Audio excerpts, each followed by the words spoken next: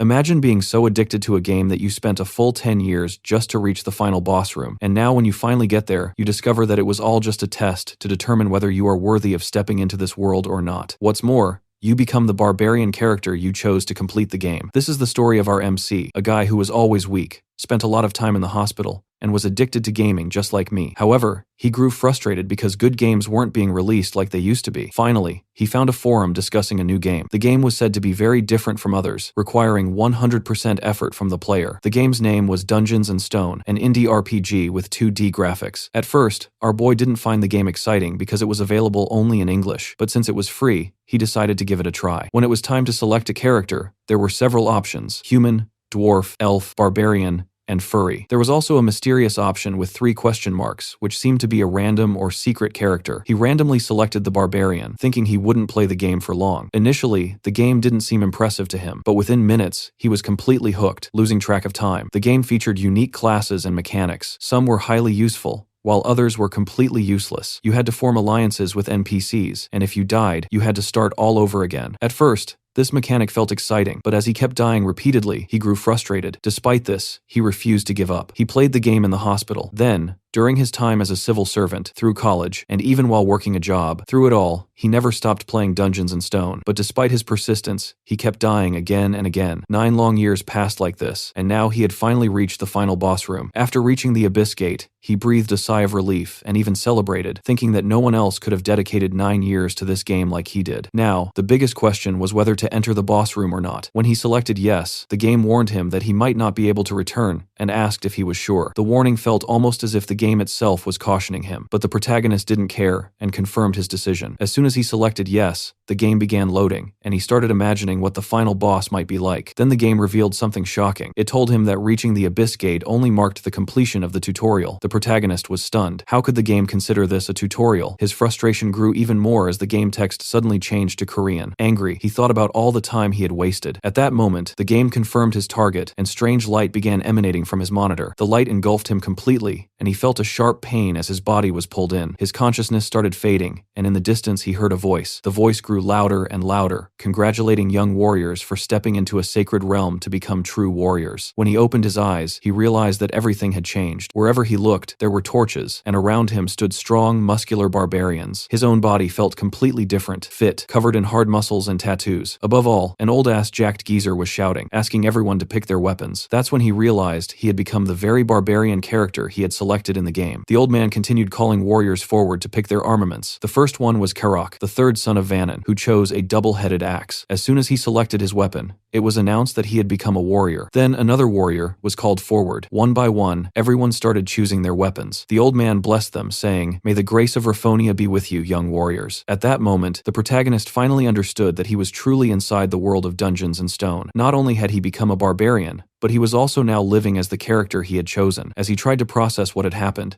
someone nearby muttered, "This can't be real." A terrified barbarian standing next to him said aloud that they were all inside the Dungeons & Stone game. Hearing this, the protagonist realized he wasn't the only one trapped in this strange world. Suddenly, the old barbarian shouted, "Who spoke? Was it you?" The protagonist, shocked, screamed that it wasn't him, and angrily glared at the person who had actually spoken. The old man stared at the person and said, "It was you, wasn't it?" The barbarian quickly asked, "Are we really inside Dungeons & Stone?" Without hesitation, the old man walked straight up to him and decapitated him. The old man then shouted, "Kadua's son, Orm was possessed by an evil spirit." He ordered the rest of the barbarians to erase everything the evil spirit had said from their minds and continue with the ceremony. The protagonist suddenly understood 3 critical pieces of information. First, people like him who had entered this game world were seen as evil spirits. Second, if anyone found out about his true nature, he would be killed. Third, if he had spoken earlier, his own head would now be lying on the ground. The old man then called for the 4th son of Senek to step forward. Seeing this situation, the protagonist grew increasingly anxious as people were being called one by one. Worse, those like him were being summoned as well. He devised a plan. If no one stepped forward within 2 seconds of their name being called, he would go instead. Soon, a name was announced. Bjorn, son of Jandel. The protagonist counted 1, 2. When no one came forward, he decided to step out. It was then revealed that his name was Bjorn, the son of Jandel. As the protagonist stepped forward, he noticed the old man glaring at him. The old man instructed him to choose any weapon he liked. There were several options to pick from. The weapon chosen by the protagonist caught the old man's attention. It was a shield. The protagonist believed the shield was the best option. Meanwhile, outside the game, the computer automatically updated with a notification. Object's overall level increased by +24, and this information was sent to the administrator. We were also shown the protagonist status. When he had initially chosen the barbarian class, he had picked a sword because it looked powerful. However, there was a major problem. He kept dying repeatedly, just like a noob. Even monsters seemed confused by how often he died. He tried two-handed axes, maces, hammers, everything, but the results were always the same. He would enter berserk mode and die again. One day, while wandering through a town, he came across a shield. It was different. He then realized that the barbarian class had high vitality, which made it perfect for tanking. Initially, learning how to use the shield was challenging because it took time to master the skills associated with it. But later, when he began defeating stronger monsters, he became almost invincible. In fact, the barbarian class turned out to be completely overpowered, which is why he chose the shield. With the ceremony complete, the gates to the labyrinth opened. The town housing the labyrinth was called Rafdonia. On the leader's orders, everyone rushed inside. They were all moving together, but had no idea where they were going. Suddenly, the person leading them turned around and admitted, "I've forgotten the way." Angered, everyone forced him to resign from his temporary leader position. Next, Einar, the second daughter of Fenelon, took the lead. The protagonist observed the situation quietly. A moment later, Einar announced that she too had forgotten the way. She looked dejected, and the protagonist realized this couldn't continue. However, he also couldn't afford to stand out too much. He pulled her aside and pointed toward a group that seemed to be heading toward the labyrinth. He suggested they follow that group. Einar understood his point and quickly informed everyone that she now knew the way. Shortly after, they found the labyrinth entrance. The protagonist began to wonder whether entering was the right decision. He considered leaving the barbarian group entirely. His life in the other world had been spent sick in bed. He had never fought before. Could he really defeat monsters here? At the very least, he needed to pay the game's taxes. In Dungeons & Stone,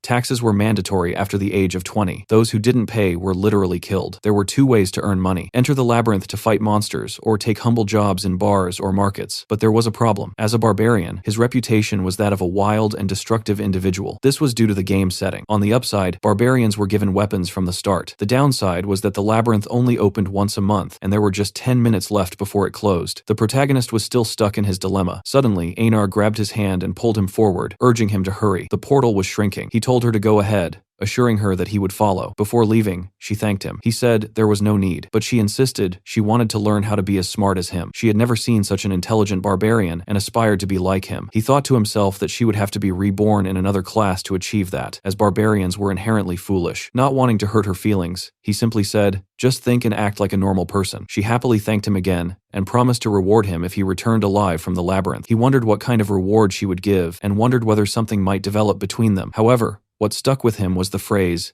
"if you return alive." Barbarians in this game were not afraid of death. They didn't care about it. The protagonist asked her, "Are you afraid of dying?" Einar ponders for a while and asks, "Isn't it obvious?" Yes, she is afraid, but she is a born warrior. If you don't know how to fight, you're not a barbarian. This realization makes it clear to her that she has to enter the labyrinth. So be it. Being a barbarian, she has learned to conquer her fears. Now she moves deeper inside. In the dungeon, visibility is almost zero. When we talk about dungeons and stones, our boy is a veteran. He knows there should be crystals on the walls to at least light some of the way. But here he realizes he's been thrown into sheer darkness. This has never happened before in his 9 years of gaming experience. He proceeds cautiously, feeling the walls as he moves. As he senses that his pace is too slow, he steps into a bear trap. Nearly screaming in pain, he stifles his voice, knowing that an enemy might be nearby. And guess what? Our boy is right. Hidden in the darkness is a small but sinister creature. The worst part, these creatures are cunning and only attack when you're severely weakened. Despite the pain and frustration, he chastises himself for whining. Instead, he shouts, challenging the goblin for a fight. Standing tall, despite his numb leg, which has been trapped, protagonist anger intensifies. He curses the goblin. Just then, he hears the creature's footsteps, confirming that his shouting is working. Our boy pretends to run, baiting the creature. As he walks, it walks, and he stops, it stops. Seeing this, our boy devises a new plan. He collapses entirely, playing dead to fool the goblin. The creature stands at a distance, watching to confirm if his target is truly lifeless. Then it starts throwing stones at him, testing if he's alive. This enrages our boy. He realizes that this goblin might be even smarter than the barbarian who failed to find the labyrinth secrets. As the goblin approaches, our boy makes a critical error. He misses an attack. To make matters worse, the goblin laughs at him, mocking his failure. Protagonist's blood boils. Driven by sheer rage, his body reacts instinctively, attacking the goblin repeatedly. He might have destroyed it completely. That's the true strength of a barbarian. Raw, untamed madness. After defeating the goblin, our boy gains experience points, and the creature's body vanishes, leaving behind a small crystal, the game's currency. This 9th grade magical gem is worth only as much as a piece of bread. It's now crystal clear. This is a world of dungeons and monsters, a land of familiar landscapes, and various game races. Our boy realizes this is the same game he played for 9 years. But if this is his new reality, he will only find out by dying, dragging himself, leaving trails of blood. Our boy crawls for what seems like 10 miles. At one point, he sees a light at the end of the cave. Just as he's about to give up, he notices a group of people passing. By now, our boy is on the verge of death with only 2% life remaining. Bjorn tries to speak, but his low health prevents him. The group questions how a beginner could have made it this far, as it seems impossible. Bjorn, irritated, feels an urge to punch the helpers. The group leader remains calm and asks someone named Racina to heal the barbarian, but Racina refuses without reason. The leader, expecting this, asks another member to offer a potion. The healer reluctantly agrees, explaining that divine powers might be needed later, but potions could suffice for now. The potion is poured on Bjorn's foot, which regenerates rapidly, but comes with excruciating pain. Bjorn screams in agony, but soon his foot is as good as new. He stands up, though this healing wasn't free. The group now wants information. They questioned, how did a beginner like him end up here? Bjorn honestly admits he doesn't know. He just stumbled into the dungeon. Palladino says this phenomenon only occurs once in 100 years. Bjorn laments his terrible luck.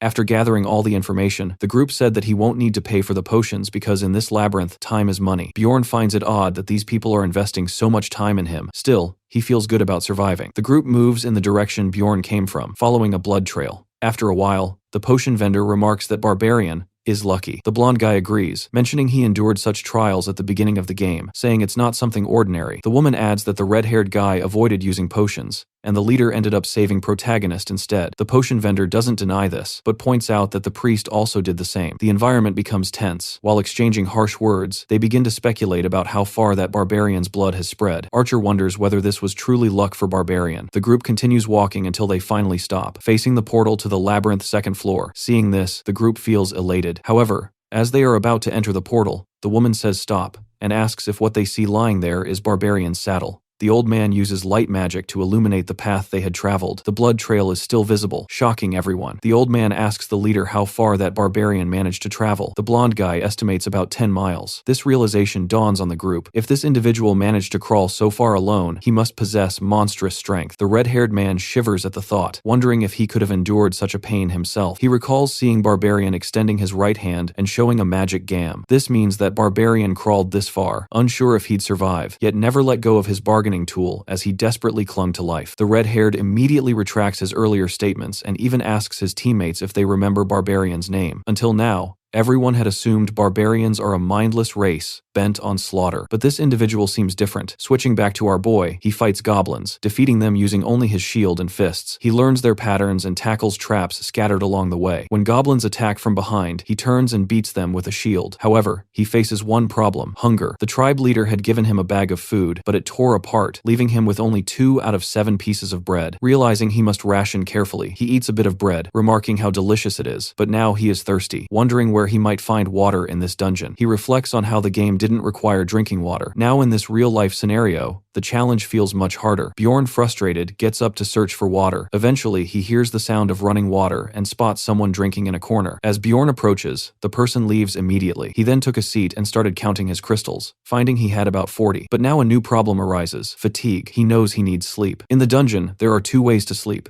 The first is simply to lie down and leave your fate to God. The second method is a bit more effective. Choose a sleeping partner. But the protagonist didn't expect that everyone would turn him down, which made him pissed off. Though he gets angry at almost anything, suddenly someone calls out to him. It's a guy who is smiling, and his name is Han. He asks if the protagonist is really looking for a sleeping partner, and explains that it's just for taking care of each other while sleeping. Bjorn quickly agrees and introduces himself, but the guy shakes his hand in a romantic manner and says, "It would have been better if there were 3 of us." Then blushing, he asks, "Are we really just the 2 of us, bro? I don't like this guy's intentions." The protagonist feels like smashing his head in, but he holds himself back because he needs some nighttime company. The 2 play rock, paper, scissors, and Han wins, so he'll sleep first. As usual, our boy gets pissed off. This time, due to his bad luck, Han says, "Here, take this watch. When the pointer reaches here, wake me up." Then Han falls asleep. Bjorn sat there thinking whether he should ask to borrow Han's sleeping bag. He also hopes no goblin will come. Time passes and finally he wakes Han up. Han thanks him for doing a good job and says it's now his turn to sleep for 2 hours. But obviously the Bjorn won't be able to sleep. How can he trust an unknown guy? So our boy pretends to snore as if he's asleep. He wonders if Han is going to betray him to appear clueless. He turns his back to him and just waits to see when Han will attack. But Han does nothing. 2 hours pass, and now it's Bjorn's turn to stand guard. Not a single moment of sleep sleep for him. He starts losing his sanity, wondering why Han hasn't done anything. Then he thinks he should have trusted him a little, and slowly, he begins to fall asleep. Suddenly, he wakes up with a loud scream, and both of them just stare at each other. Bjorn explained, "I didn't even realize when I fell asleep." Han replies, "First, clean your mouth. Lucky for us, no one attacked while we were sleeping." Bjorn apologizes and tells him that if he wants to sleep more, he can and he'll watch.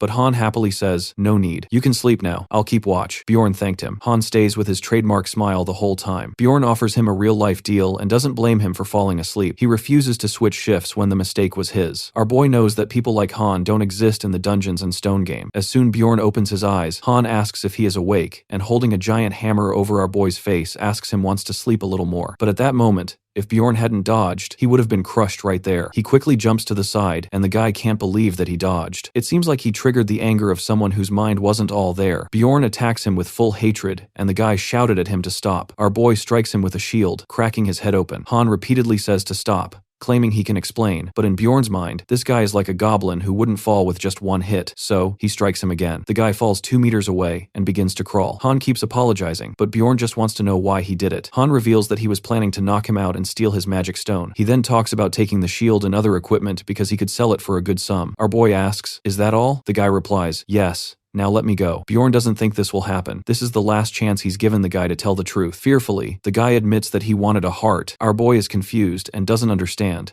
But the guy explains that the barbarian's heart sells for a lot of money and seems to be used as raw material for magical items. In simple words, our boy was nothing more than a goblin to him. If the guy had killed him, it would have benefited him. But now the Bjorn wants to know why he acted now and not when he was asleep. The reason is that the guy also needed to sleep. He says, "Now that I've told you everything, will you let me go?" Bjorn knows that more people like him will come. So, will he keep letting them go? Han says that he's not like the others, but our boy just picks up his shield. This is the first person he has killed with his own hands. He hasn't even been in this new world for a day, and already he's taken a life. With that, our boy equips shoulder pads, increasing his item level to 13. He then equips a backpack, increasing his inventory space, and a hammer, which raises his item level to 30. He also puts on boots. This means he's equipped with all of Han's gear. I've already mentioned that Han was a true friend. He gave our boy some cool items. Let's thank him. Thank you, Han. You're a true friend. Because of him, our boy has stepped out of his primitive life. Now he has water, medicine, and even a watch to check the time. Here's the current state of our boy. He's now wreaking havoc on goblins, and the big hammer is really coming in handy. The next day, goblins start appearing in groups that he can handle, but there's a problem. They aren't the goblins. He easily takes care of them. The problem now is sleep. He leans against a wall to relax, but at that moment, the goblins arrive, thinking he's asleep. This makes him furious. He says he doesn't even get 10 minutes of rest and crushes them all. After clearing everyone out, he says, "Now I'll take a nap." But suddenly, a large goblin is stabbing a knife into his chest. He wakes up with a jolt, slaps the goblin away, and sends him flying. Another goblin, seeing his friend flying about 69 kilometers per hour, notices that the barbarian is angry and quickly runs away. Our boy thought he would wake up gradually, but now he has to heal his wounds. While healing, our boy muttered that potion stabs hurt more than the wounds themselves. It's been 14 hours since Bjorn killed Han, and now he's thinking of finding a new nighttime companion. However, unlike the previous day, everyone now wants him on their team, probably because he looks a little cleaner, who knows. But anyone who passes by invites him. However, today he himself declines and says that he will stay with his own race, meaning with the barbarians. As he walks through the dungeon, he notices an elf girl sitting in a corner. Obviously, she notices him and gets scared. He immediately asks her if she is hurt, which makes her more alert. When he looks at her closely, he realizes he didn't notice it earlier. He asks her if humans injured her. As he gets closer, the elf kneels and starts apologizing. Bjorn is completely confused, and she keeps saying that she just wants to be forgiven just this once because she needs to take care of her little brother. This makes our boy even more confused, because it's not normal for an elf to behave like this. Elves in the game are usually very cold, but still, he smiles and says, "Don't be afraid, my dear elf. I have no intention of killing you." The elf is shocked, and keeps saying that she knows he is a barbarian, but is he really going to do it? Can he really let her go this time? Now, our boy starts getting angry and asks why she is so scared. Then he gives her some items for healing and says that they will talk later. These items are healing leaves that barbarians give to their old companions. She asks her if he needs a reason for help. He says, "Do I need a reason to protect you? Take care of your wounds." Obviously, he has a reason to help her because he also needs a nighttime companion. And honestly, the wound looks pretty huge. It seems like he has never seen such a huge, if you know what I mean. But despite being so badly injured and without sleep, her appearance is still decent. This makes it even harder for her to find a nighttime companion compared to him. They introduce each other, and we learn that the elf's name is Erwin. Now, our boy wants to know why she is so scared of him. She says it's because she is an elf and he is a barbarian. She explains that barbarians are their mortal enemies, But this is different from the game where it wasn't mentioned. Soon, she regrets and says that actually the war ended 10 years ago and she doesn't have any issues with barbarians. In short, she just doesn't want to fight. Up until now, our boy thought he knew everything about this world, but now he realizes that this world is different from the game and there is a lot he doesn't know about it. Hearing this, he becomes a little worried. But the elf girl is happy when our hero says that it doesn't matter to him either. But actually, he wants her to be his nighttime companion. He is very tired, and maybe she is too. So why not cooperate? She thinks about it and remembers that barbarians value their honor above all else. So, she asks him to swear on his warrior's honor that he won't do anything to her. As usual, this makes him a little angry, but he agrees when she says she will swear as well. He swears, "I swear on the honor of my father, whose name he already forgot." Then the elf swears too, and this non-aggression vow is fulfilled between them, at least for the night. He says that he will sleep first as maybe this will make him feel safer. She says she has no problem with it, and this time Bjorn gives him a watch saying that she should take care of it because it's expensive. He lies down and thinks he will pretend to snore and sleep for about 10 minutes to confirm. But suddenly, he wakes up in shock because he had actually fallen asleep. He asks how long he has been asleep and she says 2 hours. He thinks it's because of the sleeping bag and blankets. Now he feels obliged to give them to her and she is very happy. Finally, she falls asleep and maybe she was as tired our barbarian. Bjorn feels like weeks have passed in this game, but in reality, only 3 days have passed since he arrived here. This makes him wonder what might have happened to his body in the real world. Well, as far as he remembers, his body was pulled into a monitor, but he has no idea. When he checks the watch, he realizes there are only 10 minutes left to wake the sleeping beauty. This makes him worry as he doesn't know what to do with her now. Should he join her and share all the loot from the third day because the game is now sending goblins in groups instead of singles? He says he can handle up to 4 goblins, but the problem is still sleep. Because if he joins her, he will have to divide the loot. But if he doesn't join her, he will have to find another nighttime companion the next day. Suddenly, he sees 2 humans coming toward him. They are already whispering. "Isn't this the elf we've been looking for?" One says, "Yes, this is her." Blondie comes up Bjorn and asks what his relationship with the elf is. He answers that she is his nighttime companion. But when Fat-ass Blondie asks how long they will be together, Bjorn gets furious and says him to fuck off. This scares the 2 chickens and they run away. Our boy understands they are looking for the elf and realizes it's time to wake her up. When he does, she slightly says, "Just 5 more minutes," and pulls the blanket over herself. But this makes Bjorn realize she was pretending to be asleep because the blanket was loose before, and now she is holding it. Suddenly, our boy pulls her up and sits her like a child. He directly asks her why she was pretending to sleep, and she sadly replies that if she woke up, he would probably leave her, since they only made a deal for the night. Bjorn understands now why she was pretending, because as soon as she opened her eyes, their agreement would end, and she would have to survive alone again. But before that, he asks her what connection she has with the 2 men, and she firmly says that there is no connection. However, Bjorn doesn't understand how they recognized her, and she admits that she might be from the clan that tried to hurt her. At least their clothes had the symbol of the Crystal Union clan. He immediately understands that joining her might be dangerous, because the whole clan is after her. But seeing that she is only 20, he asks her to come with him so they can talk while walking. She asks if he'll help her, and he says he wants to hear the whole story first. Erwin gets excited, and she begins telling her story. She explains that she met the man on the first day of her journey, and he became her nighttime companion. But something felt off, so she opened her eyes and saw that the man had his hand in an odd position near her. He was telling her to sleep a little longer. Later, she found out that he was a manager of a clan that did business on the first floor. She continues that she somehow escaped that day, but his clan members are still chasing her and she got an arrow in her abdomen. Now, our boy wants to know how they are able to track her. She tells him that she thinks they use a message stone to keep tracking her. A message stone is a mystical device that allows communication within a range of about 300 meters once synchronized. It's like a walkie-talkie. Bjorn understands that if he leaves her, she will be captured, but it doesn't seem like she has done anything wrong. He asked her why was there such insistence on chasing her. Was it just to silence her? Hesitantly, she denied it, and with a slight blush, admitted that when she was running away for the first time, she had thrown her knife, and by mistake, it had landed there. She assumed he understood the implication. Rumors said the situation had turned so bad that even potions couldn't fix it. Well, that was more than enough reason for them to come after her. Feeling embarrassed, Erwin softly apologized. Just then, a strange sensation washed over her, and she quickly warned Bjorn not to look back. A group was following them from about 150 meters away. Our boy was impressed by her precision. This was likely an innate passive ability of the elves. Deciding they needed to move faster, he asked if her injury was fine. She assured him it was, though she knew her wounds had reopened. Despite that, she didn't complain. Even as they picked up speed, the distance between them and their pursuers wasn't increasing. Bjorn started formulating a plan. Erwin noticed his thoughtful expression and asked if something was wrong. Instead of answering directly, he asked her what she was good at. Proudly, she declared that she was skilled at washing clothes and cleaning the house. instantly ruining any hope he had for a battle strategy. Frustrated, he clarified that he was asking about combat. She then explained that she was proficient in archery and spiritual fire magic. Bjorn immediately recognized it as one of the rarest elemental abilities. However, what he truly wanted to know was whether she had ever killed someone. She shook her head but confidently stated that she could if necessary. Acknowledging her response, he then asked if she would be willing to accompany him until they escaped the labyrinth. Bjorn stated that the rewards would be divided. He would take 90%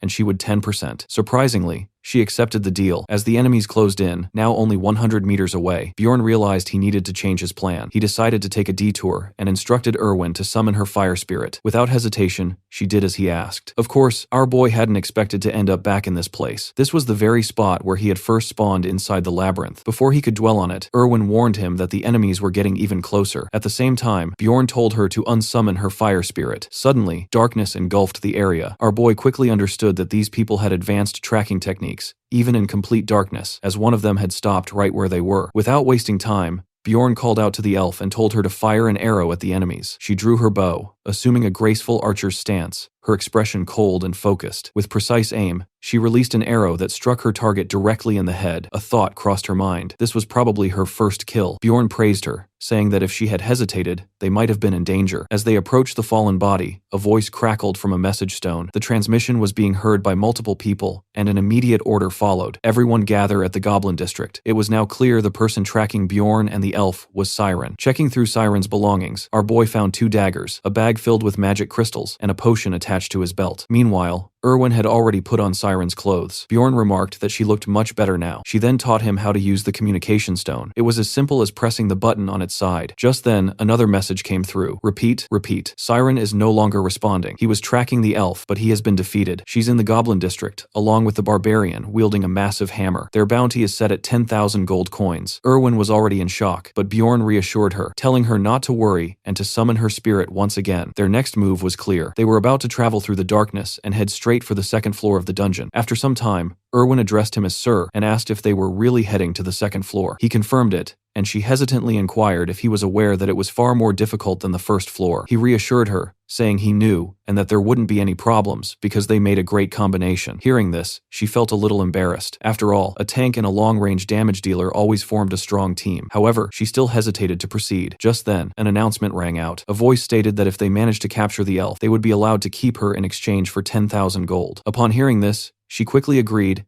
and declared that she would go to the second floor with Bjorn. Our boy, of course, hadn't wanted her to hear such things and follow him merely out of fear, but at least this meant he didn't have to convince her. As far as he was concerned, he always liked helping those in need, especially if it meant he could take down some villains along the way. As they continued walking, she suddenly asked if he knew the way. He admitted that he wasn't exactly sure, but if they headed north, they would eventually reach it. He knew this because he had played the game extensively. Just then, Erwin abruptly told him to wait. There was a goblin trap ahead. She assured him she would handle it. Naturally, the goblins took this moment to launch a surprise attack from behind. However, she swiftly dodged the first goblin and shot an arrow straight into its head. The second goblin charged at her, but she was already moving at full speed, swiftly maneuvering behind it and taking it down as well. This girl was incredible. With a cheerful grin, she excitedly asked how she had done. Bjorn praised her, admitting that she was even better than he had expected. Delighted, Erwin handed him some magic crystals, reminding him of their agreement. He would get 9, and she would take 1. Happily, she remarked that if they kept progressing like this, she might actually earn enough to buy a gift for her younger brother. Bjorn, slightly puzzled, simply encouraged her to keep working hard. Suddenly, the message stone rang again, announcing that the reward had now been increased to 20,000 gold coins, dead or alive. As always, Bjorn assured her that no one would be able to pursue them in the darkness. However, before they could relax, a new problem emerged. Standing before them were several ghouls. She turned to him and asked if she should fight them. This time, he firmly stated that they would fight together. In Dungeon and Stone, when someone defeats a monster species for the first time, they receive extra rewards. This means the more species of monsters they slay, the faster they level up. For them, this was a real opportunity. Bjorn stepped forward and smashed through the enemies, while those approaching from behind were easily taken down with arrows. With a reliable companion by his side, this all felt like child's play. As they continued defeating ghouls, they kept moving north, pushing forward until they reached the 3rd day of their journey. Along the way, they spotted blood on the ground. Judging by its appearance, it definitely wasn't goblin blood. But then, whose blood could it be? Nearby, Someone's foot had been almost severed, and a sandal had been left behind. This was the very spot where our boy had first set foot in the labyrinth. Right behind this location was the portal to the second floor. Recalling how close he had come to dying because of it, anger surged through him. In frustration, he slammed his hammer against the ground, cursing loudly. Erwin flinched in fear and instinctively began apologizing, assuming she had done something to upset him. But in reality, Bjorn was just frustrated with his own bad luck. If only he had arrived from a different direction, he would have already been on the second floor long ago. Meanwhile, Elf had tears in her eyes, convinced that everything was her fault. He reassured her not to worry, insisting that it wasn't her doing. That's when she finally understood the situation, and for the first time, sympathized with everything he had endured. Bjorn was surprised that she figured out on her own, but then she said something that left him baffled. She was sure his friends had gone to heaven. He had no idea what she meant by that. Finally, the moment had arrived to enter the portal to the second floor. A notification appeared, confirming that they had reached the goblin forest on the second floor. The very next moment, they suddenly plummeted down, crashing onto the ground. They had landed in the northern region of the goblin forest. Looking around, it seemed that there were no living beings within a 50 m radius. Erwin asked why she had never heard of a forest on the second floor before. In response, Bjorn explained that the first floor had 4 portals, one in the north leading to the goblin forest, another in the east leading to the beast slay zone, a third in the west opening to the land of the dead, and the last in the south leading to the Black Rocky Mountains. Among all these locations, the place they had landed in was the least dangerous. Bjorn then asked if she knew how to reach the city later, essentially how to get out of the dungeon. She explained that after a certain period, everyone would be automatically pulled out of the dungeon and transported to the city. Specifically, on the first floor, this happened after 168 hours, while on the second floor, it occurred after 240 hours. After that, they would be teleported straight to the city. Realizing this, our boy decided that when the 168-hour mark on the first floor approached, they would return and teleport out to avoid being spotted by the gang chasing them. For now, they planned to explore the area near the portal. As they moved forward, Erwin led the way, pointing out traps along the path. Our boy, however, saw nothing but leaves and stones until he threw a rock, revealing a hidden trap. She then asked how she had done, to which Bjorn simply replied that she had done her job well. After scouting for a while, they realized that no goblins were in the immediate area, so they continued exploring. The issue with the second floor was that goblins often moved in groups of 12. Worse, there were also mutant goblins, warriors, and archers, who were far more dangerous. Bjorn decided that they would clear the traps, expand their exploration area, and stay close to the portal in case they needed to make a quick escape. They followed this plan carefully, but soon Erwin felt another presence. This time, it was a group of goblins, more than 10 of them, at a distance of about 50 m. Bjorn then asked how close she could get without being detected. She estimated that without him, she could manage about 30 meters on her own. That made sense. After all, imagining Bjorn trying to hide in the bushes was almost laughable. He looked like a walking truck, whereas the elf girl could move silently without making a sound. Eventually, she spotted the goblins and signaled Bjorn. Loading an arrow, she took a powerful shot. This time, he couldn't even see if she had hit the target, but without hesitation, he stepped forward, telling her to stay behind. Walking straight toward the green creatures, he realized something surprising. Despite the overwhelming number of enemies, he wasn't afraid. Instead, his body seemed to react instinctively to the battle, as if craving it. His warrior's heart was twitching for a fight. With a mighty swing, he delivered a hammer strike so powerful that one goblin was nearly sent flying. He barely even noticed how quickly his adrenaline had surged. Raising his shield, he struck again, only to suddenly sense danger. A goblin had nearly sliced his face. If he had hesitated even a second longer, his head would have been gone. And of course, the goblins weren't giving him a moment to breathe. If he had been alone, he might have barely escaped, but he wasn't alone. Our favorite elf provided long-range support, allowing him to fight freely on the battlefield. After defeating the first group, Bjorn had earned 11 magic crystals. On the first floor, he had collected only 40 crystals throughout an entire day, so this was a significant improvement. Instead of giving her just 1 crystal, he handed her 2, because he decided to keep the goblin warrior's crystal for himself as it held more value. They continued their exploration, and as soon as they expanded their search radius to 3 kilometers, groups of goblins started appearing every 5 minutes. Among them were now stealth archers. Things were about to get even crazier. The goblins launched a full-force attack, and naturally, chaos ensued. Bjorn was holding his ground, but now he was in the goblin archer's line of sight. An arrow was about to strike him, but at the last moment he dodged. Now he had also pinpointed the archer's location. After nearly 15 hours of roaming and fighting, they finally decided to take a break. Bjorn told Erwin that she could sleep first. Of course, she had already borrowed a sleeping bag and blanket. Placing her weapons aside, she laid down to rest, perhaps feeling safer now that he was around. After hunting for over 15 hours, they had gathered plenty of rewards. As they expanded their exploration area,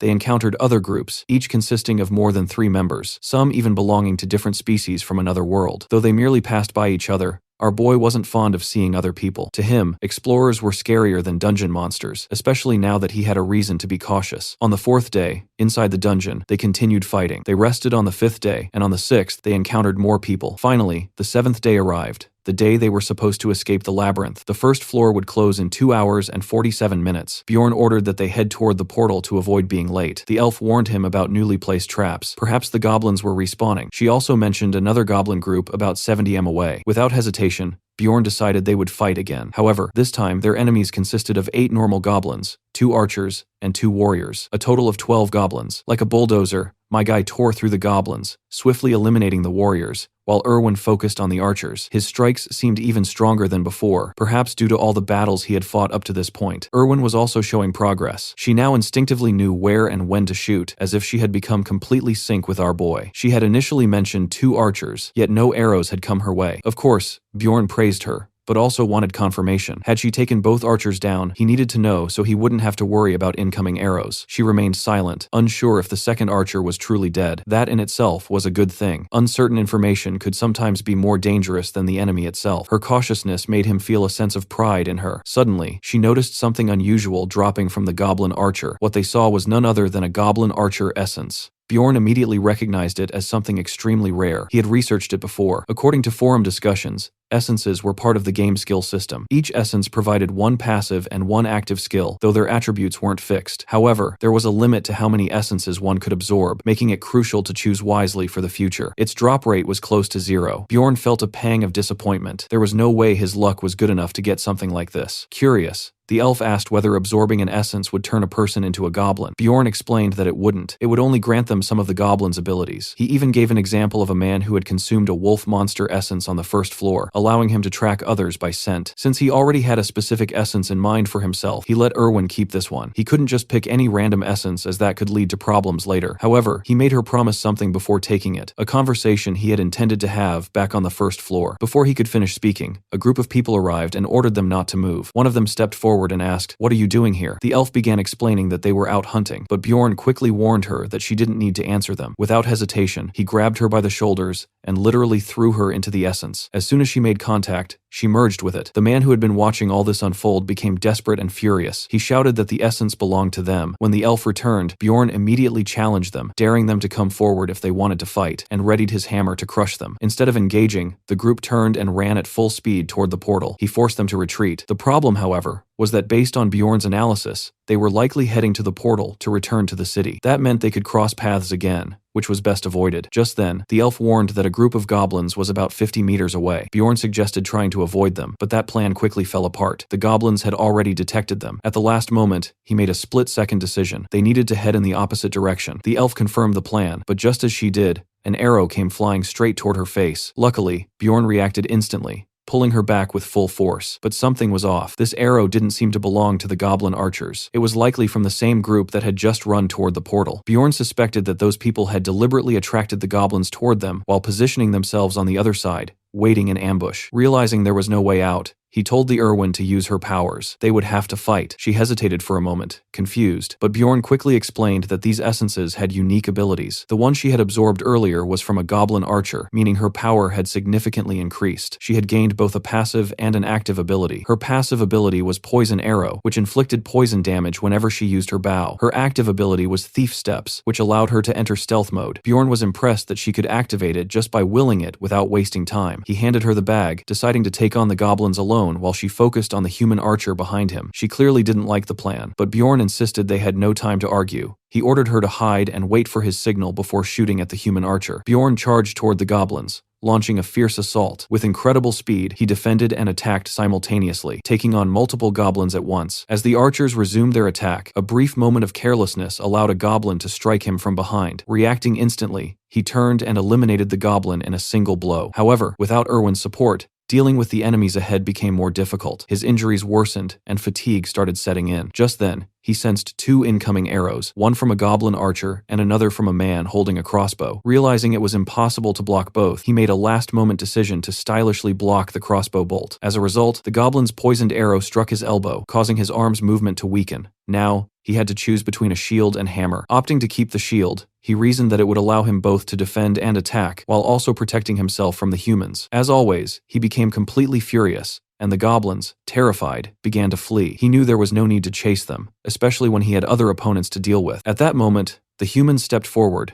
acknowledging that he had handled the goblins alone, which was quite impressive. Bjorn, however, already knew these were the same people he had anticipated. When they insulted the elf, his rage exploded. Without hesitation, he challenged them to attack, pressuring them into a fight. But instead of engaging immediately, they attempted to blackmail him. Despite his strength, they pointed out that he was now injured. Offering him a deal, they said they would let him go if he revealed the elf's location. Hearing this, Bjorn simply smiled, prompting them to call him crazy for laughing in such a situation. Their leader, staying cautious, ordered his men not to lower their defenses, telling them to imagine they were hunting a giant monster. But now, with one of his arms rendered useless, it was time to send a signal, one that even people in this world would understand. Without hesitation, Bjorn lunged toward the leader and struck his sword with a shield in a violent thrust. The man immediately called for reinforcements. An old samurai launched a powerful slicing attack, but Bjorn retaliated with full force. The problem, however, was that he was now surrounded. As he considered whether Erwin had managed to defeat the crossbow wielder, an arrow suddenly came flying at full force. No one knew who had fired it. All that was clear was that it was heading straight toward Bjorn and the leader. The human's tank quickly shouted for his allies to focus on attacking the barbarian while he handled the arrows. While he defended, the other two attacked Bjorn from both sides. The leader struck his shield from the front, while the samurai moved in from behind. Making a quick decision, Bjorn sacrificed his useless arm, using it as a distraction to land a devastating blow on the leader's head. The man recoiled, calling him a monster. Meanwhile, Bjorn swiftly turned to dodge the samurai's next attack, creating some distance between them. Then, something unexpected happened. Another arrow came flying in. This time,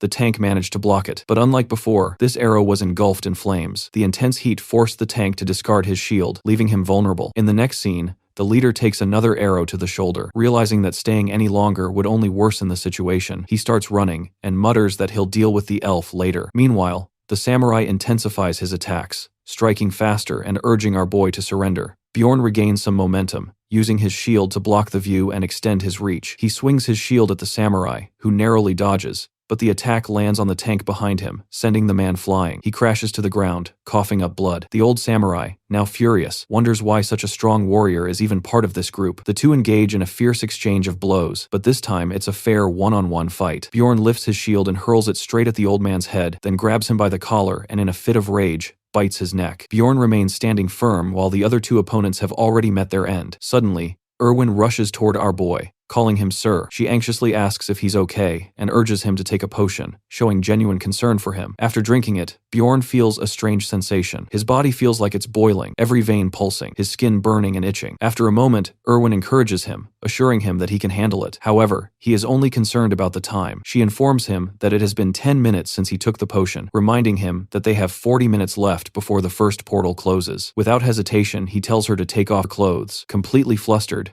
Erwin freezes, but then convinces herself that he must have a good reason for saying this. She hesitantly starts undressing, only for Bjorn to clarify. He wasn't telling her to take off her clothes, but to strip the bodies of the fallen enemies. Embarrassed, she quickly recovers and starts gathering only the useful items, leaving the unnecessary clothing behind. Without wasting time, she picks up a crossbow from one of the fallen men. With only 26 minutes left, they sprint as fast as they can. Finally, when just 8 minutes remain, the portal comes into view. As the countdown reaches 50 seconds, they dive through it as fast as possible. Bjorn crashes headfirst onto the ground on the other side, while Erwin lands gracefully. Frustrated by his rough landing, he groans. But Erwin, full of excitement, exclaims that the whole experience was so much fun. She thanks him for a job well done. He acknowledges her words, and she reminds him that he can now talk about the essence condition he had mentioned earlier. However, there isn't enough time to discuss it here, so they decide to talk about it after leaving. With only 8 seconds left, Bjorn struggles to remember the name of the tavern where they can meet later. His mind races, his head feeling like it's about to explode. Just as 4 seconds remain, the name finally comes to him. Blackwell. As soon as he utters the name, the labyrinth seals shut. The notification appeared confirming that he had been transported to Rafdonia, meaning he had finally returned to the city. Our boy was back, and it seemed like the others had also made it out. He hadn't expected so many people to return. No matter how much time one spent in the labyrinth once outside, it was always the next day at exactly noon, forcing them to readjust their clocks. Suddenly, a barbarian called out to him. Bjorn recognized him as Carrick. They exchanged greetings, and soon after, Senec arrived. Within moments, More barbarians gathered around, leaving Bjorn with the same reaction anyone would have. Where did all these barbarians suddenly come from? When he needed them inside the labyrinth, there was not a single one in sight. Before long, the group moved toward the store to count their collected crystals, betting on who had the most. Naturally, they invited Bjorn to join in on the wager. The woman in charge of counting announced that they had a total of 41,498 crystals, which left everyone impressed. Then it was Bjorn's turn. As the woman began counting rapidly, Bjorn found himself impressed. When she finally revealed the total, it was an astonishing 182,413 crystals. The crowd erupted in cheers, chanting his name as they lifted him onto their shoulders. He had set a new record. Time passed, and Bjorn wandered around with the other barbarians. That's when he spotted a familiar figure in the distance, his favorite elf. She was there, happily chatting with a group of elves, her cheerful demeanor standing out. A twinge of jealousy hit him. Why was she surrounded by all those guys? Meanwhile, he himself was stuck with a group of overly muscular men. When she noticed him, she waved slightly. He quietly indicated her to meet him at night. She confirmed with a nod, but before the moment could pass, another elf girl from her group turned to her and asked if she knew that barbarian. Caught off guard, Erwin quickly denied any acquaintance with him. At that moment, a large barbarian who had been eyeing the scene turned to Bjorn and asked if he had been looking at that elf. Bjorn casually denied it, but the man's expression darkened. With clear hostility, he declared that under no circumstances could the greatest warrior ever be on good terms with those cowardly, point-eared people. Hearing this, one of the elves visibly looked offended. Bjorn immediately sensed that things were taking a turn for the worse. A clash between the muscular warriors and the elegant, beautiful elves was just on the verge of breaking out. However, the tension eventually subsided. As he continued walking through the city, he saw families reuniting, brothers embracing, parents overjoyed, but not everyone had made it back. Some were still missing. It was a stark reminder of reality. Seeing it happen in real life was far different from watching it in a 2D game. But for now, it was time for celebration. The muscular warriors drank mug after mug of beer. Even the women were joining in. Some were even downing two at once. Bjorn couldn't help but wonder why he was here with them. Originally, he had only wanted to see if there was anything he could learn from the barbarians. But here, they were just drinking endlessly, drowning themselves in alcohol without a care in the world. Frustrated, he suddenly stood up and declared that he was leaving immediately. The moment he announced his departure, every barbarian in the bar turned to look at him. Some asked why he was leaving, but in the end, they simply wished him good luck, calling him the best barbarian warrior. After walking for some distance, he realized how peaceful the outside world was. Different races were even seen wandering together. He then headed to an inn, took a bath, and thought to himself, if things were this calm here, maybe living in this city wouldn't be so bad. After bathing, the massive barbarian lay on the bed wearing nothing but his underwear. He was so big that his legs dangled off the bed. The moment his head touched the pillow, memories of his old home resurfaced. When he woke up, it was already 9:18 at night. He had left the dungeon at noon, meaning he must have slept for around 4 to 5 hours. He inquired about a tavern only to be told that it had closed down. Apparently, the owner got caught up in a betting scheme 10 years ago, forcing them to change both the owner and the tavern's name. Curious about the new name, he was told it was now called Python, the very place he was standing in. It felt different from when he had last played. As he stepped into the bar, the lively atmosphere greeted him. Everything seemed normal until he spotted Erwin calling out to him. She was sitting with another grumpy elf. The woman immediately remarked, "So, you're the barbarian." However, he politely corrected her. "My name is Bjorn, and who are you?" She introduced herself as Erwin's older sister, Teresia. Then, suddenly standing up, she demanded to know why he called a young girl to a tavern so late at night. More importantly, why had he failed to show up after calling Erwin there himself? Without hesitation, she called him shameless. Completely confused, Bjorn asked what she meant. Teresia snapped, telling him to stop acting innocent. Panicking slightly, he turned to Erwin and asked how long it had been since they left the dungeon. Erwin casually replied, "Around 30 hours. Only then did it hit him. He wasn't feeling refreshed because he had slept for 4 to 5 hours. He had been asleep for 30 hours straight. Erwin, however, remained silent, simply observing the situation. He quickly apologized, explaining that he had been sleeping the whole time. This left Teresia completely stunned. She had never seen a barbarian apologize before, and she admitted that she hadn't expected much from him, considering she herself hadn't apologized to anyone in over 7 years. Still, she wanted to know what exactly was his business with Erwin in this place. Bjorn simply replied that he wasn't obligated to tell her anything. That response instantly made her furious, and the two began arguing in front of everyone. Suddenly,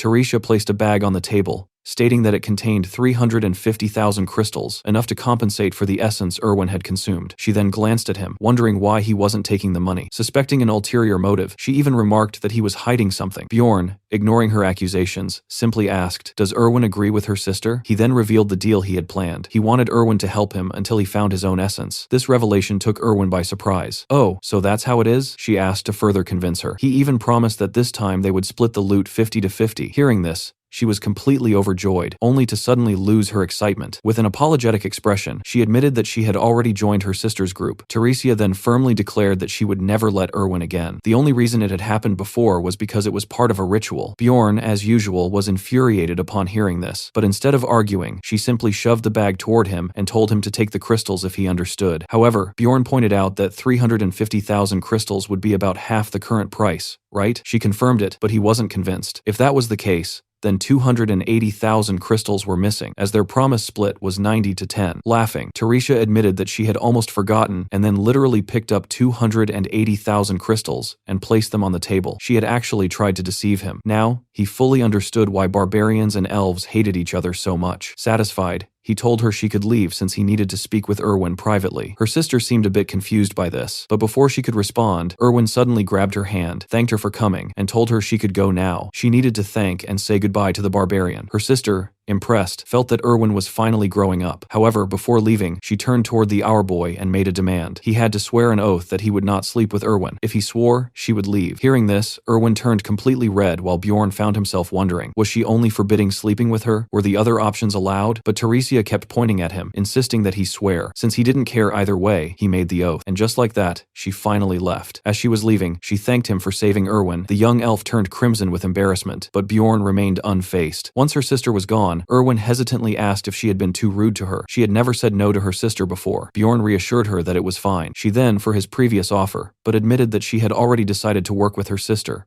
Apologizing, she said she hoped he wouldn't mind. He simply replied, "It's fine." Without hesitation, she then pulled out a bag containing 63,000 crystals, explaining that it was part of the loot from the crossbow guy and the redhead. She had already taken her share. She also mentioned that she had left 2 backpacks at her home and suggested that he visit tomorrow to check what was inside. That was when he realized, without even being asked, she always understood his needs. Losing such a helpful companion would truly be unfortunate. Suddenly, she asked how she should repay him. She was serious about paying him back for saving her in the dungeon. Now, her sister's concerns made a lot more sense. Bjorn thought for a moment, but couldn't come up with anything. So, instead, he simply asked if she wanted to eat something. She shook her head, saying she wasn't hungry. In response, he casually said, "Then I'll just order for myself." For some reason, she blushed and suddenly had a brilliant idea. She decided she did want something to have her first post-dungeon drink, and she wanted to share it with him. The thought sparked a memory. This was a significant tradition in elven culture. She then assumed that of course this wouldn't be his first post-dungeon drink. However, before she could finish her sentence, Bjorn interrupted, asking what she meant. This was actually his first time too. She was shocked. Wait, you weren't joking. Not only that, this was also his first time even going into a dungeon. Finally, their food arrived. Erwin complimented him on how well he had performed in the dungeon, and he returned the compliment. They raised their drinks in a toast, and after a while, their conversation drifted into silly topics, like how she was wearing a skirt today while he was in a t-shirt. He kept drinking one mug after another, impressing her. Then, out of nowhere, he declared that he had figured out a way for her to repay him. She was curious. "And what is that?" she asked with a bit of pompousness. But instead of answering directly, he said they needed to go somewhere else. Otherwise, the security guard would come after them. She blushed and mischievously asked, "Could we do it in my room?" A little while later, he was completely out of breath, drenched in sweat. She too was gasping for air, tears welling up as she exclaimed, "I can't take it anymore." She had known this barbarian was a scoundrel, but in reality, our boy was just giving her a chiropractic session, since he didn't fully control his strength. He had nearly pulled her arm out of its socket. Tearing up, she cried, "I really can't take it anymore." When it was finally over, she thought about how close he had come to breaking her arm, but all he had really been doing was testing her flexibility. Furious, she demanded, "Wait, did you bring me here just to test my flexibility?" Unapologetically, Bjorn confirmed that yes, that was exactly what he had done. He simply wanted to check, since ability usage was prohibited within the city. Disappointed, she sighed as he started rambling on about game statistics and theories. After a while, she finally pulled him back to reality,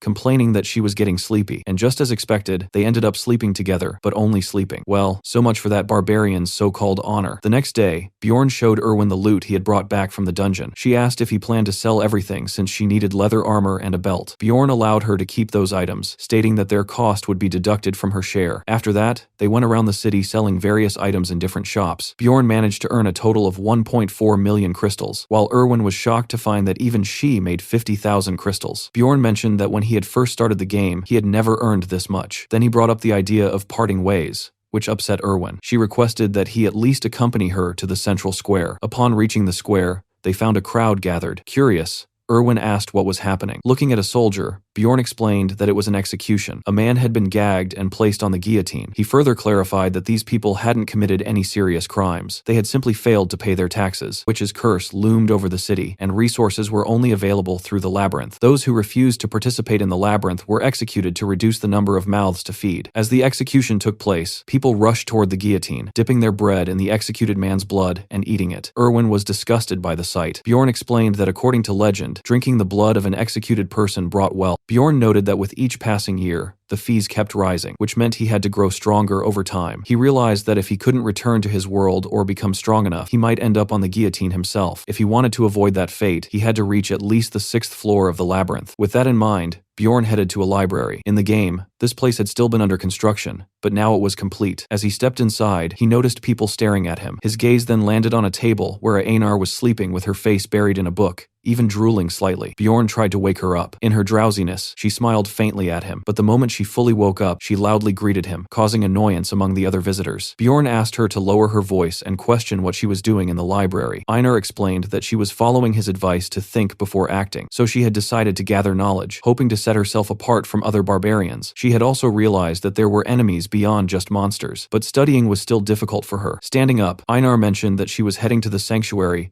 to learn to read and write from the elders. Before leaving, she reminded Bjorn that she had promised to repay the favor of his advice. She assured him that if he ever needed help, he could find her at the Brave Bull Inn and she would assist him. Bjorn thanked her, hoping she wouldn't forget her promise because he had a feeling he would need her help soon. Bjorn sat in the library wondering how to find the book he needed. As he scanned a room, he noticed someone slumped over a large table, fast asleep. Approaching quietly, he let out a small cough, stirring the librarian from her sleep. She blinked at him and asked what he needed. Just as Bjorn was about to say the book's name, she stopped him. With a wave of her hand, she cast a spell. Bjorn tensed for a moment, wondering if she had just cast magic on him, but nothing seemed to have changed. The librarian simply told him to take a walk. He would find what he was looking for. Before he could say anything, she had already dozed off again. As he wandered through the library, he gradually understood how her spell worked. The books related to his thoughts began glowing on the shelves. Curious, he picked one up and started reading. According to the book, no one could live in these lands due to a witch's curse. The last remaining fortress, Rafdonia, had prevented a great disaster, leading the royal family to create a pathway to an alternate dimension to ensure people wouldn't starve. This pathway was known as the Labyrinth. Bjorn found the story eerily similar to the beginning of the game. Another book he picked up mentioned magical crystals that could be transformed into bread and water. The third book detailed the war between elves and barbarians, but it was the fourth book that caught his attention. It spoke of evil spirits that came from another dimension and possessed human bodies. While there was no clear explanation for why this happened, the royal family had been trying to stop it for a long time. Bjorn realized that as long as he didn't say anything suspicious, no one could accuse him of anything. The fifth book he read described the death of a mortal king, stating that he had died 150 years ago. However, in the game, the king had only recently passed away. Another book discussed the instability of dimensions,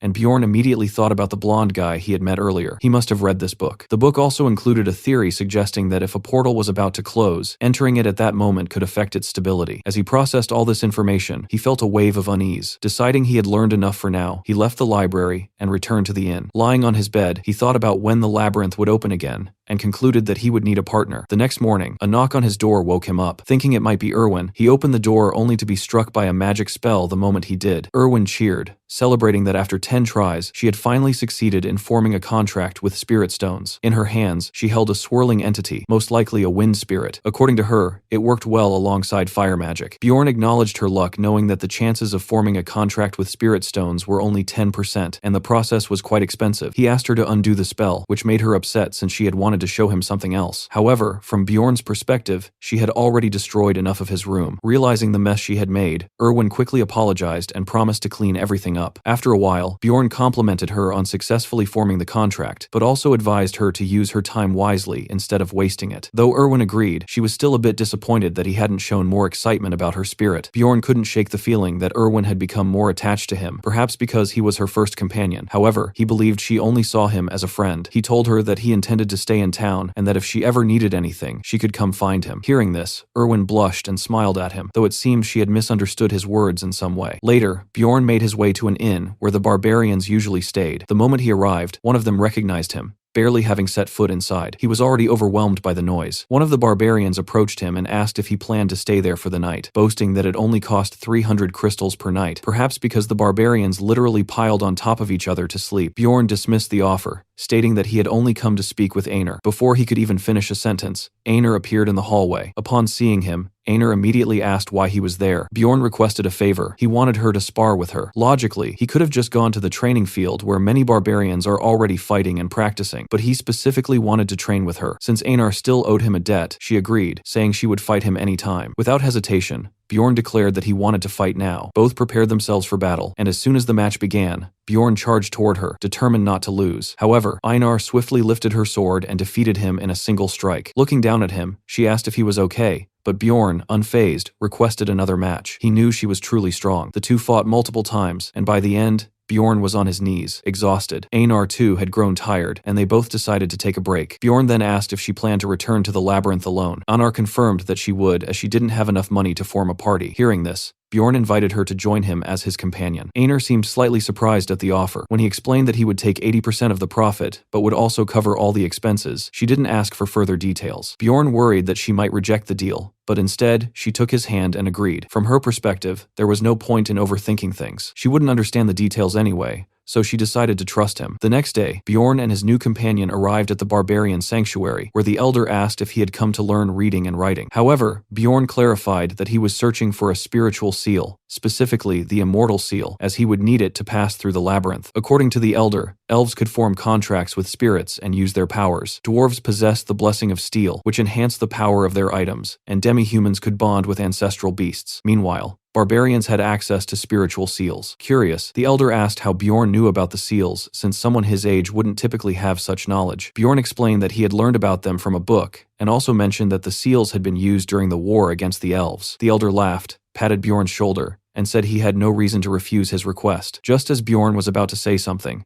the elder demanded 800,000 crystals for the seal. Bjorn had anticipated this, and confidently agreed to pay. He had already learned during the game that seals were expensive. He offered 500,000 crystals and 3 special coins worth 100,000 each. Suspicious, the elder questioned how Bjorn had managed to gather such a large amount. Expecting this, Bjorn explained that he had found a wounded elf on the first floor, whom he had enslaved in exchange for an essence. He had even taken money from the elf's sister, which, while not entirely true, wasn't a complete lie either. The elder burst into laughter, and soon the other barbarians joined in celebrating Bjorn's achievement. As a reward, the elder gifted him 2 additional coins worth 100,000 each. Bjorn was so excited about this easy profit that he even declared he would continue mistreating elves in the future. Bjorn understood that the seal was a type of enhancement technique that allowed the body to absorb the essence of magical ingredients and develop special abilities. Barbarians tattooed their children because their souls were pure, and this practice kept their soul's path visible even as they grew. Before granting the seal, the wizard warned Bjorn that it could not be reversed. According to Bjorn, the essence of the seal belonged to a tank. The wizard then approached with a needle ready to begin. Repeatedly, the needle pierced Bjorn's back, and judging by his expressions, the process was incredibly painful. Eventually, he managed to activate the first level of the seal, which significantly boosted his natural regeneration, and granted him an additional 13 physical points. Bjorn thanked the wizard and with a sore back stepped out of the hut. The wizard chuckled. This was the first time a barbarian had ever thanked him. Bjorn hurried away, wondering if he had said something odd. As the sun rose, he headed into town to purchase equipment. He had already realized that he was much better at using shields than swords. At a shop, the vendor showed him weapons typically favored by barbarians, but none of them matched what he was looking for, until he found a mace that seemed perfect.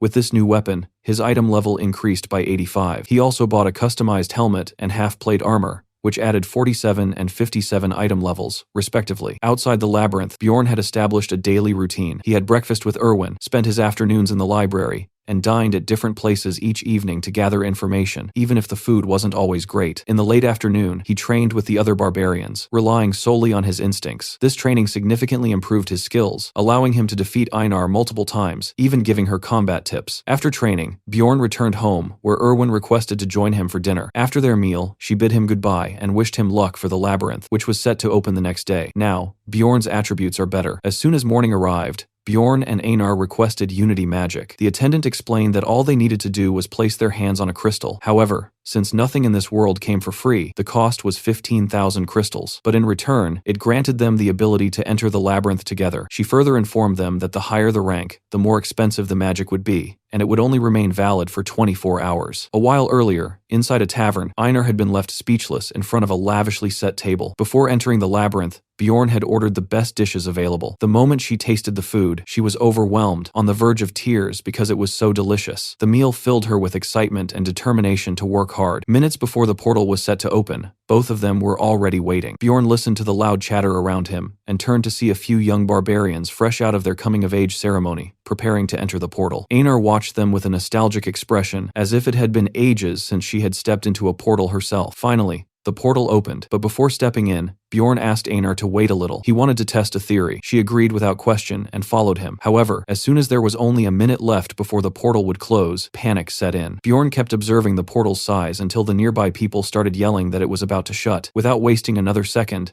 both of them sprinted toward it. As soon as they entered the dark region, Bjorn followed through with his plan and lit a torch. Einar immediately pointed out something that caught her attention: a monument. Just as Bjorn had expected, this monument had the ability to take them directly to the second floor. The moment he touched it, light began to emanate from it, and a portal to the next floor appeared before them. Einar, still struggling to grasp what was happening, watched as Bjorn readied himself to step through the portal. The act of opening the first portal rewarded him with 2 experience points, causing his level to increase and his essence capacity to expand. Curious, Einar questioned how he had managed to take them straight to the next level. According to him, he had simply read about it in a book. If that was the case, then it seemed like they had entered the land of the dead. Bjorn turned to Einar and asked if she felt anything strange. She admitted that she sensed something filling her body. Trying to make sense of it, she explained that it was probably her spirit status adjusting. Bjorn connected the dots. It was similar to how leveling up worked in games. Just as characters gained higher stats upon leveling up, his soul power, or MP, had also increased. This was essential for using special abilities, and at the same time it determined how much essence he could absorb. Einar, however, found it odd that his level had increased without having defeated a single monster. What had happened was that normally only a small amount of experience could be obtained from undead monsters, but if someone was the first to open a portal, they could gain experience points, an easy way to level up. Bjorn had no intention of revealing this trick to anyone. In fact, he even warned Einar not to tell anyone that they had reached the second level so quickly. Experienced explorers would soon arrive, and if they were spotted, they would surely be questioned about how they had gotten there. Staying away from the portal seemed like the safest option. Securing the torch to his helmet for better visibility, Bjorn noted that the flame was magical. It neither extinguished nor emitted heat. Compared to the goblin-infested forests, the land of the dead had stronger monsters, but at least it wasn't riddled with traps, making it a more favorable place for barbarians. Just then, Einar sensed something approaching. It was a small group of ghouls. Despite this, she felt an exhilarating excitement at the thought of battle. Without hesitation, she charged toward them and swiftly took them down. It almost seemed too easy until a chilling scream echoed through the air. In that instant, fear crept into her. Bjorn calmly explained that it was likely a banshee and that it was best to leave it alone. The creature wouldn't attack unless provoked. However, Einar, still nervous, asked if it wasn't a dangerous monster. According to Bjorn, if they attacked first, they would be cursed. Moreover, the banshee would follow them until the very end of the labyrinth. That thought alone sent a shiver down Einar's spine. Another eerie scream rang out, and this time Einar instinctively clung to Bjorn's neck. Moments later, skeletons began emerging, confirming her fears. Bjorn tried to explain their weak points, but before he could finish, Einar, without even listening, eliminated all of them in an instant. The two continued heading north, walking for almost 8 hours. Along the way, they encountered ghouls and mutant skeletons wielding weapons, but defeating them wasn't too difficult. These battles helped Bjorn improve his skills as he crushed the monsters with his mace. His new armor significantly boosted his defense, and his helmet was no longer just for carrying candles. It could now withstand arrows as well. Glancing at Einar, he noticed that she was quite skilled in combat. One thing stood out though. She constantly shouted, "Vahela," the name of the ancestral goddess of the barbarians. Even she didn't seem to know why, but somehow Bjorn found himself doing the same, shouting along with her as they fought, enjoying the thrill of battle together. The continuous fights also granted him a significant amount of EXP points.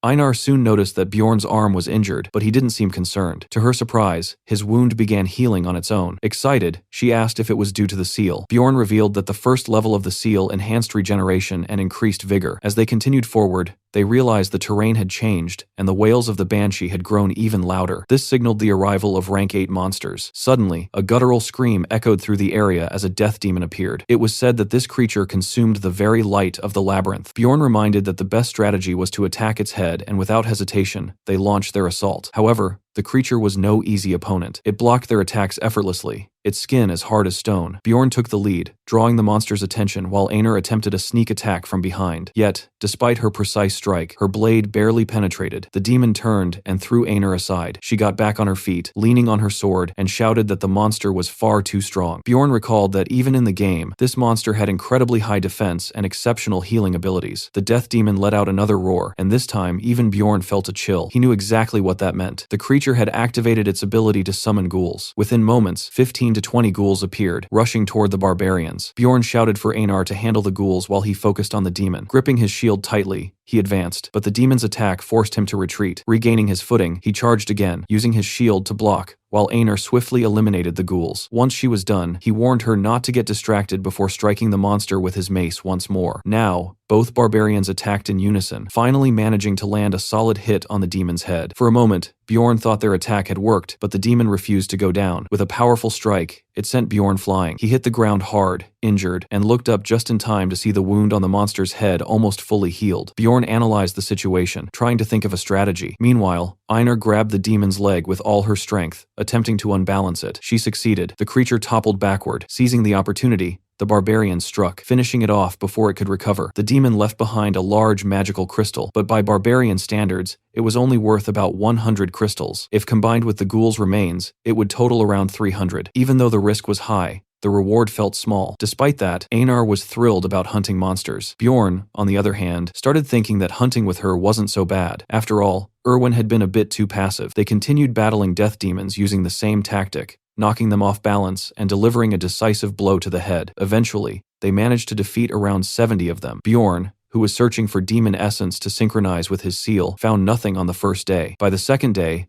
demons began appearing in pairs, but they still weren't too difficult to handle. The real trouble came when they took too long in one place. Soon, they found themselves at risk of being surrounded by ghouls. By noon, demons started appearing in groups of 3. That's when the barbarians realized the situation was becoming overwhelming. Just then, another group of explorers arrived. Before Bjorn could say anything, Einar interrupted and threatened them. Terrified, the explorers fled from the barbarians without a second thought. She then turned to Bjorn and said it would be better to set up camp elsewhere since humans had discovered their location, and they couldn't be trusted. As they continued on their way, Bjorn wondered if she had bad experiences with humans in the past. As they were discussing how they hadn't found a good camping spot, a desperate voice calling for help reached their ears. Moving forward cautiously, they came across several adventurers' bodies, all showing traces of poison. Both of them froze. Before they could react further, a plunderer appeared in front of them, someone who looked incredibly powerful. Unlike regular explorers, plunderers didn't hunt monsters, but instead targeted fellow adventurers to make money. This activity was punishable by death, but just as Bjorn had silenced the explorers who had abused him, if everyone here was eliminated, no one outside would ever know. The plunderer smirked and asked if this was their first time encountering someone like her. Bjorn remained silent, carefully analyzing his opponent. Judging by her stance and characteristics, she was highly skilled at her craft, so much so that he had never even heard of her before. Meanwhile, Einar was already on edge, her hand inching toward her sword. She whispered to Bjorn, saying she had a feeling this one was extremely strong. Looking at the fallen explorers, it was clear that none of them had external injuries. It seemed they had all been poisoned. Bjorn turned to the plunderer and asked if those people had been her companions. Turning her back to them, she casually admitted that they had been. Without a hint of remorse, she began gathering their belongings into a magic pouch. Uncertain about their next move, Einar hesitated and asked Bjorn if they should fight. However, after assessing her strength, Bjorn made the quick decision that running away was their best option. Before the plunderer could react, both of them bolted at full speed. As they ran, Bjorn began spotting the signs he had left behind earlier, markers to guide him back to the first floor. But before they could make much progress, they suddenly ran into a group of 4 human explorers, forcing them to stop abruptly. Einar, already prepared for battle, tensed up, but Bjorn quickly explained that they were running away and needed help. The group seemed to believe them, and their leader made an offer. If they could defeat the plunderer, they would receive the full reward. Calling them closer, the leader prepared to use his gnome ability, which could cloak them and their companions within a 3 meters radius, provided they remained still. Trusting him, Bjorn and Einar stepped forward. Lucky us, their leader mused. 2 barbarians just walked straight into our trap. A sudden wave of paralysis spread through Bjorn's body, and he finally understood. The plunderers had set them up. He had no idea how to break free from their magic. His mind raced, analyzing the effect. If they were truly immobilized, what kind of magic could this be? Then it hit him. It had to be the immobilization spell of a stone golem. That meant one thing. The person who cast this must have consumed the essence of such a creature, and the only way to break free was to take damage. As the plunderers casually discussed how much they could make from the barbarians, one of them grabbed Einar's face. Examining her closely with a wicked grin, he remarked how fortunate they were. After all, a barbarian's heart was incredibly valuable. Another plunderer turned to Bjorn, chuckling as he pulled out a knife. Too bad for you, he sneered. My eyes won't let you escape. With that, he drove a knife toward Bjorn's neck. However, Bjorn was ready. Just as the blade pierced his skin, he twisted his body, ensuring the wound was as shallow as possible. The pain was enough to break the paralysis. In an instant, he moved. Before anyone could react, he struck the plunderer directly in the face. The group gasped in shock. Bjorn, breathing heavily, yanked the knife from his neck and flung it aside. It landed dangerously close to Einar's chest. Though still in a combat stance, he was severely injured and his body could barely hold up. His legs buckled, and he collapsed onto his knees. But Einar wasted no time. Gripping her sword tightly, she lunged forward, slicing through the plunderers with swift, merciless strikes. One by one, they fell until only the leader remained. Seeing his entire group wiped out, he turned and fled. Einar barely spared him a glance. Instead, she rushed to Bjorn, who was in critical condition. Desperation filled her voice as she shouted at him to stay alive. Clutching her sword, she swore vengeance while Bjorn, barely conscious, weakly reached out, struggling to ask for a potion. Bjorn's near-death experience resulted in an increase of 3 points in his mentality. After taking a potion and with the help of the seal, his neck wound healed quickly. Einar congratulated him, joking that he was now the only barbarian with a scar on his neck. Now fully recovered, Bjorn wanted to track down the leader of the plunderers, and soon they managed to capture him. However, instead of killing him, Bjorn intended to use his ability to hide from the plunderer woman. Just then, a dart shot through the air and struck the captured plunderer directly in the neck. Both of them turned to see his lifeless body while the redhead plunderer approached. She revealed that she had been watching their fight with his group. Bjorn immediately shouted to Einar that it was time to attack, and both of them rushed toward the woman. However, despite being attacked by 2 barbarians at once, she remained eerily calm. She easily dodged Einar's strike, and even managed to block Bjorn's attack. Bjorn couldn't help but wonder how many essences she possessed. She was incredibly strong. Deciding to change tactics, he dropped his weapon and attempted to push her while shouting at Einar to attack. But suddenly, he collapsed to his knees, realizing too late that the plunderer had stabbed him with a dagger. A chilling thought crossed his mind. If she was an aura user, they had no chance. Meanwhile, Einar attempted a surprise attack from behind, but the plunderer retaliated with such speed that Einar couldn't even defend herself. She was using a paralyzing poison, leaving the barbarians immobilized. Bjorn recognized how powerful she was, far beyond what they could handle. As she pointed her dagger at his face, she unexpectedly offered him a deal. If he swore that he had never seen her, she would spare his life. She explained that she had never intended to kill the barbarians in the first place because she owed a debt to their race. Bjorn realized she was telling the truth. However, Einar warned him not to trust her, believing she was merely toying with them. Curious, Bjorn asked what would happen if he refused the offer. Without hesitation, the plunderer stated that she would kill him. Left with no choice, Bjorn swore on his honor. The plunderer, intrigued by his response, remarked that he was different from other barbarians and placed some kind of enhancement on him. It was now Einar's turn to respond. To Bjorn's surprise, she refused. The plunderer raised her dagger, ready to finish Einar off. Desperately, Bjorn urged Einar to swear the oath. Einar tried to argue about the honor of barbarians, but Bjorn reminded her that she had promised to trust him. Still hesitant, she eventually gave in. Before leaving, Bjorn asked the plunderer which floor she had come from. She answered the 8th floor. That meant the barbarians had survived purely because of her promise. As she disappeared, Bjorn made a silent vow. Next time, their encounter wouldn't end like this. Returning to the 1st floor, they stepped out of the portal. The moment they did, Einar collapsed onto the ground. Bjorn asked if she was okay, to which she weakly replied that she was no longer a warrior. Bjorn simply stated that only the strong survived. There would be another chance in the future. Einar tried to come to terms with this, knowing that one day they would get their revenge. They took a break to rest, but despite his exhaustion, Bjorn couldn't sleep. He wasn't feeling as terrible as but humiliation weighed heavily on him, just like when that blonde guy had saved him. The priestess had refused to heal him, and the swordsman had handed him a potion which he had drunk like a helpless fool. Bjorn remembered everything. The moment he had seen someone decapitated, the madness he had witnessed since entering this world. All he had done was try to survive, but now he was determined. He didn't want to live his life like this anymore. He asked Einar if she was willing to do whatever it took to become stronger, even if it was dangerous. Without hesitation, she agreed. She knew that if they didn't grow stronger, they would die. Bjorn then began explaining his plan to his companion. They would enter the rift and search for the case. But first, they defeated different monsters on the 1st floor, eventually reaching a dark area. After some time, they arrived at a stone monument. Bjorn explained that it was a memorial for those who had discovered the labyrinth. A quote was engraved on it, one that he had seen in the game. This meant that the hidden condition should be the same as well. The rift would be opened, but it was a secret. Einar promised not to tell anyone, but she was curious what exactly was the rift. Bjorn explained that it was another labyrinth within the labyrinth. To open the rift on the first floor, they needed magic crystals from the 4 types of monsters. From the second floor, they required an 8th rank magic crystal. The rift itself would open an instance dungeon with a 5-person capacity, and its difficulty depended on the number of participants. In the game, the rift had only opened 3 months in a Rift City's timeline, and people had eventually found ways to force it open. Bjorn activated it, and the 2 of them stepped inside. Narration went on to describe ruptures as something like a labyrinth hidden inside another labyrinth. In the game, they were referred to as instance dungeons, special zones that appeared randomly on each floor. However, these ruptures didn't just open freely, they operated on cooldown cycles. On the first floor, a natural reopening would take at least 3 months in city time. Since waiting around that long was clearly inefficient, explorers had come up with ways to force them open, such as the ritual Bjorn had just carried out. It was then explained that 4 different ruptures existed on the first floor, and the focus shifted to the one they had just entered. The moment they arrived, they found themselves standing beneath a sky soaked in apocalyptic red, while flocks of crows circled ominously above a massive dark fortress known as the Blood-Tinted Castle. Bjorn wasn't surprised by the sight, having anticipated this outcome after using a Death Fiend crystal. Einar, on the other hand, couldn't help but feel overwhelmed by the sheer scale of the structure. Still, he steadied himself, reminding himself that all first-floor ruptures were ultimately manageable, no matter how terrifying they looked at first glance. Bjorn's attention then moved to a more practical concern, figuring out which companions the dungeon system would assign to join their raid. Right at that moment, Einar sensed something and warned that someone else was arriving. Almost immediately, a new figure stepped out through the blood-like rift and onto the castle grounds. Both Bjorn and Einar tensed up, their minds racing as they tried to figure out who this unexpected newcomer might be. At the same time,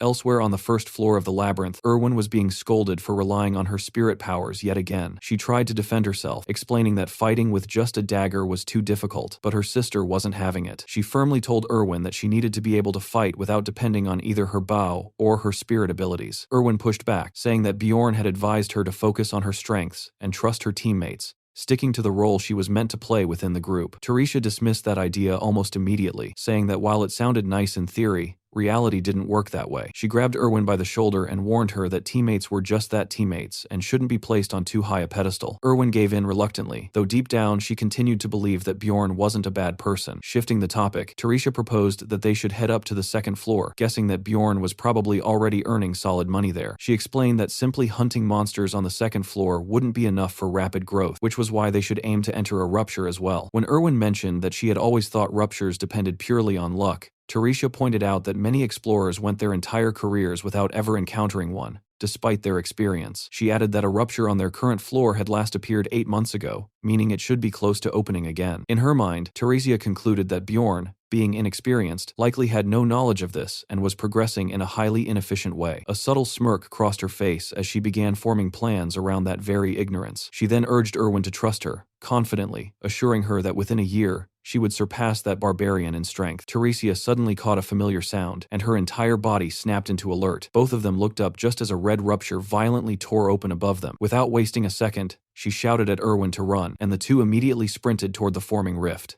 They didn't hesitate for even a moment, charging straight into the unstable opening. Teresia reached out and physically grabbed onto the rupture itself, forcing their way inside as red energy coiled tightly around them and dragged them through. A moment later, everything disappeared. The rupture closed as abruptly as it had appeared, leaving them standing once again in the empty cave. Clicking her tongue in frustration, Teresia wondered if they had arrived too late to be selected. Back at the blood-tinted castle, Bjorn and Einar lifted their heads as their first new party member began to materialize. A loud and energetic dwarf warrior appeared, proudly exclaiming that he had finally made it inside. Bjorn immediately recognized him as a dwarf, while the dwarf himself seemed delighted, casually remarking that having 2 barbarians in the party was a great thing. Another flash of light followed, signaling the arrival of a second recruit. A brightly dressed woman in pink stepped out, instantly recognizing the place as the blood-tinted castle. Bjorn was genuinely shocked to realize that this newcomer was a mage. He couldn't help but marvel at the fact that there were still mages operating on the first floor. As the mage approached, with the quiet man accompanying her, Bjorn assessed the situation and felt that their party composition was shaping up to be quite strong. Even the dwarf seemed surprised to see a mage here. The woman adjusted her hat with confidence, smiling as if she already belonged in control of the situation. Bjorn felt a surge of excitement, while Einar, curious, questioned whether mages were truly that impressive. Bjorn recalled that the city librarian was also a mage, and explained that the librarian was a powerful 9th rank mage. People like that were considered far too valuable to the city, and were only allowed into the labyrinth after strict verification. Hearing this, the mage laughed lightly and stated that by those standards, her mere presence here should already prove her worth. She introduced herself as Alua Raven, a 6th rank mage. Bjorn, observing her closely, felt that she carried a slightly condescending air, though she was still kinder than the mages he remembered from the game. Alua then gestured toward the quiet man beside her, introducing him as a professional carrier she had hired. The man calmly introduced himself as Tarjan. The dwarf followed with his own introduction, cheerfully stating that his name was Hikarod Murad, and that he had been an explorer for 3 years. Bjorn took note of the high-quality equipment the dwarf carried. Bjorn and Einar then introduced themselves in return, shaking hands with their new companions as the party for the blood-tinted castle raid officially came together. Even so, Bjorn quietly observed everyone, keeping his thoughts to himself. Soon, he voiced his suspicion, questioning why such a strong group was still on the first floor, and demanding to know how they had managed to get here. Both the dwarf and the mage avoided giving a clear answer, only stating that they had come because a rupture was expected to open. Bjorn immediately realized they were deliberately hiding the method, effectively shutting out newcomers like him. The mage then declared that all loot would be shared among the group, excluding Tarjan, but only if everyone agreed to follow her commands. The others accepted this condition as standard practice within the labyrinth. Bjorn reflected on the situation, understanding that with a mage present, he had little choice but to follow her lead. He remembered how even royalty relied on mages to deal with dangerous threats. At that moment, Einar suddenly spoke up, strongly objecting and catching Bjorn completely off guard. She loudly insisted that Bjorn should lead, claiming that he was an unusually wise barbarian. As Bjorn hurriedly tried to quiet her down, she continued praising him, pointing out that he even spent hours reading something unheard of for a barbarian. This only made the mage more curious. Einar didn't stop there. She passionately emphasized that Bjorn wasn't just different, but genuinely exceptional, boldly declaring him to be a great warrior. The atmosphere instantly turned awkward. Both the dwarf and the mage were left stunned by her outburst, while Bjorn covered his face in pure embarrassment, internally begging her to stop. The dwarf, amused, joked that Bjorn was lucky to have a wife who respected him so much, which immediately flustered Einar as she denied being married. The mage simply laughed it off and told everyone to calm down so they could move forward. Bjorn felt relieved that the focus had shifted away from him and noticed that Raven seemed more interested in gathering information than scrutinizing him. He silently hoped she would never direct her full attention toward him during the expedition. The dwarf then expressed concern that they barely knew each other's abilities, but Raven dismissed the need for deeper introductions. She explained that the monsters in this area were ranked 7 or lower, and that she and Tarjan alone were more than capable of handling them. This statement made Bjorn and his companions tense up slightly. Raven then added that she would personally claim all loot from the Guardian for research purposes. The dwarf repeated her statement in disbelief, clearly upset that she intended to take everything from the Guardian. Conflicts like this over loot distribution were common in dungeons. The dwarf grew angry, questioning whether she thought he was a fool. The tension escalated rapidly, and as sparks began to fly, it became clear that the argument was on the verge of turning violent. Bjorn recalled that the Guardian dropped the highly valuable rupture flower, while mages prioritized research materials. Explorers like them were mainly driven by money. Sensing the rising tension, Raven quickly offered to let the others take all the magic crystals instead. Bjorn immediately recognized this as a problem she herself had created. The dwarf rejected her offer, arguing that it left them with scraps, while Raven insisted her proposal was fair given the uncertainty of the drops. Bjorn noticed that Raven seemed genuinely surprised by the resistance, making him wonder if she was simply naive. Eventually, the two reached a compromise. Raven would take the Guardian's essence, while the dwarf would claim the numbered item. Bjorn quietly observed that both he and Einar had been completely ignored during this negotiation. At that point, Bjorn stepped forward, refusing to be left out. He made it clear that he wouldn't continue without securing a share for himself. He conceded the essence and the numbered item, but demanded the rupture stone for himself and Einar. Both Raven and the dwarf immediately called him greedy. They argued that having 2 barbarians in the party was already unnecessary, and that asking for the rupture stone was excessive. Bjorn quickly realized that his initial demand had failed. Adjusting his approach, he backed down from the rupture stone and instead negotiated for 2 non-guardian essences. Raven and the dwarf fell silent for a moment, reconsidering his revised proposal. After a brief pause, Raven smiled and agreed to the new terms. Bjorn accepted that this was likely the best outcome they could get. He also noticed how quickly the atmosphere shifted back to friendliness, as if the intense conflict had never happened. The mage cheerfully suggested that they get moving, while Bjorn muttered to himself about how frighteningly ruthless explorers could be. Watching Raven demonstrate her authority once again, he strengthened his resolve to grow stronger. As the tension finally eased, Bjorn let out a quiet breath of relief. Despite dealing with experienced explorers who tried to suppress others from rising, he swore to himself that he would climb the ranks no matter what. A system message rang out, announcing that they had entered the blood-tinted castle. The narration followed by explaining that the castle was divided into 4 distinct chapters. The first chapter was the entrance drawbridge. The second was the outer castle wall district, shaped by urban-style combat. The third was the underground prison hidden within the inner walls. And the fourth and final chapter was the demon worship room, located inside the castle lord's towards chambers. As the party moved forward, they approached a massive doorway guarded by towering statues on both sides. Raven immediately identified them as gargoyles. The narration described these creatures as 8th rank monsters that usually remained completely still, like statues, only coming to life the moment they detected intruders. True to that, the gargoyles suddenly activated and launched a high-speed attack without warning. Bjorn tensed up instantly, knowing their signature ability was petrification. The usual method to deal with them involved sacrificing one person to the petrification effect while the others fought back. As Einar panicked and shouted Bjorn's name, fearing he would be the one sacrificed, Raven simply tipped her hat with quiet confidence, already prepared to handle the situation. The narration pointed out that everything changed when a mage was present. Raven cast her spell, invoking Artena Bjar, directly countering the curse. Bjorn immediately recognized it as a curse-canceling spell, and the petrification effect on him was completely nullified. With their most dangerous ability gone, the gargoyles were reduced to nothing more than melee opponents. Bjorn and Einar rushed in together, striking hard and cutting one down with ease. At the same time, the dwarf let out a loud battle cry as he charged the second gargoyle, smashing it with a crushing hammer blow. The creature staggered, barely able to stand, before the dwarf lifted it overhead with raw strength. Its eye shattered moments later, marking its defeat. A system message confirmed both gargoyles had been slain and granted the party experience. As Raven's spell energy faded,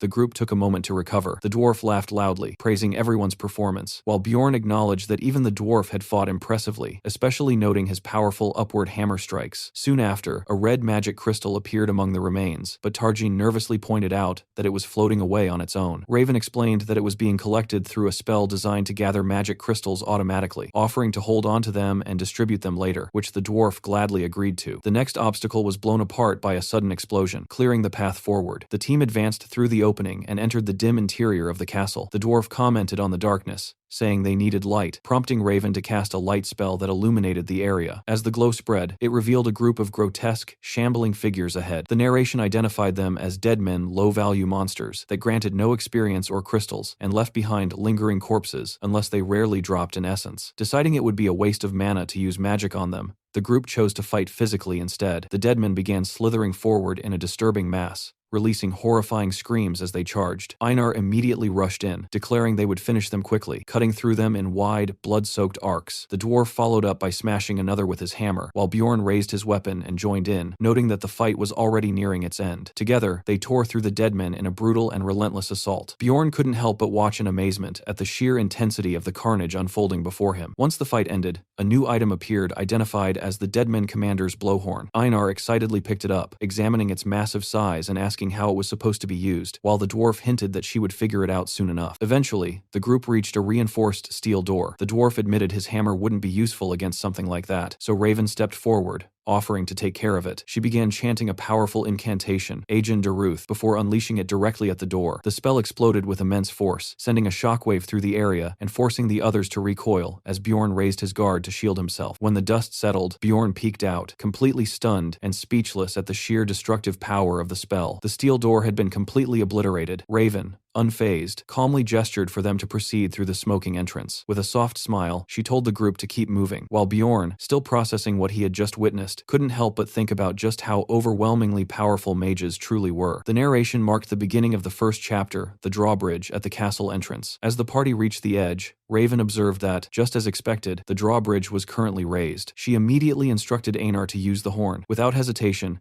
Einar blew into it, activating the artifact. A deep, echoing rumble spread throughout the castle as the group waited below. A system message appeared, announcing that a long-dormant magical seal had been awakened. Still holding the horn, Einar grew uneasy, clearly caught off guard by the sudden reaction. The massive drawbridge began descending slowly toward them. As the situation escalated, someone pointed out that the moat's blood-like water was rapidly rising. Einar looked closer and noticed shapes forming within the crimson liquid. The narration explained that the castle's name came from these eerie red waters and skies. Raven calmly reassured her that the figures were nothing more than dead men. Even as Einar denied being afraid, a bloody hand suddenly slapped onto the edge of the bridge, making the objective of this chapter clear. The system ordered them to endure until the drawbridge fully lowered, meaning they had to survive continuous waves of dead men. The narrator remarked that such a task would be difficult for an ordinary party, but Raven simply smirked, already prepared. She called everyone to gather around her, explaining that with a wide area mage present, this stage was trivial. Then she unleashed another large-scale spell, Utherna Daruth, flooding the surroundings with overwhelming magical force. The party stood within the spell's protective and destructive range as it tore through the incoming deadmen. By the time the light faded, piles of disintegrating bodies surrounded them, while the group itself remained completely unharmed. The dwarf stared in amazement at the devastation, but Raven brushed it off as nothing more than dealing with weak enemies. Bjorn, however, couldn't hide his shock. He had known she was strong, but witnessing this made him realize just how massive the gap in power truly was. Raven casually stated that all that remained was to wait for the drawbridge to finish lowering, which surprised Bjorn, as the stage had ended far faster than expected. Soon after, the bridge slammed into place. Raven announced that they should proceed, and the narration confirmed the completion of the first chapter of the blood-tinted castle. With his helmet lowered, Bjorn quietly reflected on how effortlessly everything had gone, feeling that the entire stage had ended almost disappointingly easily. A map-like narration followed,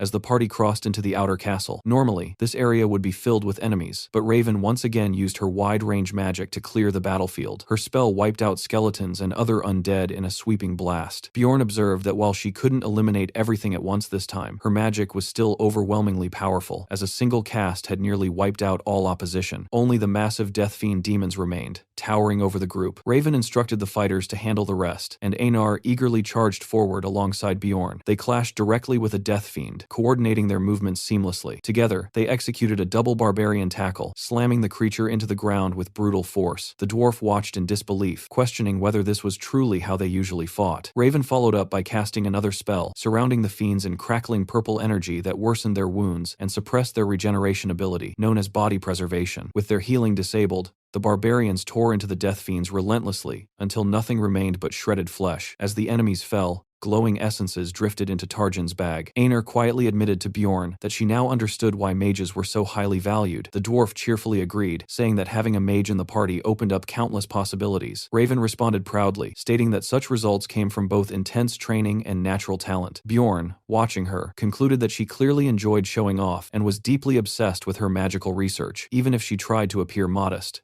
Since they now had some spare time, Raven asked the group to help gather research materials, and everyone, including Bjorn, agreed. After quickly collecting specimens and loot, she thanked them and suggested they move forward. As they continued, Einar casually wondered how many cream pies she could buy with the money they would earn. Meanwhile, Bjorn silently followed, but something caught his attention. Raven had carefully searched the area, yet she had ignored a particular object. This made him suspicious. He wondered if she simply didn't know about the hidden treasure that could be revealed by breaking a nearby statue. He recalled how, in the game, players would often interact with anything unusual to uncover secrets. A familiar memory surfaced of characters discovering hidden items by pressing interaction points in odd places. Bjorn himself had shared that habit during his 9 years of playing, allowing him to uncover countless secrets. Even so, in the present moment, he chose not to reveal this knowledge. Drawing attention to it might hurt Raven's pride, or make her suspicious. Keeping quiet, he moved along with the group as they advanced deeper into the ruined, red-lit castle. Soon, they confirmed they had reached the inner castle beyond the outer walls. Raven noted that the area seemed strangely empty, with no monsters or valuable resources in sight. She suggested they move on quickly, and the group readily agreed. With Raven visibly energized, they continued forward, descending deeper with torches lighting their way into the underground section of the castle. A system message appeared, stating that they had entered the first floor of the underground prison. The dwarf asked what kind of monsters they could expect here, and Raven listed them: skull rats, banshees, death fiends, chimera wolves, ghoul lords, and corpse golems. The dwarf mentioned that he had fought all of them except corpse golems, which were unique to this castle. Raven warned them that corpse golems were dangerous, capable of causing flesh explosions with acidic fluids that could be deadly at close range. The dwarf laughed it off, boasting that there was nothing to fear as long as they had a mage. Raven responded with a flattering remark toward the brave warrior, while Bjorn quietly noted how easily everyone had moved past their earlier argument over loot, as if it had never even happened. As they moved forward, Einar suddenly noticed a group of skeletal rats and asked if those were monsters. The mage quickly identified them as the skull rats she had mentioned earlier. Just as Bjorn was about to explain further, the mage cut in, stating that skull rats were weak, rankless creatures that could be crushed underfoot without effort. That interruption immediately irritated Einar, who snapped back that she hadn't asked her. The mage's expression tightened, clearly annoyed at being spoken to like that. Before the tension could settle, Einar suddenly froze as a horrifying sound echoed through the area. Panic took over instantly as she clung tightly to Bjorn, shouting that a banshee was coming. Moments later, the grotesque figures appeared, shrieking as they rushed straight toward the group. The mage had already warned earlier that encountering a banshee would be bad, explaining that while they weren't necessarily the most dangerous enemies, facing them was an extremely terrifying experience. That explanation only made Einar more frightened. Bjorn, watching this unfold, couldn't help but feel that the mage was acting somewhat childish. Einar, still shaken,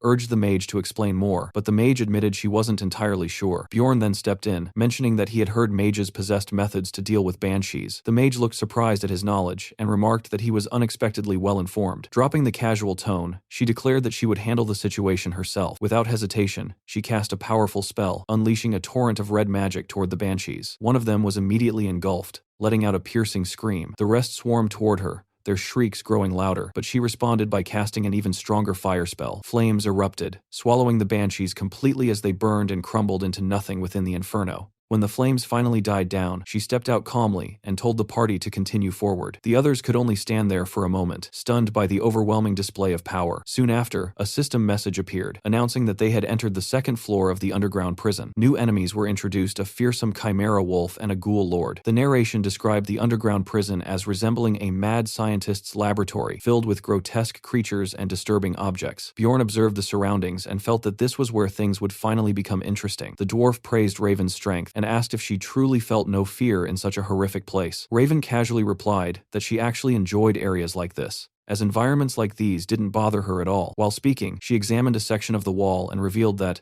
according to a map she had memorized, there was a hidden door there. She added that a corpse golem was waiting just beyond it. Bjorn quietly noted that she had even skipped the usual process of acquiring such a map. The group decided to leave behind their heavier gear before proceeding. Raven then asked Bjorn to light his torch so they could see clearly. Once ready, she announced that she was opening the hidden door. As the door creaked open, it revealed a chamber packed with countless corpses. The party stood at the entrance, greeted by an overwhelming stench and a seemingly endless mountain of bodies stretching deep into the darkness. As they stepped inside, Bjorn reflected on how, in the past, a sight like this would have made him faint instantly. Now, however, his barbarian body dulled the physical impact of the scene, leaving him largely unaffected. The first to react was Tarjan, the carrier, who immediately began retching from the unbearable smell. Raven followed soon after, struggling to suppress her own nausea. Bjorn realized that while she might be accustomed to gruesome sights from dissections, she clearly wasn't prepared for the stench as she began coughing and gagging. The dwarf, noticing this, felt relieved that at least the two barbarians remained unaffected and urged them to keep moving forward. They continue through the corpse-filled area, noticing another immense pile ahead. The party stops again before another towering heap of corpses. The corpse mound suddenly speaks to them, shocking the group. Many voices in the corpses cry out for help and to be saved, horrifying the party. Bjorn focuses on a glowing red point within the mass. A system message declares that the first boss, the corpse golem, has appeared while the writhing flesh screams in pain, and Bjorn recalls that it was silent in the game. Hearing their pleas, he realizes they must act immediately. He shouts for everyone to pull themselves together. He curses that the dwarf has frozen up in terror. The corpse golem's agonized voices continue to echo, amplifying the oppressive atmosphere. Raven and the dwarf are reduced to trembling wrecks, and the Bjorn thinks bitterly that they are not living up to their reputations. He concludes that, at this rate, the strong allies will be useless, and that he will have to carry the fight. The corpse golem looms before the two barbarians as they ready themselves to battle it. Dungeon and Stone is a niche game that has managed to reach its peak because of how many features it offered to different types of players. What stood out the most in his memory were its incredibly lifelike illustrations, especially the ones depicting creatures like the corpse golem. Those visuals had been so vivid that they spread across the internet as memes, even reaching people who had never played the game. Because of that, many could recognize monsters like the corpse golem without knowing anything about where they came from. But now, standing face to face with the real thing, Bjorn realized just how different reality was. No matter how detailed the game's artwork had been, it couldn't come close to the sheer horror of seeing the creature in person. The living corpse golem was far more terrifying than any drawing could ever capture. The mage, who had earlier claimed to be skilled in dissections, was now bent over, barely holding back vomit. Even the experienced dwarf looked shaken to his core, and the supposedly tough carrier was visibly trembling, drool slipping from his mouth in fear. Bjorn noticed the irony in all of this. Despite being treated like inexperienced newcomers, only he and Einar were mentally holding it together. The two barbarians were the only ones still ready to fight. As the corpse golem suddenly attacked,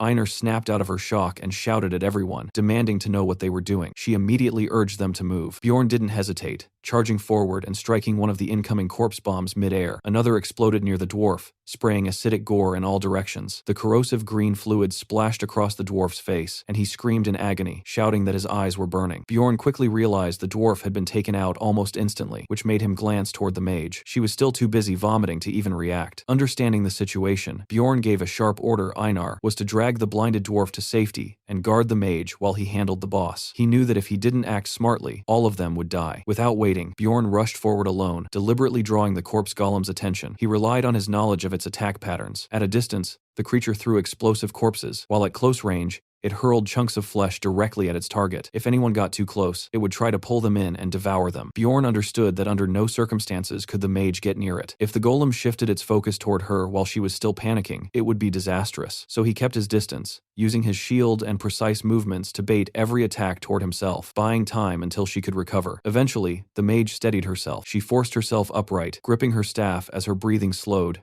and her focus returned. Then, without hesitation, she unleashed her most powerful fire magic. Flames erupted across the battlefield, engulfing everything in a blazing inferno. Bjorn and Einar watched in awe as the overwhelming power of the spell burned away the corpse golem's outer body in a single strike, something that would normally take countless torches and a long time to achieve. As the flames died down, the monster's inner skeletal core was revealed. Einar immediately recognized it as the second phase, where the creature transformed into a skeleton golem. Bjorn quickly reminded her that the fight wasn't over and called her to move. Both of them leaped forward at the same time, targeting the exposed core. While the corpse golem in its full form was ranked 7, once its outer layer was gone, it became manageable for 2 barbarians. Taking advantage of that, they pressed forward aggressively. Together, they smashed the skeleton core apart, and a system message confirmed the defeat of the corpse golem, awarding them experience. Catching her breath, Einar suddenly noticed something forming where the boss had fallen. A swirling light appeared, and she called out, asking if it was what she thought it was. Bjorn confirmed it. It was the essence of the corpse golem. They both understood the significance. Ruptures acted like treasure chests, and elite monsters like this, which didn't appear in normal areas, were extremely valuable sources of experience. While guardian loot was already highly sought after,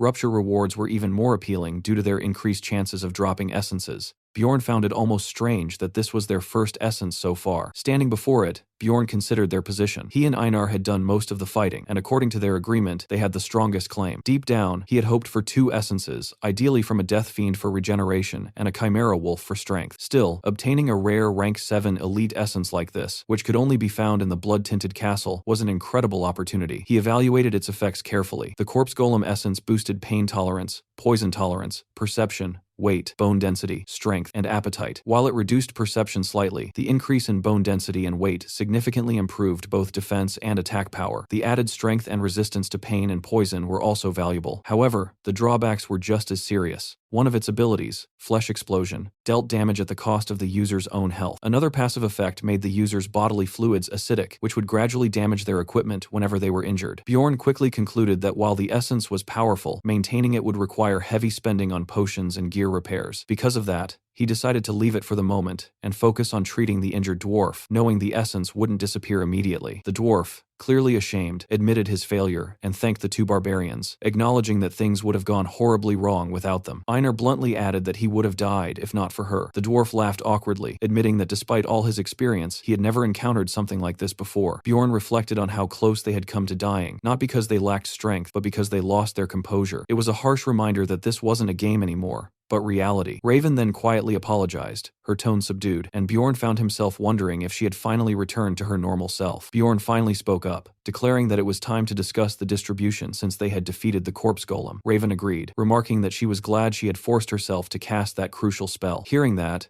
Bjorn couldn't help but grumble internally, thinking about how selfish explorers could be, noticing how she focused on her own contribution instead of thanking them. Realizing that if he stayed silent, they would walk away with nothing, he stepped forward and firmly stated that he and Einar had saved everyone and had done more than their share. Raven acknowledged his point and asked what he was proposing. Bjorn steadied himself and made his demand, stating that he and Einar would take the rupture stone. The group fell silent as they processed his words. After a moment, the dwarf cleared his throat and spoke in support, admitting that he would have died without Einar's help. Raven hesitated, clearly conflicted, saying she wasn't fully in favor of the arrangement. Bjorn countered by promising that if they encountered another rupture stone later, he would give them a fair chance at it, presenting it as a reasonable compromise. Then, preparing to push further, Bjorn revealed that the corpse golem had dropped an essence and asked for their thoughts. Raven's reaction was immediate. She was astonished, explaining that such an essence was even rarer than a guardian's, and so uncommon that even the Explorers Guild didn't fully understand it. As she excitedly imagined researching it, Bjorn realized his prediction about her reaction had been correct, and prepared to negotiate seriously. He offered her a deal. He would give her the corpse golem's essence. In return, if they later obtained a guardian's essence, it would belong to him. He laid out the proposal clearly and waited for her decision. Raven repeated the terms, confirming that he wanted to trade the corpse golem essence for a potential guardian's essence. Bjorn reminded her that there was no guarantee a guardian would drop one, but she still chose to take the risk. Delighted, she accepted the deal, stating that she was far more interested in the corpse golem than the guardian. With the negotiations settled, the dwarf asked whether the mage intended to give the essence to one of the barbarians, since mages couldn't absorb essences themselves. Raven clarified that she only wanted it for research and produced a special test tube to store it. She explained that such tubes were extremely expensive and only worth using for essences above the 6th rank. The dwarf was impressed that she owned such a costly item, and she admitted she only had one. Bjorn realized that using her only tube on this essence meant she valued the corpse golem highly, reinforcing his belief that trading it had been a worthwhile gamble. After carefully sealing the essence inside the tube, Raven announced she was ready to move on. The dwarf happily declared it was time to leave the dreadful area, and the group quickly agreed as they began to depart. They walked through a hall filled with demonic statues and piles of skulls. The dwarf questioned whether the statues might be gargoyles, but Raven examined one and concluded it was just a lifeless sculpture with no mana. Looking around, she remarked that the castle lord's residence must have been located above them and expressed regret that they couldn't explore it. As she reached out and touched the face of one statue, something inside shifted with a mechanical sound. A hidden mechanism activated, and suddenly, a sinister book dropped from above into the statue's hands, startling everyone. Raven quickly grabbed the grotesque tome, proudly asking if anyone had known about it, while declaring that books were valuable sources of knowledge. The narration identified the book as the Necronomicon, a highly valuable dark magic tome that Bjorn had originally planned to retrieve later. Seeing this, he realized that Raven was more knowledgeable than he had expected. Internally, he couldn't help but feel frustrated as he watched her claim such valuable loot for herself. She confidently stated that since she had found the book, she would keep it, and the others accepted this, believing it couldn't be taken out of the dungeon anyway. However, noticing her slightly awkward laugh, Bjorn realized that she also knew the truth that the book could, in fact, be taken outside. He understood that the Necronomicon counted as an item, meaning it didn't require spellbinding to leave the dungeon. His attention then shifted to another statue nearby, and he found himself wondering why someone as knowledgeable as Raven seemed unaware of the hidden secret tied to the fountain outside. As he continued staring at her suspiciously, she grew slightly uneasy and quickly suggested that they move on. The group proceeded through the Devil Worship Hall, continuing their hunt. Along the way, they fought gargoyle statues once again, followed by battles against ferocious chimera wolves. Eventually, they reached their next major encounter, the second mini-boss, a skeletal knight mounted on a horse,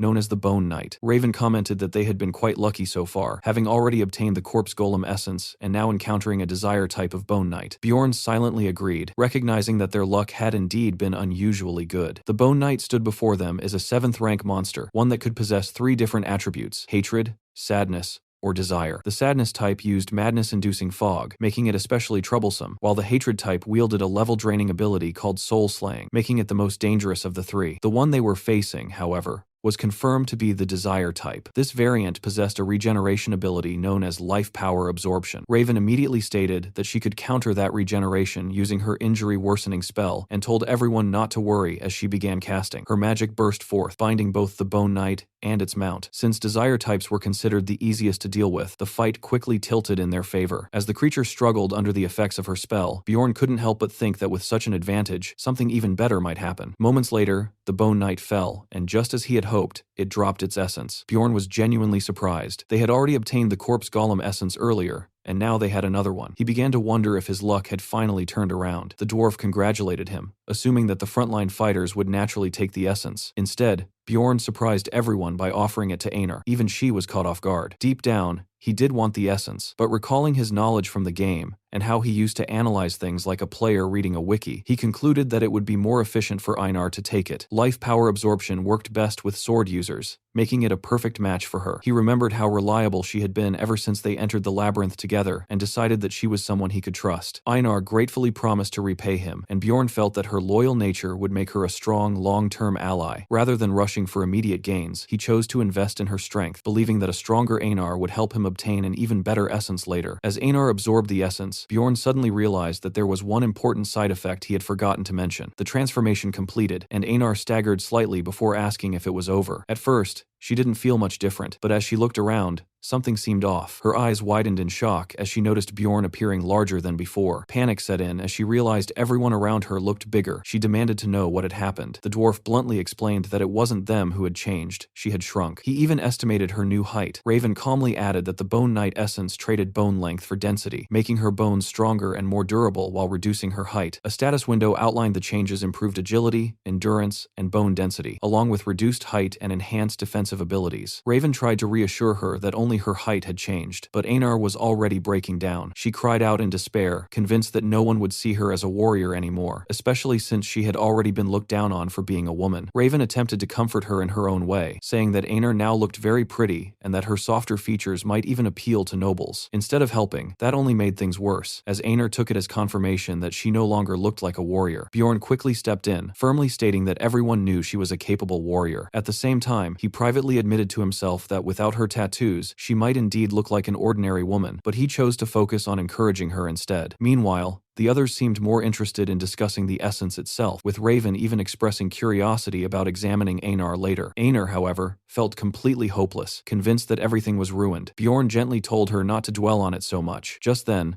a massive three-eyed demon, the Death Fiend, appeared. Bjorn immediately told Einar to use this opportunity to test her new power. Even though she was still shaken by her transformation, she resolved to fulfill her role as a warrior. The Death Fiend charged forward, towering over her, but Einar didn't hesitate. She leaped forward and struck with a single, powerful swing, slicing the monster apart instantly. Both the mage and the dwarf were left stunned, unable to believe that the creature had been defeated in just one attack. Bjorn, on the other hand, was thrilled. He pointed out to Einar that she had become significantly stronger. Hearing that, Einar lit up and asked if that meant she was still a warrior. Bjorn corrected her, telling her that she wasn't just a warrior, she was now an even stronger one. The bond between the two of them stood out clearly, leaving the rest of the party impressed. As they moved ahead, the group arrived before a massive, ornate door, the entrance to the Guardian's chamber. The dwarf remarked that their journey together had been enjoyable, and admitted he finally understood why people chose to become explorers.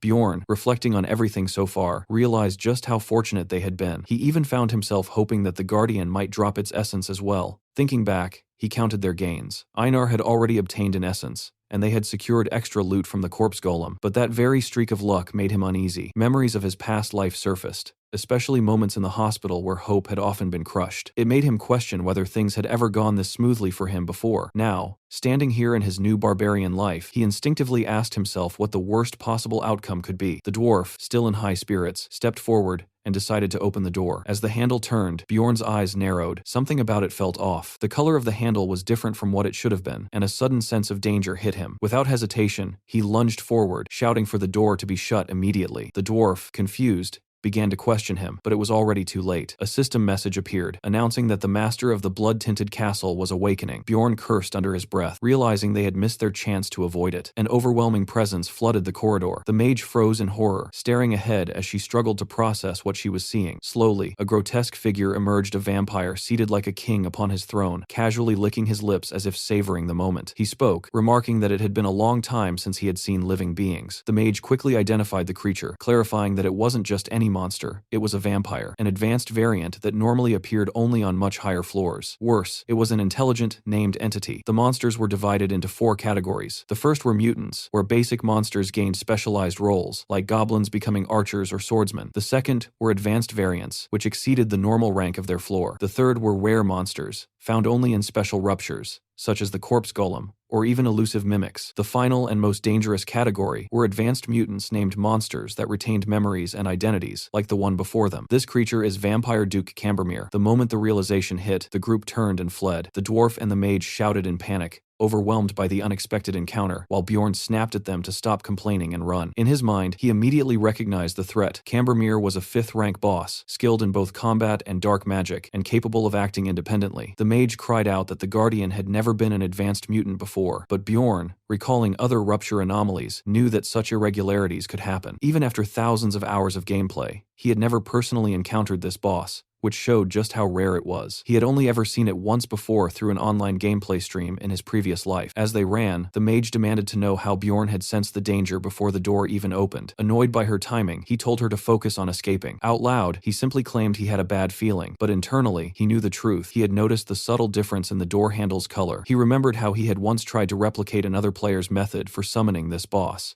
eventually realizing that the handle color was the key indicator. He couldn't help but wonder if their recent good luck had distracted him enough that he almost missed it. The mage then argued that they wouldn't be able to escape without defeating the vampire and suggested turning back to fight. Bjorn firmly rejected that idea, insisting they needed to reach an area exposed to sunlight first. Behind them, the vampire's voice echoed, mocking them for trying to flee. Shadows spread through the corridor as it cast a spell, Spiritification. Bjorn mentally cursed the overwhelming power of magical enemies. Recognizing the attack, the mage urgently ordered everyone to close their eyes. She immediately cast a powerful holy light spell, clashing against the vampire's spirit form and forcing out a piercing scream. Bjorn squinted against the blinding light, gripping his torch tightly. When the brightness faded, the vampire was gone. Einar confirmed in shock that it had vanished. Bjorn quickly analyzed the situation. Spiritification allowed the vampire to move rapidly in spirit form, but its real body remained fixed unless it followed up with a relocation technique. Since the mage had interrupted that process, they now had a limited window, about 3 minutes. Just as he concluded that the vampire would likely reawaken in its chamber, chaos struck again. The carrier suddenly shouted that the mage had collapsed. He lifted her, calling out in alarm as she struggled to breathe, blood leaking from her mouth. Bjorn immediately realized something was wrong. This wasn't a normal side effect of vampire abilities. A strange, ominous sensation stirred within him, making him suspect that another unknown essence might be involved. He recalled the gameplay video where the player had died before revealing what essence the vampire possessed. With too many unknown variables, he decided that survival was the only priority. When the dwarf worried about navigating without the mage, Bjorn stepped forward confidently, stating that he knew the way. He admitted that he had memorized the route and took the lead, deciding that staying alive mattered more than hiding his unusual knowledge. Drawing on his countless hours of gameplay, Bjorn guided the group through the corridors with precision. He was certain of the castle's layout, and there was no hesitation in his movements. Eventually, they reached the exit, leaving the dwarf in awe at how Bjorn had remembered everything after just one real run. But just as they thought they were safe, Bjorn felt something, and his eyes widened. The vampire's spirit was pursuing them once again. He immediately shouted for everyone to hurry. The group burst out into the sunlight at the dungeon's entrance. As the vampire's shadowy form followed, it began to weaken under the light. They sprinted forward, putting distance between themselves and the dungeon as the creature's presence recoiled from the brightness. Inside the sunlight, Einar and the carrier watched in shock as the remaining shadows tried to push forward, only to be forced back. The vampire's spirit gradually dissipated, retreating into the darkness as it failed to withstand the light. Exhausted, the group finally stopped outside. Bjorn pointed out that spiritification was especially vulnerable to sunlight, silently grateful that it was still daytime. The dwarf, catching his breath, stared at him in amazement, remarking that Bjorn had truly memorized the entire route after seeing it just once. He even asked if it was true that Bjorn had completed his coming-of-age ceremony only a month ago. Einar confidently responded, praising Bjorn as a great warrior and stating that it was only natural for him to accomplish something like that. She added that she could already see him becoming someone truly exceptional in the future. As the sun began to set, Einar grew uneasy and wondered what they should do next. Bjorn immediately urged the group to move quickly, stressing that they didn't have time to waste,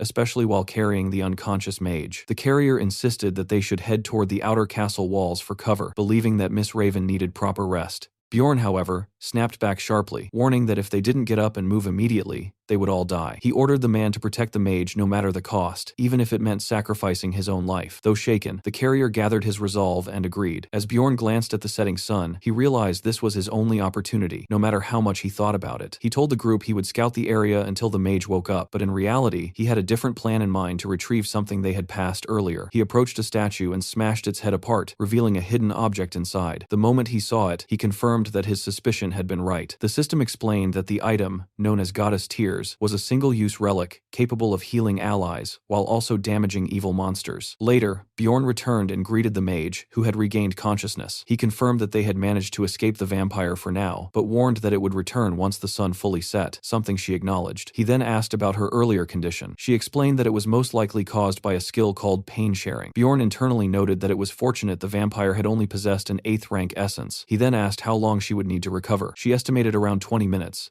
after which she would be able to cast a 7th rank spell about 5 times. Bjorn found that number far from reassuring. Without hesitation, he asked if she knew any sun-based magic. The question immediately irritated her, as she pointed out that asking a mage to reveal their spell list was considered extremely rude. Bjorn acknowledged that he knew about such etiquette from his knowledge of the game, but dismissed it, deciding that it didn't matter. He reminded himself that, as a barbarian, he wasn't expected to follow such refined rules anyway, except perhaps in front of royalty. The mage was left speechless, clearly exasperated by his blunt attitude, but eventually gave in. She revealed that she could cast a sun attribute spell called Sunspot Sphere, a 6th rank spell similar in nature to a flame sphere. Bjorn immediately followed up by asking whether she could enhance it using attribute reinforcement. She confirmed that she could, but it would require an additional 10 minutes of preparation. After thinking it through, Bjorn decided that he would hold the line alone for 30 minutes. He instructed her to conserve her mana and not interfere during that time. She began to question his authority, asking why he was suddenly taking the lead, but Bjorn dismissed the concern, stating that no one else was more suitable, and that it didn't really matter anyway. The dwarf burst out laughing at that, openly declaring that he trusted Bjorn's judgment completely. He even boasted that he was good at reading people. Bjorn simply gave a cold acknowledgement in response. Time moved forward, and night finally took over completely as the vampire duke awakened, his voice carrying an ominous tone as he remarked that something felt strange, then slowly approached the group while saying that just seeing them was enough to make his bloodlust uncontrollable, even going as far as to taunt them by asking if they could guess the reason behind it. Bjorn and the others stood firm in formation, fully aware that their only objective now was to survive for 30 minutes until the mage's spell was ready, because anything less than that meant certain death. Without warning, the vampire attacked, slashing forward with his long claws and drawing blood before releasing a feral scream as his power erupted violently, forcing Bjorn to immediately take control of the situation, as he ordered Tarjan to retreat with Raven while he and the others held the line against the charging monster. To Bjorn, the situation felt exactly like the game, where even intelligent monsters rarely wasted time talking before diving straight into battle, and just as expected,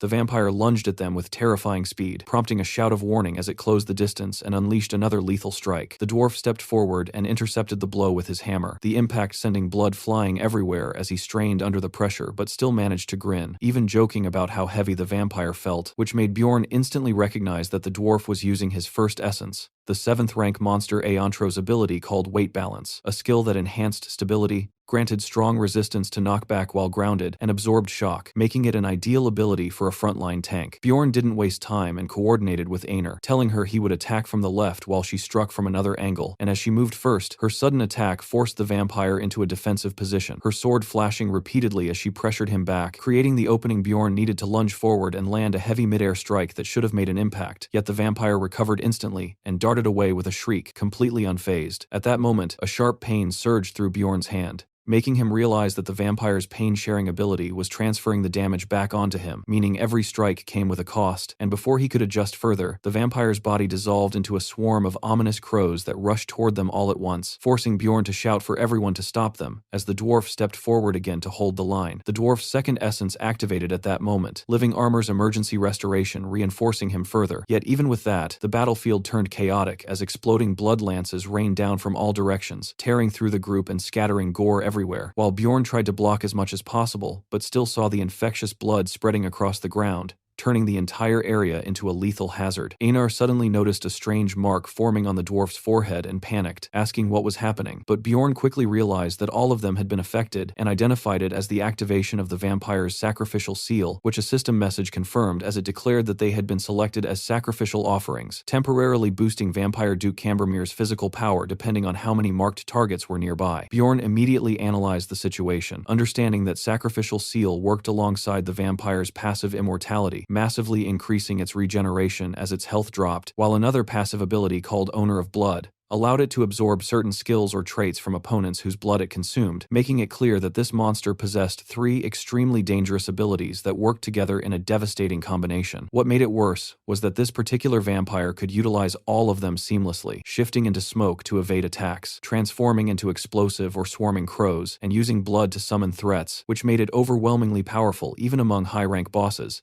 And despite their efforts, the dwarf was eventually overpowered and thrown back, vomiting blood as he collapsed. Einar shouted in panic that Hikarad had gone down, but Bjorn immediately snapped at her not to lose focus, cursing the situation as he realized this level of difficulty was exactly why most players never made it past the 6th floor, then demanded to know how much longer Raven needed, only to hear that she still required 5 more minutes, which felt impossibly long given their condition. With their main tank down and both he and Einar already exhausted, Bjorn quickly concluded that continuing like this would only lead to their deaths, so he immediately changed tactics, and ordered Einar to retreat while carrying the dwarf, promising that he would hold the vampire alone and urging them to move quickly. And although reluctant, Einar obeyed while Tarjan moved to support, leaving Bjorn standing alone at the front. He steadied himself and realized that what he was about to do wasn't normal combat, raising his shield as he prepared to endure rather than fight, just as the vampire slammed into him with claws and fangs bared, tearing into his body while briefly showing surprise at something unusual about him. And in response, Bjorn began drinking healing potions continuously, mentally provoking the vampire to keep attacking him without stopping. The assault became relentless, as Raven and Tarjan watched in shock, seeing a blazing aura begin to form around Bjorn while he endured hit after hit, his body being torn apart as he staggered and bled, making Raven demand to know what he was doing, as it looked like he was trying to survive purely by consuming potions while taking damage non-stop. Bjorn himself understood how insane this strategy was, because healing potions caused extreme pain, and the worse the injuries became, the more unbearable the agony would be. Yet empty vials kept falling to the ground as he continued drinking them one after another, smoke rising from his battered body as he forced himself to stay standing. Raven realized that at this rate he might die from sheer shock, but even then, Bjorn managed to block another violent attack, leaving even the vampire stunned that he could still move in such a state. And up close, his condition was horrifying as his body was being mutilated because he couldn't stop every strike, yet he still focused entirely on protecting his vital areas, intercepting every attack that could have killed him. Blades tore into his torso again and again, blood bursting out as he blocked another fatal strike, and despite everything, he remained standing purely through willpower, which made Tarjan recall something he had once read about barbarians, that their true strength didn't lie in raw stats, but in an unyielding mentality. And seeing Bjorn now, he finally understood that truth. Tarjan urged Raven to run, but she refused immediately, saying there was nowhere to escape and that the only way out of a rupture was to defeat its guardian. And as she watched Bjorn continue fighting for them, she began questioning herself, realizing that even he, someone newly initiated, was making the best possible decisions under pressure while she hesitated. Understanding that Bjorn's death would mean all of them would die, she resolved to act and ordered Tarjan to assist the dwarf so Einar could return to the front line, reminding herself that a mage's role was not just to attack from the rear, but to analyze situations and guide the team. And once she accepted that, she took out the essence vial containing the corpse golem essence. She decided that using it on Bjorn was the best possible choice and activated her targeting magic to enhance her accuracy before calling out to him and throwing the vial toward him with magic. And as Bjorn turned in surprise, the vial struck him and shattered instantly, releasing a surge of energy that entered his body. A system message appeared immediately, stating that the corpse golem's essence was being absorbed into his soul, followed by multiple notifications showing massive increases in his pain tolerance, strength, bone density, poison resistance, appetite, and more, as overwhelming power surged through him while steam and aura erupted from his body. Behind him, the massive spectral form of a corpse golem manifested, towering over the battlefield as his transformation completed and his status updated in real time, showing Bjorn Jandel's level and combat index rising dramatically, while confirming that the 7th rank corpse golem essence had now become part of his power. Bjorn felt his mind slipping into a fog as his vision blurred, the world around him distorting while he barely made out the vampire looming in front of him, its presence pressing down like a nightmare made real. And before he could fully stabilize himself, the vampire lunged again with claws aimed to finish him, forcing Bjorn to grit his teeth and remind himself that he had to stay standing no matter what. He reacted instantly, launching a blazing counterattack upward as the vampire moved through the air, fully aware that he could no longer block every strike, and making a brutal decision to sacrifice his arms and legs if necessary, while protecting only his vital points. Their clash erupted in a violent burst of energy, blue light flashing as they exchanged heavy blows.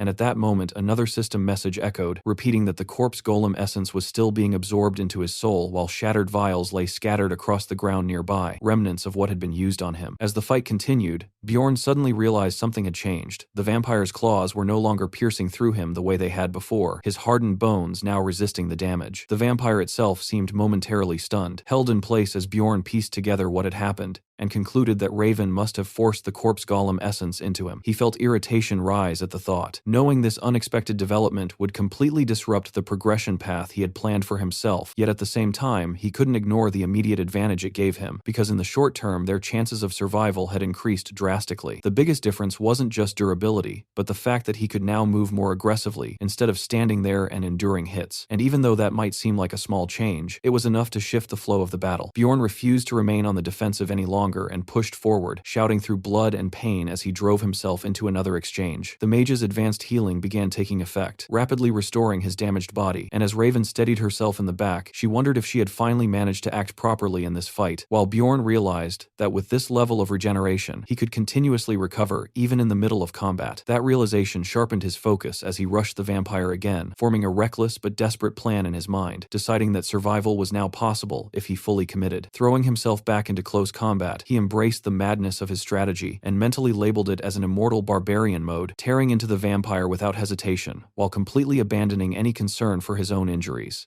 Because even as his flesh was ripped apart, he understood that the damage no longer mattered the same way it used to. Instead of avoiding hits, he leaned into them, deliberately letting more blood spill as he realized that his now acidic blood would burn the vampire from within. He grabbed another potion, preparing to stack even more regeneration on top of his current state, and allowed the vampire to continue tearing into him while coating it in corrosive blood, convinced that anything the creature did to him would be healed within seconds, thanks to the combined effects of the essence and potions. Slowly, the vampire's expression began to change, as it started feeling the accumulated damage and strain from the exchange. Bjorn took another heavy slash that sent blood spraying, and his companions shouted his name in alarm, but he refused to back down as Einar charged forward to support him, declaring that she would not leave him fighting alone. She swung her sword with full force, landing a massive strike that knocked the vampire backward and forced it onto the defensive for the first time. Bjorn immediately followed up, driving another crushing blow into the enemy, but the vampire retaliated just as fiercely, raking deep wounds across Bjorn's back. Bjorn coughed up blood, but still refused to fall, enduring everything as Einar continued her assault, while inside his mind he cursed the situation and wondered how much longer they had to hold on before the mage's prepared spell was ready. Just as he took another hit, Raven finally announced that her attack magic, Sunspot Sphere, was complete, and Bjorn instantly recognized that the decisive moment had arrived. Something struck nearby, signaling the start of their final move as the vampire grabbed hold of Bjorn, confused by the sudden shift in momentum, while Bjorn groaned through the pain and prepared himself for what came next. With a shout, he launched himself upward while dragging the vampire along, forcing both of them into the air toward the incoming attack, and while holding onto the creature, he yelled for the dwarf to act immediately. The dwarf responded without hesitation, lightning gathering around him as he activated his skill, Expulsion, releasing a massive surge of energy that shot toward the vampire, and in the next moment, a gigantic mass of lightning crashed down, engulfing the stunned creature and electrocuting it where it stood. A system message appeared, declaring that Vampire Count Cambermere had been rendered unconscious. Seeing the opportunity, Bjorn realized it was finally time to use the item he had been saving. He pulled out the vial he had obtained earlier, recalling the statue he had destroyed to retrieve it, and identified it as Goddess Tears. Without hesitation, he pinned the vampire down and declared that he would feed it this so-called treasure, forcing the vial into its mouth before slamming a punch into it and shouting for it to take it and die. The blessing activated instantly, designating the target area for destruction as a burst of holy light erupted around both Bjorn and the vampire, and the system confirmed that the blessing temporarily sealed all of the vampire's resistances, leaving it crippled and unable to move freely. Another update followed, stating that its condition had worsened from unconsciousness to full paralysis due to the overwhelming shock. Raven shouted desperately for Bjorn to escape the blast zone, but at that exact moment, she released the fully prepared 6th rank spell, Sunspot Sphere, warning that anything caught within its range would be incinerated. The blazing sphere descended rapidly, heading straight toward Bjorn and the immobilized vampire, and as Bjorn saw it coming, he cursed inwardly, realizing too late that he should have retreated when he had the chance. The spell detonated in a massive explosion, engulfing everything in a sea of flames,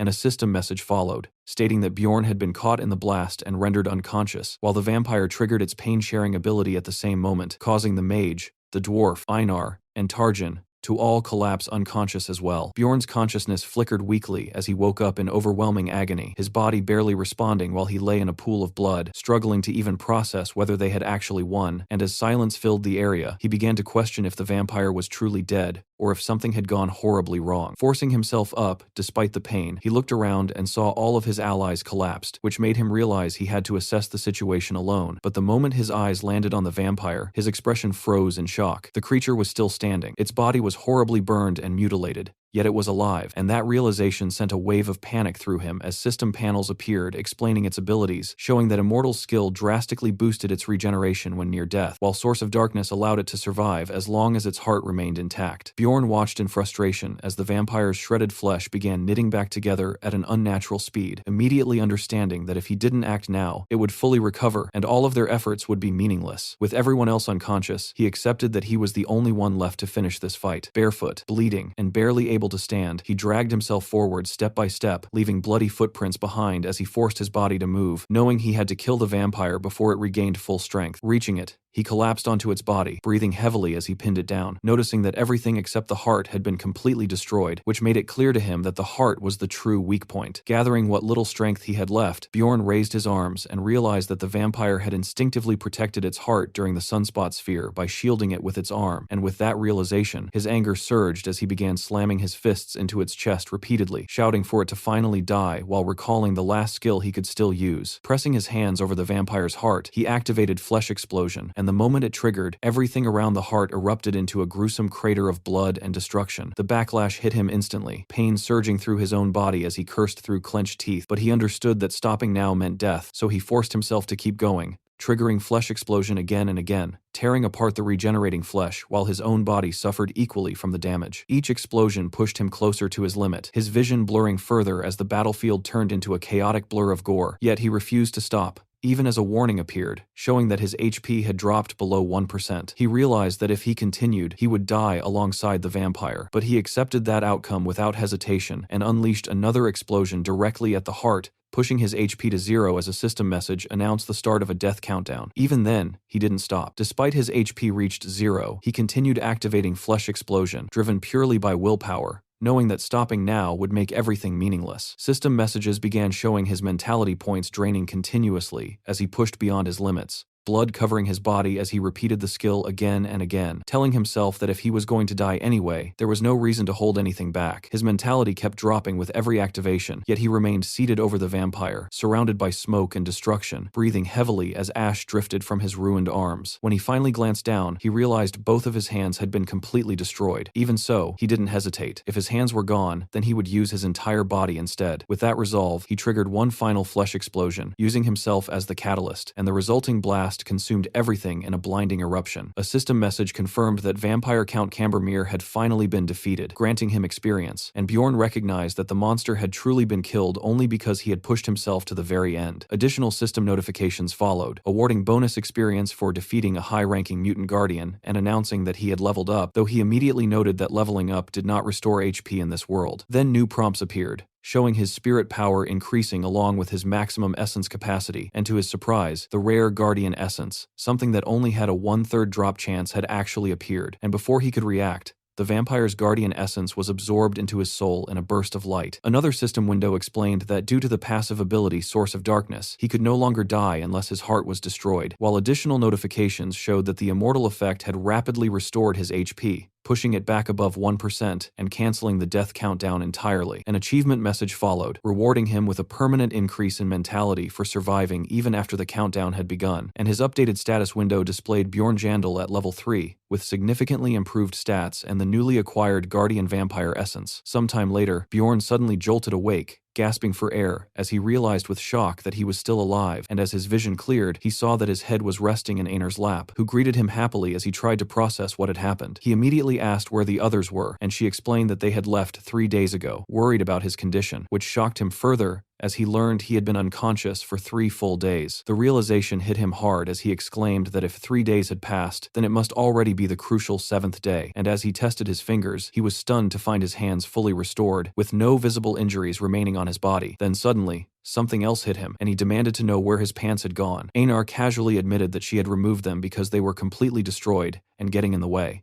then cheerfully told him not to feel embarrassed while praising him as a great warrior, which only made him desperately ask her to stop talking. After that, she began explaining what had happened while he was unconscious, saying that the dwarf had taken the numbered item while the mage had taken the rupture stones. Bjorn quickly pieced things together, realizing that since he was alive, he must have successfully absorbed the vampire's Guardian Essence, and from that, he inferred that the Guardian had dropped all 3 rare items, remembering their earlier agreement to decide ownership of the stones by rolling dice. Einar then recalled how the mage had refused to follow that agreement, insisting that she needed the stones to recover her losses and taking them for herself, while the dwarf had remained indifferent, saying he would accept whatever decision was made since he hadn't contributed much. However, Einar herself had protested, only for the mage to argue that Bjorn had already received the best reward possible, meaning he had no right to complain about her taking the stones. Hearing that, Bjorn realized that only the mage knew he had absorbed the vampire's essence, and he also remembered that she had given him the corpse golem essence along with all of her remaining potions, meaning she had technically gained nothing and only suffered losses during the entire rupture. Even so, Einar remained angry, insisting that the mage had acted selfishly by taking everything and leaving without waiting for him to wake up, and Bjorn decided that it was safer to agree with her perspective. Einar immediately brightened and thanked him enthusiastically for supporting her, and he simply replied that it was obvious, since they were comrades. When Einar asked if they should leave the labyrinth now, Bjorn shook his head and said there was still one thing he needed to retrieve, thinking that even if most of the loot had been taken, that particular item should still be there. Then, remembering his current state, he awkwardly asked Einar if she had anything he could wear. Later, a system message appeared announcing that Bjorn had entered the first floor's crystal cave, followed immediately by another message stating that the labyrinth itself had now been shut down and that he was being transported back to the city of Rafdonia.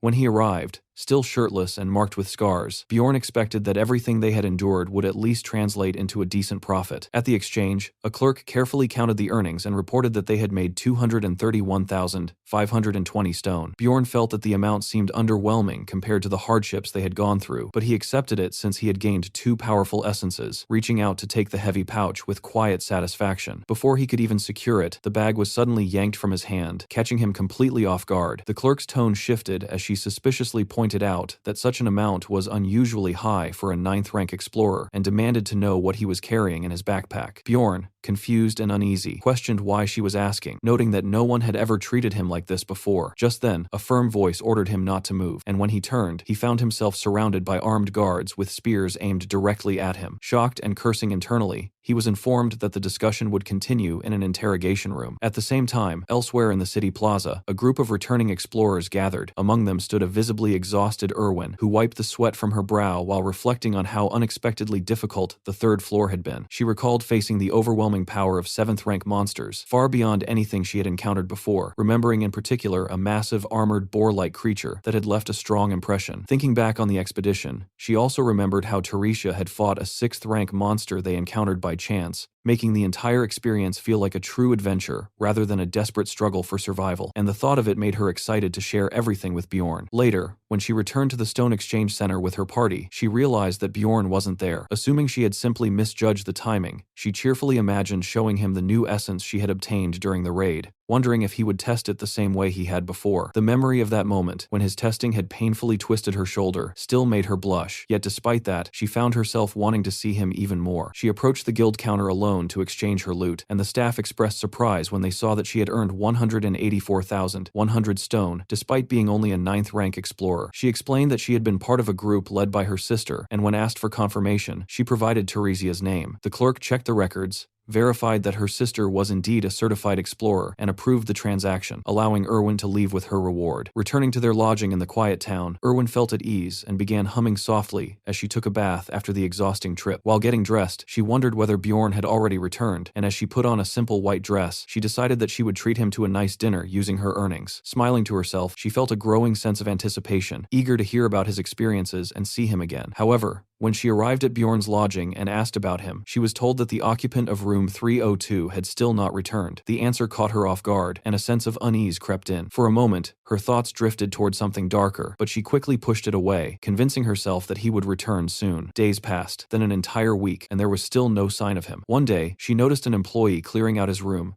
and rushed over in alarm, demanding to know why they were taking his belongings. The staff member, already irritated, replied that they had waited long enough out of consideration for her, and pointed out that the labyrinth had closed some time ago, meaning the situation should already be clear. Erwin's hands trembled as she clutched her skirt, struggling to accept what that implied, but the answer came anyway. If Bjorn had not returned by now, it could only mean that he had died inside the labyrinth. Later, under heavy rain outside the guild, Erwin sat collapsed on the ground, completely devastated as people passed by and glanced at her. A figure approached and knelt in front of her, Teresia, calling out to her. Through tear-filled eyes, Erwin slowly looked up from her despair. Teresia told her she had heard the news and urged her to stand, asking how long she intended to remain like this. Erwin's eyes burned with grief and anger as she looked at her sister and declared that she wanted to become stronger, resolving that she would gain enough power to protect the people she cared about. Meanwhile, Bjorn had been locked up in jail, and a full week had already passed since he was imprisoned under accusations of being a plunderer. During his first interrogation, the officer questioned him about the crossbow he carried, openly mocking the idea of a barbarian using such a weapon. While Bjorn calmly explained that it was loot taken from attackers who had tried to kill him. The interrogator responded coldly that they would determine who had attacked first, which immediately made Bjorn protest that imprisoning him over this was unreasonable, especially when something about the situation felt clearly off. He reflected on how guild customs usually avoided questioning explorers without solid evidence, but the interrogator countered by saying that the rules had recently changed, allowing for stricter investigations of 9th rank explorers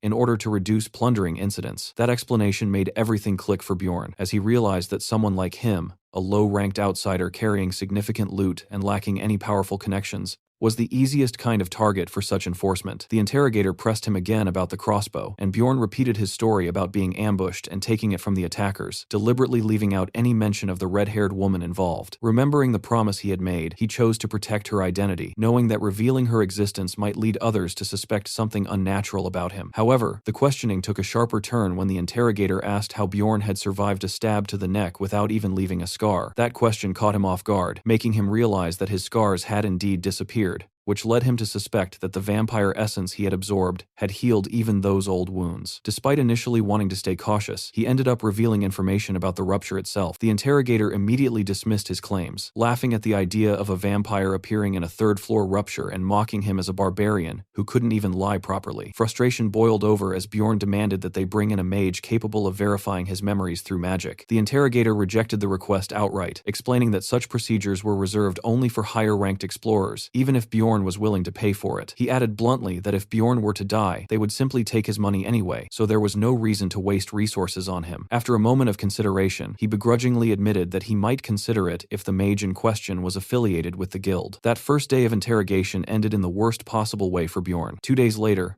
they attempted to break him using mentality-based magic, but his high mentality stat allowed him to resist it completely. A guild mage failed to penetrate his mental defenses and suggested that they might need someone from the magic tower instead, while Bjorn silently cursed the entire situation. Even so, the interrogator refused to involve more important mages over what he considered a trivial matter, completely ignoring Bjorn's mentions of Raven and the dwarf. Instead, he repeatedly pressured Bjorn to give up and confess, making it increasingly clear that they were trying to force a false admission of guilt out of him. By the 7th interrogation, the situation escalated further when the interrogator burst in, claiming they now had conclusive evidence. Bjorn immediately recognized what they were referring to: the message stone he had taken during his fight with the Crystal Union. The interrogator accused him of plundering, explaining that the stone belonged to a deceased explorer, and that they had already received statements from the Crystal Union supporting the accusation. The verdict came swiftly. Bjorn would be executed in 3 hours. At that moment, Bjorn understood that the situation could no longer be resolved through words alone, yet he also knew that escaping would permanently brand him as a fleeing criminal. Even so, he realized there was no other way to survive unless he acted immediately and found a way to prove his innocence later. Gripping the bars of his cell, he made his decision. Activating his ability, Flesh Explosion, he channeled destructive energy into his own body, and in the next instant, a massive blast tore through the jail,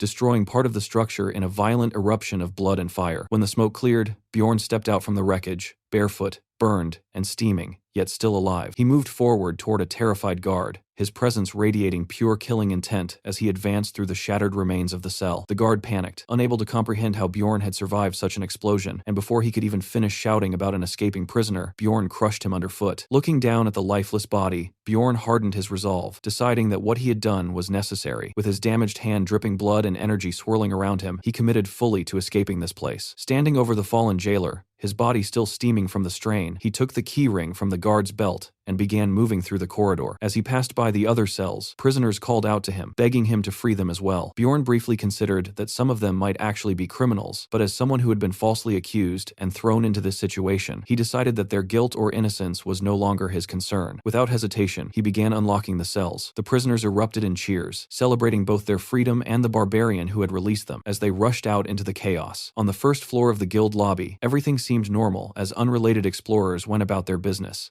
completely unaware of the chaos that was about to erupt, until the guards stationed at the main entrance suddenly heard a disturbance and reacted in confusion, only for the doors to violently burst open as bodies slammed into them from the outside. A wave of armed escapees poured into the lobby, creating instant panic as a guild official shouted in alarm that prisoners had broken loose, while staff members quickly called out that any explorers who helped subdue them would be rewarded, prompting several guild fighters to step forward and clash head-on with the rampaging prisoners in a violent melee. Bjorn observed the situation calmly and immediately understood that since the escapees lacked proper weapons, The armed explorers would eventually overpower them, so he used the chaos as cover to slip away and head upstairs, moving quickly through the stairway while hoping the disorder below would buy him at least 5 minutes, because time was something he could not afford to waste. As he ran, he made it clear to himself that his goal was not simply to escape, because what he truly wanted went far beyond running away from this place. When he reached the upper level, he saw guards scrambling to block access to the branch manager's office, and without hesitation, he activated Flesh Explosion in his hand, unleashing another devastating blast that tore through the guards and filled the area with gore, shocking those below who witnessed the explosion, while even some prisoners caught in the aftermath screamed as the acidic blood burned them, revealing the dangerous nature of his body. Immediately after, Bjorn activated Sacrificial Seal, converting the deaths around him into raw physical power as the skill amplified his strength based on the number of sacrifices within range, and as a red aura engulfed him, his presence became overwhelming, his body surging with unnatural power as he smirked and declared that his doping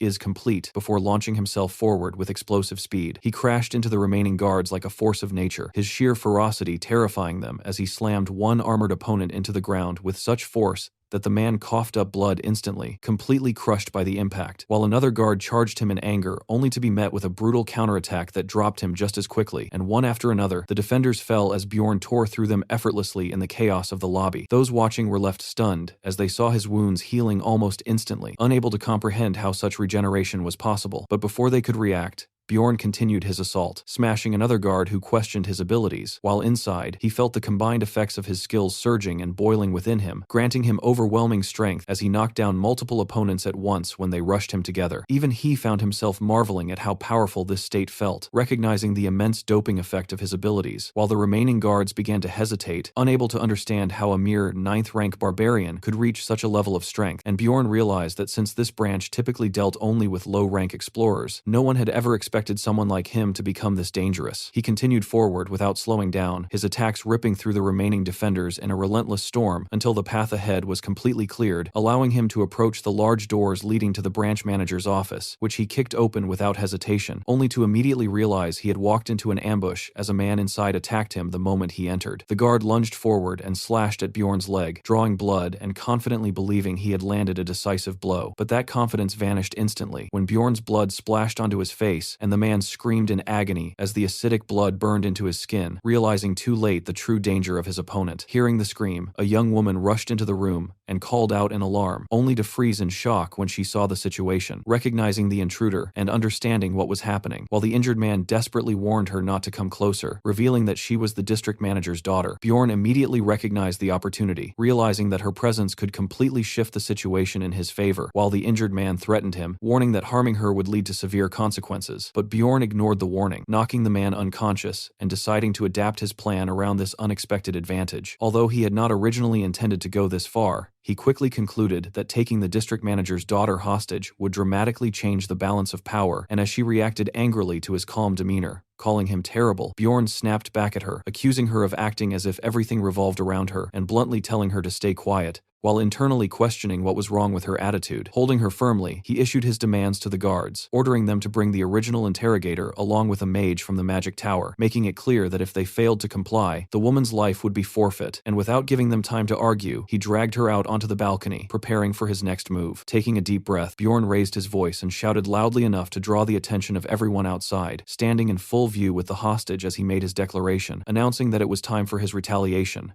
And as the crowd gathered and recognized him as the escaped prisoner, he introduced himself clearly as Bjorn Jandal. He declared that he was a 9th-rank explorer who had been falsely accused and targeted by the guild, stating publicly that they had tried to frame and execute him despite his innocence, and he repeated his claim with conviction, making sure that everyone heard him, knowing that by turning the situation into a public spectacle, the guild would no longer be able to quietly cover up what they had done. Far away at the magic tower, a report reached the high-ranking mages that the Explorer Guild was requesting immediate assistance, and an elderly mage calmly explained that a branch manager had described the situation as a lunatic causing chaos inside the guild. Hearing that, a younger blonde mage, who was none other than Raven, frowned at the description and questioned what kind of person they were calling a psycho, prompting the elder to elaborate that the man had freed prisoners, taken the district manager's daughter hostage, and was demanding the presence of a mage, which made Raven scoff and call him both stupid and insane. Even so, Since she already had someone she wanted to check on, she accepted the request and decided to go, curious about this troublemaker. Back at the guild, the tension remained thick as Bjorn held the frightened girl firmly while the situation stalled. In front of him, Raven stood flying, immediately recognizing him and reacting with anger as she demanded to know what he thought he was doing, scolding him for recklessly risking his life again. Yet despite her frustration, she understood the urgency, and Bjorn quickly asked her to use memory verification magic to prove his innocence. Seeing the time pressure, Raven became serious and agreed, but only on the condition that he would owe her a favor in the future, which he accepted without hesitation, as long as it was within his ability. Satisfied, she stepped forward and placed her glowing hand on his forehead,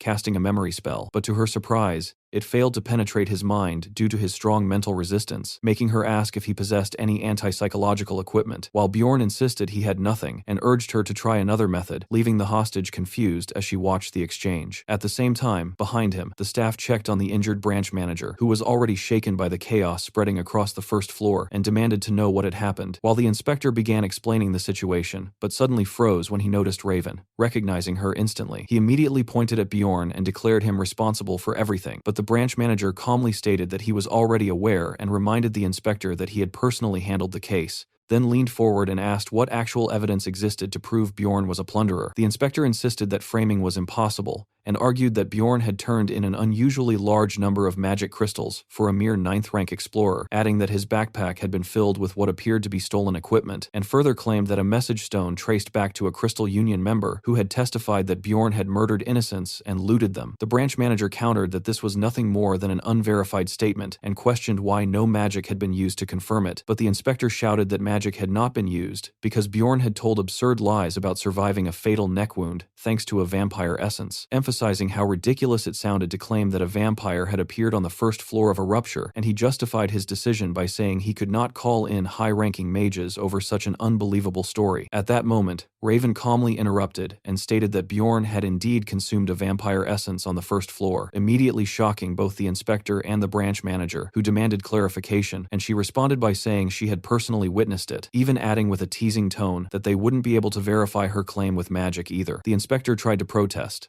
arguing that even if she knew Bjorn, she shouldn't lie to protect him, but Raven's expression turned cold as she asked if he was accusing her of lying, which made him immediately panic and backtrack, and as she pressed him further, she accused him of looking down on mages, causing him to collapse to his knees and apologize repeatedly. The influence of the magic tower was overwhelming, with its mages holding status comparable to aristocrats, and the branch manager quickly realized that offending someone like Raven was a serious mistake, so he attempted to calm the situation and explain that without proper context, Bjorn's story had simply sounded impossible, while Raven acknowledged that a vampire appearing on the first floor had never happened before, but firmly stated that such an event was not impossible, sharply criticizing the manager for dismissing it outright and reminding him that the labyrinth still held countless unknowns. As she pressed him with that reasoning, the manager was left speechless, forced to reconsider his stance, while Bjorn watched the exchange and noted how ruthless Raven could be even towards someone of authority, proving exactly what kind of mage she was. At that moment, a new figure entered the scene, addressing Bjorn as the barbarian everyone had been talking about, and when Bjorn asked who he was, the man introduced himself as Niall Urbans, arriving alongside armored guards, calmly remarking that Bjorn had caused quite a mess, while the hostage girl cried out to him, revealing that he was her father,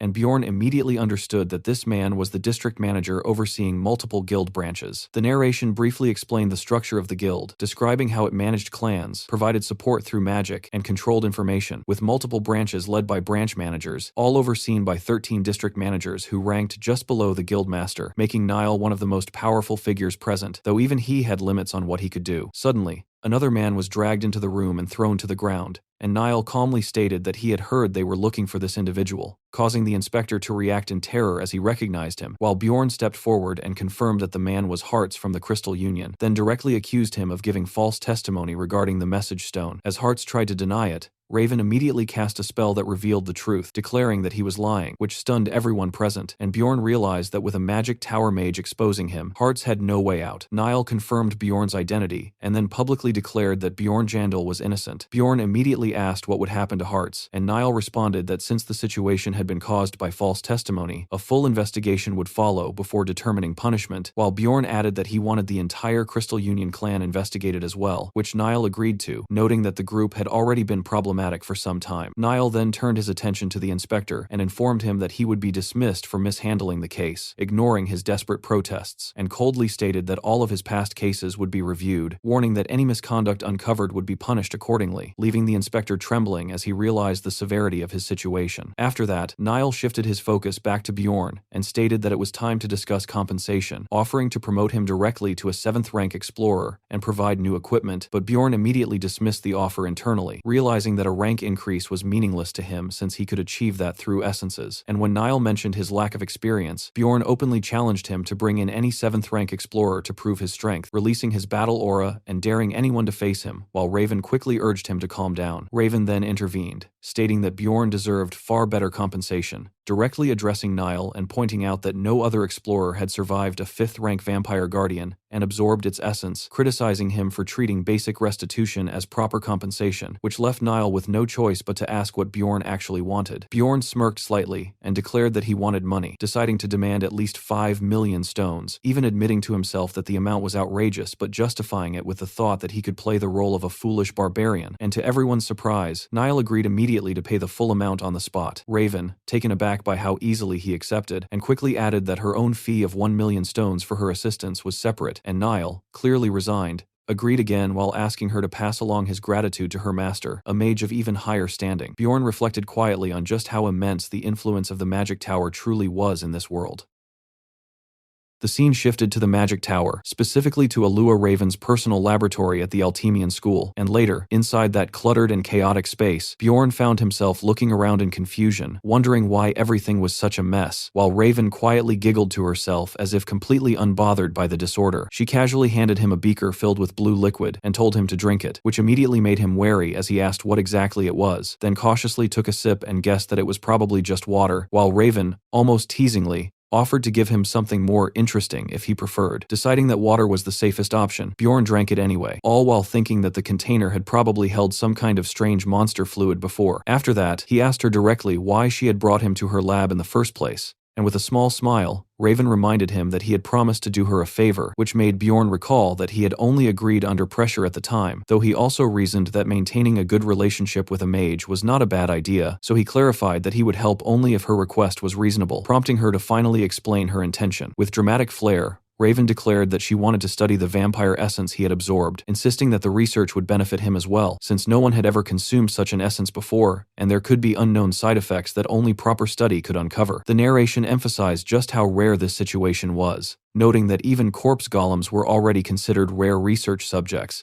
yet a vampire guardian appearing in a rupture had never been recorded, making Bjorn's case completely unprecedented. Watching her excitement, Bjorn couldn't help but think that mages resembled obsessive graduate students, completely absorbed in their work, but at the same time, he admitted that her reasoning sounded fair, until he suddenly connected something and realized that her earlier behavior during the settlement negotiation had been linked to this very goal. A memory surfaced of Raven ensuring that the guild did not officially record his consumption of the vampire essence, something he had appreciated at the time, but now he understood that she had done it primarily to secure exclusive research access to him. Raven awkwardly admitted that he wasn't wrong, clearly embarrassed at being seen through so easily, and quickly tried to salvage the situation by proposing that he assist her in the lab only once a week for 3 hours over a period of 6 months. But Bjorn immediately rejected the duration as excessive and negotiated it down to 3 months instead, also demanding that he be allowed to see the research results. Raven protested, reminding him that he owed her for saving his life and helping him secure 5 million stones. But Bjorn remained firm, thinking that if he didn't set boundaries now, this relationship would become one-sided, and countered by saying that she should actually be the one paying him. That statement completely shocked Raven, who demanded to know why she would ever need to pay, but Bjorn reflected that anyone who failed to stand up for themselves was a fool, and stepped closer, looming over her in a way that made her visibly uneasy as he accused her of forcing the corpse golem essence on him without his consent. Raven immediately pushed back, arguing that she had given him a valuable essence for free, and even shoved him in frustration, but Bjorn didn't back down, stating that she had done it to save herself, not him, which still made it a problem, and he firmly insisted that he had never wanted that essence in the first place, then demanded 10 million stones as compensation, estimating that as the cost required to remove it at a temple. Raven reacted explosively, calling him insane for even considering removing such a rare power, but Bjorn calmly explained that the essence had interfered with his long-term plans, and that from his perspective, it had caused harm,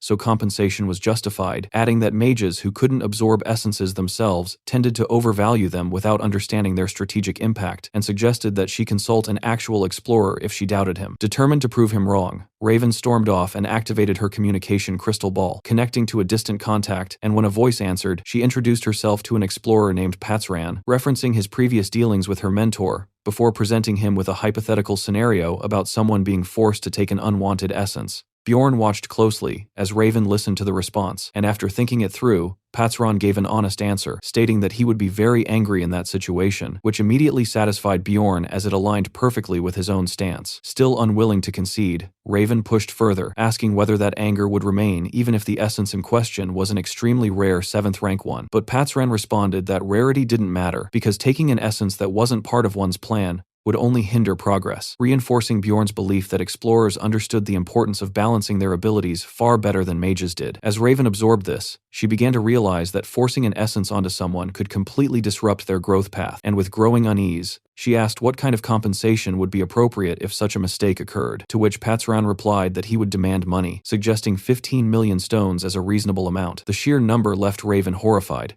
making her comment that temples seem to value money more than gods themselves, and in desperation, she asked what someone should do if they couldn't pay, only for Patsran to answer bluntly that in such a case, he might simply break the offender's neck if they were standing in front of him. Hearing that, Raven panicked internally, while Bjorn calmly observed that people in this world often lacked imagination when it came to consequences, and concluded that Patsran was clearly a highly experienced explorer who understood essence balance deeply, noting that if she had asked a struggling low-rank explorer instead, they might have simply accepted any essence without question. Satisfied, Bjorn mentally declared that the difference in perspective had decided the argument and pressed Raven to admit that she had been wrong. A booming laugh suddenly echoed through the room, interrupting the tense atmosphere as an elderly mage stepped in, clearly amused that a barbarian had just out-argued one of his own kind. The old man introduced himself as Dayan Tevelian, Raven's mentor and the master of the Eltemian school, and while Raven immediately protested that she hadn't been crying, Bjorn quickly realized the weight behind that name, understanding that this was the powerful figure who controlled multiple floors of the magic tower, and whose authority could rival, or even surpass, that of a district manager. Dayan cheerfully admitted that he had been eavesdropping on their entire discussion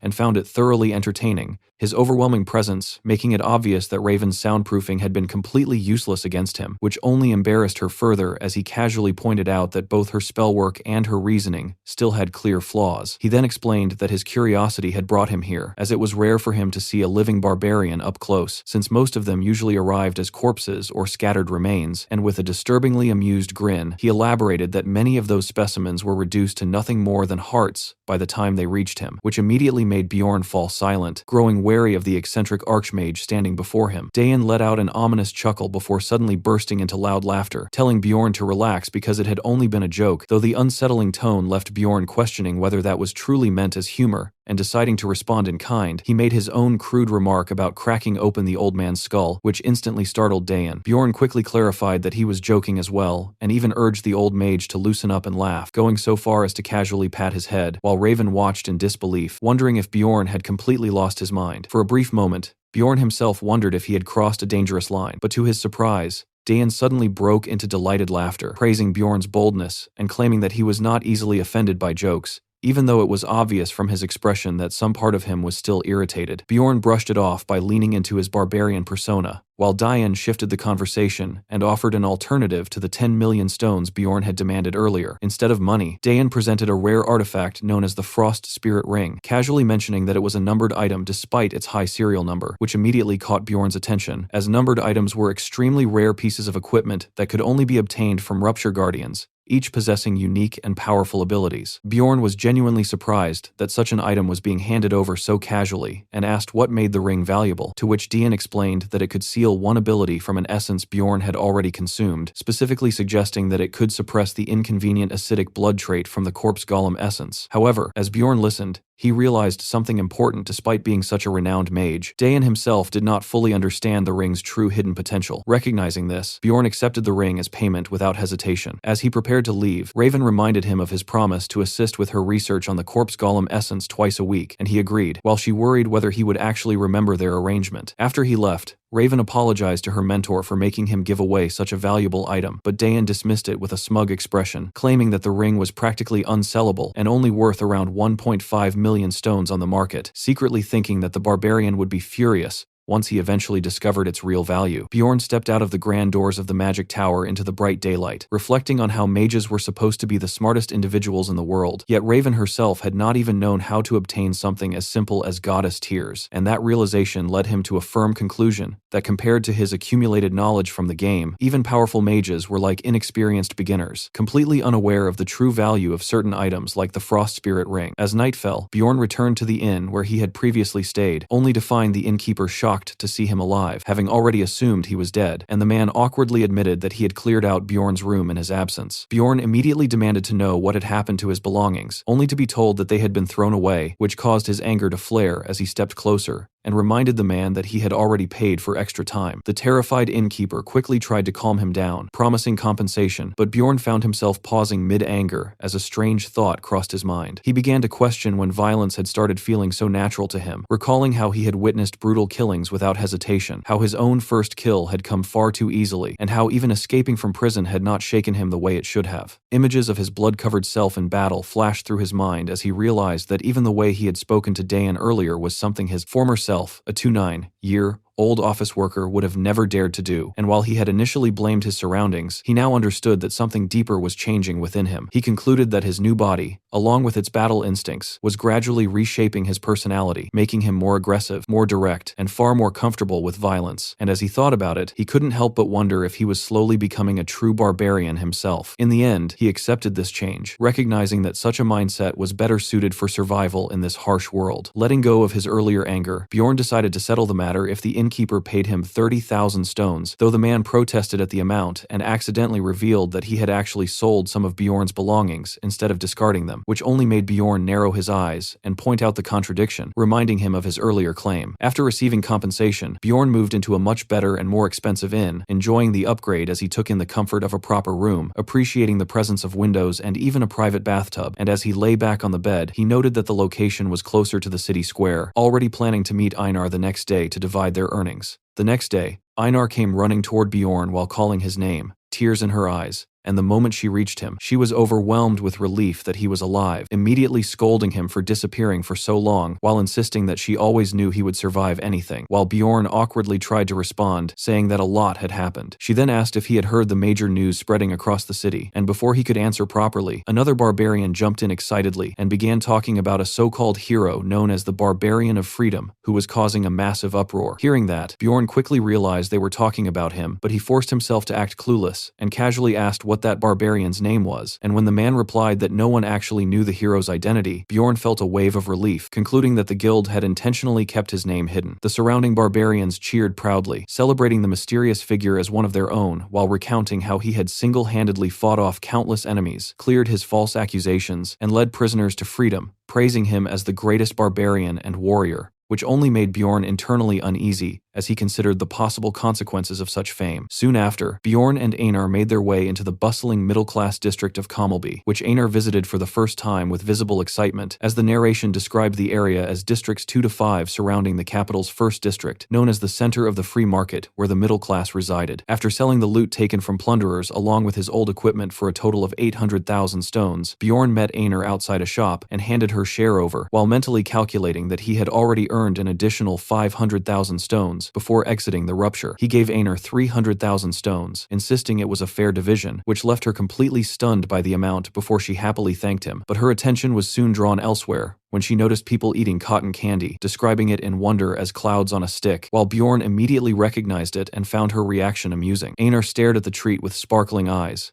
clearly tempted as she clutched her pouch of money, and later, at a restaurant, she eagerly devoured cotton candy with amazement at human creativity, even joking that she could buy countless portions with her earnings, while Bjorn internally noted that she was starting to treat it like currency and reminded her to focus on actual food first. In a quieter moment, Einar softly thanked Bjorn for continuing to treat her the same way as before her transformation, catching him off guard, and she explained that ever since her appearance had changed, other barbarians no longer saw her as a warrior, and had begun avoiding her, while humans now constantly approached her with unwanted attention, something she had never experienced before, leaving her flustered as she called his name again. Suddenly, she slammed the table and anxiously asked if she had become ugly, completely confusing Bjorn, and before he could even respond, she made a firm decision and declared that she would no longer enter the labyrinth with him. Although her altered appearance seemed like the reason, the truth was different, as an elder from a shrine renowned for swordsmanship had taken interest in her, and she had decided to undergo training under that master. Bjorn had asked if she could still spare even a single day for dungeon runs, but she explained that the training would confine her to the shrine for 6 months, which made him realize she was referring to a harsh training method he remembered from the game. And while he understood that this was an incredible opportunity for her, she made it clear that she would not ask him to wait or take her back later, promising instead to return one day as a warrior strong enough not to burden him. Now left alone, Bjorn sat drinking, processing her departure and acknowledging that he had no right to stop her from pursuing her own path, while memories surfaced of her struggles, including how she had once been forced to submit to a plunderer and had been left beaten and humiliated, and even during their recent battle, she had been unable to contribute as much as she wanted, making him realize that all those frustrations had likely driven her decision. Determined to move forward, Bjorn resolved to find a new party member, though he also considered continuing alone for the time being, reminding himself that he was far stronger now than he had been just 2 months ago, especially after absorbing both the corpse golem essence and the guardian vampire essence, which had drastically increased his stats and regeneration, making it unlikely that any enemy on the second floor could match him. Even so, he understood that higher floors required teamwork, as the system of the labyrinth was designed around party-based combat, and lacking certain roles could become fatal as difficulty increased. With that in mind, he decided it would be best to recruit companions of a similar level, and headed toward the magic tower to meet Raven, thinking that having a 6th rank mage like her on his side would significantly accelerate his progress. Though as he entered her lab and saw the strange, torture-like chair, he couldn't help but feel that surviving her experiments might be his first challenge. When he proposed forming a party, Raven immediately rejected the idea, bluntly stating that a mage like her would never join a small barbarian team, and insisting that any group she joined must be high-ranked and include a priest.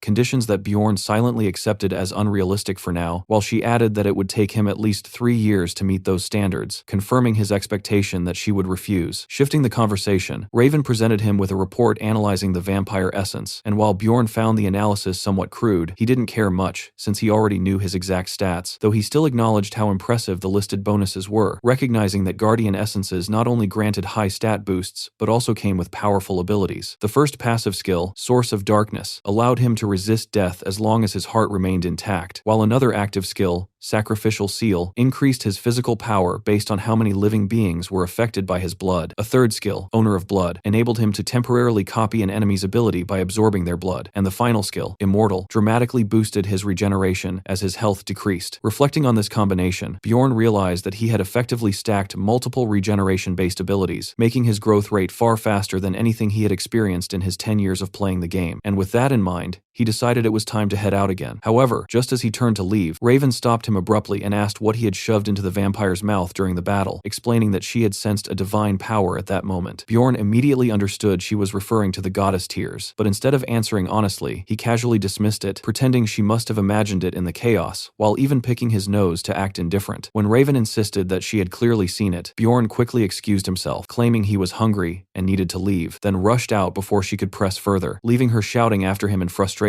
as he switched straight into full barbarian sprint mode. Fuming, Raven became convinced that he was hiding something important and swore to uncover the truth, and later, inside the Magic Tower's library, she retrieved a large ancient tome using magic, recalling that she had once discovered valuable information about ruptures within it. As she searched through the book, she found the section describing the blood-tinted castle, though part of the text had been obscured by a stain, covering details about the golden mask and the location of the goddess Tears. Yet she remained certain that she had read about it before, and continued flipping through the pages until she located the relevant passage. The text described Goddess Tears as a consumable relic of unknown origin that released a powerful blessing when broken, and it further recorded that 150 years ago, a cardinal had used the last 3 known pieces during a dimensional crisis to save the Pope, making Raven realize with shock that the item was a genuine holy relic. As she compared the description to what she had witnessed Bjorn do, she began to question whether it could really be a coincidence, wondering how such a young barbarian could possibly know both the hidden location and the method of using such an item. And as her thoughts deepened, she found herself asking a single question: who exactly was Bjorn Jandal? The golden mask was an item obtained only by meeting special conditions after defeating the boss of the blood-tinted castle castle, and as Bjorn reviewed its properties, he recalled that it allowed the wearer to change their face for an entire month and could be used a total of 5 times. Back when he treated everything like a game, he had once sold the item for 500,000 stones without a second thought, since appearance meant nothing to him.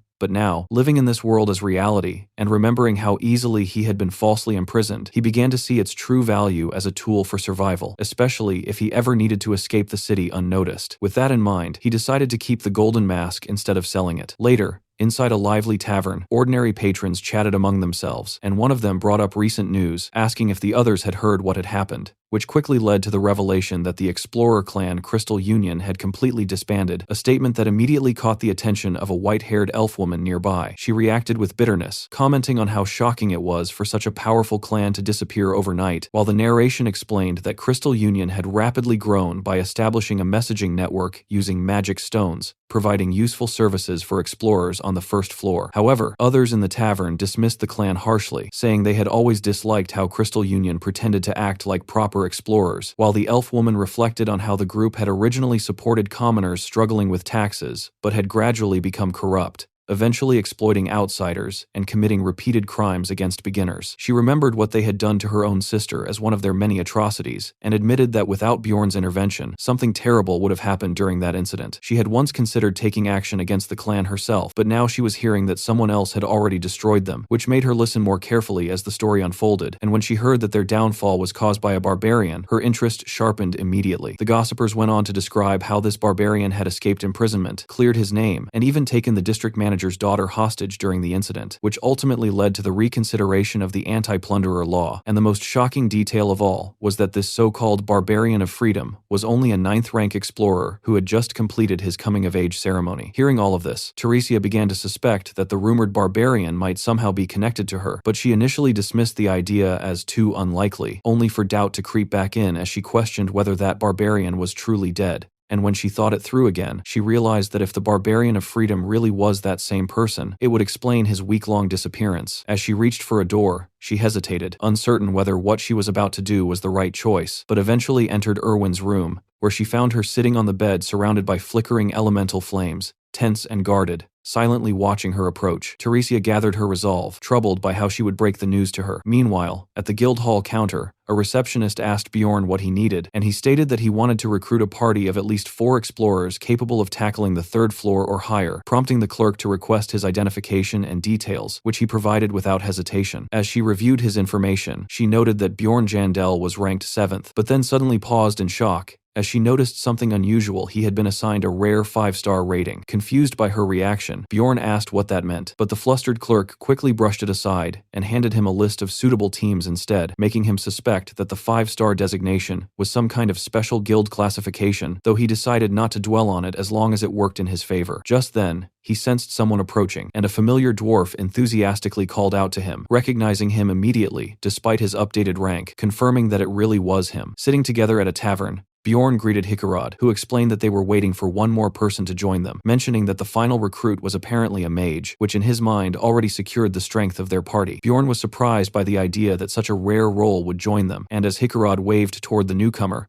Bjorn found himself wondering who it could be, still finding the situation hard to believe. Soon, a cheerful man in robes approached them with a spellbook in hand, greeting both Bjorn and Hikarad enthusiastically, and introducing himself as Lior Dwalki, stating that he had come specifically to join their party. Hikarad welcomed him warmly and asked if he was the mage assigned by the guild, while Bjorn, still skeptical, concluded that Dwalki must indeed be the one they were expecting. Hikarad introduced himself as a 6th-rank explorer, and Dwalki proudly revealed that he was an 8th-rank royal mage, which shocked Hikarad, as it meant he served the royal family of Rafdonia rather than being affiliated with the Magic Tower or the guild. Bjorn quickly understood that Dwalki operated independently and wondered why Hikarad seemed unaware of such distinctions, while Dwalki, impressed by Bjorn's composure, asked for his name, leading Bjorn to introduce himself and immediately take control of the conversation, bluntly questioning why an 8th-rank mage would choose to explore the labyrinth when most in his position preferred the safety and stability of city life. Internally, Bjorn suspected that Dwalki lacked the ability to progress on higher floors and was seeking opportunity through exploration instead, while Dwalki confidently explained that his goal was to become a renowned explorer and bring honor to Baron Martoin's family, which made Hikarad realize that he had some distant noble connection, though Bjorn quickly concluded that the relationship was too weak to hold real significance. Dwalki assured them that he had no intention of treating anyone as inferior, but Bjorn remained doubtful, privately considering him inexperienced, overly ambitious, and possibly unreliable. Yet he ultimately decided to accept him anyway, reasoning that simply having a mage in the party would attract stronger recruits. As expected, more capable applicants began to show interest, and over the next several days, Bjorn and Hikarad reviewed candidates together, with Bjorn doing most of the evaluation work while Hikarad occasionally approved selections, until they finally confirmed their team lineup. With the party now complete, they also upgraded their equipment, and Bjorn proudly showcased his new armor and shield, later visiting the library where the blue-haired receptionist silently stared at his flashy gear and asked what he was wearing, prompting him to eagerly explain that it was Latinium armor along with a matching shield, even demonstrating his new expandable backpack and boasting about the increase in his carrying capacity. The receptionist, unimpressed, simply stated that there had been complaints and ordered him to remove his armor inside the library, leaving Bjorn to conclude that she clearly had no appreciation for his enthusiasm or jokes. Later, Bjorn walked through the city streets in simple, casual clothes, blending in far more easily than before, when something unusual caught his attention, prompting him to turn into a narrow alley, where he spotted a pitiful sight: a barbarian slumped against the wall, looking weak and completely unarmed. That alone was enough to alarm Bjorn, because among barbarians, even the poorest always carried a weapon, and seeing one without it was practically unheard of. He approached carefully and addressed the man, whose fearful eyes immediately locked onto Bjorn's armored figure, clearly intimidated, but Bjorn calmly reassured him that he meant no harm, and asked why he had no weapon and what he was doing there. The man stammered nervously, explaining that he had sold his weapon because he had no money left, and as Bjorn listened, he couldn't help but notice how strangely polite the man sounded for a barbarian. Connecting all the clues, Bjorn quickly reached a conclusion: this wasn't a normal barbarian, but another player like himself. He introduced himself as Jandel's son Bjorn, and the man replied hesitantly that he was Leon's son, Tarakan, which only confirmed Bjorn's suspicion further, leading him to internally label Tarakan as an evil spirit, inhabiting a barbarian's body. Later, at a tavern, Tarakan devoured the food Bjorn had bought him with desperate hunger, tears forming in his eyes as he repeatedly vowed never to forget this kindness, while Bjorn observed that Tarakan had reached adulthood only a month before him, making their circumstances oddly similar. As Tarakan explained his situation, Bjorn pieced everything together, realizing that despite entering this world,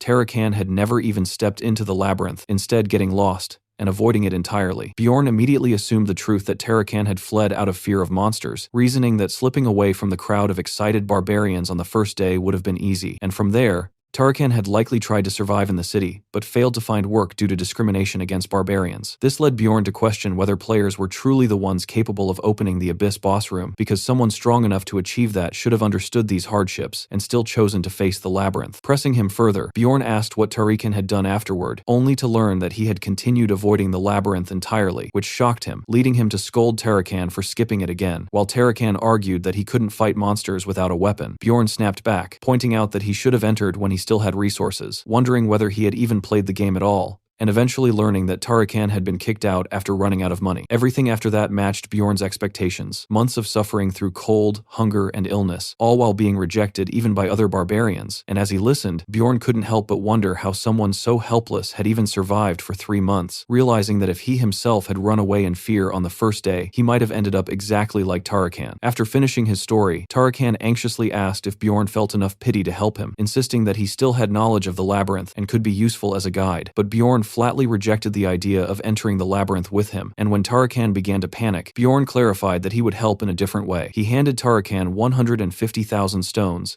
and told him to buy a weapon and enter the labyrinth on his own, and although Tarakan was deeply moved and promised to repay him someday, Bjorn cut him off coldly, telling him to leave because he was tired. As Tarakan cheerfully agreed, and tried to say he would visit again, Bjorn stopped him firmly, calling him by his full name and warning him that no matter what happened with the money, whether he wasted it or became rich, he was never to seek him out again. He made Tarakan confirm that he understood, and later, alone in his room, Bjorn reflected on the encounter, admitting to himself that his behavior had been harsh, and as memories of his past surfaced, he began to question whether they had influenced his decision. He considered that a purely logical person would call his actions foolish, while an emotional person might say he hadn't done enough, and in the end, he accepted that both perspectives were valid, even acknowledging that his actions might have been hypocritical, yet still believing that it was the best choice he could make. Time passed, and eventually the day came for entering the labyrinth once again, as the party stepped into the first-floor crystal cave, where Dwalki Dwalki looked around in amazement and asked what they should do next, while Bjorn internally referred to him as an inexperienced 25-year-old 8th rank mage, silently judging his excitement. Braun Rottmiller, a 34-year-old 7th rank human explorer with 8 years of experience, suggested that they pause and assess their surroundings first, which Bjorn agreed with internally,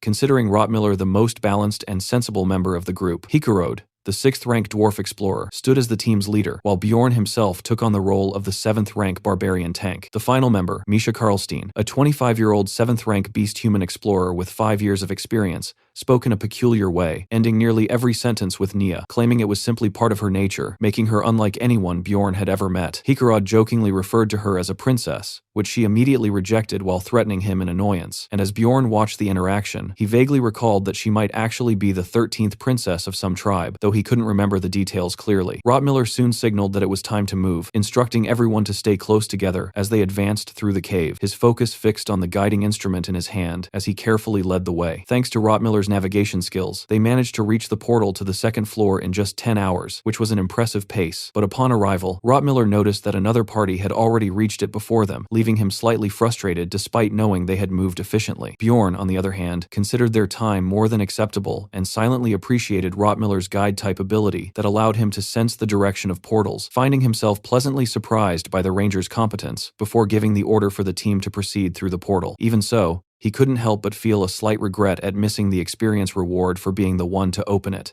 recalling how he could have exploited a known trick he once used with Einar to gain extra experience, but deciding against using it now since he didn't fully trust his current teammates yet, resolving to save that method for a time when he could rely on his party completely. As they stepped through, a system message announced their arrival in the beast lair on the 2nd floor, and the group entered a foul-smelling valley filled with decay, where Bjorn immediately recognized that this region connected to the eastern side of the 1st floor and was dominated by beast-type monsters. The stench hit them instantly, and Hikerod checked on Dwalki, who was already struggling, gagging and begging him not to talk while he tried to hold himself together, while Misha loudly complained about how filthy everything was. Bjorn himself noted how overwhelmingly disgusting the environment was, the smell alone making it difficult to endure, and he briefly checked on Rottmiller, wondering if his smell-based essence made things worse, but Rottmiller calmly replied that he was used to it, and warned everyone to stay close, due to the many hidden waste puddles scattered throughout the terrain. As they moved forward, their boots squelched through the muck, the party navigating the maze-like valley where there were no traps, but where a skilled pathfinder like Rottmiller was essential. And although the monsters here were relatively weak compared to their combined strength, the team easily cut through them, slaughtering packs of great razor-mane wolves and steadily gaining small amounts of experience. They continued their advance, taking down various beasts, such as werewolves, saber-toothed tigers, and wall moles,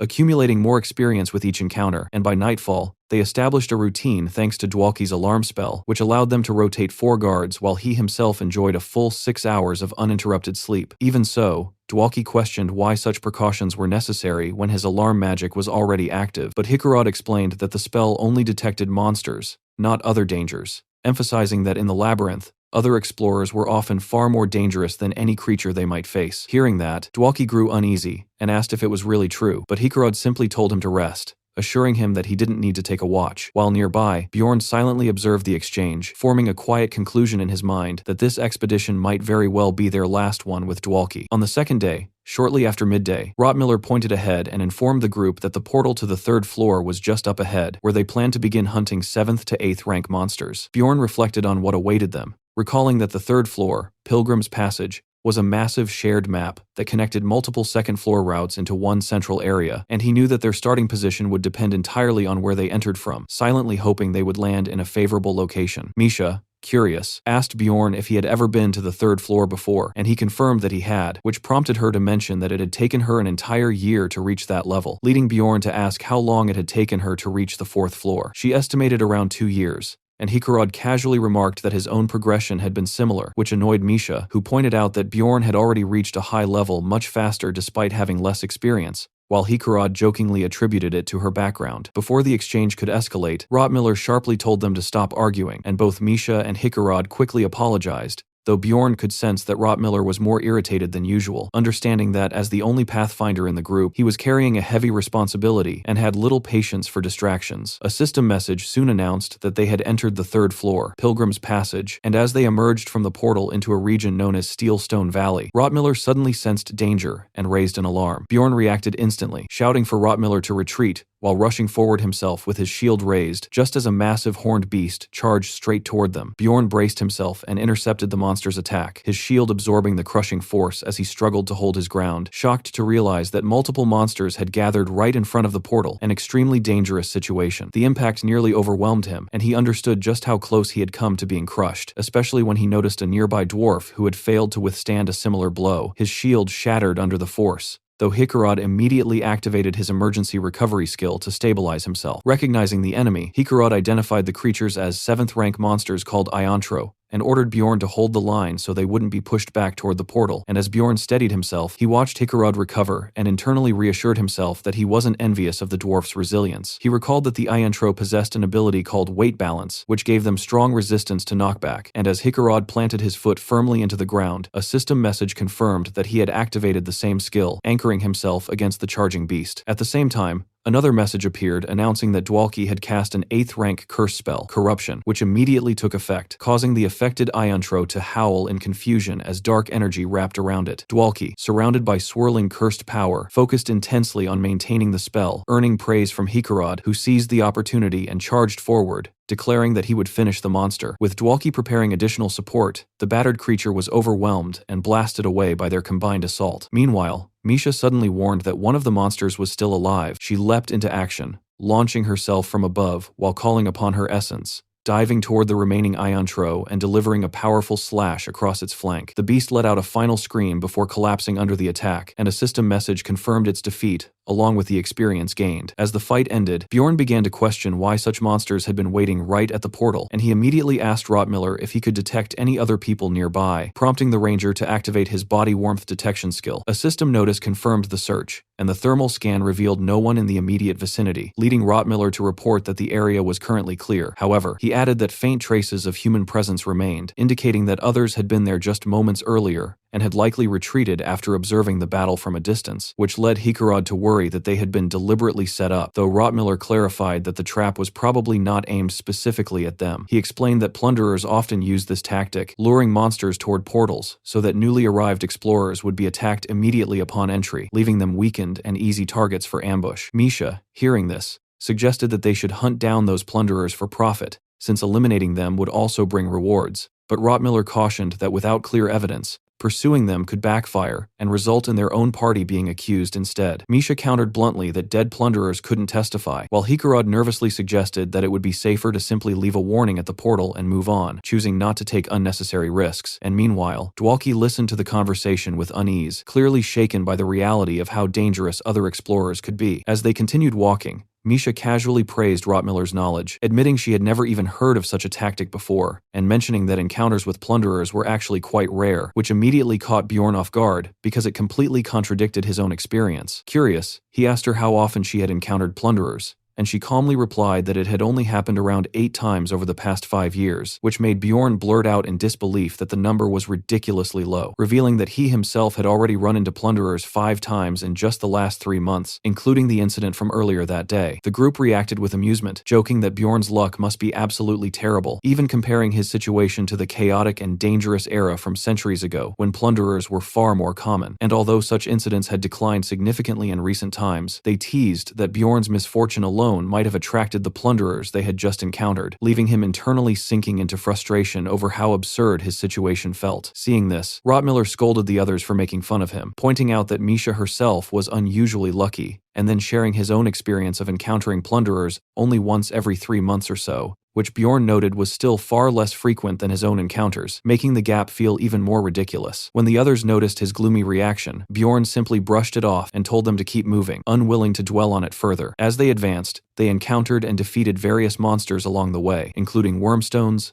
Iron Falcons, and Steel Valley Guardians, steadily progressing through the area until Rotmiller eventually decided that they would set up camp near the edge of the region for the night and continue to the next area the following day. Bjorn quickly realized that the seemingly awkward campsite had been deliberately chosen because it had a relatively low concentration of monsters, reinforcing his impression of Rotmiller's reliability. Around the campfire, Hikarad checked on Dwalki, noting that he had seemed unwell for some time, and while Dwalki remained silent at first, Bjorn observed that the usually talkative mage now looked completely drained and dejected. Sitting quietly by the fire, Dwalki finally spoke, admitting that his romanticized vision of exploration had been completely shattered, and he worried that the others now saw him as naive, acknowledging that his thoughts might sound childish. He reflected on everything he had witnessed, especially the existence of plunderers, and how the reality of explorers killing one another had shaken him deeply, realizing that some people in this world murdered without hesitation, while others spoke casually about profiting from such acts. Dwalki admitted that the world he had stepped into was nothing like the heroic fantasy he had once imagined,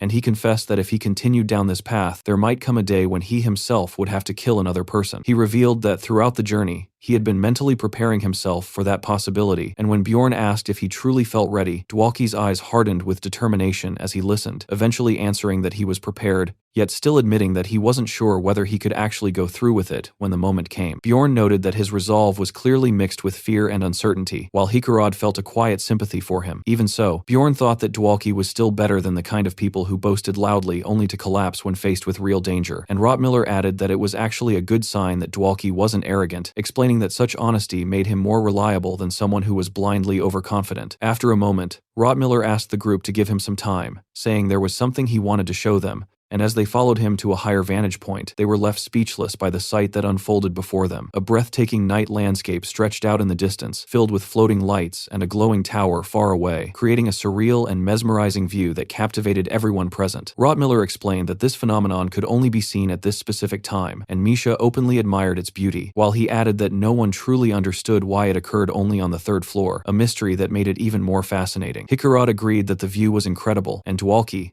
blushing slightly, admitted that understanding the reason didn't matter when the sight itself was so breathtaking. Rottmiller then asked Dwalki if witnessing something like this gave him the courage to continue exploring, and as Dwalki gazed out at the glowing scenery, he quietly contemplated his answer, lost in thought, until the lights eventually faded away, and the labyrinth returned to its usual darkness. That night, as the others rested around the campfire, Bjorn remained on watch duty, observing the group in silence, and while doing so, he noticed something subtle. Dwalki stayed awake longer than the others, clearly troubled by his thoughts, before eventually his breathing steadied, signaling that he had finally fallen asleep. The next day, as they continued traveling deeper into the third floor, Bjorn quietly calculated his progress and realized he had earned just over 50 experience points so far, noting that he needed a total of 150 experience to reach level 4, and since he was currently level 3, he could absorb up to 3 essences. Having already absorbed 2, he recognized that he still had 1 slot available, which led him to decide that there was no need to rush leveling up, instead resolving to reserve that final slot for a truly valuable essence rather than wasting it on something mediocre. Their movement came to a halt when Rottmiller suddenly raised his hand and announced that they had reached their destination, pointing ahead to a fortified palisade and explaining that everything beyond it was classified as the orc habitat. This region contained the highest density of monsters on the third floor, and that only creatures of 8th rank or higher appeared within it, making it one of the most dangerous yet rewarding hunting grounds available before attempting the 4th floor. Accepting the risk, the party moved forward, understanding that although the area ranked 2nd in difficulty, it offered the best opportunity for efficient hunting, and Hikarad suggested that they work together here first and adjust their long-term plans based on how well they performed. Not long after entering, Rottmiller spotted a group of incoming orcs and immediately alerted the team, and as the lead orc growled in response, the entire group of enemies charged toward them with weapons raised. Hikarad quickly rallied everyone, ordering them to follow their practiced formation, and the orc warriors advanced aggressively, wielding axes, bows,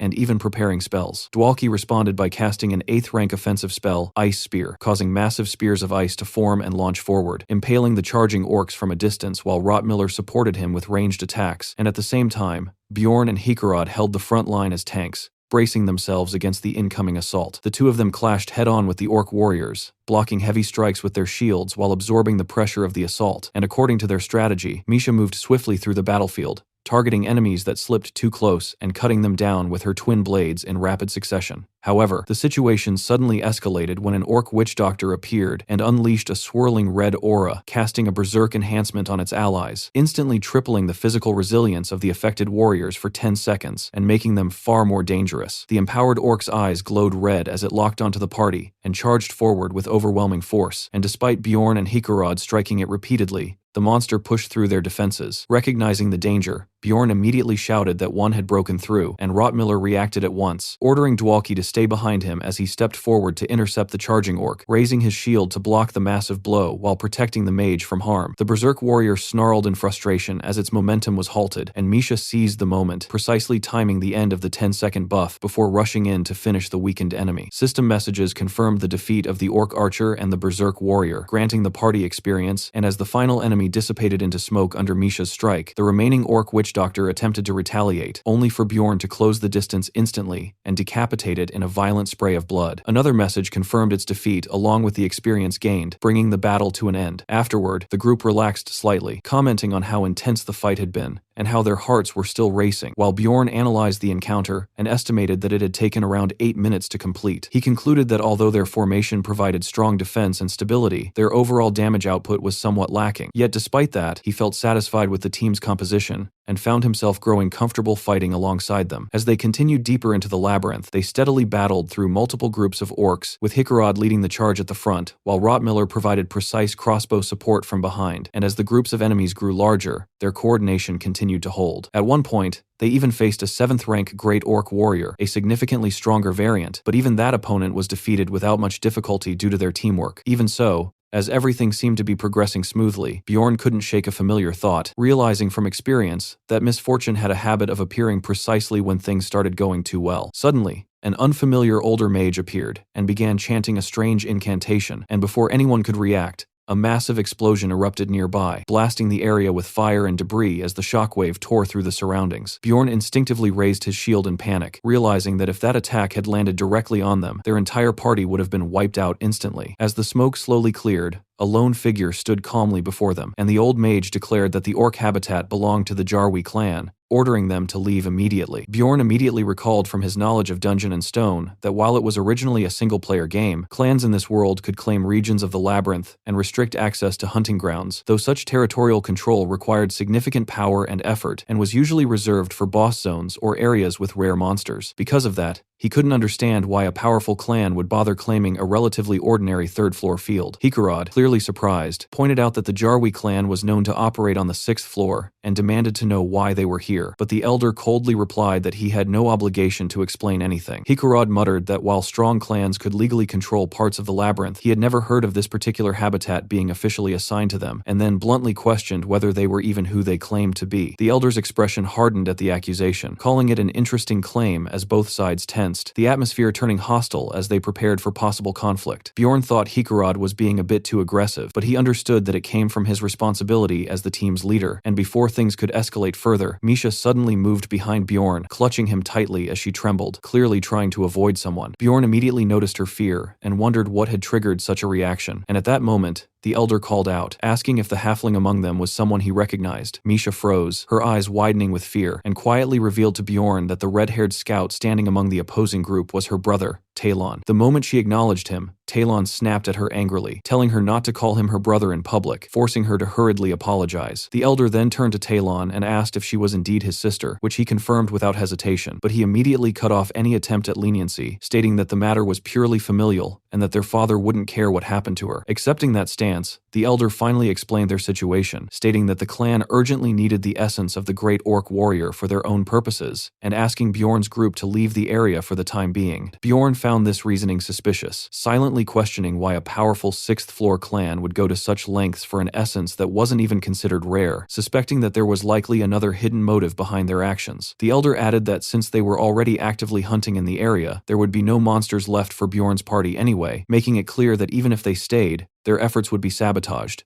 and Bjorn quickly understood that this was less of a request and more of a warning. He knew that within the labyrinth, strength dictated everything, and pushing back against a clan of that level would be suicidal, even as both he and Hikarad internally cursed their helplessness. Bjorn sympathized with Hikarad's frustration, but also recognized the importance of knowing when to retreat, realizing that survival mattered more than pride, and just as Hikarad seemed ready to back down, the situation took an unexpected turn when Dwalki suddenly stepped forward. Bjorn was caught off guard as Dwalki moved ahead, clearly intending to intervene and resolve the situation himself, and the mage cheerfully introduced himself as an 8th-rank mage devoted to magic, addressing the elder respectfully as a senior. However, instead of acknowledging him, the old mage immediately dismissed him harshly, calling him garbage garbage and shocking everyone present. The elder's tone turned openly hostile as he rejected being called a senior, ridiculing Dwalki for only knowing basic spells and relying on cheap tricks, going as far as to say that his shamelessness was disgusting and that he had no right to call himself a mage. The brutal insults left Dwalki stunned and speechless, his confidence collapsing instantly as Bjorn felt a twinge of sympathy for him. Hikarad angrily protested, saying the elder had gone too far, while Bjorn grew visibly nervous, clearly wanting to leave rather than escalate the situation. But the elder remained unmoved, insisting that he had only spoken the truth. Enraged by this, Hikarad activated his lightning ability, his body crackling with energy as he prepared to attack, and before anyone could stop him, he charged forward recklessly toward the members of the 6th floor clan, screaming as he led with his shield. Bjorn's heart dropped at the sight, fully aware that engaging such powerful opponents here would be a death sentence. The elder stood completely calm, his expression sharpening as he prepared to respond, and just as the clash seemed inevitable, Bjorn shouted Hikarad's name and rushed forward, grabbing him mid-charge and slamming him forcefully into the ground to stop him. The sudden intervention stunned everyone, with Dwalki and Misha watching in horror at how close they had come to disaster, while Rottmiller stood tense and sweating, fully aware of how badly things could have gone. Bjorn pinned Hikarad down firmly, ordering him to regain control as the dwarf coughed from the impact. And Bjorn was still shaken by how close they had come to provoking a fatal fight. The elder simply looked on with a mocking expression, remarking that they had nearly died and that they should be grateful to their barbarian teammate for stopping them in time. After being driven away, Hikarad lowered his head and sincerely apologized to the team, admitting that he had lost control of himself and acted impulsively in the heat of the moment. Rottmiller responded firmly, pointing out that Hikarad's reckless action had nearly gotten all of them killed, and Hikarad apologized once again without resistance. Bjorn, watching this, silently approved of Rottmiller's scolding and even wished he would push harder, though Rottmiller ultimately chose to forgive Hikarad since nothing irreversible had happened. He added that while the action had been rash, he still respected the fact that Hikarad had stood up for a teammate, which caught Bjorn off guard, as he privately thought Rottmiller was far too soft to be a proper leader, and that he himself would have torn Hikarad apart verbally for such stupidity. Misha then stepped forward and apologized as well, saying things might have gone more smoothly if she hadn't been there, but Dwalki immediately objected, insisting that the only reason they were let off with a warning was because of her presence. The atmosphere shifted unexpectedly as Misha became emotional, calling out to the mage with gratitude, while the others watched the exchange with mild confusion. Bjorn internally cringed at the sudden emotional tone, wondering if he was the odd one out for finding the entire moment awkward and slightly unbearable. Misha began explaining why she avoided talking about her family, revealing that she alone had failed to form a spirit beast contract,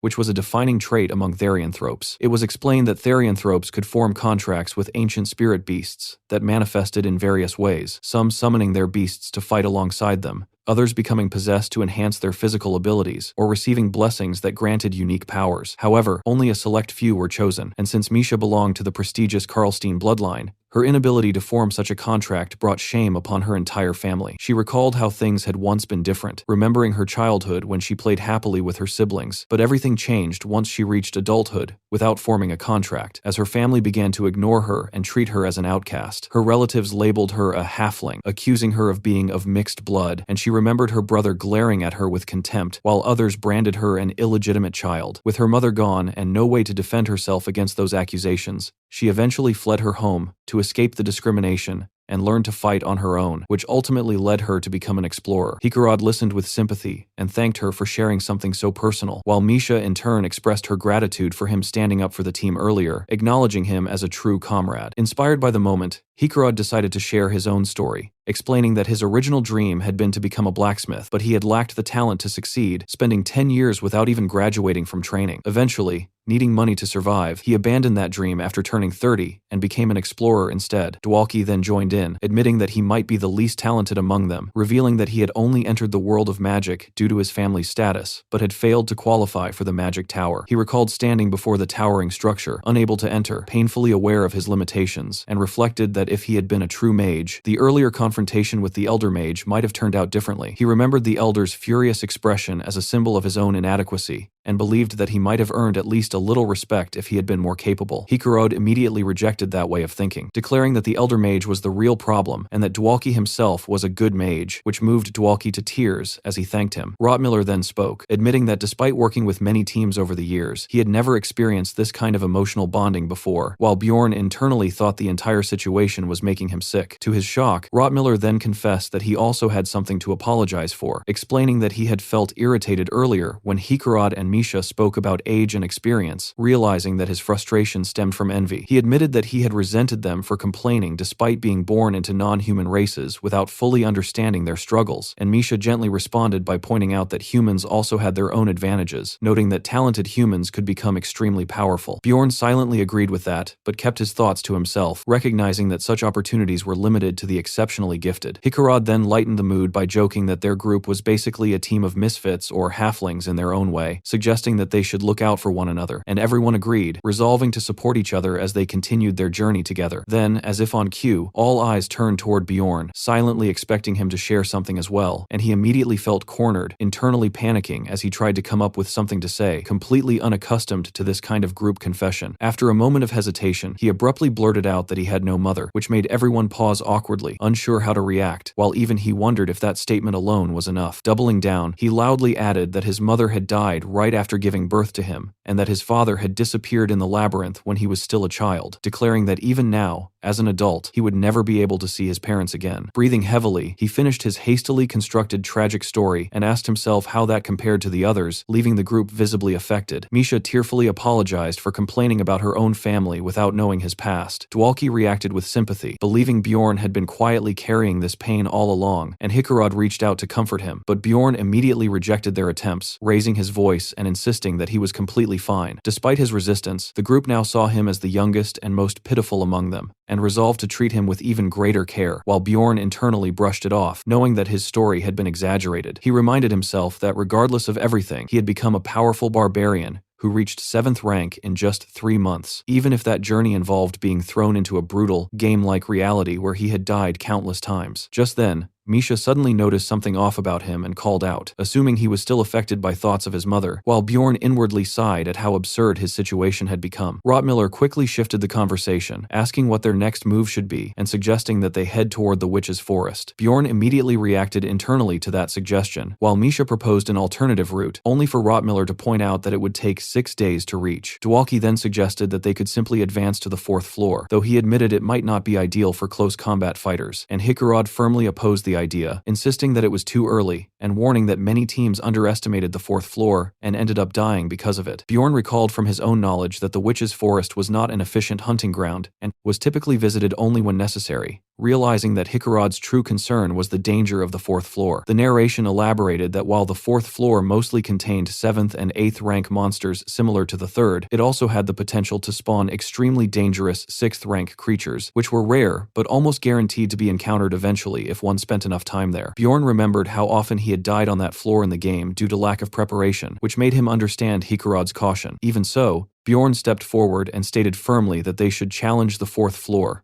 arguing that their current team, with 2 strong tanks, was capable of handling it. He believed that with his newly acquired vampire essence and their overall composition, they could at least survive an encounter with a 6th rank monster, and although he acknowledged that their damage output was not ideal, he trusted that the mage and the experienced members could make up for that weakness. Misha and Dwalki exchanged uncertain looks, clearly nervous about following a barbarian's judgment, but after some discussion, they admitted that his reasoning made sense, which prompted Bjorn to snap that he could hear everything they were saying. Hikarad still looked uneasy, but eventually suggested settling the matter with a group vote, and as the narration skipped ahead, it was revealed that a decision had been reached. In the end, the party agreed to take the risk and move forward together to challenge the 4th floor. On the 3rd day inside the labyrinth, Rotmiller told the group it was time to make camp for the night, but Hikarad suggested pushing forward, since they still had energy left, only for Rotmiller to explain that a better campsite was still hours away, making it more efficient to rest where they were. Bjorn noted the time was exactly 9 p.m., the same as the previous nights, and realized that Rotmiller had been carefully pre-planning each stop by calculating distance and travel speed in advance, which impressed him deeply. Later, when Bjorn asked about the plan for the next day, Rotmiller replied that they should reach the witch's forest before noon, and Bjorn mentally compared him to a human GPS, finding his consistency and experience reassuring, as Rotmiller advised everyone to get proper rest before the difficult day ahead. Around the campfire, Misha volunteered to take the first watch and wished everyone good night as the rest of the group settled down. Sometime later, Bjorn was suddenly awakened by Rotmiller calling his name, and still half asleep, he assumed it was his turn for watch. But Rotmiller immediately clarified that wasn't the case, and warned him that trouble was approaching, not just from monsters, but from other people as well. As Bjorn focused, he realized that both monsters and explorers were indeed drawing near, and faint screams for help echoed through the forest as if someone was fleeing from danger. Rotmiller acknowledged that the situation might seem genuine, but reminded Bjorn of the earlier incident near the portal, where monsters had been used as bait, implying this could be another trap, and a quick flashback reinforced the memory of how plunderers had staged such a scenario before. Rottmiller then confirmed that the scents he detected now were identical to those from that previous encounter, concluding that whoever was approaching was deliberately targeting their party and pretending to be victims in order to infiltrate them. As the sounds grew closer, Misha began to panic and asked what they should do, but Bjorn quickly made a decision, seeing this as an opportunity to act on his own plan, and stepped forward alone to intercept the approaching group. Standing firmly in their path, he ordered them to stop and warned that he would crush their skulls if they took another step, completely blocking their advance. The approaching explorers immediately claimed that all their companions had been killed and begged for help, promising rewards as a group of orcs loomed behind them, but Bjorn ignored their pleas entirely and instead ordered them to drop their weapons,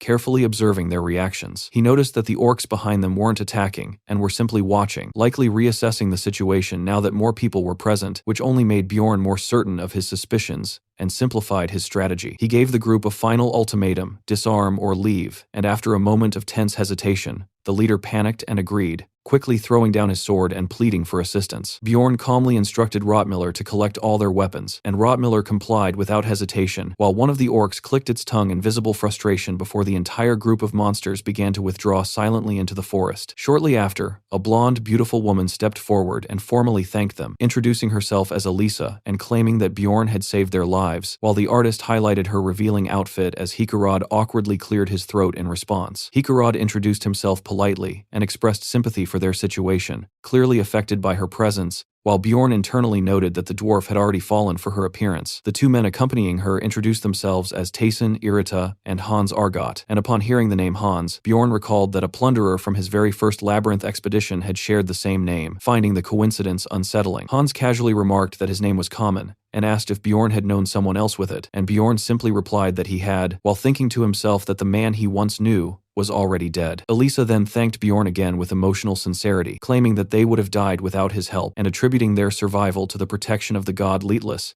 which caught Rottmiller's attention as he asked if she was truly a priestess. She proudly confirmed that she served the light goddess, who governed exploration and relationships, speaking confidently about divine guidance. But despite this, Bjorn remained unconvinced and inwardly dismissed her as a plunderer, pretending to be something she wasn't. Hans then politely asked Elisa to examine his injury, and she readily agreed, and as Bjorn watched the scene unfold, he was shocked to realize that she was genuinely using divine healing magic, something that immediately threw the group into confusion. Misha panicked, wondering if they had misjudged her, while Rottmiller insisted that his earlier assessment had been accurate, though even Bjorn acknowledged that in this world, priestesses were regarded as truly sacred figures, making the situation far more complicated than expected. Elisa, smiling confidently, stated that her healing should be proof of her innocence and asked for their confiscated weapons to be returned, but Bjorn bluntly refused, leaving her visibly stunned. He explained that her status as a priestess might matter to humans, but barbarians followed their ancestors and were not bound by the same reverence, making it irrelevant to him. Instead, he demanded that they pay the reward for being saved first, seeing no reason to change his stance, even if she truly possessed divine power. And when Elisa nervously asked how much he expected, Bjorn calmly declared that their lives were worth 2 million stones. When she protested that they didn't have that kind of money, he forced her to promise repayment after leaving the labyrinth, making it clear that he trusted no one outside his own kind. He then added that if they lacked money, they could repay him with valuable items instead, specifically demanding the high-quality armor worn by her male companions, which left them visibly shaken, and after a moment of hesitation, Hans reluctantly agreed, admitting that their armor was worth far less than their lives, and accepting Bjorn's terms. After stripping the defeated enemies of their armor and weapons, Bjorn decided he had taken enough for now, clenching his hand as a reminder to himself that no matter how much he gained, he needed to stay sharp and alert in this world where danger never gave warnings. Nearby, Elisa calmly turned to the others and offered to heal anyone who was injured, her voice steady as if nothing was wrong. But in the very next instant,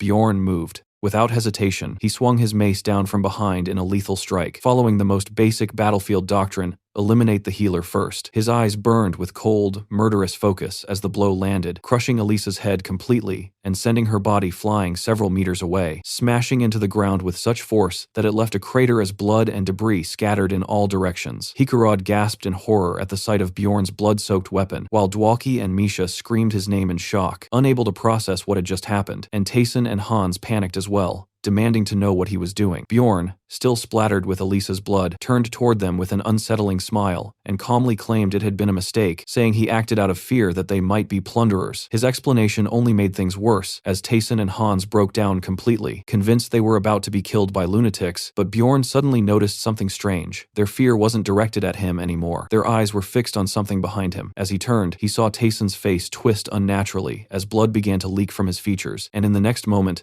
dark purple energy erupted from his body, causing him to collapse lifelessly to the ground. Hans screamed in terror, while Hikarad immediately demanded to know if Dwalki had cast something, but the mage insisted in panic that he had done nothing at all. Then, from the shattered remains of Elisa's body, something impossible happened. Her corpse, mangled and broken, began to move as dark energy surged through it, and a warped, unnatural voice echoed from her, expressing surprise that Bjorn had recognized her as an enemy. Bjorn stared at the grotesque sight, realizing instantly that something had gone terribly wrong, and as Elisa's broken form rose again, twisted and soaked in blood, she demanded to know how he had discovered her true nature. Her body convulsed with dark power as she shrieked that it was already too late for them, and Bjorn could only grit his teeth in frustration, thinking bitterly that nothing in his life ever went smoothly. Rotmiller and Misha stood frozen in fear at the horrifying scene, but Bjorn quickly snapped at everyone to calm down, declaring that he would handle it, before immediately stepping forward and smashing Elisa's head again with even greater force. Her body collapsed once more, lying motionless as smoke rose from it, but Hikarad shouted in disbelief, accusing Bjorn of desecrating a corpse, unable to understand his brutality. Bjorn, still tense, admitted that he had acted out of fear, and argued that sometimes the best defense was overwhelming offense, knowing that if she came back again, there would be no room for hesitation. At that moment, a narration revealed the truth. Elisa belonged to a hidden class known as Karui's Priest, a rare class that could only be obtained by priests who reached the 5th floor. This class granted access to both divine abilities and cursed magic, but came with severe consequences, as Karui was an evil god, and anyone discovered to be his priest was executed immediately. To maintain such power, the user had to regularly sacrifice living beings, which explained why Elisa had become a plunderer, hunting others within the labyrinth. As if to confirm this, Elisa rose once more, her body now fully enveloped in dark energy, and she retaliated by casting a curse on Hans, black energy wrapping around him and choking the life out of him as he collapsed dead at her feet. Standing there with a distorted face, partially fused with a skeletal mask of dark power, she lamented the loss of her 2 trusted subordinates, blaming Bjorn for their deaths. Bjorn responded coldly, mocking her even in that state, saying she was still blaming others for her own actions and concluding that her parents must have raised her poorly, then angrily pointing out that Hans and Tayson had died because of her and that she should have stayed dead the first time he crushed her skull. At the same time, he theatrically declared that he would avenge them as if they were comrades, even while internally feeling a twisted excitement at the thought of looting their gear afterward. Elisa then activated another ability, Death's Calling, causing the corpses of Hans and Tayson to twitch and rise once again, reanimated as undead servants. Hikarad panicked as he watched the transformation unfold, and the narration explained that while this skill usually summoned weak undead, using the bodies of her own subordinates created far stronger minions. With dark energy swirling around her, Elisa gave her command without hesitation,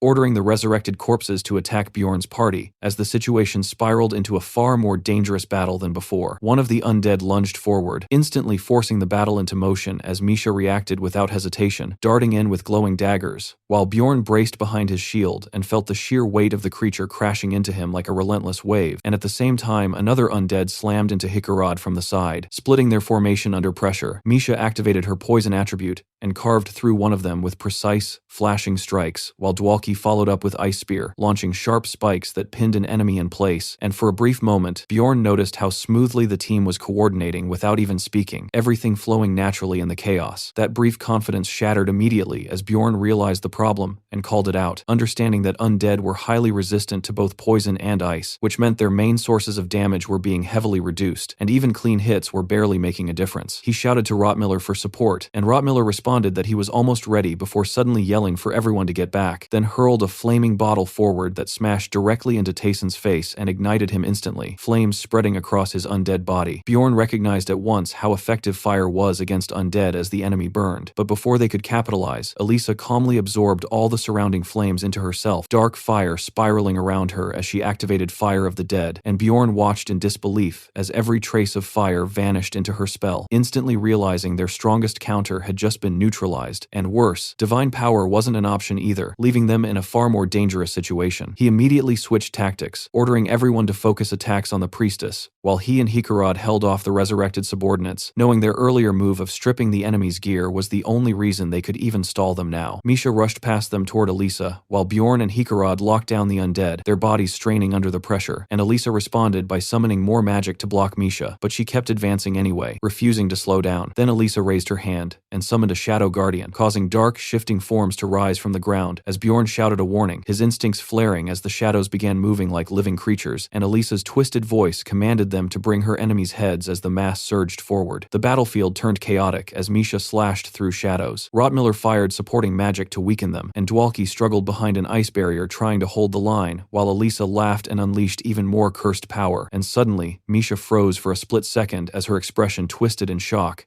realizing she had been cursed, while multiple shadow beasts converged on her at once. Before they could overwhelm her, Hikarad stepped in with lightning bursting from his weapon, cutting through the shadows and saving her, while Bjorn continued holding off both undead almost entirely on his own, pushing his body to its limit as Elisa, now furious, lashed out wildly and screamed the names of Hans and Tayson, blaming them even in death as her rage spiraled further. Bjorn mocked her coldly in the middle of the fight, pinning one undead and choking the other while telling her subordinates were too busy being restrained by him to help, which only deepened the hatred burning in her eyes. Her expression twisted into something venomous as she swore she would never forget this humiliation, and in the next moment she began casting spiritification, and Bjorn's eyes widened in horror as he realized she was escaping. But it was already too late as she vanished upward in a pillar of dark energy, leaving behind a final curse that they would never leave the labyrinth alive. The battlefield fell into an uneasy silence as Bjorn cursed under his breath, knowing they had been just moments away from finishing her, yet she had escaped while leaving something far worse behind. System messages began flooding in immediately, listing curse after curse affecting his body: energy decrease, decomposition, stamina drain, tracking effects, vengeful spirit walking stacking rapidly until they exceeded 15, and Bjorn's expression darkened as he realized Elisa hadn't just fled, she had crippled him. He turned sharply to Dwalki and demanded the curses be removed, only for the mage to hesitate and admit he could cast curses but not dispel them, and for a moment Bjorn just stared in silence, before rage exploded inside him as warnings continued flashing that his stats could suffer permanent damage. Without wasting another second, Bjorn began running, forcing his weakened body forward despite the constant drain on his stamina, brushing off Hikarad's concern while privately feeling close to collapse, realizing he had already been running for over 5 hours under these conditions, and that only the vampire essence was keeping him alive through its resistance to dark effects. While the others were only lightly affected, he alone carried the full weight of Elisa's curse, more than 15 stacked effects draining him relentlessly, and he calculated he had maybe 30% stamina left before his body would give out entirely. Rottmiller urged him to hold on, saying they were almost there, and through his blurred vision, Bjorn finally saw their destination ahead, a corrupted region marked by faint purple lights and an eerie atmosphere, with an ominous crow perched nearby as if watching them, and the boundary revealed itself as the Witch's Forest. A memory from earlier resurfaced, back when they sat at the campfire and discussed Elisa, when Bjorn explained that a Kurui's priest possessed power comparable to a fifth-floor explorer, and could have wiped them out if not for their earlier preparation, and he had already concluded then that she would come after them again before they could escape. He had warned them about the danger of being ambushed from behind while fighting monsters, and made his decision without hesitation, and now, with curses eating away at his body, and no time left to hesitate, that decision became reality. They had no choice but to move forward into the Witch's Forest.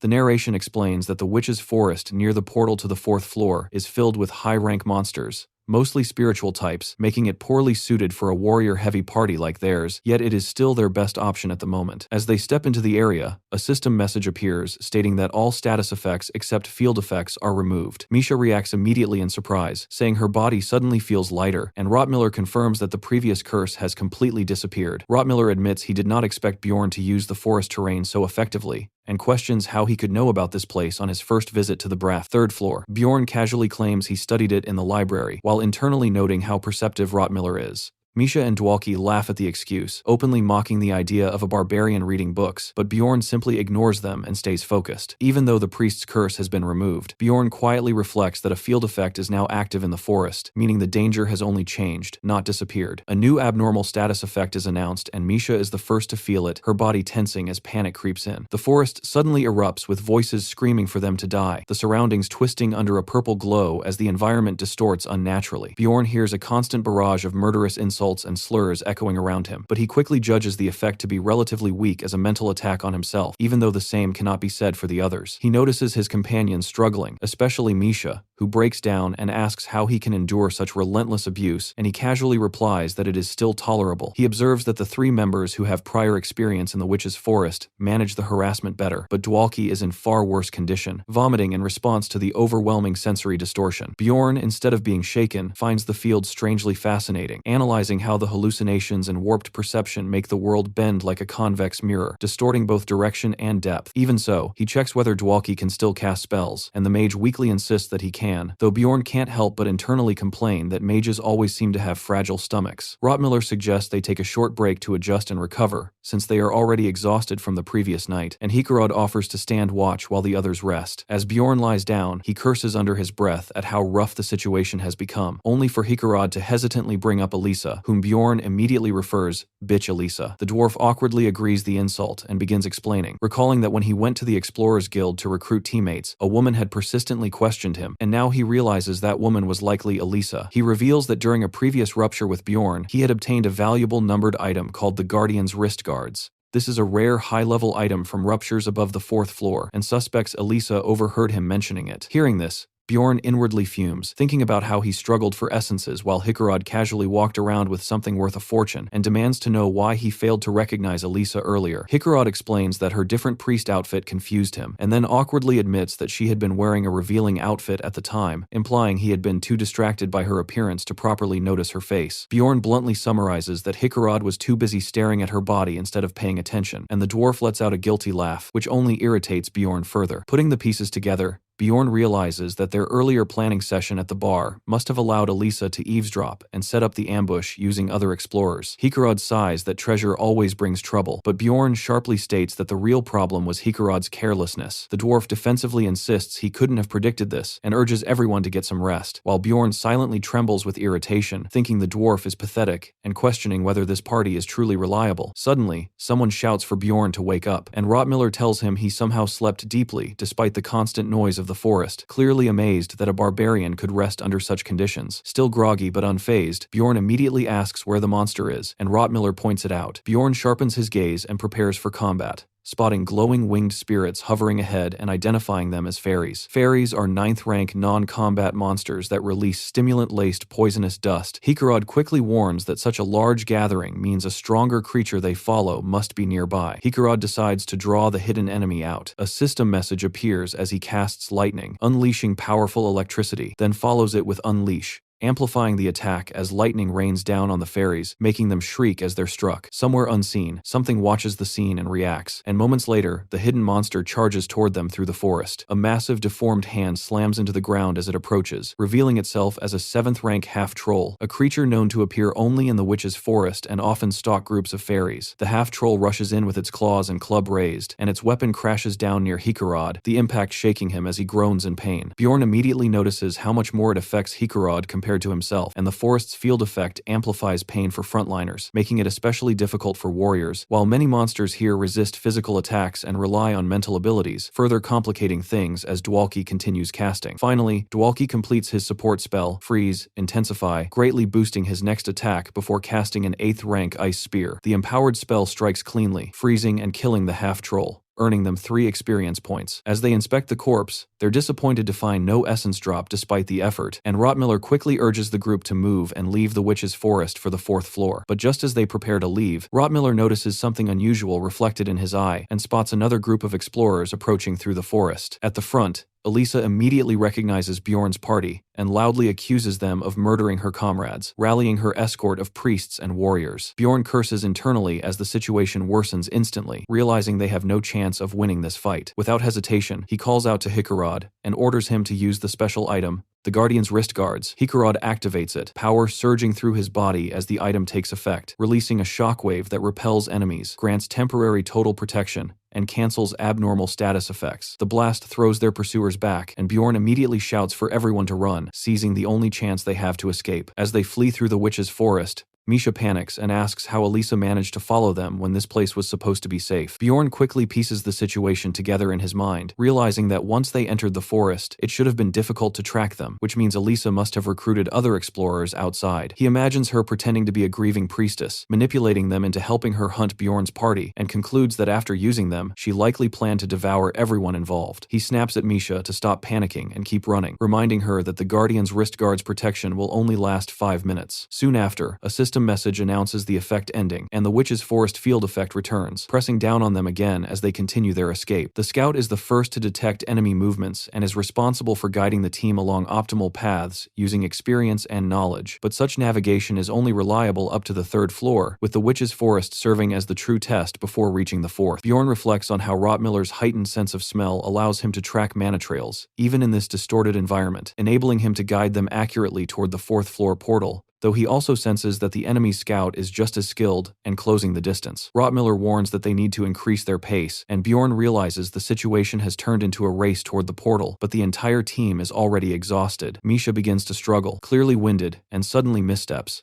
twisting her ankle badly before collapsing with a cry. Bjorn checks on her, and although she tries to brush it off as a cramp, he immediately realizes the injury is serious and that her ankle is broken. Without hesitation, he lifts her onto his back despite her protests and orders her to stay still, and she reluctantly agrees. Moments later, Bjorn notices that Rottmiller is no longer in sight and realizes they have become separated from the rest of the group. Misha panics, fearing they may have been split up permanently, and yells at him for not following the others, but Bjorn firmly refuses, telling her to stay quiet. He explains that in their current situation, moving blindly would only make things worse, and that it is safer to stay put and wait for Rottmiller, who will likely come back for them. Bjorn senses just how dangerous their situation has become, knowing that without a scout, navigating the witch's forest is nearly impossible. As they hide, Misha anxiously asks how long they have to wait, but before he can respond, a distant scream echoes through the forest. Bjorn immediately recognizes it as Hikarod's voice and realizes their team has been attacked. Misha begs him to go help, but Bjorn quickly shuts the idea down, reasoning that chasing the sound in this warped forest would only lead them astray, and that the others, if engaged in battle, would not be able to search for them anyway. He concludes that their priority must be survival above all else. The narration raises the question of what matters most in a catastrophic situation, listing things like food, water, stamina, and tools, only to imply that none of them are truly the most important. Bjorn arrives at the answer himself, above everything else. The one thing that determines survival is mental strength. Bjorn forces himself to keep moving while carrying Misha, pushing forward purely on willpower as she begins to despair, saying she cannot die meaninglessly after everything she has endured. He tells her to calm down and accept reality instead of denying how dire their situation is, but she tearfully blames herself for falling earlier. Bjorn snaps at her that if she truly wants to live, she needs to stop dwelling on the past, obey him,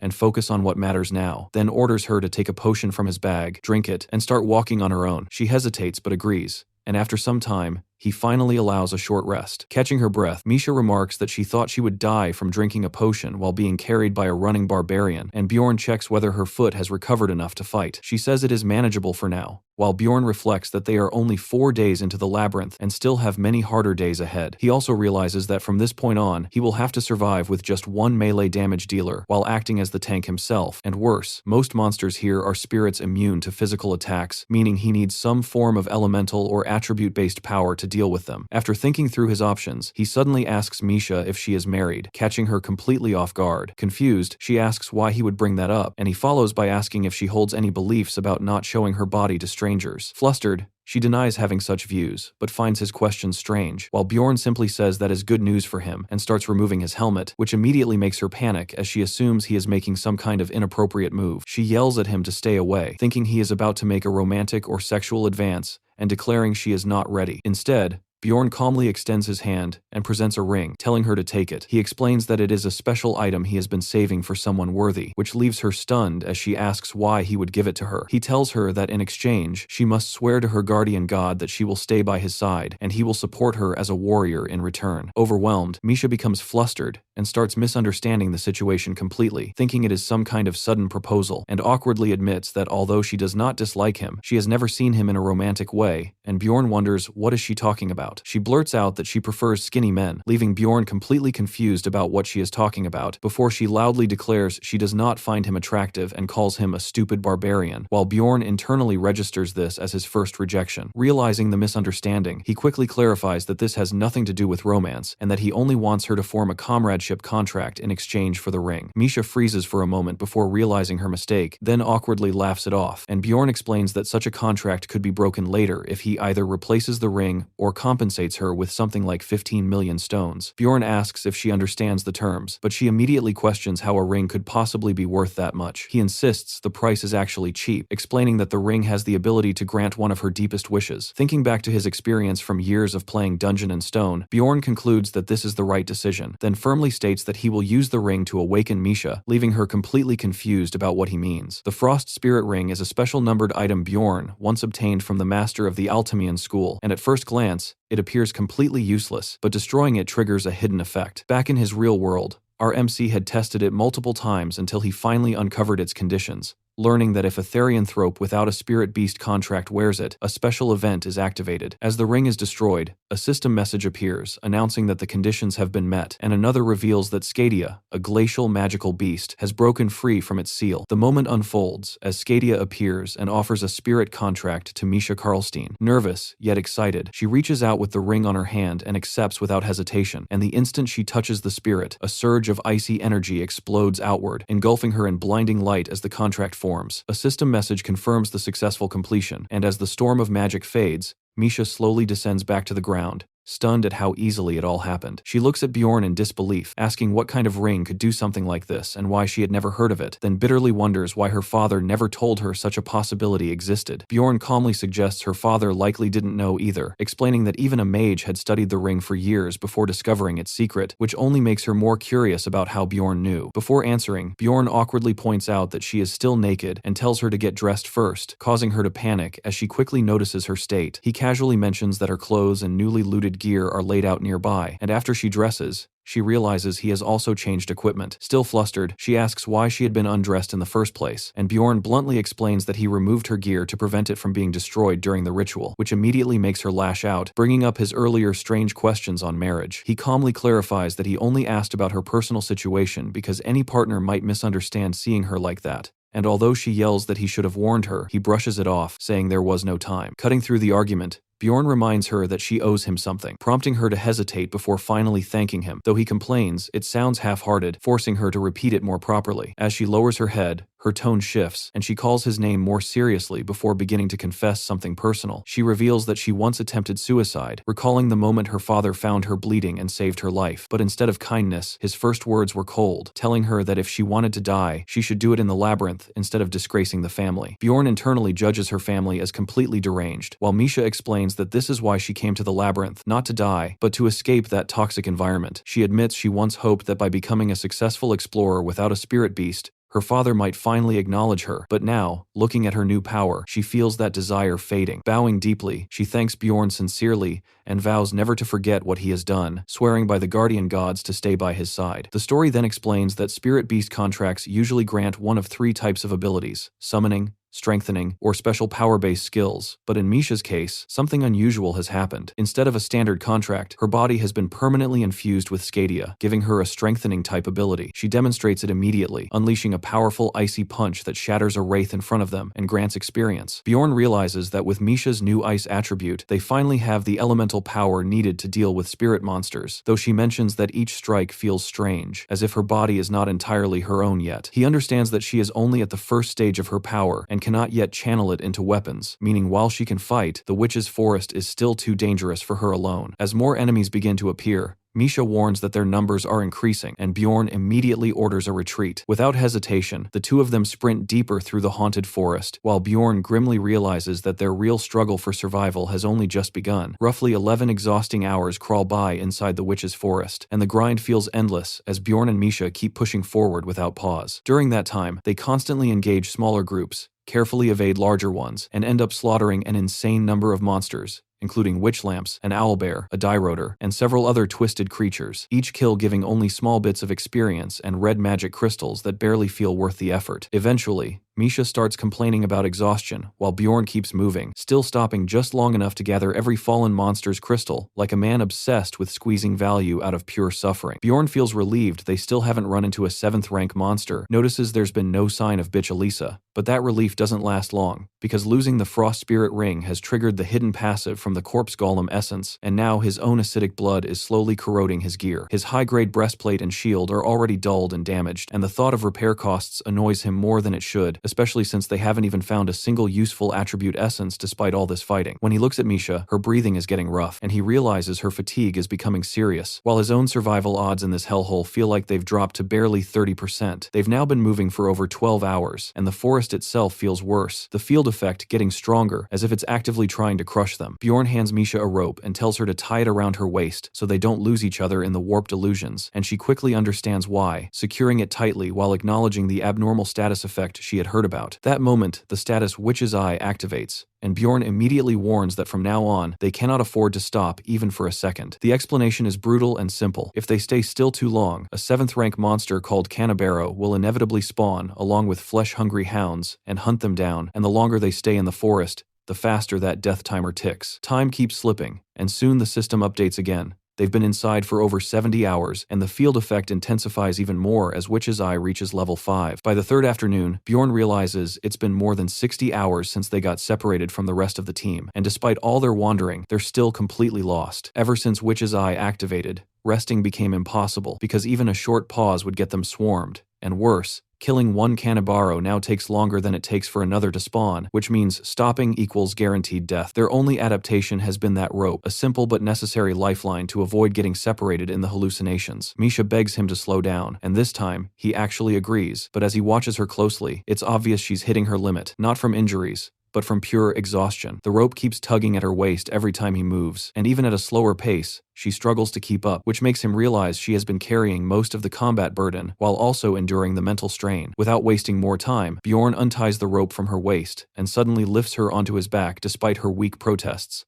telling her to just accept it and rest. She doesn't argue this time, which tells him everything, and in a soft voice, she thanks him with her usual quiet Nia. Time drags forward again, and after more than 87 hours in the forest, Witch's Eye climbs to level 6, pushing everything into an even more dangerous state. For the last 17 hours, Bjorn has been carrying Misha almost non-stop, only putting her down when he absolutely has to fight, and even he can feel himself nearing his limits as the forest keeps whispering, mocking, and attacking his mind with constant hallucinations. Then suddenly, a woman's voice cuts through everything, soft, familiar, and dangerously real, questioning why he's still dragging Misha along like dead weight. Bjorn instantly recognizes the voice, and his stomach drops as the illusion takes the form of his ex-girlfriend, speaking to him like she's always been there. She tells him he's already fixed Misha's biggest problem, and doesn't need to try anymore, suggesting he abandon her, leaning into his thoughts, exposing his fears, his habits, even mocking how he never truly opens up to anyone. The illusion feels disturbingly real. Her voice, her touch, even the way she speaks lines up perfectly with his memories, and for a moment, his guard starts slipping. She presses closer, whispering that the others don't understand him, promising comfort, tempting him to let go, and Bjorn actually hesitates, even dropping his pack as the pressure builds. The illusion wraps around him, trying to pull him deeper, and for a split second, his mind starts to bend under it. But before anything happened,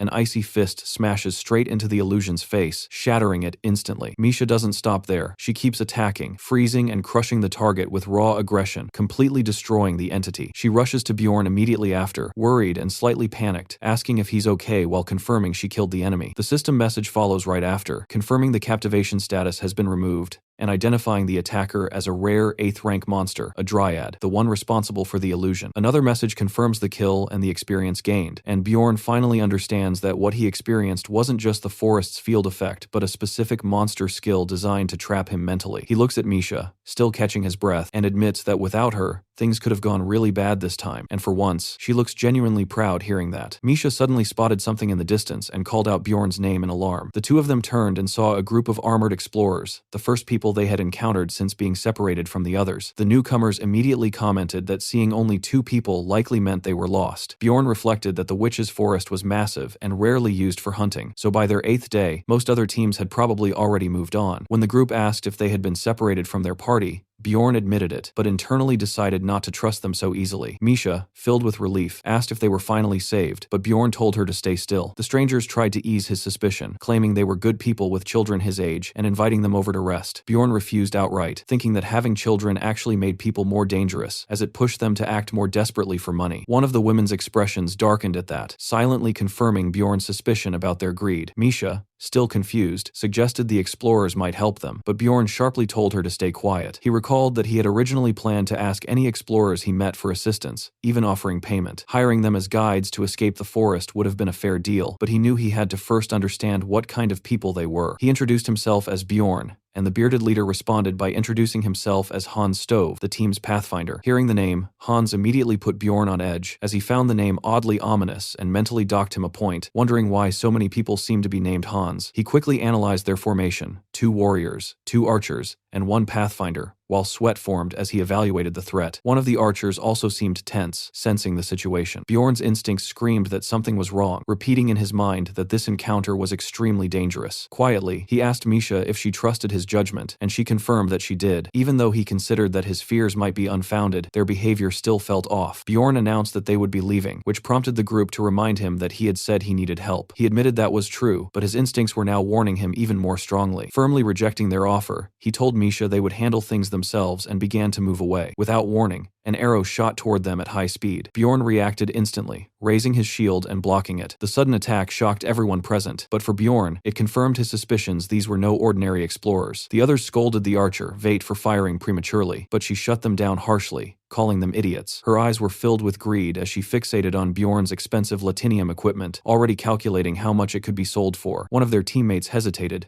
pointing out that their targets were fellow explorers, but Hans coldly told him to step aside if he didn't have the resolve. He explained that Bjorn's expandable backpack alone was worth more than they could earn in a year. The hesitant archer admitted he couldn't go through with it, and Vate bluntly ordered him out of the way. One of the heavily armored warriors stepped forward, saying this wasn't his first time doing something like this, and that poverty left no room for kindness. Misha panicked, suggesting they run since it was 5 against 2 and they were already exhausted. Bjorn quickly assessed the situation and realized that with a pathfinder among their enemies, escape was impossible. They would be caught. That left only one option. He told Misha they needed to stall for time, and she nervously agreed. Bjorn raised his voice and offered to negotiate, saying he would hand over his expandable backpack and shield in exchange for their lives. But in that moment, Misha, overwhelmed by fear, betrayed him. She begged the attackers to kill the barbarian instead and spare her, claiming she was a Therianthrope princess who could pay them. Bjorn stared at her in disbelief, struggling to process what he had just heard as she broke down crying. Hans hesitated upon hearing her claim of royal status, but Vate immediately argued that it changed nothing. They would now have to kill both of them to avoid being reported. Some of the group even grew excited, assuming that a princess would be carrying valuable items worth stealing. Shouting that finders keepers justified their actions, the group charged forward. Bjorn braced himself, realizing he could no longer stall. Just as the situation reached its breaking point, something unexpected appeared. A 6th-rank monster, Kanabaro, a skeletal creature with glowing red eyes, suddenly spawned between them. Hans cursed, realizing that the group's commotion had attracted it and that they had already been lost in the forest for 5 days. Bjorn immediately told Misha to hold on to him tightly. He knew that once Kanabaro locked onto prey, it would chase relentlessly without stopping. Without hesitation, he lifted Misha and sprinted straight toward the monster. Instead of engaging it, he slipped past it at the last moment and ran directly toward Hans's group. Seeing Bjorn and Misha rushing toward them with the monster in pursuit, the group panicked. Bjorn swung his mace at Hans as he passed, fully committing to his plan, using them as bait. Without stopping, he dashed past them, leaving the Kanabaro to redirect its focus onto the other group. As Bjorn and Misha fled, he realized the monster had now aggroed onto Hans's team, making it their problem. A system appeared, stating that Kanabaro had activated a skill called Mana Mines. The creature slammed its weapon into the ground, causing glowing purple mines to spread across the area. Hans's group,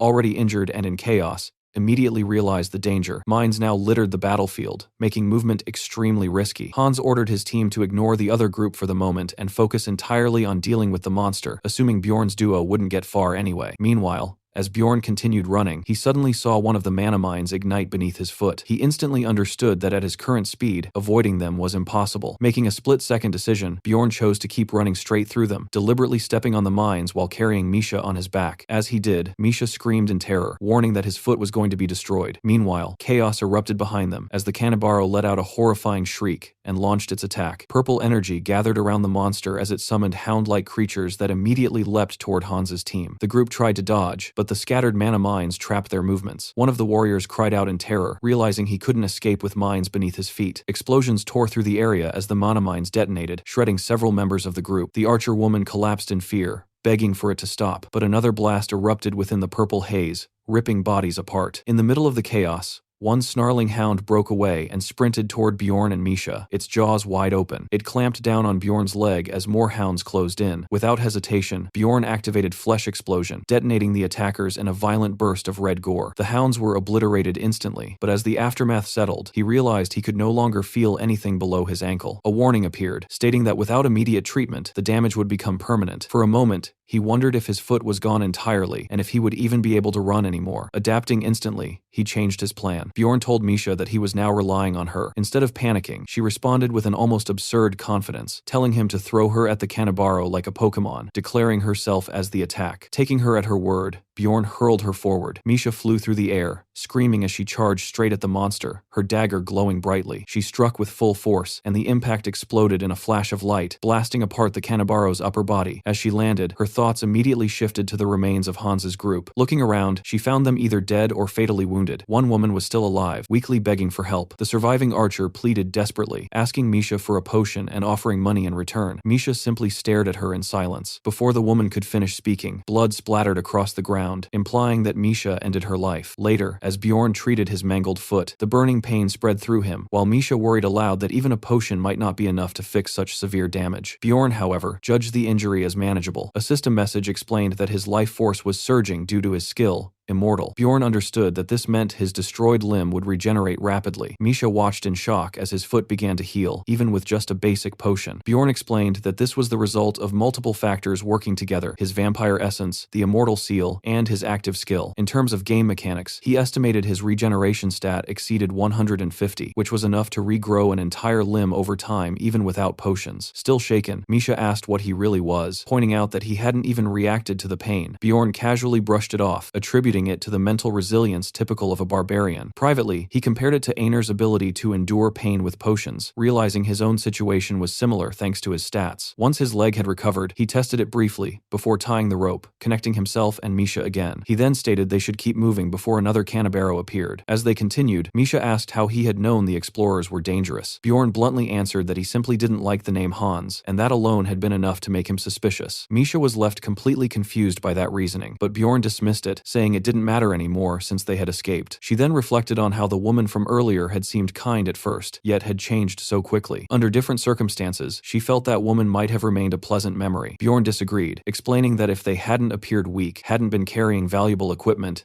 or hadn't met in the labyrinth at all, then maybe things would have been different. Even so, he pointed out that she had still been the first to attack them. He then asked Misha why she herself had entered the labyrinth. She admitted honestly that it was for money, realizing that her own motives weren't much different from the woman who had just died. Bjorn reflected that in a world where failing to pay taxes could cost someone their life, money was the only real form of protection. He guessed that the woman had likely been trying to protect more than just herself, remembering her mention of having children. As they continued walking through the forest, Bjorn felt that this dangerous journey was teaching him more than anything else ever had. Time passed, and the narration explicitly stated that they had now been lost inside the witch's forest for a total of 109 hours. At that exact point, Misha suddenly called out Bjorn's name in surprise. She had spotted a very specific tree marking, and excitedly declared that she had finally found the landmark they had been searching for. That landmark led them straight to the witch's hut, the only resting place in the forest where recovery was safe and uninterrupted. As Bjorn approached it, he silently prayed that nothing would go wrong this time. He reached out toward the entrance, and as his hand made contact, it began glowing with magic. A system message immediately confirmed that the character was entering the witch's hut. The narration explained in detail that the hut appeared randomly within the forest and stayed in one location for exactly 8 hours. Inside, it completely canceled the forest's field effects and functioned as a monster-free safe zone, although it was notoriously difficult to locate. Bjorn reflected that it had taken him a very long time to find the first hut, but this time, thanks to Misha's sharp observation, they had managed to find one much faster. At that moment, with 53 hours still remaining before the labyrinth would close, another system message appeared, again confirming entry into the witch's hut. A follow-up message stated that 5 people had already entered and that the entrance was now locked. Misha happily remarked that she had visited this peaceful place 3 times before and never got tired of it. However, while she was still talking, Bjorn abruptly told her to stay quiet. He had noticed something. He explained that others were already inside the hut as well. Since only 5 people could enter before the entrance sealed, It meant there were other individuals currently present. Misha immediately understood and agreed that they needed to locate them. As they searched, they soon found a weapon and a helmet lying among the flowers, clear signs of another group's presence. Bjorn instantly recognized the equipment and felt that something was off. Nearby, he spotted an unconscious man and identified him as the shabby-looking explorer who had previously been traveling with Elisa. Misha suggested that there must also be people inside the building and that they were likely part of the same group. Bjorn decided that before anything else, they should deal with the man outside. Without hesitation, he raised his mace and struck him brutally. Misha froze, staring at the impact in shock, realizing that the blow was far more severe than what would be needed to simply knock someone unconscious. Inside the hut, they tied the battered man up. Bjorn remarked that he was honestly surprised the man was still alive, and added that he probably wouldn't survive for long anyway. Despite that, he poured a potion onto the man's injured head. The moment it made contact, the man woke up screaming in agony as the potion took effect. Bjorn calmly asked if he was awake. The captive immediately recognized him as the barbarian from earlier and panicked. He insisted everything had been a misunderstanding and claimed that Elisa had tricked them. He began explaining that when they later chased Bjorn's group, only 3 of them remained. They had injured the person they believed to be the Pathfinder, just enough to prevent escape, only lightly wounding his shoulder. Suddenly, a mysterious light had repelled them all and knocked them unconscious. When they woke up, their real Pathfinder was already dead,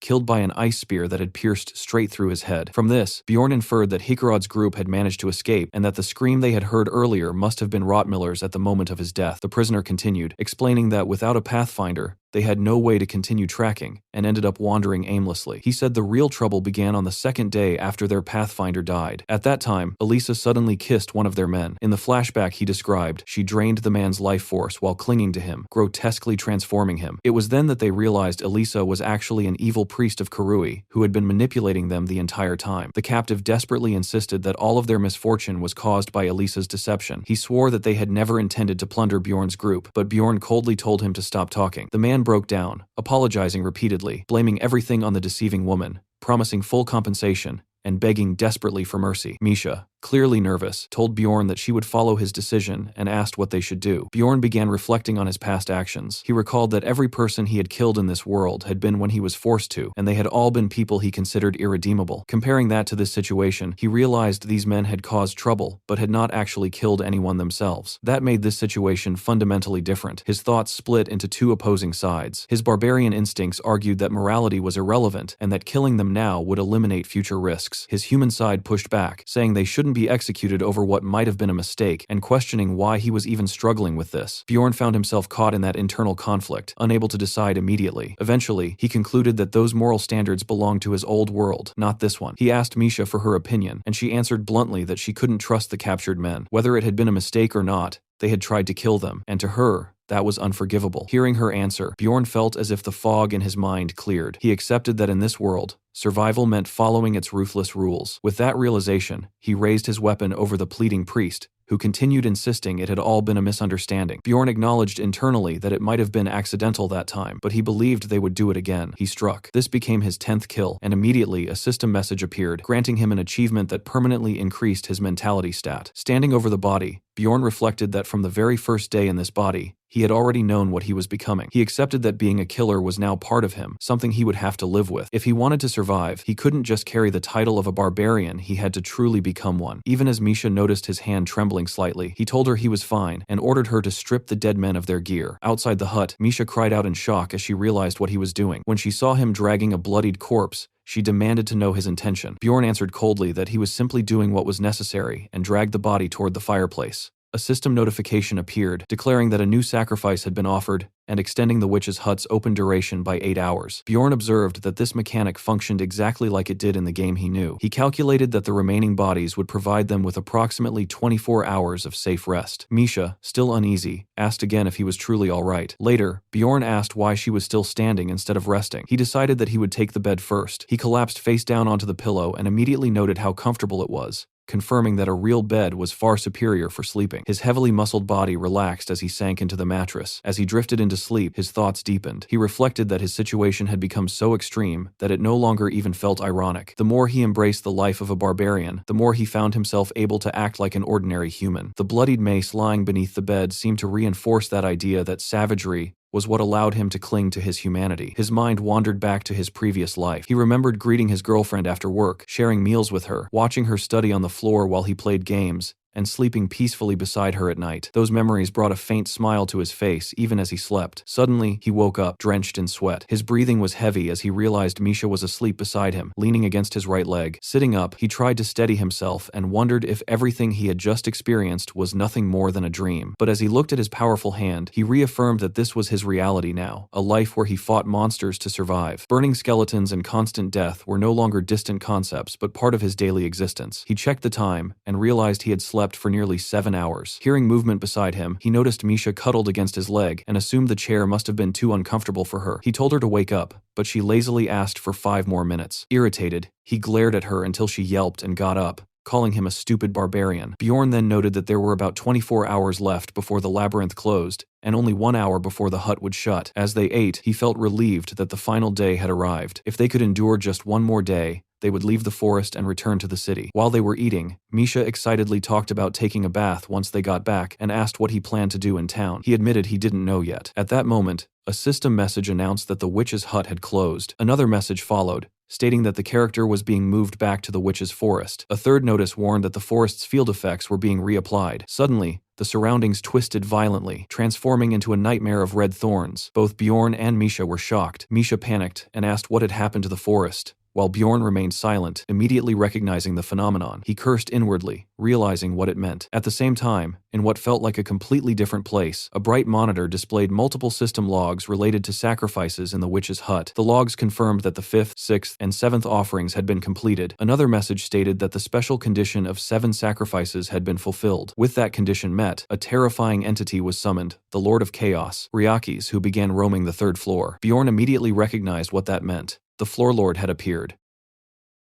The narration explains that a floor lord is the field boss of a floor, and Bjorn recalls from the game that every floor has one such master acting as its hidden boss monster. Misha, clearly shaken, insists that the 3rd floor was supposed to have no floor lord at all, but Bjorn explains that it was never absent, only that its summoning method was kept secret. He adds that the reason it was hidden is because anyone reckless enough to summon it would cause far more than just a few deaths. Bjorn then specifies that the master of this floor is Lord of Chaos Ryakis, and he remembers exactly what happens when it appears. Once Ryakis is summoned, all other monsters on the floor hide or flee, and it begins roaming freely across the entire floor, killing everything it encounters until it is defeated. He also explains that all portals between floors are disabled while Ryakis is active, which means escape is completely impossible, and anyone on the floor has to be prepared to die. Hearing this, Misha panics and demands to know why it had to appear now. Bjorn admits that it is most likely their fault and reminds her about burning the corpses in the hut, explaining that burning bodies is one of the summoning conditions. He reflects that he believed adding 3 bodies after such a long time without a summon would not be enough to trigger it, but he did not realize that someone else had already burned 4 corpses earlier, meaning their actions completed the requirement. Misha immediately turns angry and blames him for summoning the monster, saying they are all going to die because of him. Bjorn sharply tells her never to speak about their involvement again and warns that if anyone finds out they summoned the boss, they will be in serious trouble. While she continues panicking and complaining, he notes how quickly her attitude has changed from calling him a savior to blaming him. Bjorn then shifts focus back to survival and points out that with the abnormal status effect gone, they can at least leave the cursed woods. He urges her to move quickly and begins outlining their plan, decided to head to the orc habitat. The Jarwi clan is described as a large organization active above the 6th floor with hundreds of members, and Bjorn quickly concludes that facing the floor lord alone would mean certain death, so their best chance of survival is to stay close to this clan. He estimates that around 10 of the clan's teams are currently on the 3rd floor, which is still a significant force compared to ordinary explorers. Around them, panic spreads rapidly as a Jarwi officer shouts for everyone to calm down and follow orders, but terrified explorers ignore him, pleading for powerful mages to teleport them away, while others accuse the clan of being responsible for summoning the floor master and beg not to be abandoned. Bjorn observes that the situation has already fallen into complete chaos, with fear spreading faster than any command can control. Amid this disorder, a priest begins casting a large-scale protective spell, sweating heavily as she concentrates, and her magic expands outward into a glowing barrier that surrounds the fortress area. Seeing this, the Jarwi commander steps forward and tells everyone to calm down,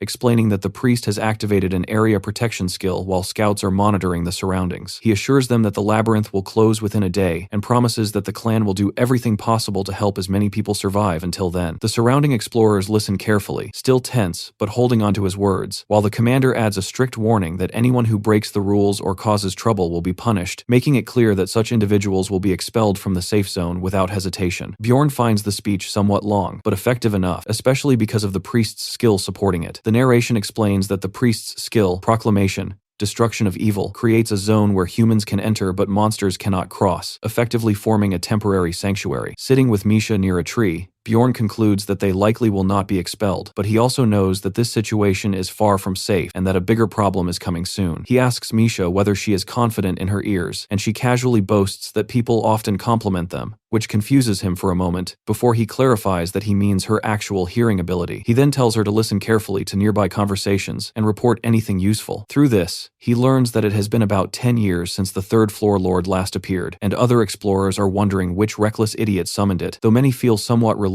that a 6th floor clan is present to help. They also admire the wide-range protection spell, attributing it to the resources of such a powerful organization. Bjorn considers that with the Jarwi clan fully preparing and reinforcing their defenses, it might actually be worth relying on them for survival, at least for now. Meanwhile, Misha ends up dozing off beside him, even drooling slightly as she leans against his arm, which irritates him enough to push her away to wake her up. She quickly sits upright and asks if something is wrong, and he replies that trouble is coming soon, then tells her to look around. He points out the sheer number of people gathered, estimating at least 500 explorers, and when she asks what will happen to them, he explains that there are only around 50 Jarwi members present, so they should pay attention to how such a small elite group manages to control such a large crowd. At that moment, the commander resumes speaking, calling for calm again as the crowd stirs, and explains that this sanctuary is the only safe place on the floor thanks to the proclamation skill. He then asks everyone to show respect to God before revealing the condition for staying inside the safe zone, stating that each person must immediately provide an offering of 1 million stones, whether in currency, magic crystals, or equipment. Bjorn immediately understands this as a calculated move, recognizing that most explorers do not carry that much money and will be forced to give up valuable items instead, which allows the clan to both collect resources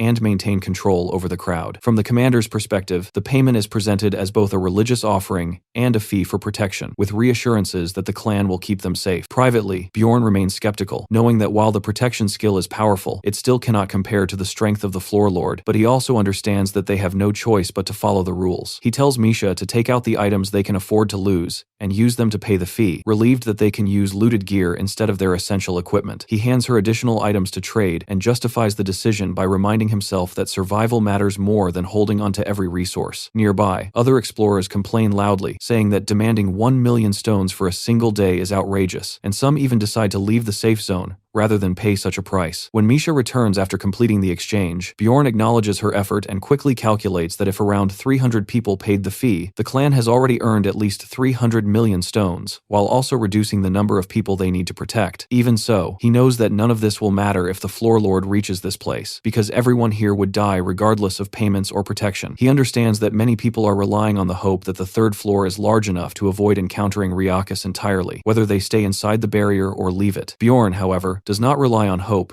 and instead prepares for the worst possible outcome, believing that assuming disaster will not happen is the fastest way to die. With about 5 hours remaining before the labyrinth closes, rain begins to fall, and as it hits his helmet, Bjorn immediately realizes that the disaster he had been anticipating has finally begun. He recognizes the strange crimson rain at once as the rain of despair, the passive aura of Lord of Chaos Riakis that spreads across the entire floor. System windows appear, reporting that all characters are taking continuous chaos damage, and that their mana resistance has been significantly reduced. Bjorn recalls that this effect damages everything within a wide area, cancels any field-type effects wherever it spreads, and can eventually inflict chaos status if exposure continues for too long. Misha trembles under the rain and calls out to Bjorn in fear, but before he can respond, the massive form of Riakis comes into view, towering over the fortress with its enormous, horned, dragon-like body. It lets out a deafening roar, revealing rows of monstrous fangs, and the surrounding explorers immediately panic, screaming that the floor lord has arrived and begging for someone to stop it. Some of them,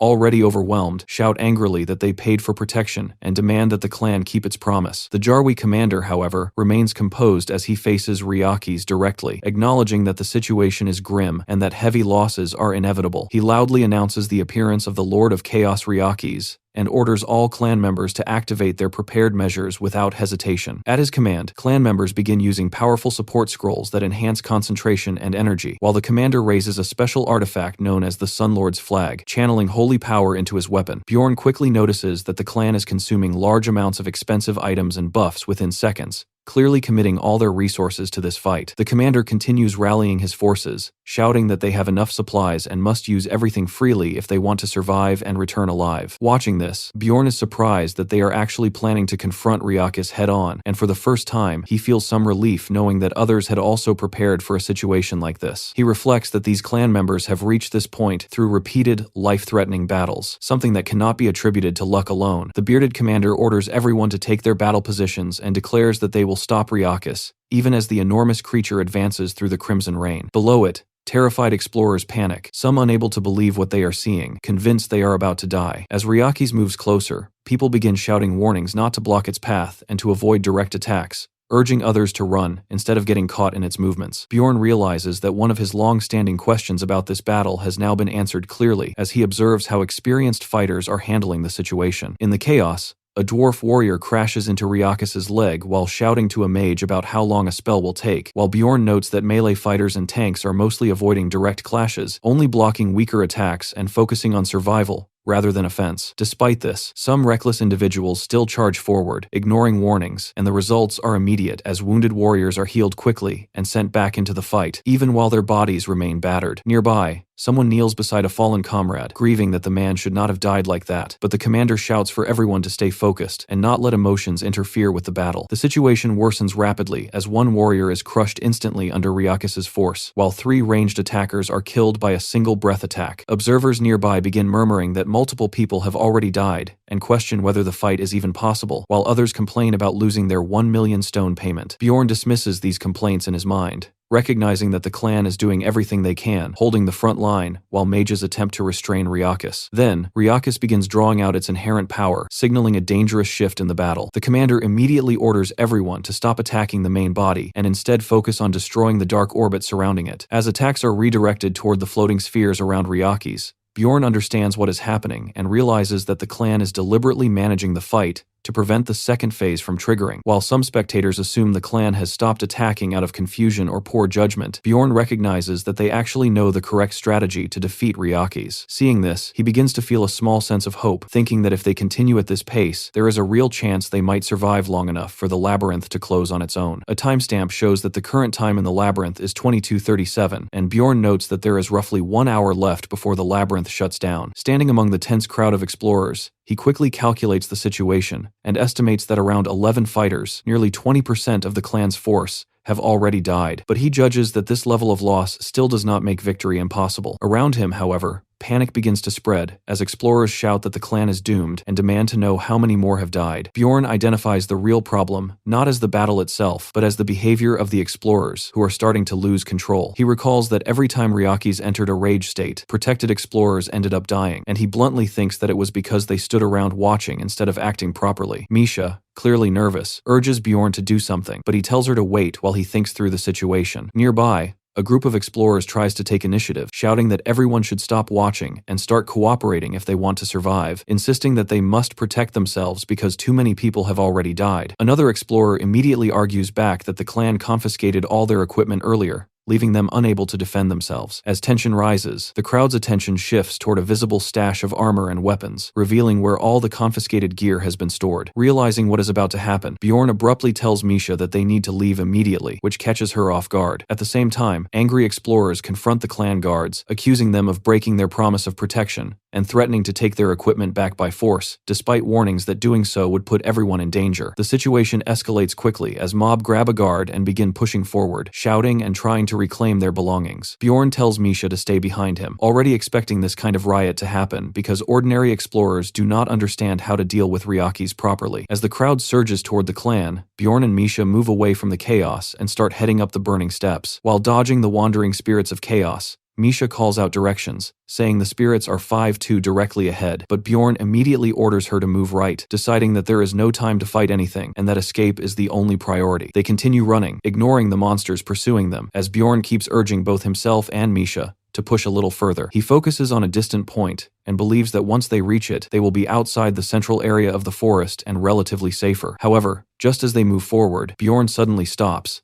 sensing something is wrong, sweat forming as system messages begin to appear. A notification announces that Ryakis has successfully absorbed its inherent power, followed by another stating that the field effect Crevice of Evil will soon activate within a 5-kilometer radius. Darkness begins spreading across the area, and Bjorn immediately recognizes this as Ryakis' ultimate skill. He realizes that this can only happen if Ryakis has absorbed all of its orbs, confirming his worst expectation. Misha, shaken, asks what will happen to them, and Bjorn understands that the situation has become far more dangerous than before. The narration explains that Crevice of Evil is triggered only after Ryakis absorbs all 10 of its spheres, and once activated, everyone within the affected area has 45 minutes to escape. After that time limit, anyone still inside the field dies, regardless of strength. Another key effect is that everyone within the range is gradually pulled toward the center of the floor. A final system message clarifies that all characters in the affected zone will be transported to the center, and in the next moment, Bjorn, Misha, and the other explorers are forcibly relocated. Confusion spreads immediately as people look around, unable to understand what just happened, while Bjorn quickly estimates that around 200 explorers are still alive. He also observes that only about 20 members of the Jarwi clan remain out of the original 50, calculating that 11 died earlier and many more were lost in the recent chaos, making it clear how severe the situation has become while he and Misha were away. As the crowd demands answers, a clan mage responds harshly, silencing them with threats and warning that he will attack if anyone comes closer. Another clan warrior angrily blames the explorers for causing additional deaths and warns them to stay away, while the explorers shout back, blaming the clan for confiscating their equipment and begging to be allowed back under protection, even offering to pay more. The warrior responds coldly, saying they should be grateful they are not being killed on the spot, and makes it clear that the clan will not help them anymore. The mood quickly turns desperate as people begin to curse and question what they should do next. At that moment, one explorer raises a trembling hand and claims to know something about the situation. He explains that according to an old text he once read, everyone will die if they fail to leave the area within a certain time limit, but also says that escape is possible by traveling 5 kilometers in any direction despite the presence of monsters. Bjorn quietly confirms that this information is correct. However, he also understands the real problem, which is that Ryakis' clones and the spirits of chaos will relentlessly chase anyone trying to escape, making that option extremely dangerous. Even so, many explorers begin to move, deciding to take their chances. Misha points out that more than half the remaining people are already leaving, and asks Bjorn what they should do. Bjorn watches the situation carefully, and concludes that relying on that plan is too risky. Instead of following the crowd, he decides that they will attempt something with a higher chance of survival. Bjorn moves toward the Jarwi clan forces, deciding that instead of running blindly like the others, he will gamble on them as his best chance of survival. As he approaches, a clan member immediately warns him not to come any closer, but before things escalate, a Therianthrope swordsman notices Misha and is visibly startled to see her there. Bjorn casually greets him, deliberately acting like they are close, while Misha nervously whispers his name under her breath. Without wasting time, Bjorn directly asks whether the clan managed to obtain the rare orc hero's essence. The moment those words leave his mouth, the atmosphere changes. The swordsman's expression hardens instantly, and he draws his weapon, demanding to know how Bjorn could possibly know about something like that. Seeing this reaction, Bjorn quietly smirks to himself, realizing that his first calculated gamble has worked exactly as intended. At this point, the situation inside the clan is already critical. Out of roughly 23 members still alive, their forces are heavily imbalanced, consisting of 3 priests, 6 mages, 12 ranged attackers, and only 2 melee fighters left. Vice Captain Iraz Maglain repeats grimly that they are down to just 2 close-range combatants. He recalls how the earlier riot caused massive losses among their frontline fighters, and how they were forced to buy time by letting Lord of Chaos Ryakis absorb its spheres. The old geezer mage who had appeared earlier presses Iraz to make a decision quickly, reminding him that their understanding of Ryakis' behavior means they are running out of time. Iraz thinks through the situation and realizes the core problem is obvious. With only a swordsman and a spearman left as melee units, they lack a true frontline defender, someone capable of holding the line against incoming threats. He understands that without such a role, they cannot safely carve a path through the monsters surrounding them. Subordinates continue reporting that many explorers have already fled and urge Iraz to give orders before the enemy's attention shifts toward them, but the pressure makes it difficult for him to decide. The situation is slipping, and hesitation could cost everyone their lives. At that moment, Bjorn suddenly steps forward and declares that he will open a path for everyone. His voice cuts through the tension, instantly drawing attention. Iraz turns sharply toward him, surprised by the unexpected offer, while other clan members question who Bjorn even is. The red-haired Therianthrope tries to intervene, but Bjorn pushes past him, standing firm as he presents his proposal. Iraz demands an explanation, wanting to judge the situation personally. A subordinate nervously admits that they still do not know how Bjorn learned about the orc hero's essence. The clan members quickly relay Bjorn's condition, which is simple and direct. In exchange for opening a path to safety, he wants the orc hero's essence. Faced with this, Iraz activates his skill, Survival Instinct, an ability that highlights the individual most likely to increase his chances of survival. The result is immediate and unmistakable. Among everyone present, Bjorn stands out, glowing with an intensity that surpasses all others. Iraz trusts this ability completely, as it has saved him many times before. Without hesitation, he concludes that Bjorn is the key to overcoming their current crisis. Turning to his subordinates, he declares that Bjorn is essential to their survival, a statement that shocks everyone around him, especially the Therianthrope swordsman. Then, focusing fully on Bjorn, Iraz asks for his name. Bjorn understands that this moment is crucial. This is his second gamble, and just like the first one, it has worked. Iraz Maglain introduces himself as the vice captain of the Jarwi clan, and immediately questions Bjorn about how he figured out they were targeting the orc hero. Bjorn calmly answers that it was simply his own deduction, which makes Iraz narrow his eyes and ask how he reached that conclusion in the first place. Bjorn explains that a large elite clan would never monopolize something like the third floor's orc habitat unless they had a much bigger objective in mind. He points out that they did not just arrive casually, but brought a massive amount of supplies, far more than what would be needed if their goal was only to hunt great orc warriors. From that alone, he reasons that their target had to be something more significant. The orc hero is actually a 5th rank hidden boss that can only be summoned through a specific method, offering a large number of great orc warrior crystals at an altar. Bjorn connects this with what he observed earlier, and concludes that all those supplies were likely meant to prepare for the possible appearance of an even stronger entity, the Orc Lord. At the same time, he notes that since their supplies still seem intact, it likely means they have not yet encountered that higher-tier boss. Hearing this breakdown, Iraz is clearly impressed. He then shifts the topic and asks Bjorn to explain why he believes the clan needs his help so badly. Bjorn answers directly without hesitation, stating that he is a barbarian carrying the immortal effect and that he also possesses a powerful vampire essence. He continues by mentioning that he has absorbed a corpse golem essence as well, which grants him extremely high pain tolerance. Before Bjorn can continue listing everything, Iraz cuts him off and quickly summarizes the key point. He concludes that Bjorn's real advantage is his ability to keep fighting continuously while sustaining himself with potions, essentially allowing him to endure far longer than a normal frontline fighter. Iraz evaluates this and judges that Bjorn's build is exceptionally suited for the 3rd floor, even surpassing the remaining melee fighters in his clan. Excitement flashes across Iraz's face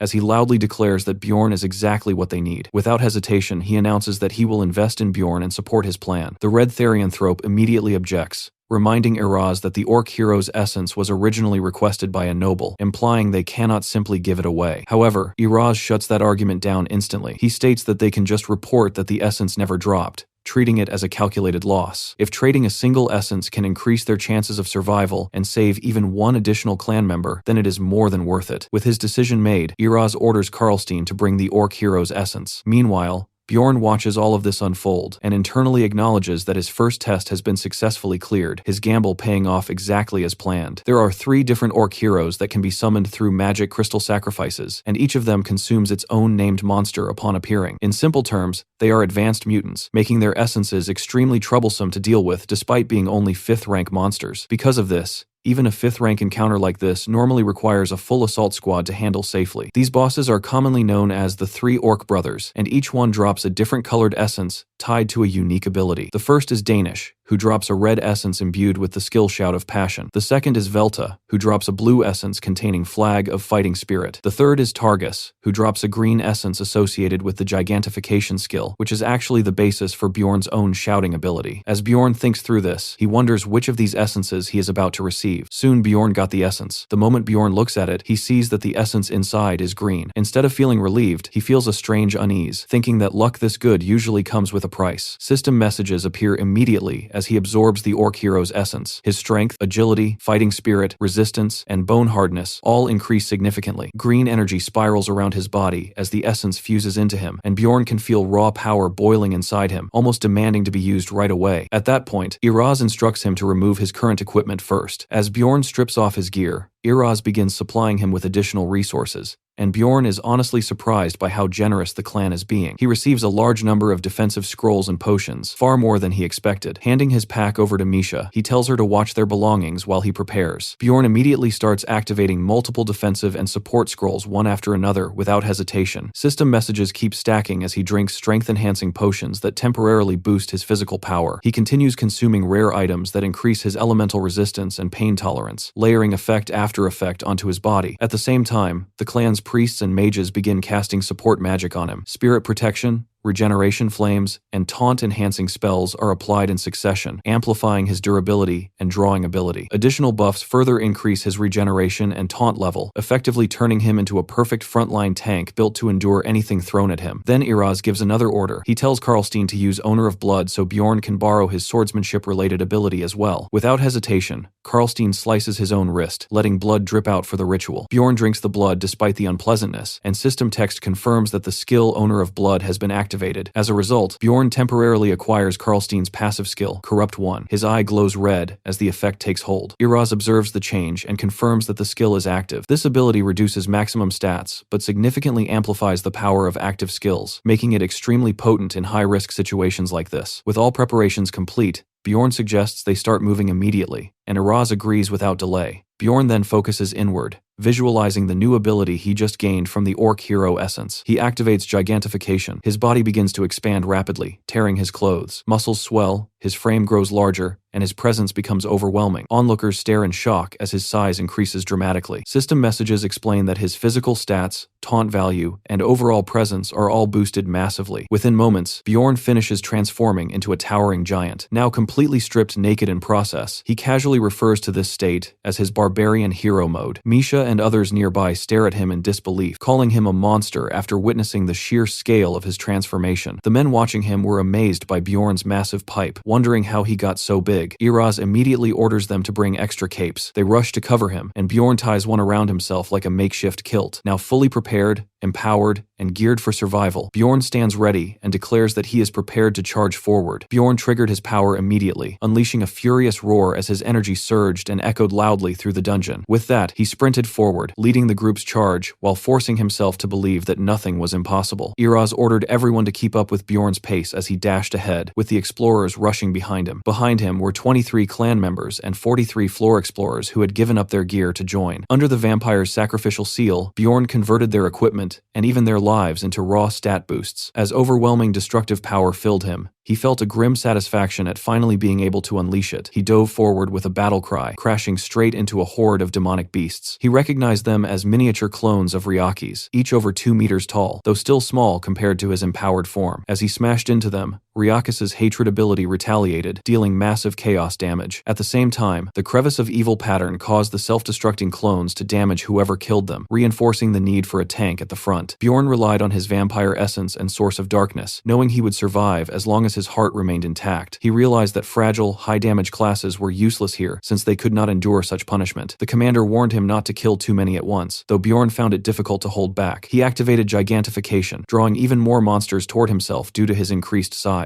Acting as a constant source of provocation, he kept every threat focused on him, ensuring the explorers behind him remained safe. Karlstein charged in and killed a clone, only to cry out as the reflected damage struck him with equal force. Injured, he called for the priests to heal him. Bjorn immediately ordered everyone to stop taking unnecessary hits and fall back. A priest healed Karlstein while he cursed in frustration, urging the healer to hurry. Bjorn concluded that only he should remain at the front for what was coming next. He continued carving a path through the clones, and once his health dropped below half, his hero's path passive activated, increasing his resistances and tolerances. He recalled the Orc Hero whose skill functioned the same way, which was the reason he had sought that essence. His defenses increased significantly below 50% health and peaked near 20%, and he intended to exploit that advantage as much as possible. Bjorn ordered everyone to stay back while he handled the vanguard alone, pushing forward and leaving the others behind. Hernision observed that Bjorn had fully joined them and acknowledged his presence, agreeing it was wise to let him take the front in case new threats appeared behind. Karlstein, still in pain, realized that even attacking a single clone was unbearable, forcing him to retreat. Watching Bjorn, he began to question who he really was, no longer seeing him as an ordinary barbarian. As they continued running, the clan members admitted that no one matched a barbarian's courage and praised the vice captain's judgment in recruiting him. Other explorers speculated about Bjorn's identity, assuming he must be a well-known warrior whose absence would have doomed them. When someone asked Misha about him, she insisted she did not truly know. Hernision remarked that if the legendary barbarian hero Valkan returned, he would likely resemble Bjorn, whose presence now matched that myth. Bjorn soon spotted the zone exit ahead and urged everyone to move faster, pushing himself harder as he sensed their escape was near. A notification warned him that his soul power was running low, but they managed to break through and reach the outside. As Gigantification wore off, his body shrank back to normal size, leaving him panting heavily. The system confirmed that the crevice of evil field effect was ending. Outside, the survivors cheered in disbelief, though Bjorn could still hear the agonized screams of those who failed to escape as the space behind them collapsed. A massive red explosion followed, obliterating the entire area and vaporizing the orc habitat in an instant. He noted that their timing had been miraculous, escaping just as his transformation ended. The commander agreed, but warned that they were not safe yet. Bjorn also understood that the danger was not over. He recalled that after leaving the crevice of evil, the first phase of the insta-kill ultimate would select a single survivor as prey. He calculated the odds and realized there was a 1 in 15 chance that either he or Misha would be chosen. Then he saw Misha freeze in terror. System notifications revealed that Misha had been selected as the prey and was now paralyzed. Bjorn was filled with anger as he realized that fate had chosen her. Misha sensed something was wrong, and as the realization dawned on her,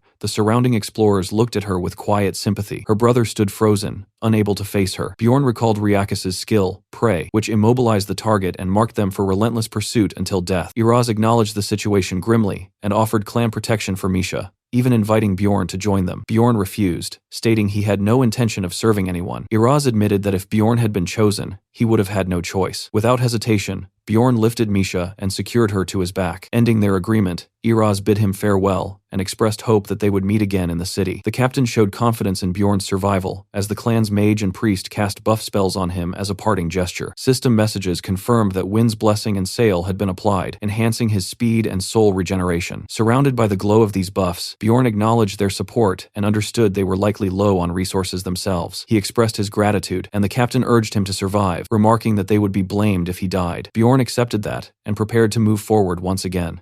Only 15 minutes remained before the labyrinth would close. A massive claw stirred ominously as Ryaki's red eyes flared open, and the system announced that the Lord of Chaos, Ryakis, had awakened. Bjorn immediately broke into a run, carrying Misha on his back. She could feel the heat radiating from his burning skin and hear the roars rapidly closing in behind them, making it clear that if things continued like this, neither of them would survive. Being carried, Misha called out to him, urging him to stop running for her sake, since the monster was after her, not him. She realized that this was why everyone had looked at her with dread, recalling how even her own family had chosen to ignore her. Those memories surfaced bitterly, reinforcing the thought that her existence had always been treated as a threat. Earlier, when she had been paralyzed on the ground, she had trembled at being singled out. Now, on his back, she insisted he had already done enough and would die if he kept helping her. She pointed out that they were not even that close, and claimed she had already fulfilled her lifelong wish because of him. Bjorn immediately rejected that, stating she clearly did not want to die, and that her self-sacrificing words made no sense. As he swatted aside chaos spirits while running, he pressed her on why she was pretending to accept death. She tried to insist she meant it, but Bjorn questioned whether she was actually afraid of being abandoned. Misha argued that she simply did not want to burden him anymore. Bjorn demanded to know if that feeling mattered more than her life and told her to stop testing him with evasive words. He made it clear that if she truly wanted to live, she should ask him for help so they could fight together for even a small chance. Misha reflected on her behavior and realized she must have sounded like someone giving up instead of supporting the one risking everything to save her. Remembering how Bjorn had carried others before, she understood that he had already shown her the mindset needed to survive since the witch's forest. She accepted that surrendering and complaining was the wrong response in this moment. Finally, she asked him to save her, promising to stay by his side and support him if they survived. She even offered him all the money from the expedition as an added incentive. Bjorn responded with a faint smirk, acknowledging that this was more like it. As Wind's blessing expired, he realized that all the buffs from the Jarwi clan had run out. Feeling raindrops, he deduced that Ryakis was now directly behind them. Seeing even more chaos, spirits blocking their path, he decided to use another trump card earlier than planned. Activating Gigantification again, he enlarged his body, increasing his stats and taunt to draw everything toward himself. He noted that while all his stats increased, what mattered most was that each step now covered far more distance. Estimating he could maintain the form for 2 to 3 minutes, he asked Misha to track the time. She began counting the seconds precisely as he ran forward. Forced to fight while moving, Bjorn started smashing chaos spirits, their deaths corrupting the ground as he continued forward. As more enemies fell, Misha's voice continued counting down the remaining time. When she called out that only 120 seconds remained, Bjorn registered it grimly, followed soon after by her update of 103 seconds. Suddenly, a massive, fiery attack landed in front of them, startling him. As Misha announced that 90 seconds remained,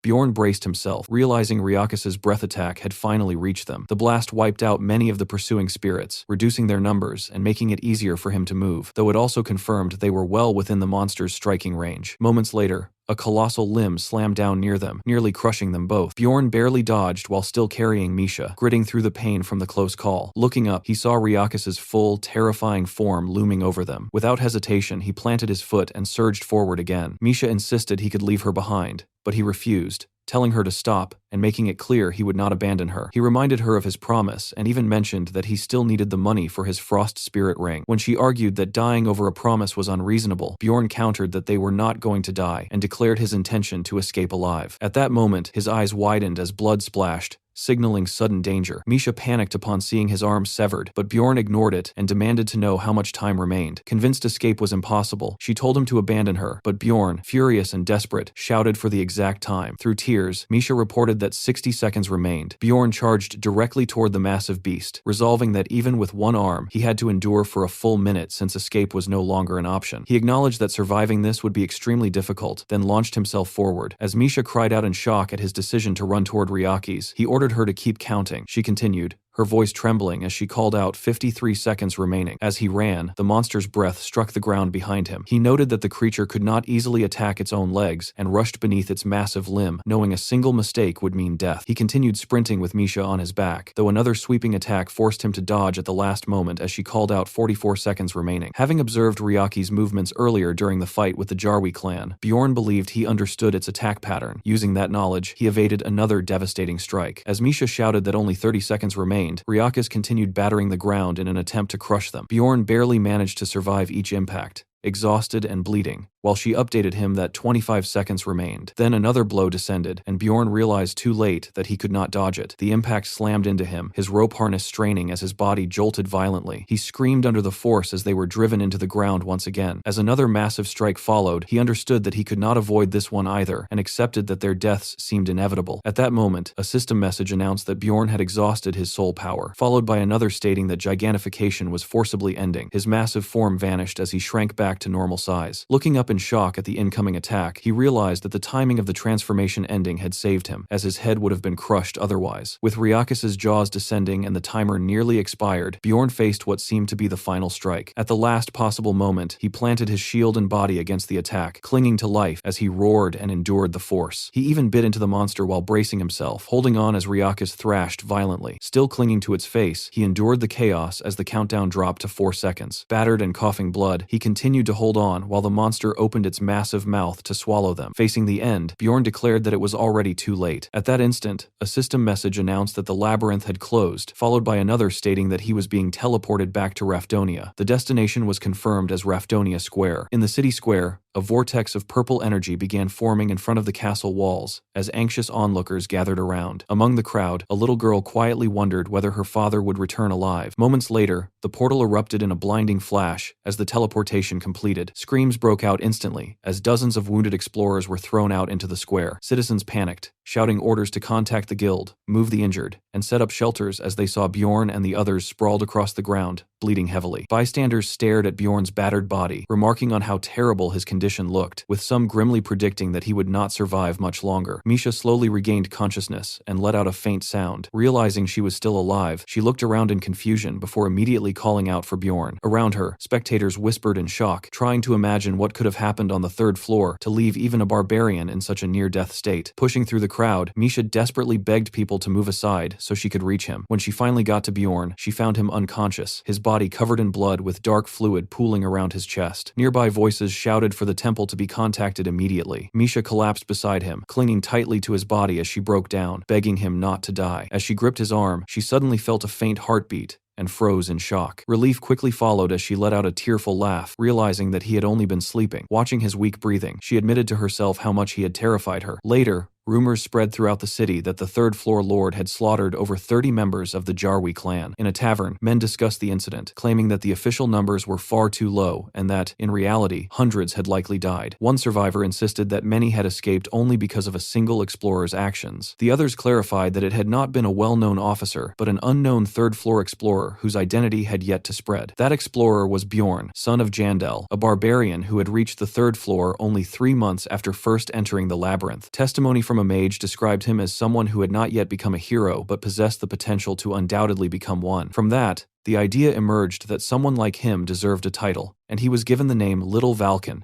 in reference to the legendary hero known for unmatched bravery. At the same time, system messages indicated that Bjorn's fame stat was rapidly increasing. Another warning followed, explaining that such rising fame would trigger more special events around him. Elsewhere, a guild official reviewed the report, finding the nickname Little Valkan interesting as he began to take notice of Bjorn. He reflected that very few explorers had ever achieved so much in such a short time, making Bjorn's case unprecedented in his experience. The report also listed the powerful enemies Bjorn had already faced, including the corpse golem and the vampire guardian, along with the fact that he possessed the rare orc hero essence. His rapid growth and the strength of his abilities went far beyond ordinary luck. The official recalled historical figures who had shown similarly abnormal development, individuals who were often remembered as heroes due to their extraordinary destinies. However, not all such figures had followed a righteous path. As he considered this, the official questioned whether Bjorn would become a hero or something far more dangerous. For a brief moment, he even wondered if Bjorn might be an evil spirit. Sometime later, Bjorn awakened under a tent with a low groan, his eyes opening slowly as sunlight struck his face. Confusion lingered for a moment before he realized he had survived. He found himself back in the city, with Misha asleep beside him, clinging tightly to his thigh. Quietly, he acknowledged that he had made it back alive, and gently patted her head, reflecting on the fact that they had both returned together. 2 days later, the entire town was still talking about the third-floor lord and the massive casualties. In taverns across the city, drinkers eagerly exchanged stories about the brave barbarian, now known as Little Valkan. At the same time, Bjorn's interface continued to ping repeatedly as his fame kept increasing. Soon after, Bjorn and Misha reunited with their allies, who were visibly relieved to see them alive. Rottmiller apologized for getting injured earlier, but Bjorn cut him off and suggested they order food first. During the meal, Bjorn asked Hickarod what had happened to their group after they separated. The dwarf explained that after treating Rottmiller, they repeatedly used the Guardian's wrist guards to buy time. Misha was surprised at how often the item could be activated, while Bjorn suspected they had used a specific method. Hickarod laughed and revealed that emergency restoration could refresh an item's uses, which was exactly the method Bjorn had in mind. After retreating and stabilizing Rottmiller, they had attempted to find Bjorn and Misha, but failed to detect them. Misha, growing impatient, pressed for more details and learned that on the third day they had encountered a dangerous woman. Hickarod stated plainly that they chose to run away and eventually escaped through a portal leading to the 4th floor. Rottmiller added that by carefully timing their entry, they became the only party to reach that floor due to the entry restrictions. It was explained that the Sky Tower portals changed colors and could be used strategically to block pursuit, while completed trials did not reset. This allowed them to safely camp on cleared floors. Hickarod complained that spending 10 days doing nothing on the 1st floor of the tower had been unbearable, while Bjorn silently fumed, thinking that he and Misha had endured far worse during that time. Hickarod then casually mentioned that they had been fortunate enough to obtain an essence during their first trial. He revealed that it was the essence of a 7th-rank monster, the Mimic, and admitted that he had claimed it for himself. Hearing this, Bjorn reacted internally with frustration, cursing his own bad luck. The explanation followed that the Mimic was a rare entity that granted the valuable treasure room skill rather than combat abilities. Its first activation filled a private storage space with random items. When asked what they had obtained, Hickarod listed large quantities of mana stones and high-grade potions, along with 2 highly numbered special items. This revelation shocked Bjorn. Embarrassed by Bjorn's reaction, Hickarod asked him not to curse, while Bjorn wondered how the dwarf could be so absurdly lucky. Hickarod then explained that he intended to sell the numbered items and share the profits with the group, which Bjorn estimated would exceed 10 million stones. Bjorn forced himself to congratulate him, though his frustration caused him to unconsciously bend his spoon, prompting Misha to scold him. He brushed it off by blaming the uncontrollable strength granted by his orc hero essence, but Misha pointed out that he had always managed it before. Bjorn deflected the comment, stating that she had not yet seen everything about him, which left her flustered. When the others asked what had happened to Bjorn and Misha, he decided to tell the story himself, aware that there were details he needed to keep hidden. He gave a summarized version of events rather than revealing everything, covering key moments from Misha's contract with the Beast to the desperate battle against Ryakis. The group listened in awe, fully grasping how intense the situation had been. Rottmiller congratulated Misha on forming a Spirit Beast contract and asked why she credited Bjorn for it. Embarrassed, she insisted that they would not have survived without him. Hickarod accepted her explanation and then offered Bjorn 1 million stones from their profits to compensate for the protection cost of the Orc Hero essence. Bjorn was taken aback by the gesture, internally comparing Hickarod to a rare source of generosity. The mage praised Bjorn's story, stating that the title Little Valkan now suited him perfectly. Bjorn was surprised to learn that the name had already spread so widely, and Hickarod confirmed that it had become the common way people referred to him. The narration framed Little Valkan as Bjorn's new title, likening him to the legendary barbarian hero Valken of the past. Bjorn, however, felt uneasy about gaining such recognition so quickly. He reflected that while fame had been beneficial in the original game, in this reality it only increased the likelihood of dangerous events and unwanted attention. Despite this, his companions congratulated him, confident that his new title and 5th rank essence would lead him far. Misha then shifted the discussion to how they would divide the money they had earned, including the reward for reporting the Karui priestess. She was especially pleased to hear that the bounty alone amounted to 3 million stones. The total profits and expenses were calculated, resulting in a net gain of 7.65 million stones. At that point, Bjorn reminded Misha of her earlier promise to give him everything. Instead of dividing the earnings, he claimed the entire amount. Bound by her word, Misha was left flustered and quietly regretted her decision. Later, Misha asked whether all the aftermath had finally been settled. As they walked through the city, Bjorn reflected that while the labyrinth was harsh, life outside it was not much easier. He noted that he had already taken care of most of the tasks he needed to handle, having retrieved his repaired equipment, purchased consumables, and even visited the auction house, which had clearly pleased Misha. At the same time, Bjorn found himself wondering why Misha continued to stay so close to him. He briefly suspected that she might still resent losing the money, though he ultimately decided it was better for him to manage their funds. In his mind, 7.65 million stones was only a modest amount considering his future plans. He intended to invest in essences, equipment, and most importantly, in strengthening Misha. Now that he considered her his main party member, he studied her thoughtfully, which only made her feel embarrassed. As they walked, onlookers whispered about Bjorn, referring to him as Little Valken. He eventually told Misha that he would be heading off for a while, and she mentioned that she planned to visit her family first. She spoke nervously, saying she would be gone until the next day or possibly the day after, which made Bjorn wonder why she seemed so uneasy about it. Though he felt a slight concern, he chose not to press further and simply wished her luck. Misha claimed she felt a little better, but Bjorn could tell she still seemed troubled. He encouraged her again,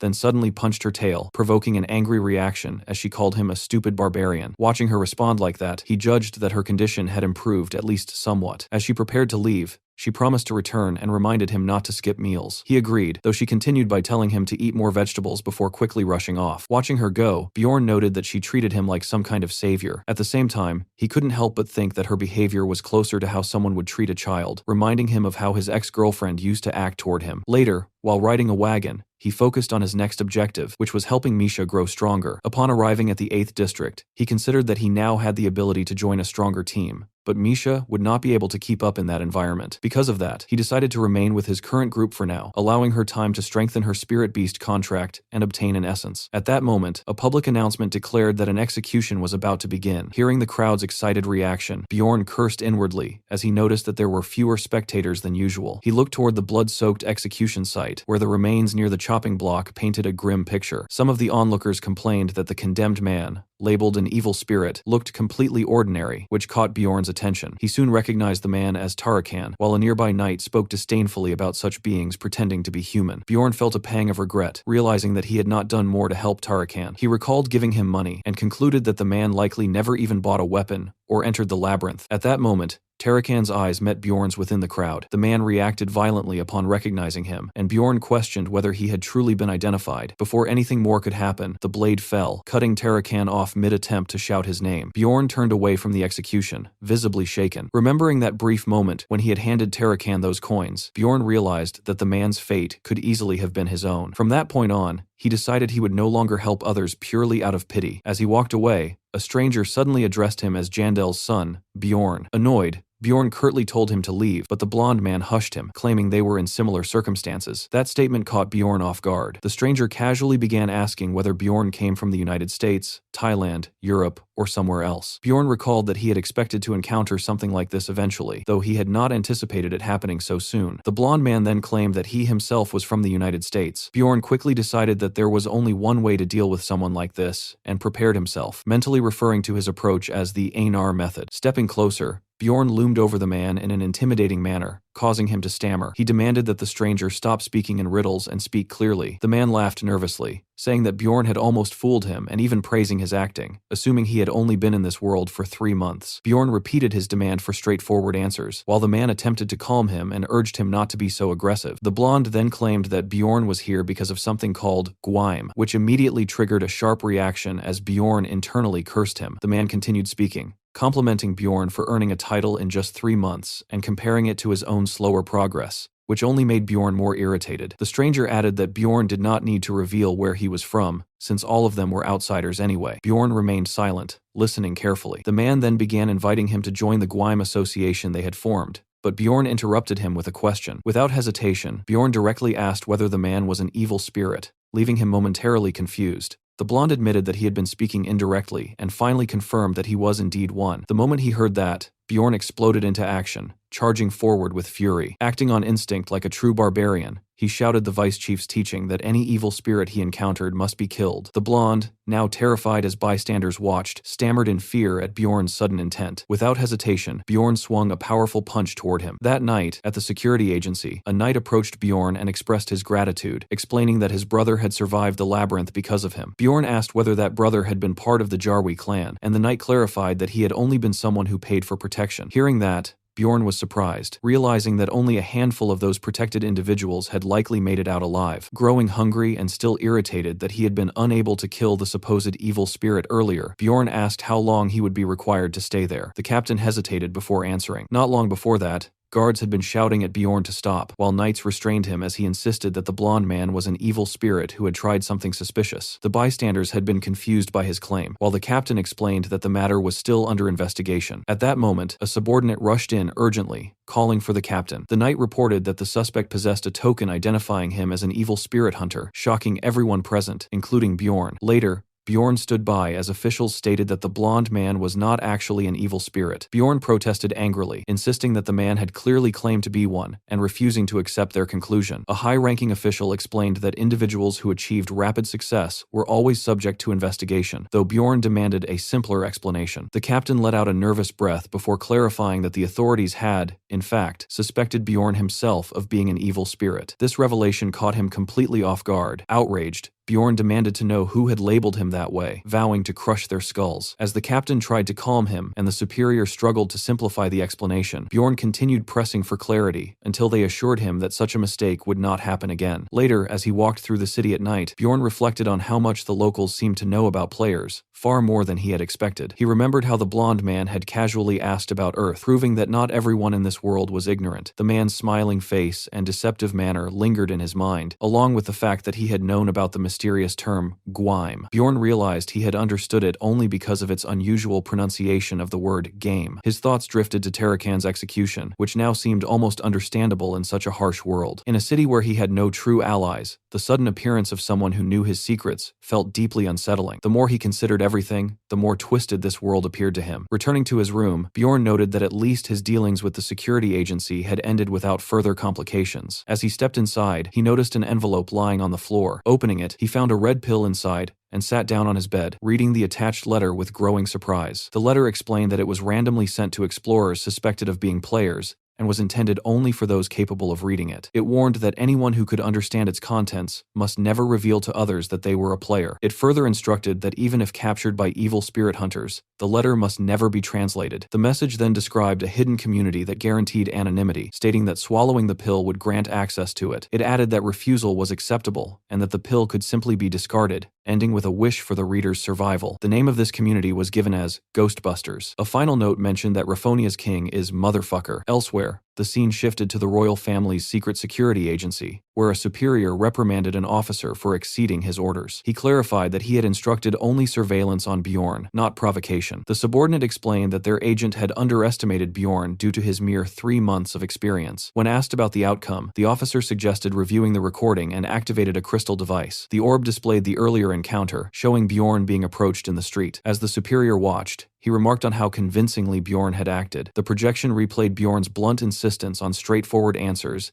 and his immediate hostility toward evil spirits. The kneeling officer argued that unlike a true evil spirit, who would have fled, Bjorn had attacked without hesitation, which supported the conclusion that he was not one. The superior ultimately agreed, firmly stating that Bjorn, son of Jandal, was not an evil spirit. He reflected on how Bjorn had earned a title within just 3 months without being one, and considered the possibility that the young man was destined to become a hero. With a faint smile, he concluded that this was a good outcome, as the city was always in need of more heroes. The next morning, Bjorn visited the magic tower, believing the mysterious letter was genuine and intending to investigate it further. Inside a research lab, Raven observed that he must be quite famous to have received something like that. Bjorn questioned her, and she explained that individuals who gained recognition often received such letters, assuring him that it was nothing unusual. She added that if he had come earlier, she could have examined the writing more closely and asked whether he was not curious about the message left by the evil spirits. Bjorn repeated her words, focusing on the term evil spirits, and she clarified that the letter had indeed been sent by one. Pretending ignorance, Bjorn praised her ability to even recognize it as a letter, which pleased her, as she noted that most people would not have noticed. Raven then asked about the pill that had come with the letter, and whether Bjorn understood its purpose. He claimed that he did not, prompting her to explain that it had been crafted by a master mage skilled in psychological and dimensional magic combined with alchemy. According to her, the pill allowed the user to enter a specific spirit realm. Bjorn repeated the unfamiliar term and asked what exactly a spirit realm was. Raven described it as a separate dimension where the physical body remained behind while the consciousness was transported elsewhere. She outlined several key facts,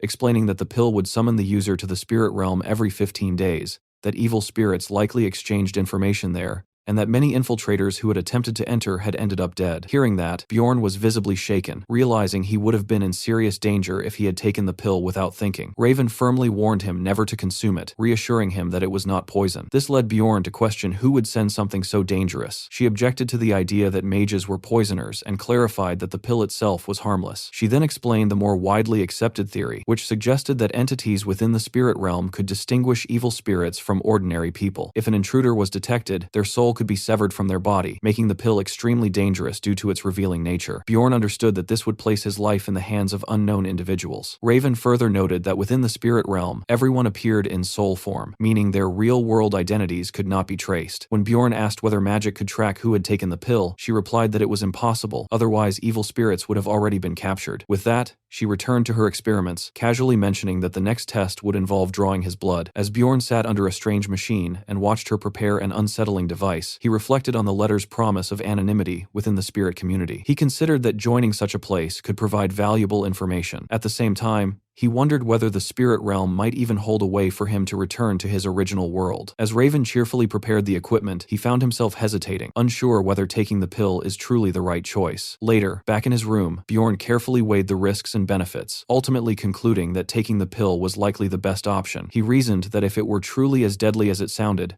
such a spirit community would not exist in the first place. Even so, he decided not to take it immediately. He realized that doing so right away would make it easy for the sender to identify him as a new member. If he were the only recent recipient, his identity would become obvious the moment he appeared in the community. Because of this, Bjorn concluded that entering now would expose him unnecessarily. Instead, he decided that if he ever chose to take the pill, it should be after 6 months, when multiple new members would have joined and his identity would be less obvious. Since he was not yet desperate for information, he felt no urgency and chose to wait. 15 days after returning from the labyrinth, the scheduled time for the spirit summoning passed without him taking the pill. Elsewhere, in a high-floor research lab within the tower, a clock struck as another mage prepared to observe the spirit realm. Activating a blue crystal orb, the mage was asked by an unseen superior whether the expected newcomer had appeared. The robed alchemist reported that no such individual had entered the spirit realm. From this, the superior concluded that the chosen candidate was likely not a player after all. When discussing what to do with the remaining invitations, the mage instructed that letters should continue to be sent according to schedule. The hooded figure reflected with quiet disappointment, having held high expectations for this particular individual. In the end, he concluded that the mysterious person he had been searching for had yet to reveal themselves. The scene shifted to the Explorer Guild branch, where Bjorn was officially promoted to a 6th rank explorer. He reflected that he had been spending his days diligently handling necessary tasks such as assignments, which made time pass more quickly. His routine life in the city continued steadily as he took care of himself, maintaining his condition while time moved forward. Although he spent his valuable stones freely, he had no regrets, knowing they had been used on essential improvements. At a weapon shop with Misha, Bjorn purchased an enormous mace along with enchanted armor, leaving her visibly shocked by both the size and the cost. He then acquired magically enchanted pants with a shape-shifting ability, ensuring they would not tear apart when he used gigantification. This purchase embarrassed Misha, who commented on how difficult it must have been to find such an item. In return, Bjorn asked about her new equipment, noting that while it was smaller than average,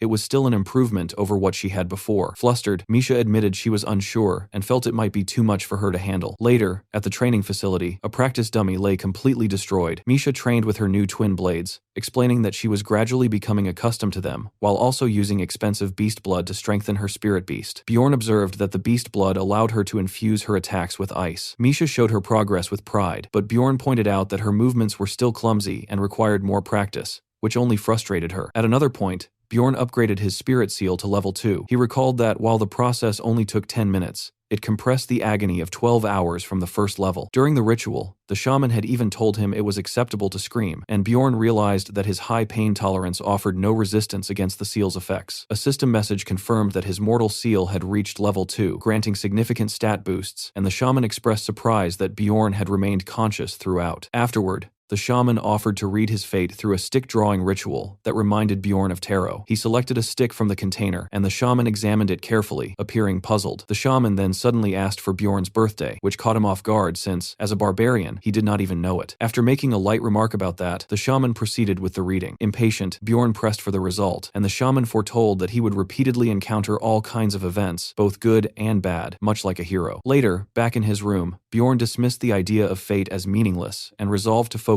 only on what he could control. He committed himself to training so that he could endure whatever challenges lay ahead. The next morning, Misha arrived cheerfully with a basket of breakfast to wake him. Bjorn reaffirmed his determination to prepare himself as thoroughly as possible. When he returned to the shaman, the man expressed surprise, noting that no one had ever reached the stage of receiving a third seal as quickly as Bjorn had. He explained that there were 3 possible paths for the third spirit seal: flames, hard steel, or wilderness. Bjorn immediately recognized these options as identical to those from the game, and chose the spirit of wilderness. The shaman instructed him to brace himself, and after another intensely painful session, Bjorn successfully completed the third spirit seal. A notification confirmed that his immortal seal had reached level 3, granting further increases to his resistances and overall stats. Another message stated that his body had been imbued with the spirit of wilderness, significantly increasing his base threat level and granting him the skill Wild Outburst. Bjorn quickly analyzed its potential, recognizing that it greatly increased his ability to attract monster aggression, while the skill itself could temporarily triple that effect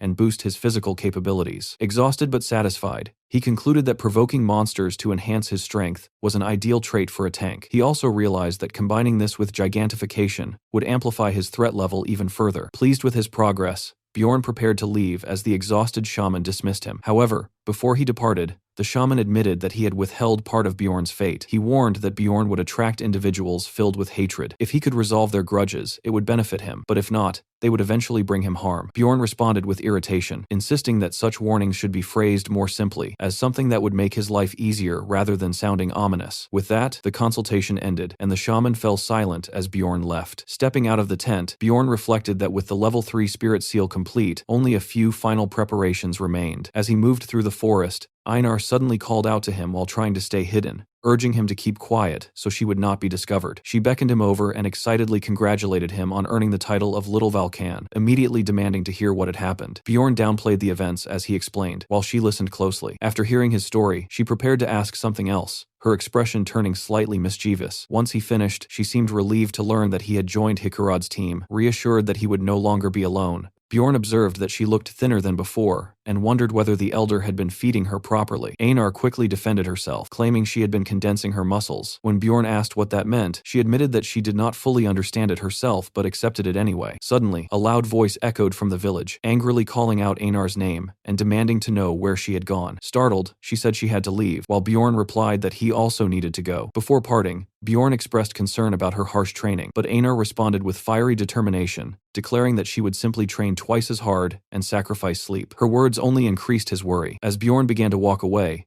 Einar called out to him again, making him stop and turn back. She added that she was glad to see he was doing well, her bright smile reflecting genuine happiness for him. Watching her, Bjorn reflected on how much she had changed. When they first met, she had been driven purely by survival instincts, but now she seemed more at ease, likely because she had found companions she could trust. Without a formal farewell, she promised to return as a stronger and more dependable warrior before leaving. Bjorn remained still for a moment, gazing up at the sky in thought. He began to wonder whether he himself had also changed, whether he had become more relaxed without realizing it. Later, at the library, the blue-haired librarian remarked that he had become quite famous. Bjorn was slightly surprised that she initiated the conversation and wondered if she had something important to say. As he considered leaving, he thought that he no longer needed to maintain a close connection with her as a mage, since he had already reached rank 6 and gained a title. Walking away, he reasoned that he already had a mage in his party, even if that person was not affiliated with the magic tower. He continued justifying his thoughts, assuming that since she worked only as a librarian, she was likely in a situation similar to Dwalki and therefore not worth pursuing. However,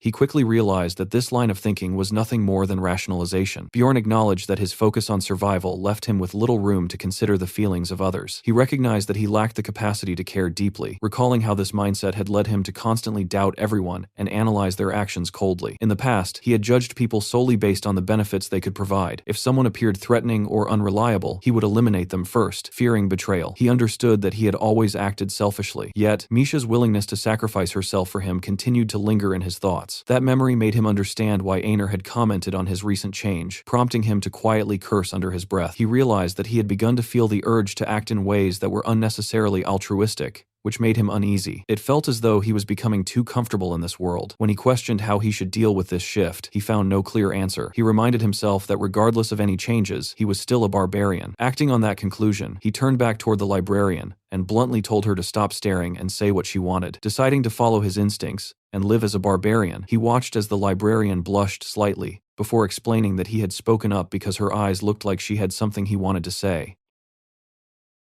The following day, Bjorn arrives at a cafe that's completely packed with women, and he can barely force his way through the entrance. The moment he steps inside, he already starts regretting coming here, especially since the overly cute and girly name of the place should have been an obvious warning from the start. Inside, the entire cafe looks like a pink-themed dessert haven, clearly meant for women with a sweet tooth, making him feel completely out of place. While he's still taking in the situation, a woman suddenly waves at him with excessive enthusiasm after realizing he's the client she had been waiting for. She introduces herself as Shavin Emir, a blue-haired woman who turns out to be a friend of Lagna, the one who referred Bjorn to her. Despite dragging someone like Bjorn, a literal barbarian, into such a sugary, feminine environment, Shavin casually asks him what he wants to eat. Bjorn responds with heavy sarcasm, telling her to bring him beer and steak, clearly mocking the setting. Without wasting time, he shifts to the main point and directly asks what she actually needs from him. Shavin is genuinely surprised to hear that Lagna didn't explain anything to him beforehand. Deciding to skip unnecessary conversation, she gets straight to the job. She explains that she needs someone to handle patrol duty in the sewers, where a group of freeloaders who avoid paying taxes have been illegally staying. However,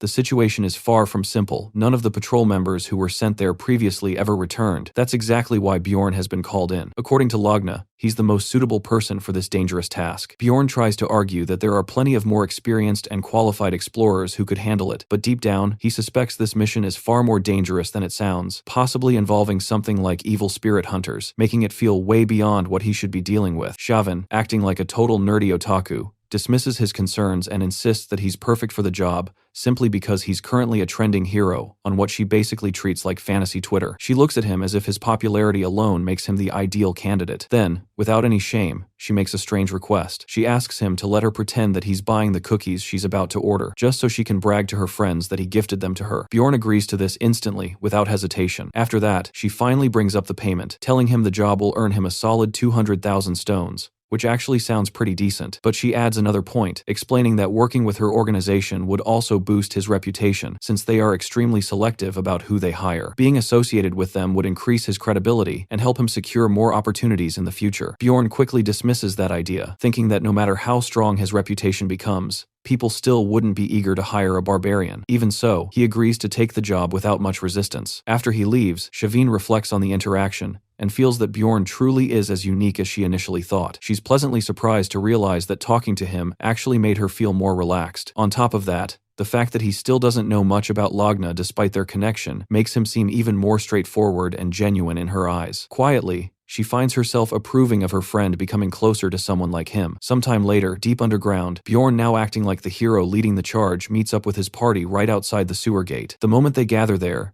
everyone immediately starts complaining about the absolutely unbearable, disgusting smell, even though they all knew exactly what kind of job they had signed up for in the first place. Bjorn doesn't pay any attention to their whining at all. Instead, he forcefully throws the gate open and walks in with an intimidating presence, carrying full main character energy. As he leads the way inside, he warns everyone not to damage their helmets since they're equipped with GoPro cameras meant to record solid evidence. The team itself had been put together the day before. Bjorn first brought in Hikarod, who happily agreed to join without even asking for payment. Then Dwalki joined as well, mostly because doing anything at all sounded better than sitting around reading books all day. Rottmiller came along wanting to test out a newly unlocked skill, while Misha was clearly excited to slice up criminals using her brand new Lich twin blades. Looking at this lineup, Bjorn feels like an absolute genius for assembling a full team without spending anything, and in his mind, Rottmiller stands out as the real MVP thanks to his exceptional navigation skills, which are extremely useful in a place that looks like an endless, confusing maze of filth. As they proceed deeper, Dwalki casts a light spell to illuminate the pitch-dark tunnels, but Hikarod still looks tense, practically clutching his soul as he keeps worrying that some sewer monster might suddenly jump out at them at any moment. Hearing that, Misha asks the sorcerer if there's any known information about monsters in this place. Dwalki explains that mages sometimes dump magical waste into toilets, so there's a chance that some bizarre,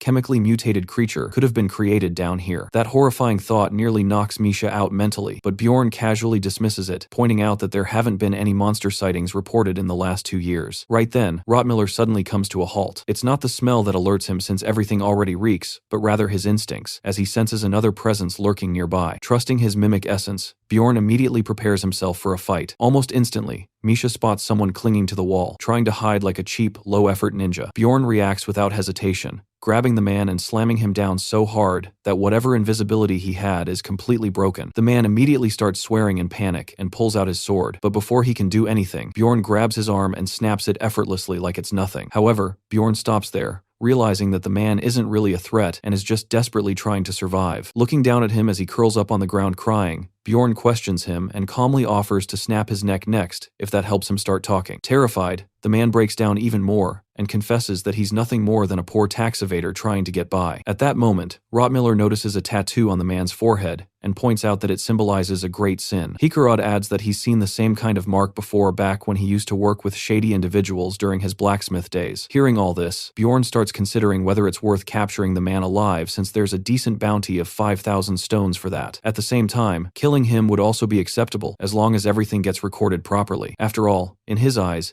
anyone hiding in the sewers while dodging taxes probably deserves whatever punishment comes their way. The desperate man then starts begging for a deal, offering to share valuable information in exchange for his life, but that only irritates Bjorn further. Just when things seem to be going nowhere, the man suddenly mentions a name that immediately grabs Bjorn's attention. He claims there's a dangerous woman with a massive bounty roaming around, surrounded by corpses, which strongly suggests some kind of dark, forbidden magic is involved. The moment Bjorn hears this, his instincts flare up, and he realizes it might be none other than the Karui priestess Elisa. His reaction makes it obvious something serious is going on, and Misha quickly asks what they should do next. Bjorn responds firmly, saying they can't allow a violent, bloodthirsty psycho, especially one who might hold a grudge against them to keep moving around freely. He tells the group that their first step is to confirm whether it's really her, but at the same time, everyone is already prepared to jump straight into a fight the moment that confirmation comes through. Their new guide takes them along through the sewers for roughly half an hour, before finally coming to a stop at a concealed passage that does not appear on any maps. Bjorn feels a bit surprised that the man never chose to settle down in this place permanently. The man then explains that he had been constantly moving around because a crazy woman had taken over his previous hideout, and that situation was exactly when they happened to run into him. When they finally arrive at what is supposed to be the hideout, Bjorn observes that there is only a single way in and a single way out. This detail makes him smile, since it means the madwoman will have no possible escape route. Even so, he remains extremely suspicious, so he orders the man to go in first. Just outside the main chamber, the group begins to panic when they notice heaps of lifeless bodies scattered around. Despite this, Bjorn forces his trembling guide to move forward, and the unfortunate man ends up activating a trap. Instantly, a barrage of curses crashes down on both of them. Bjorn quickly shouts at the others to retreat at once, while the drug-addled man is torn apart by a revenant's curse that drains his maximum health each time it strikes, and gives him the sensation that his very soul is being sucked away. Elsewhere, Elisa immediately realizes that her curse has been triggered, and she starts wondering whether the attackers might have come from the temple. Her heart begins pounding rapidly because she has still not managed to locate the entrance to the underground city. Because of that, she turns to the voices inside her head, waiting for them to guide her toward her next sacrifice. At the same time, Bjorn receives a notification informing him that more than 100 revenants have ambushed him. However, due to his resistance to dark effects, he ends up losing only about 1/3 of his maximum health. Holding the drug addict in front of him as a human shield, Bjorn tells Misha Misha that he is somehow still alive, even though she is visibly worried about him. When he looks at the man's hollow corpse, which now has 0 maximum health, Bjorn immediately understands how that curse would have affected him, and he feels genuinely thankful that the expendable vagrant, who had no family, ended up taking the blow instead. Hikarad then notices a nameplate on the man and discovers that he is yet another person named Hans.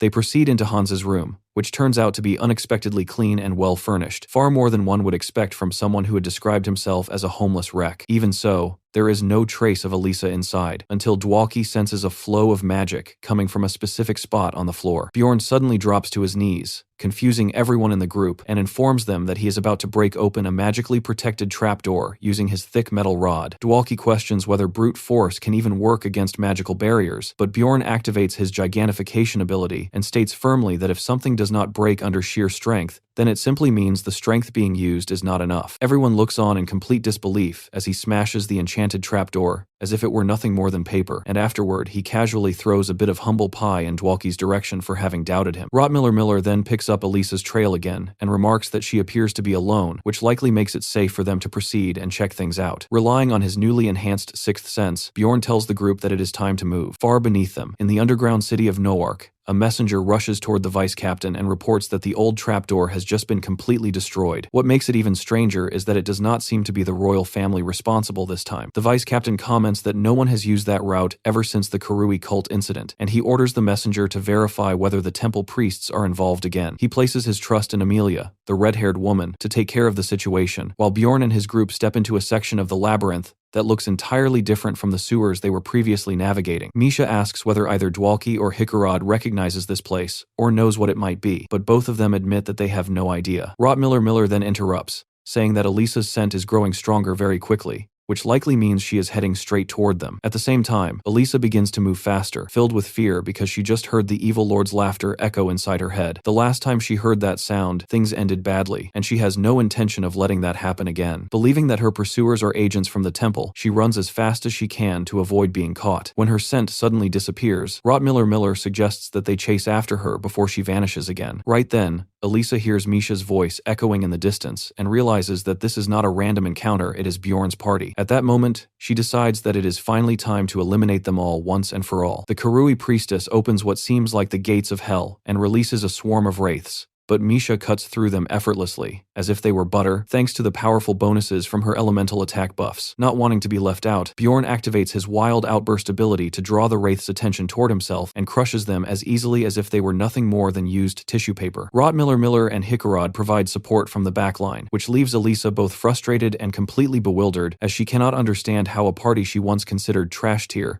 has become strong enough to overwhelm her so completely. In response, she casts multiple curses, trying to ensure that Bjorn suffers the most painful death imaginable. However, Dwalki steps in at a crucial moment and uses his light magic, effectively canceling out all of her dark spells and giving her no chance to recover. Bjorn nearly smashes the priestess's head in, and then signals to Dwalki to proceed with the next step. The sorcerer looks confused at first, but Bjorn urges him to act quickly as he rushes into close range while Elisa approaches. Thinking she is clever, Elisa makes a last-second move by turning into a spirit, allowing her to evade the physical attack. But Dwalki's materialization spell activates at just the right moment, forcing her back into her physical human form. Bjorn immediately grabs her by the collar and delivers a clearly painful strike with his shield directly to her face, then continues to beat her relentlessly. He hits her with such force that the rest of the group begins to doubt whether he even intends to leave her alive to claim the 3 million reward. After battering her face until it is completely unrecognizable, he ties her up and casually tells the group that they should move on. However, when he turns around, ready to congratulate everyone on a job well done, he realizes that all of his teammates are lying flat on the ground,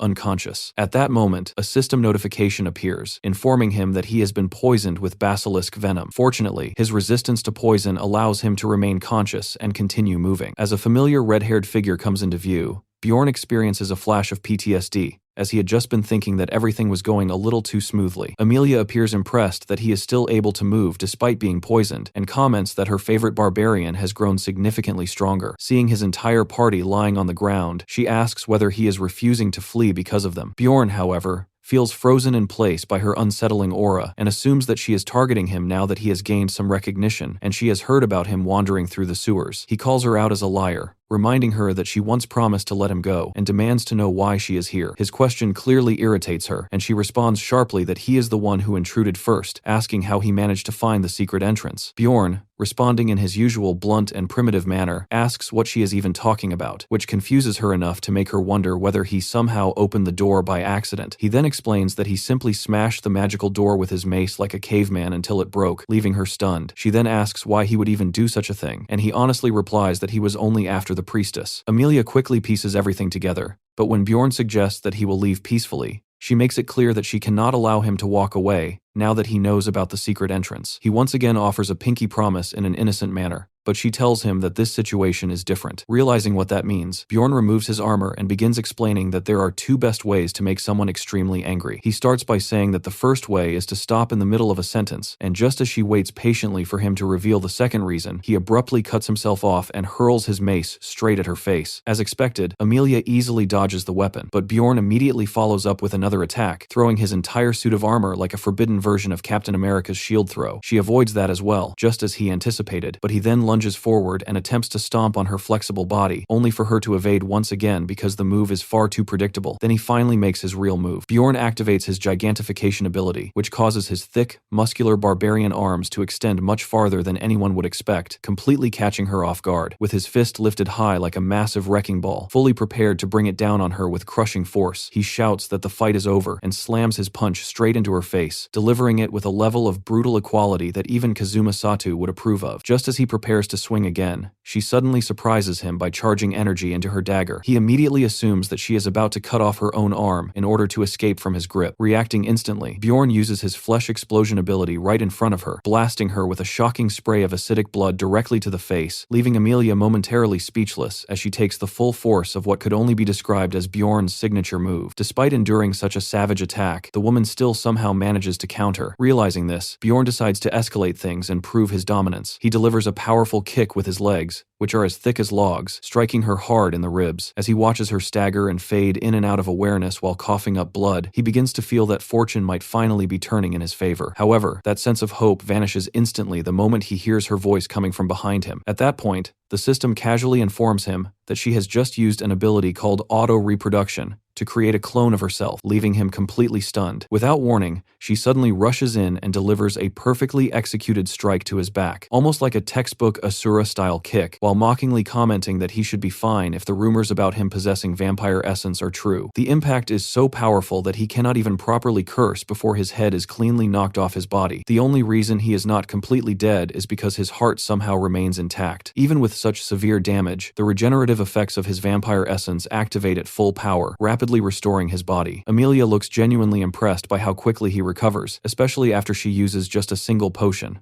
Bjorn suddenly springs back up, appearing confused and slightly irritated, and questions why she did not finish him off when she had the opportunity. She sighs and remarks that he is still as foolish as ever, pointing out that he chose to ambush her as his method of survival, even though she was clearly willing to talk. He refuses to accept that explanation and argues that he had no other option because she was giving off an unmistakable "I'm about to silence you" kind of vibe. This only irritates her further, and she reminds him that she had literally allowed him to walk away freely the last time they met. When he brings up the fact that she previously said she could not let him leave, she rolls her eyes and clarifies that she only meant she would need to question him first, not kill him. He then asks what she actually wants from him, but Amelia calmly tells him to relax, as she notices his hand subtly moving toward his mace. Bjorn pretends that he was not about to go into full caveman mode again, but she clearly understands that he is simply being cautious in case she suddenly changes her attitude. At that moment, he drops his usual line about how the best defense is a good offense. She laughs it off and pulls out a small object, explaining that it is a blessing capable of erasing the user's memories from the past hour. Naturally,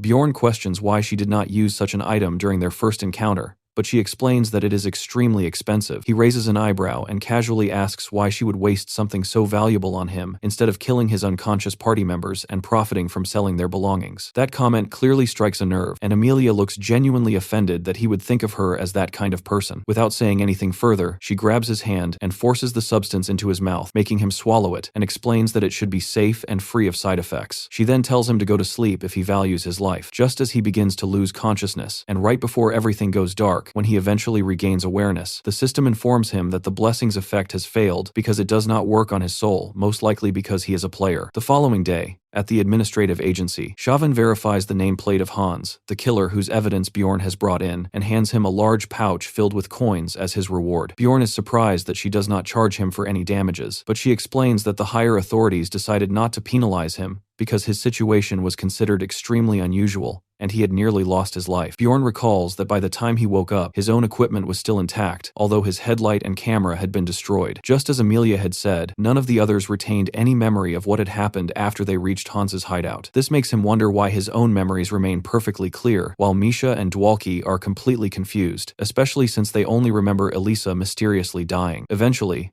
Rottmiller comes up with a surprisingly clever theory, suggesting that they must have been involved in a fight and that Bjorn's mace likely caused the severe damage to Elisa's face. He also theorizes that she probably used a curse to erase their memories. Dwalki finds this explanation believable, and Hikarad seems perfectly content with the situation, since they managed to survive while she ended up dead and they still received the reward money. When they step outside, they encounter Chauvin and Hikarad, who mention that they were considering coming in to check on him because he had taken too long. Bjorn privately doubts that the scholarly librarian and the studious woman would have been much help anyway, but he does notice that Hikarad appears to be quite wealthy, judging by her high-quality equipment. Chauvin teases Hikarad for being so concerned about Bjorn, clearly enjoying the moment. Later on, Bjorn meets a paladin who confirms that the witch they dealt with really was Elisa and assures him that their order will not forget his assistance. With that confirmation, Bjorn officially secures the bounty. The news further boosts his reputation, and now the women working at the agency cannot stop talking about him, gossiping about how he can grow incredibly large during battles, and making equally suggestive comments about him outside of combat. Hearing them whisper shamelessly right in front of him irritates him, as it makes him feel like some kind of exhibit in a zoo. Chauvin suddenly slams the table and scolds the overly enthusiastic women, ordering them to leave before she reports them for harassment. After things calm down, Bjorn tells her that he needs to meet up with his companions. Chauvin casually suggests that he should visit the library sometime, mentioning that Hikarad has apparently been preparing something special for him. He agrees, deciding that he will check it out later. When he arrives at the bar, he finds Hikarad laughing wildly, Misha nearly collapsing from laughter, and Dwalki completely passed out as if he had drunk an entire barrel of alcohol. As soon as they notice Bjorn, Hikarad greets him dramatically, while his greedy eyes remain fixed on the money Bjorn is carrying. It turns out that the bounty on Elisa was an enormous 10 million stones,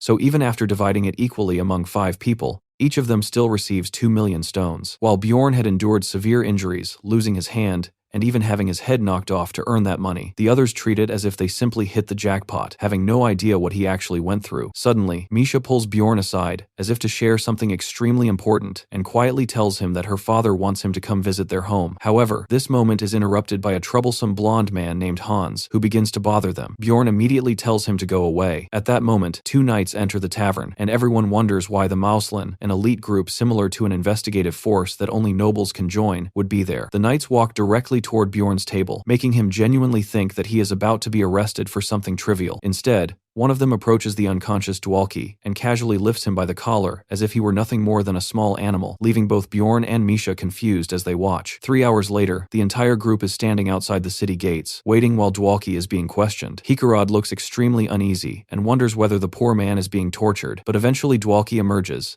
appearing completely drained and lifeless, like a mindless zombie. Back at the tavern, Dwalki reveals that he has to leave the party because Baron Martin is actually his older brother. Bjorn is completely bewildered by this revelation, as Dwalki never gave any indication of being connected to nobility. Dwalki then explains that he is technically of noble blood, since his father was a baron, but he was born as an illegitimate child from a relationship with a maid. Because of this, he was considered a stain on the family name, and the baron's wife arranged for one of her own brothers to adopt him immediately after his birth. Despite that, Dwalki says that his life with his mother was still good. However, Hikarad asks what any of this has to do with him leaving now. Dwalki explains that his father has recently died, and the title has passed to the second son. When Rottmiller points out that it is strange for the eldest son not to inherit, Dwalki clarifies that this is exactly the problem. The new baron is ruthless and has eliminated his own brother along with any potential threats within the extended family, in a manner similar to organized crime. Because of this situation, the sudden visit from the Mauslan was likely meant as a warning to keep Dwalki out of public attention. Frustrated, Dwalki says that he had only just begun to enjoy his life, but now, due to the growing fame of their group, he has to disappear again. Bjorn asks him if he is seriously quitting simply because his older brother demands it, and Dwalki reluctantly admits that he is. Instead of accusing him of a serious offense,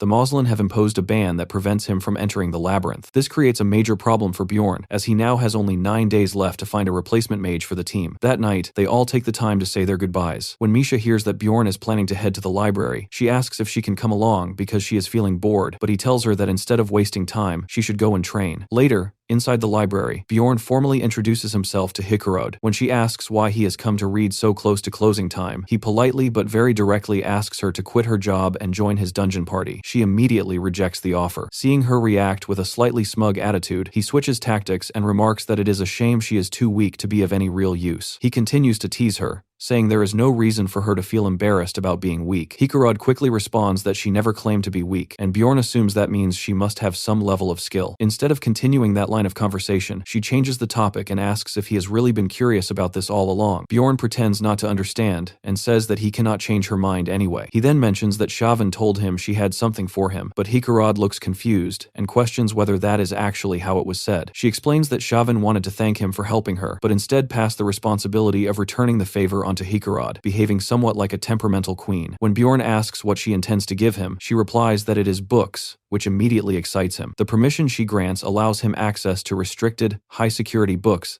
that are normally reserved only for nobles. He asks whether that is truly allowed, and she assures him that it is fine as long as he keeps quiet about it. She also mentions that hardly anyone pays attention to this place anyway, which makes Bjorn start wondering about her situation. Soon after, Bjorn immerses himself completely, entering a full nerd mode as he begins reading through the restricted materials, discovering that they are filled with extremely useful information. However, since he arrived so close to closing time, he knows he will not be able to read everything. Hikarod scolds him for staying so late, but still permits him to continue reading. He goes through a text detailing Raftonia's organizational structure for public facilities, which reveals several interesting details about various agencies. Another book describes how a secret police agent barely survived a journey into the world of evil spirits and returned in a half-dead state. The Rupture book, due to limited space, documents only 4 cases. As Bjorn reads, the content feels like a perfect wiki-style guide, aligning closely with everything he learned during his 9 years of experience playing the game. What truly shocks him, however, is the name of the author Oriel Gabus, who is also listed as the developer of Dungeon & Stone. This realization immediately raises serious questions in his mind, making him wonder whether the book was written by another player or by the actual developer. If it is the latter, then it would mean that everything happening is intentional and far more complex than he initially believed. Bjorn begins to consider the possibility that the developer might be some kind of divine entity, and he feels fortunate to have discovered such an important clue. At the same time, it reminds him how little he actually understands about his current situation. He starts to think that the Abyss Gate might be the key to returning home, and he considers that tracking down information about the author could potentially help him achieve that goal in the future. For now, he debates whether he should start asking around. He goes back through the book carefully, checking if he missed any details,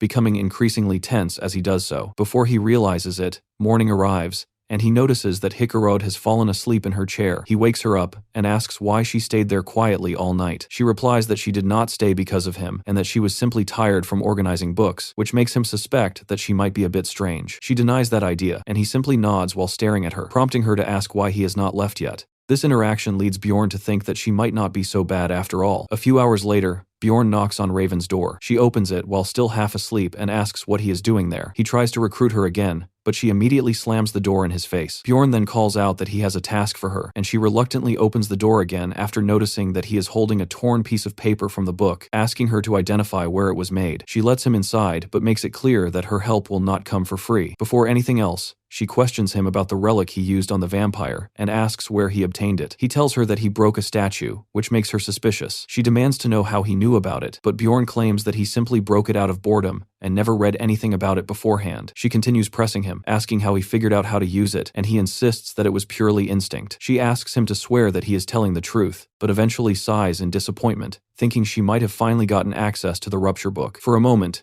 Bjorn considers telling her that the book is in the library, but before he says anything, she changes the subject. She agrees to help him, but only on the condition that he assists her seniors with their research. She promises to give him the results the following week and warns him not to show up unannounced again. Bjorn agrees to her terms. Later on, during a team meeting, Misha suddenly bursts into dramatic tears while complaining that Bjorn had not come home. He calmly tells her that he was at the library reading books, which immediately makes her suspicious. She narrows her eyes and asks him if he is absolutely sure about that, causing him to feel a bit uneasy and start sweating slightly. Trying to avoid the situation, he quickly changes the subject and asks what she had wanted to tell him the previous day, which makes her panic. Before she can respond, the rest of the team arrives, unintentionally saving her from the awkward moment, while Bjorn quietly takes note of her strange behavior and starts by addressing Bjorn, who straightforwardly suggests that they should find a new mage. The dwarf reacts angrily to this idea, but Dwalki stops him and agrees with Bjorn. Hikarad starts going on a long rant about needing to think things through carefully, but Bjorn cuts him off and tells him to get to the point. Hikarad then explains that they should try speaking to the Baron, who frequently visits a nearby tea house and is expected to arrive soon. The dwarf becomes overly dramatic, insisting that if they miss this opportunity, they might have to wait an entire month, and he even gives a pleading expression. Bjorn grumbles, but ultimately agrees to go along with the plan. After some time, the Baron arrives at the tea house, and Dwalki recognizes him as his second brother. Misha nudges Dwalki, encouraging him to go and speak with him. Dwalki approaches nervously and requests an audience, while the bald butler informs the Baron that he is the son of Lady Carolina. The Baron asks what business he has, but Dwalki becomes so nervous that he can barely speak, forcing Bjorn to step in and apologize for the awkward situation. The Baron seems intrigued by the fact that a barbarian is addressing him and remarks that it has been a long time since he last encountered one. Bjorn then explains their situation and requests that Dwalki's ban be lifted. However, the Baron coldly responds by asking why that should concern him at all. Bjorn notices a hint of confusion on the Baron's face as the butler explains that Dwalki is an illegitimate child. Upon hearing this, the Baron dismisses the matter as a waste of time, which causes Dwalki to lose all color in his face. Bjorn tries to persuade him again, but the Baron remains unmoved until the butler quietly whispers something to him. At that moment,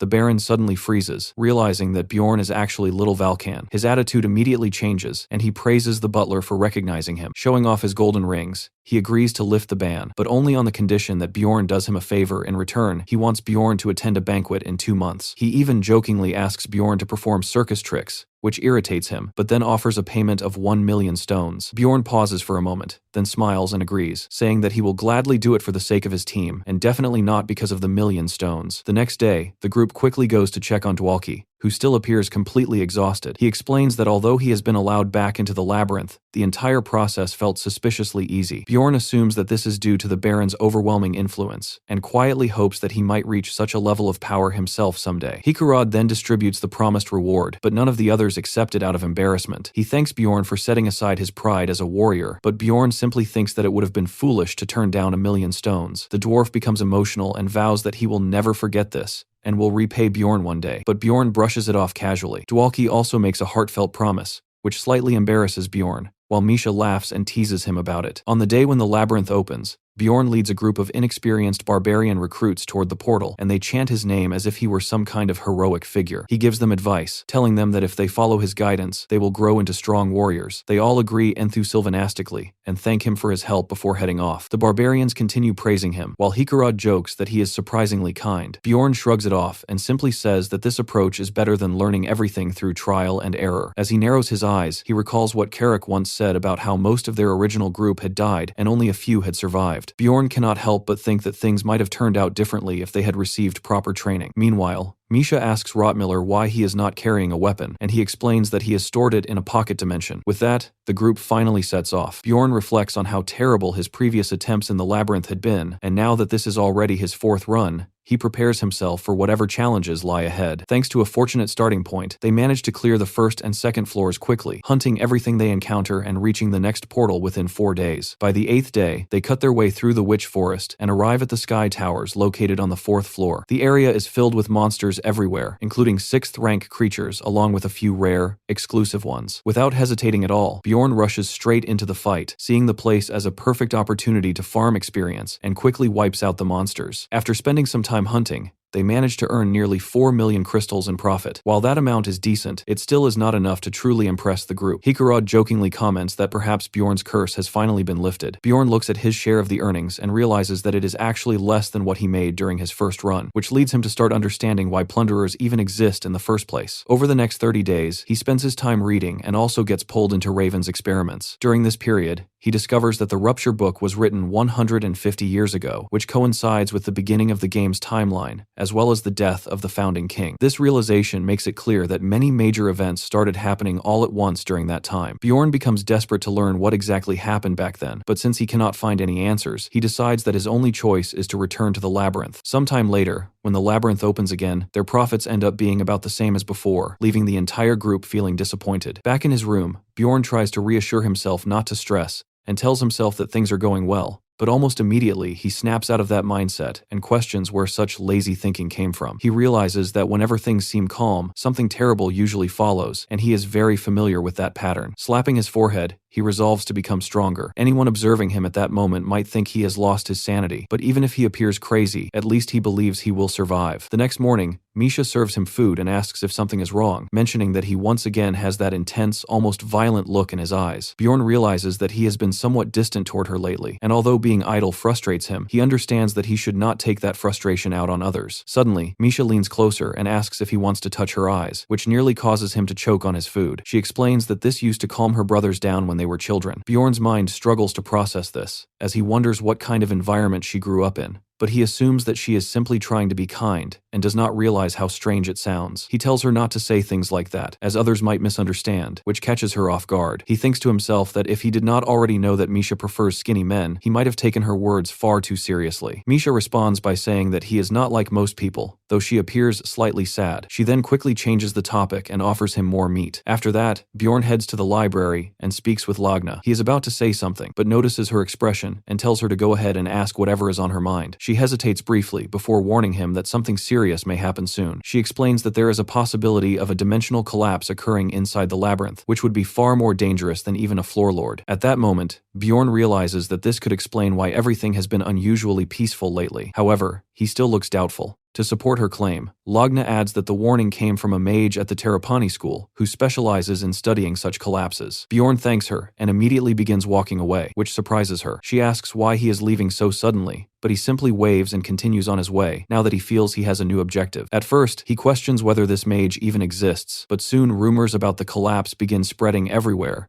and even Misha mentions it. As people throughout the town start whispering about the possibility, Bjorn becomes suspicious that someone might be deliberately spreading this information. He feels frustrated, wishing he had access to better sources of information, but being a barbarian makes that difficult. Eventually, he finds himself holding a pill that he had originally planned to use at a later time. Deciding that using it now should be fine, even if it is 2 months earlier than intended, he swallows it. As midnight arrives, the system acknowledges his presence, and his soul begins transferring to another realm. When he wakes up, he finds himself in an unfamiliar location, but now he has returned to his original body. Meanwhile, in the real world, the police are investigating the disappearance of a man named Hans. They are focusing on leads connected to his workplace and his family, although his mother appears completely indifferent to the situation. A senior officer questions why the case has been assigned to them, and his partner explains that surveillance footage shows Hans entering his room but never leaving, with all the windows still locked. As the senior officer reviews the case file, he remarks that something about the situation feels very wrong. There is no evidence of a break-in, and there has been no use of his identification card over the past month. Even the clothes he was wearing were found, as if his body had simply vanished while still inside them. This leads the officer to suspect that the case might involve a particularly unusual serial killer. He asks whether the scene has been left untouched and instructs his partner to contact the National Forensic Service. Before doing that, however, his partner shows him something unusual. The monitor in Bjorn's room is still powered on, despite not being plugged in. This detail immediately raises serious concerns, and both of them find it unsettling. Displayed on the screen are Bjorn's in-game achievements. The senior officer stares at it in disbelief, unable to understand what is happening, while his partner adds that there have been similar cases reported in other countries as well. Back in Bjorn's real world, he finds himself lost in deep thought,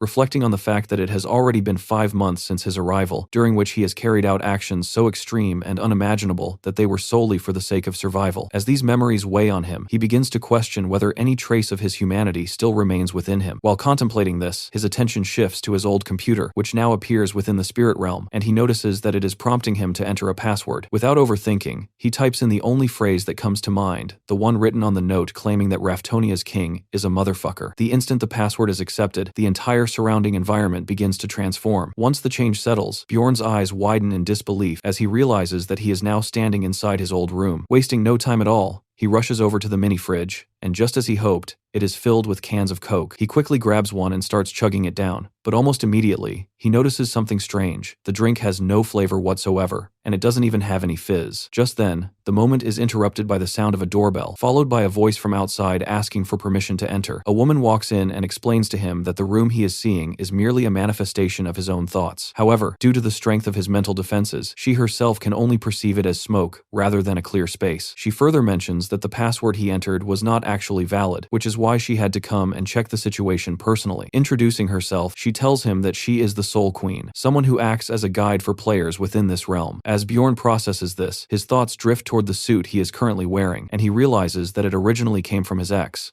Before he can dwell on it further, the woman interrupts again, informing him that he is now officially recognized as a member. He deduces that she must have alternative ways to verify his identity, and she confirms this by stating that she is no longer capable of separating souls from their bodies, meaning he is not in any danger from her. She then proceeds to teach him how to navigate and use the forums, instructing him to create a username. However, when he attempts to do so, he receives an error message indicating that the name he chose is already taken. Thinking quickly, he slightly alters the spelling, and unexpectedly, the Soul Queen suddenly asks if he is a big fan of that particular person, catching him completely off guard. Without offering any further explanation, she simply leaves, telling him that if he needs help, he should submit a request. Exploring the community turns out to be fairly straightforward, so he decides to join a random chat room to familiarize himself with the system. The moment he does, he is instantly transported to a setting resembling a campfire, where the other users greet him in a friendly manner. The leader of the room introduces himself and asks Bjorn where he is from, to which he replies, Korea. The man then apologizes for the plain setup, explaining that they did not have enough points to decorate the space properly. After that, he tells Bjorn to reveal his nickname, which initially leaves him confused until the explanation makes it clear. Once he understands, Bjorn reveals his chosen username, Elf Nuna. The entire room suddenly falls silent, and then it erupts into chaos as everyone begins fangirling in excitement. They are shocked that Elf Nuna is actually present. One person remarks that they had always suspected Elf was Korean, while another questions whether it is truly him. In reality, Elf Nuna is a highly dedicated professional gamer who had uploaded a detailed stat breakdown 3 years into the game, and he now realizes that the post must have gone viral without him ever noticing. At that moment, the earlier comment made by the Soul Queen begins to make more sense. Feeling a bit panicked, he quickly claims that he is only a fan, and points out the extra letter in his username as proof. The others immediately lose their excitement and deflate in disappointment, and Hanzu can instantly feel the impact of his lie. Following this, the other players completely ignore him, effectively ghosting him. However,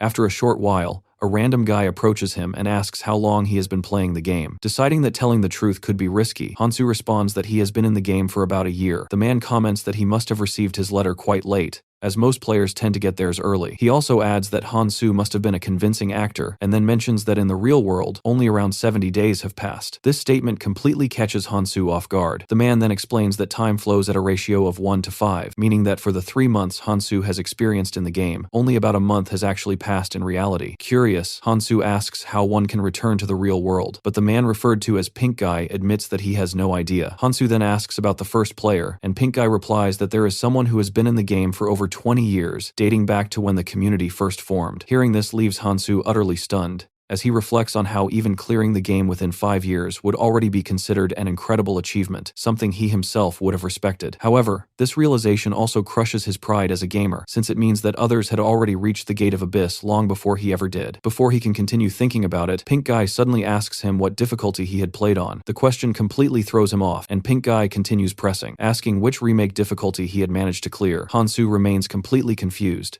having no idea what he is referring to, but Pink Guy then clarifies that Koreans might recognize it by another name, Cheat Mode, which had been uploaded 5 years earlier. Pink Guy proudly boasts that he managed to clear the game at a difficulty that was 50 times easier, a statement that makes Hansu's mind feel like it's about to collapse under the shock. In that particular version of the game, there had been numerous adjustments, including changes to level structures, drop rates, and even the essences themselves. He once again asks what difficulty Hansu had used, and R can barely bring himself to answer 50. Pink Guy chuckles and remarks that even that level was still considered difficult, but goes on to explain that the top player managed to beat the game at a difficulty of 15 times, while the average player usually cleared it at around 60. Meanwhile, back in the real world, the chief asks his secretary whether they were able to secure the computer. She confirms that not only did they successfully obtain it, but she also wiped out every trace of its existence from memory. The chief then inquires about the man associated with it. She reports that he is fairly average in all aspects, except when it comes to gaming. The chief finds it remarkable that someone like him was able to overcome Oriel Gabus's legacy. She adds that the game itself had incredible world building, but its servers had been shut down 5 years ago because no one was able to clear it. The old man responds that he does not consider it a failure, since their boy actually managed to beat it, and now he is curious about just how far someone like him can go. Back on his side, Hansu realizes that his conversation with Pink Guy turned out to be far more helpful than he initially expected. He recalls how Pink Guy had asked him what food he missed the most, and Hansu had answered immediately that it was hot soup with rice, describing it as the most efficient meal he had ever prepared. Thinking about it again, he recognizes that Pink Guy had genuinely helped ease some of his stress. Now, as he stares at the screen, he begins to wonder whether this space will automatically close once the allotted time runs out. However, he remembers Pink Guy mentioning that the duration had been reduced from 12 hours to 7 hours. With that in mind, he decides to look into anything related to the dimensional collapse and opens the trade market. Right away, he notices numerous players offering information in exchange for money. Without wasting any time, he filters the listings to show only the highest paying requests and concludes that this is likely the most efficient method to earn a fortune. Armed with years of intense gaming experience, he begins generating money at an incredible rate, almost like a human cash machine, as he understands the game far better than most players and uses that knowledge to his advantage. The moment he posts his own request,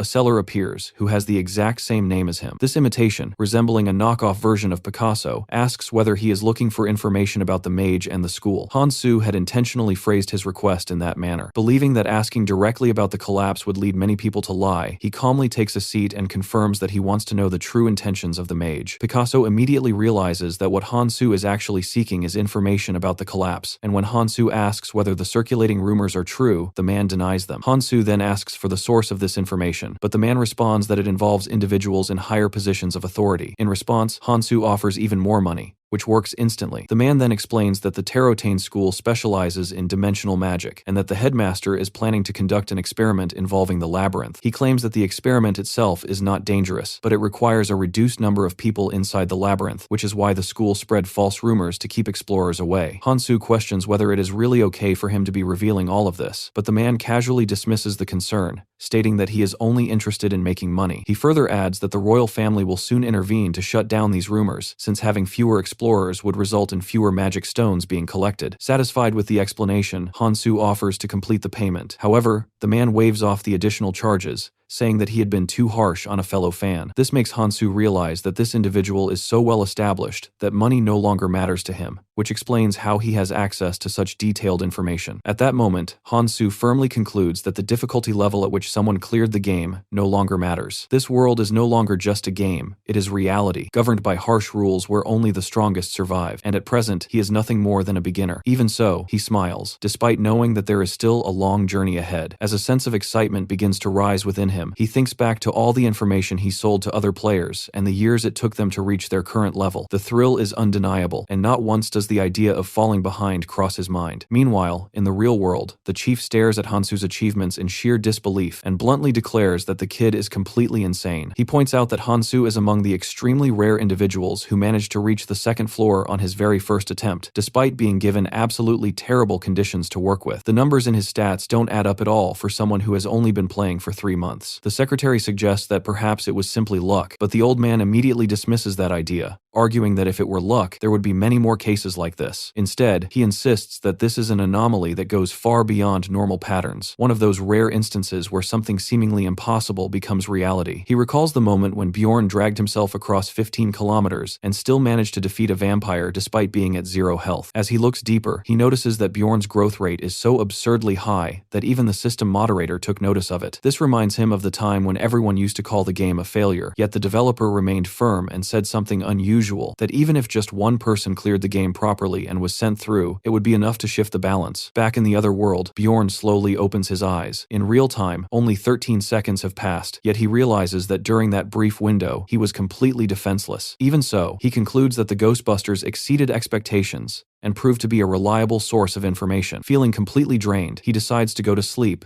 and deal with the Baron the next day. By the following afternoon, he is marching through the town dressed in full barbarian gear, all the while wondering that if this isn't actually a dimensional collapse, then what exactly is going to happen? He decides that for now, he will just speed run through the day, although he can't help but think that the parade looks utterly ridiculous. At that moment, the bald man stops him and tells him to act properly in front of the crowd, prompting Bjorn to mutter under his breath that maybe they shouldn't have hired a barbarian in the first place. He ends up walking more than 6 kilometers under the scorching summer heat, all while enduring the bald man's non-stop nagging. Despite this, the Baron appears delighted and remarks that he has never received this level of attention before, promising Bjorn a generous reward. He tells Bjorn to enjoy the banquet before leaving to meet the Count. Meanwhile, the guests glance suspiciously at the barbarian and whisper among themselves, questioning whether it is even safe to leave someone like him unattended. Bjorn begins to feel a bit uneasy until a man in uniform approaches him, praises him for his work, and tells him to relax until the Baron returns. Bjorn asks why the man is not mingling with the nobles, and he replies that he used to be an explorer, which makes him unwelcome in their circles. When Bjorn asks his name, the man introduces himself as Karl, and Bjorn quickly finds himself liking him, noting that he has none of the arrogance typically seen in others. He even thinks that the butler could learn something from Karl, but almost immediately, the bald man shows up again and starts scolding them for sitting down. Karl shuts him down and explains that he was the one who told Bjorn to rest, yet the bald nuisance refuses to back off and orders Bjorn to stand up. Concerned about how this might look to others, Bjorn tries to diffuse the situation with humor, but the man keeps nagging, making him question whether the reward is even worth the trouble. Eventually, Bjorn decides to just go along with what the bald man wants, since it is only for a single day. He puts on his helmet, declares himself a wild barbarian, and lets out a massive war cry that shocks everyone nearby. The bald man yells at him, demanding to know what he is doing, and Bjorn casually responds that he simply felt like shouting. Noticing the food, he immediately dives in and begins devouring it like a true savage, leaving the butler completely stunned. The guests watch him with growing interest, and as more people gather, the butler's mood begins to shift, even forming a smile. However, Bjorn suddenly grabs the man's shoulder and, in a completely serious tone, says that he wants to crush his skull. The man instantly breaks into a cold sweat and nervously laughs,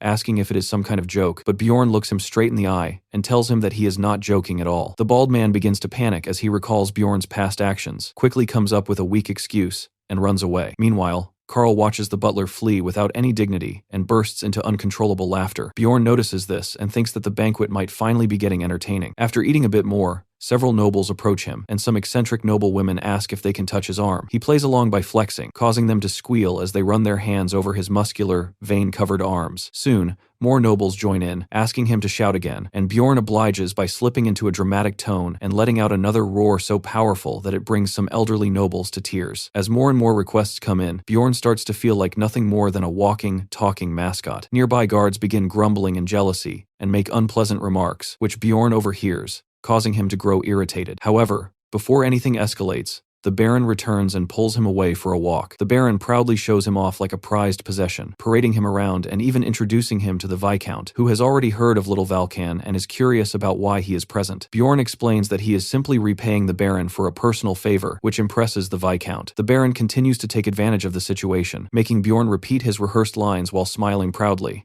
The Viscount praises Bjorn's strong sense of duty, while Bjorn internally despairs at the realization that he still has 13 more exhausting meet-and-greet interactions to endure. Even so, the outcome turns out to be quite favorable, as his fame skyrockets due to all the exposure he receives. Once all the introductions are finished, he is pushed into the role of an entertainer, where he begins bending metal bars with his bare hands while the crowd goes absolutely wild. At that moment, a familiar paladin arrives and greets the Baron, clearly surprised to see Bjorn standing in the middle of such a gathering. The Baron finds it intriguing that Bjorn knows the captain, but Kovitz humbly insists that he is not worthy of being called by such a title. The surrounding nobles strongly disagree with his modesty, while Bjorn starts wondering why a paladin captain would be involved in collecting corpses in the first place. The captain then tells Bjorn that he is welcome to visit any time and offers his support, recalling the significant favor Bjorn once did for them. This revelation catches the Baron off guard, causing him to look at Bjorn with a noticeably intrigued expression. Around 30 minutes later, the Count finally makes his arrival, and the Baron quickly brings Bjorn over, saying that the Count has been eager to meet him, although this gives Bjorn a strange feeling. The Count greets him enthusiastically, shaking his hand with a wide grin, while Bjorn finds it unusual that someone of such high status is being so friendly toward a barbarian. The Count jokingly suggests that perhaps it is time to start calling him Big Valkan instead. Then, without any warning, he announces what he considers a brilliant idea. He plans to organize a sparring event among the knight trainees and asks Bjorn if he would like to participate. The people nearby immediately begin whispering among themselves, clearly excited at the prospect of watching the barbarian fight. Meanwhile, Bjorn recalls that the reward for winning such an event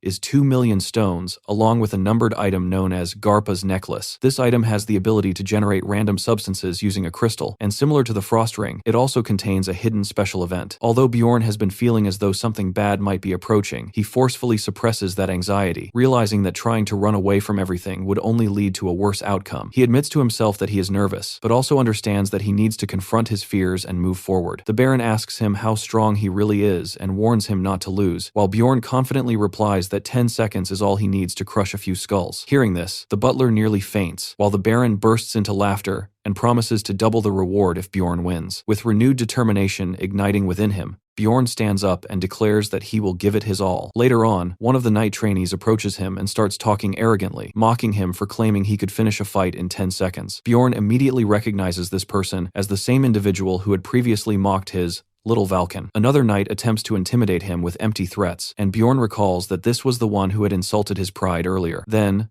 a knight with orange hair joins in, adding his own pointless remarks, but Bjorn cuts him off and bluntly asks if all of them are brain damaged. He openly calls them cowards for ganging up on a single person, stating that even toddler warriors would show more courage than they are displaying. The knights attempt to twist the situation in their favor, but Bjorn fires back, accusing them of having no honor whatsoever. Raising his voice so the crowd can hear, he loudly declares that a group of knights is bullying another participant before the matches even begin. As more people gather, murmurs spread throughout the crowd, and the knights begin to panic, shouting at him to be quiet. The surrounding onlookers gossip about how disgraceful the knight's behavior is, leaving them looking as though they wish they could disappear. Eventually, the knights retreat in embarrassment, while Bjorn stands firm and proclaims that he will knock some sense into them later. Sometime afterward, the duels finally begin, and during one match, a knight's arm is sent flying. Bjorn is pleasantly surprised that the so-called knights actually fell for his provocation, and he starts smiling like a child who has just found ice cream when he spots his favorite target, the one who insulted Little Valken. The orange-haired knight attempts to act honorable, declaring that he will fight with dignity, but Bjorn cuts him off with a savage war cry that sends the entire crowd into a frenzy. As the announcer signals the start of the match, the knight immediately uses a flashy multi-sword technique, which momentarily confuses Bjorn. Even so, Bjorn easily blocks every attack, grinning as he realizes that he has truly become a proper barbarian, although he remains aware that he should not underestimate his opponent. The knight then aims for his throat, but Bjorn swiftly leans his head back with expert timing. Caught off guard, the fraudulent knight is left vulnerable as Bjorn activates his wild outburst skill, increasing his presence and intimidation as he recalls his earlier promise to finish the fight within 10 seconds. He shouts at the knight to come at him properly, pointing out that there is still plenty of time left, which terrifies his opponent. However, although Bjorn's wild outburst skill raises his threat level, it does not have a direct effect on humans. Even so, when someone is sufficiently frightened, the effect causes them to shrink back in fear, whereas if the person is brave, it instead fuels them with even greater fighting spirit. Curious about how this would play out in Sylvania's case,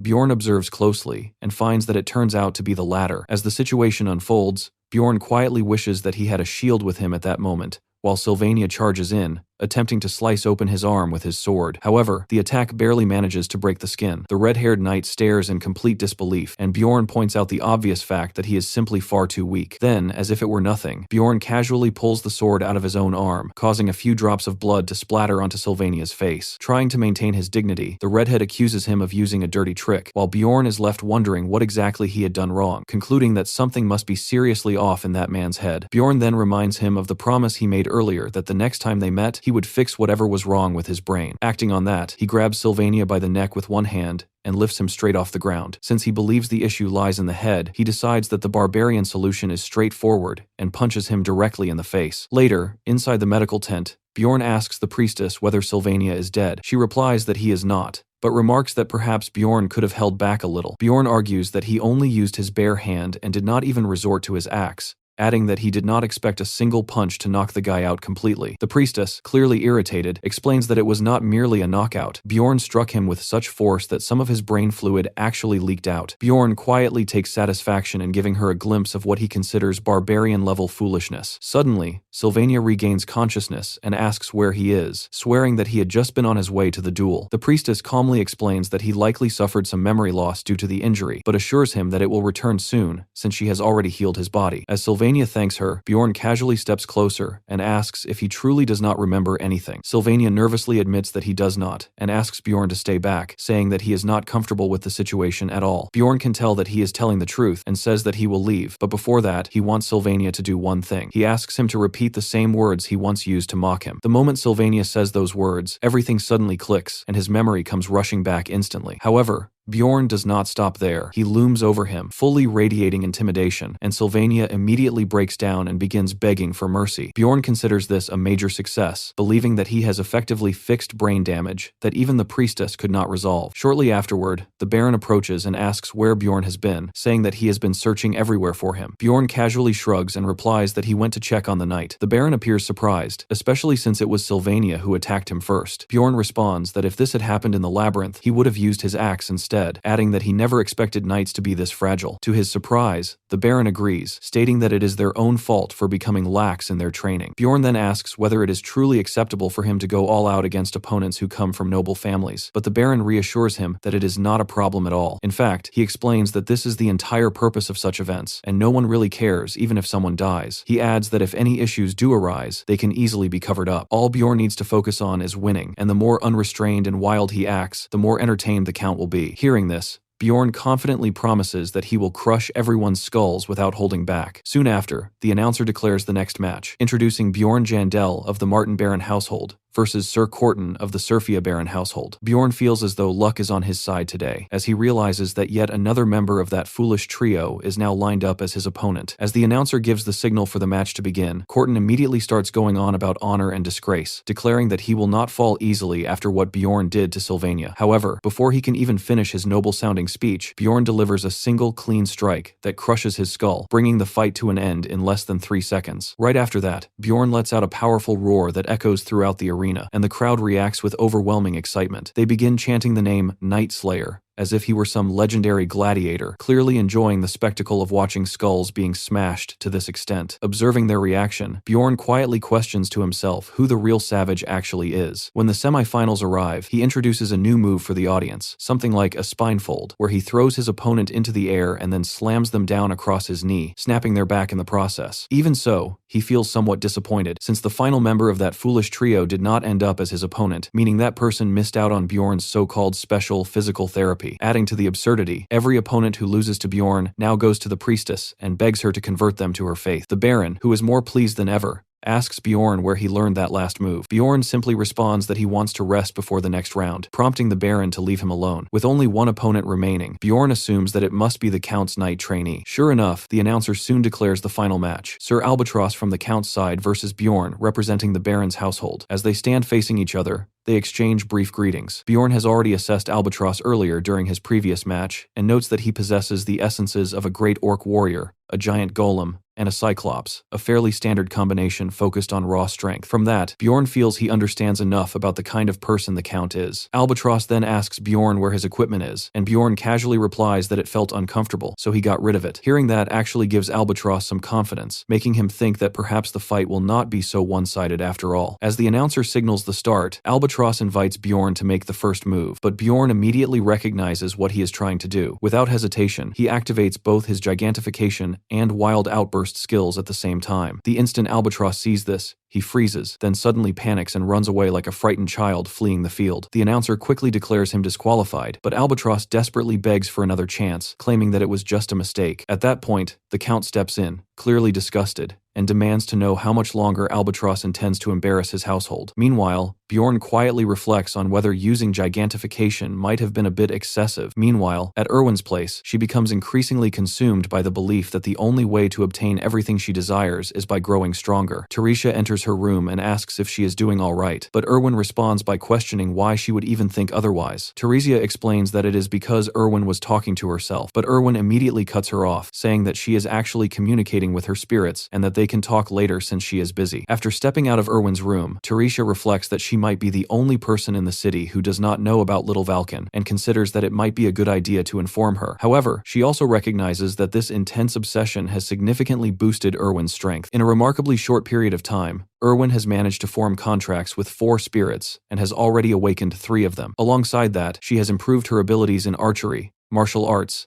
and dagger combat. At this point, She is even capable of hunting 7th-rank monsters entirely on her own. Seeing this rapid progress, Teresia decides that it might be better not to say anything, since Erwin is advancing so quickly. She then begins to wonder whether this unusual growth could be linked to Erwin's essences. To confirm her suspicion, she pulls out a compilation of low-tier essences and checks through it, eventually realizing that she is correct. All 3 of Erwin's essences increase her obsession stat, which explains her current behavior. Concluding that it is not worth removing an essence just to eliminate its side effects, she decides to wait until a better option becomes available. Now that she understands the cause, she believes that the situation can be managed. However, as she tries to fall asleep, she cannot help but worry about what might happen if Erwin learns about Bjorn before they manage to fix her essence. At around 2 in the morning, Bjorn finally makes his way back to the city. He reflects that quests given by nobles are always worth taking, considering how well he was paid for just a single day's work. The Baron had been extremely impressed, and even told him that he could ask for help whenever he needed it. On the other hand, the Count appeared somewhat dissatisfied,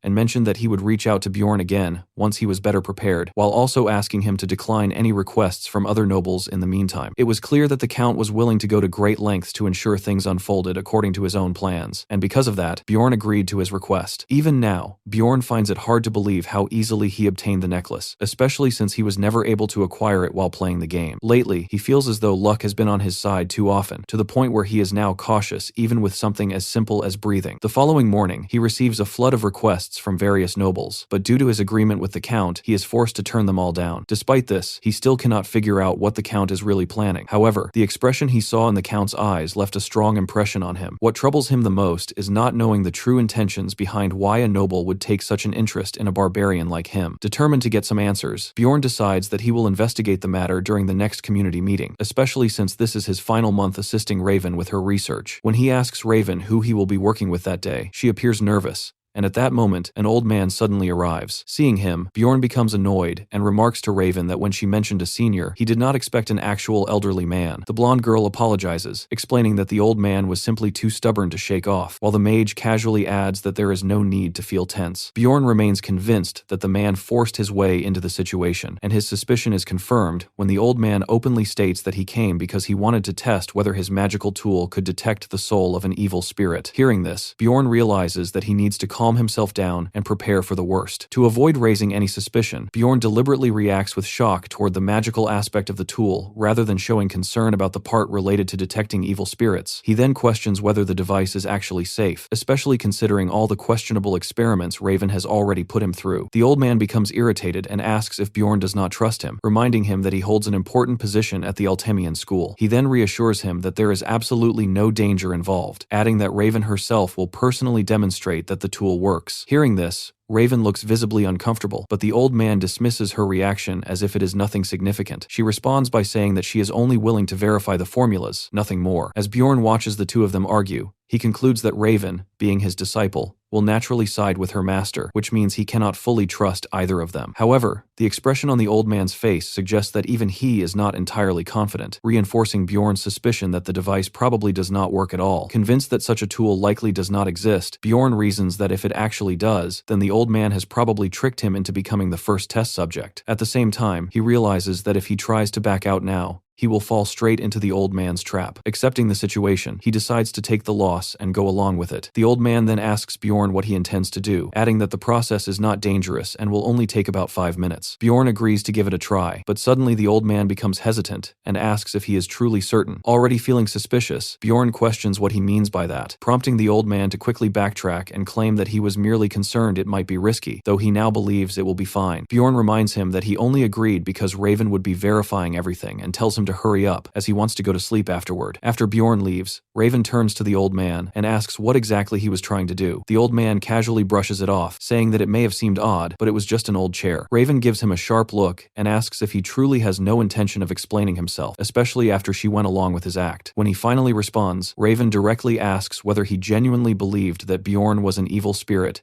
and if that is the reason he asked about the labyrinth the other day. The old man tells Raven to calm down, but she does not let it go and presses him again, asking whether his doubts have truly been resolved now. He admits that he was mistaken. Raven responds by saying she understands why he had suspicions in the first place. Bjorn does act a bit goofy, but she still insists on knowing why he chose to test him like that, instead of reporting him to the authorities. The old man replies that if he had done that, Bjorn might have ended up dead. After saying this, he simply walks away, mentioning that he is tired. Raven is left completely stunned by his words. She had always believed that he needed a living evil spirit for his experiments, but now she has no idea what that eccentric scientist is actually trying to achieve. Meanwhile, Bjorn returns to his room and collapses onto the bed, thinking about what a bizarre experience the whole situation was. He wonders why the old man seems so shaken, but ultimately decides that it is not worth worrying about. Then, completely out of nowhere, Misha slips into his room and asks if he is asleep. He is startled for a moment, until he remembers that he had given her a key. Acting like a man of culture, he grabs her hand, pulls her closer, and says that he needs her for the night. Misha becomes flustered, but before her thoughts can wander too far, Bjorn clarifies that he needs her help writing some letters, since he has to respond to various nobles. She asks whether it is really appropriate to send such replies to nobles, as it might lead to problems. Bjorn casually says it will be fine while writing that he is too busy, and that they should look for another barbarian instead. As they continue writing, the Catgirl asks him to tell her about what happened the previous day. Later, during the team's regular meeting, Hikarod asks why Bjorn has not been responding, but Bjorn tells him to wait since he is still thinking things through. With only 10 days remaining before the labyrinth opens, the dwarf announces that he will not be joining this time, stating that if a dimensional collapse truly occurs, they would all die anyway. Dwalki and Rottmiller express the same opinion. Misha then asks Bjorn what he plans to do. Bjorn considers that he could try to convince them using the information he has, but realizes there is no real benefit in doing so. In fact,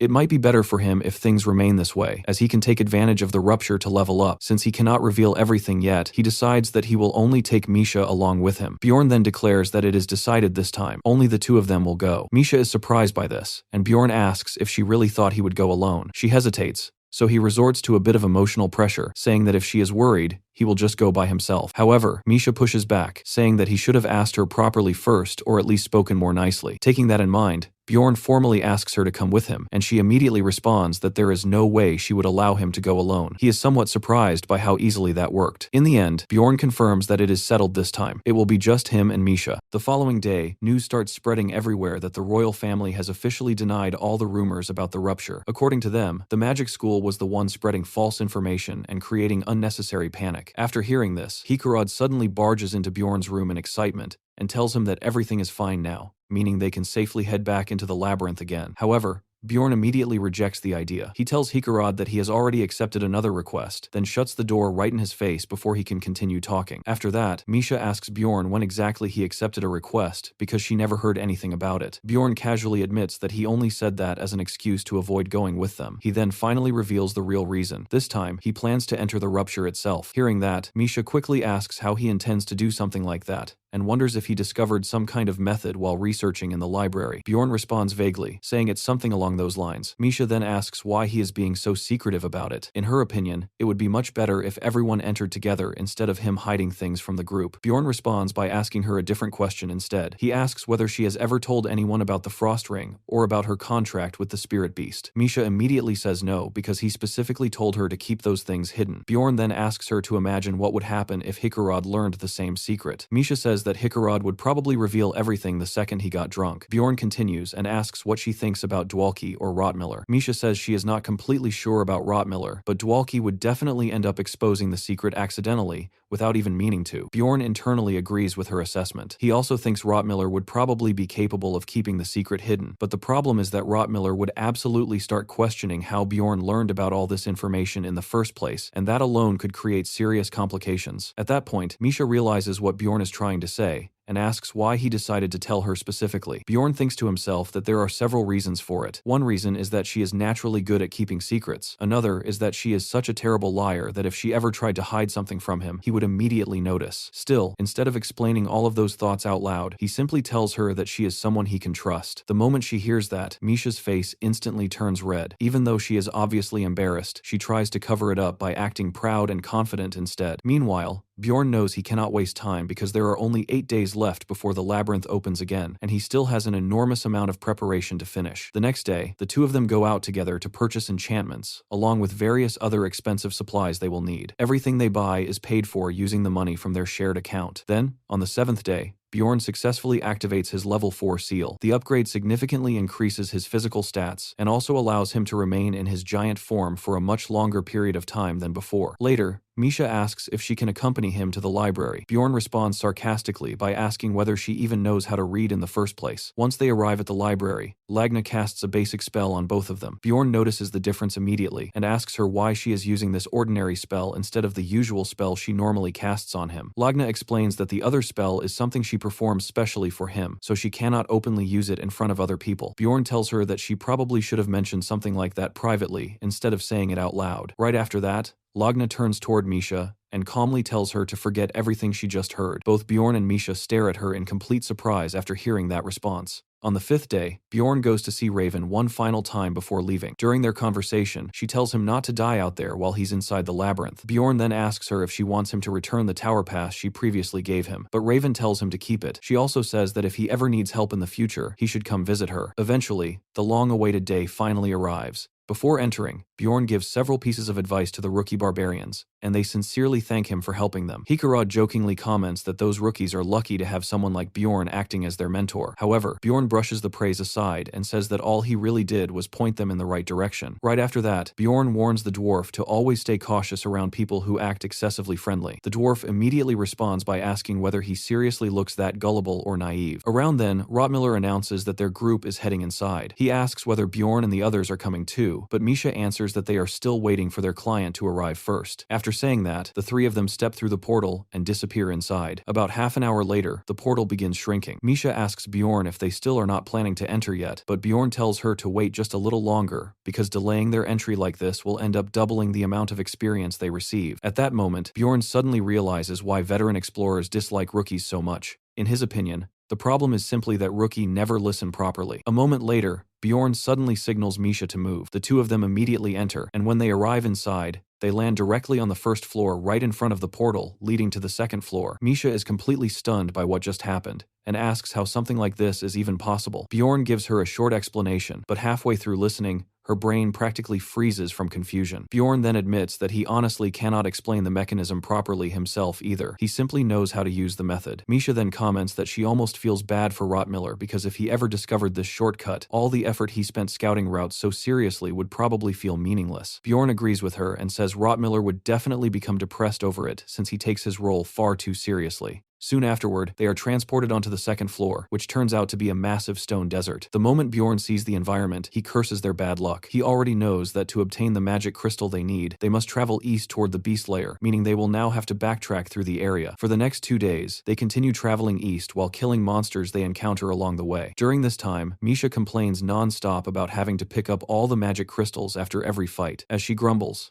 Bjorn quietly thinks to himself how much easier everything would have been if Dwalki were there to help collect them. Not long later, Misha notices a group of people approaching them and asks Bjorn what they should do. Bjorn is unsure at first, but he guesses the group is probably attempting a speedrun considering how quickly they managed to reach this area. Soon, a team rushes past them at high speed. Misha notices that every member is equipped with extremely expensive-looking gear. She wonders aloud whether explorers need equipment that fancy in order to open shortcuts like the one Bjorn used earlier. Bjorn tells her not to envy them, and confidently says that one day they will also reach that level themselves. Misha asks if he genuinely believes that. Bjorn internally thinks that, of course it is possible. In his eyes, Misha has always been underestimated as an adventurer, which is why she still cannot fully believe in her own potential yet. Misha then tells him that he talks about huge accomplishments as if they are completely ordinary things, and she asks whether that mindset comes from him being a barbarian. Bjorn asks if she is making fun of him, but instead of answering directly, she lightly elbows him and says she genuinely likes that side of his personality. Bjorn becomes slightly flustered after hearing such a straightforward compliment. He quietly thinks that sometimes Misha is just way too direct with her words. At the same time, he jokingly wonders to himself whether she is slowly turning into a barbarian or something. As they continue moving through the area, passing explorers begin making comments about Bjorn's huge, thick mace, along with the magic backpack he is carrying. Bjorn is caught completely off guard by the attention. He did not realize how suspicious it must appear for explorers who look elite enough to own such equipment to still be lingering around near the entrance area of the first floor. When Misha notices Bjorn chuckling quietly to himself, she asks him what is so funny. Bjorn finds himself remembering the past, specifically the time when he survived only because elite explorers took pity on him and helped him. That memory also leads him to wonder how Erwin is doing lately, immediately, since she was the very first partner he ever had in the labyrinth. Right at that moment, Bjorn notices some ugly-looking guy glaring at him with an unpleasant side-eye. The look is so full of envy that Bjorn practically feels the jealousy stabbing into him. The man gives off such a creepy vibe that Bjorn directly tells the ginger-haired guy to stop hesitating and just say whatever he wants to say already. However, the man immediately backs down and apologizes. It is difficult for him to maintain an aggressive attitude when a massive 2-meter-tall giant like Bjorn is towering over him threateningly. Misha grabs Bjorn's arm and asks why he is acting so worked up all of a sudden. The situation makes Bjorn feel like some gangster trying to act tough in front of his wife. Even so, Bjorn still remains suspicious. He asks the man to state his name. Sure enough, the NPC introduces himself as Hans. At first, Bjorn immediately calls him a liar, but the man hurriedly explains that Hans really used to be his name in the past. He says he later changed it because he thought the name sounded far too plain and basic. That immediately explains why Bjorn felt so awful just standing near the guy earlier. Realizing the truth, he warns the rookie that no matter what happens, he should never grow up to become some filthy Hans like that. Right then,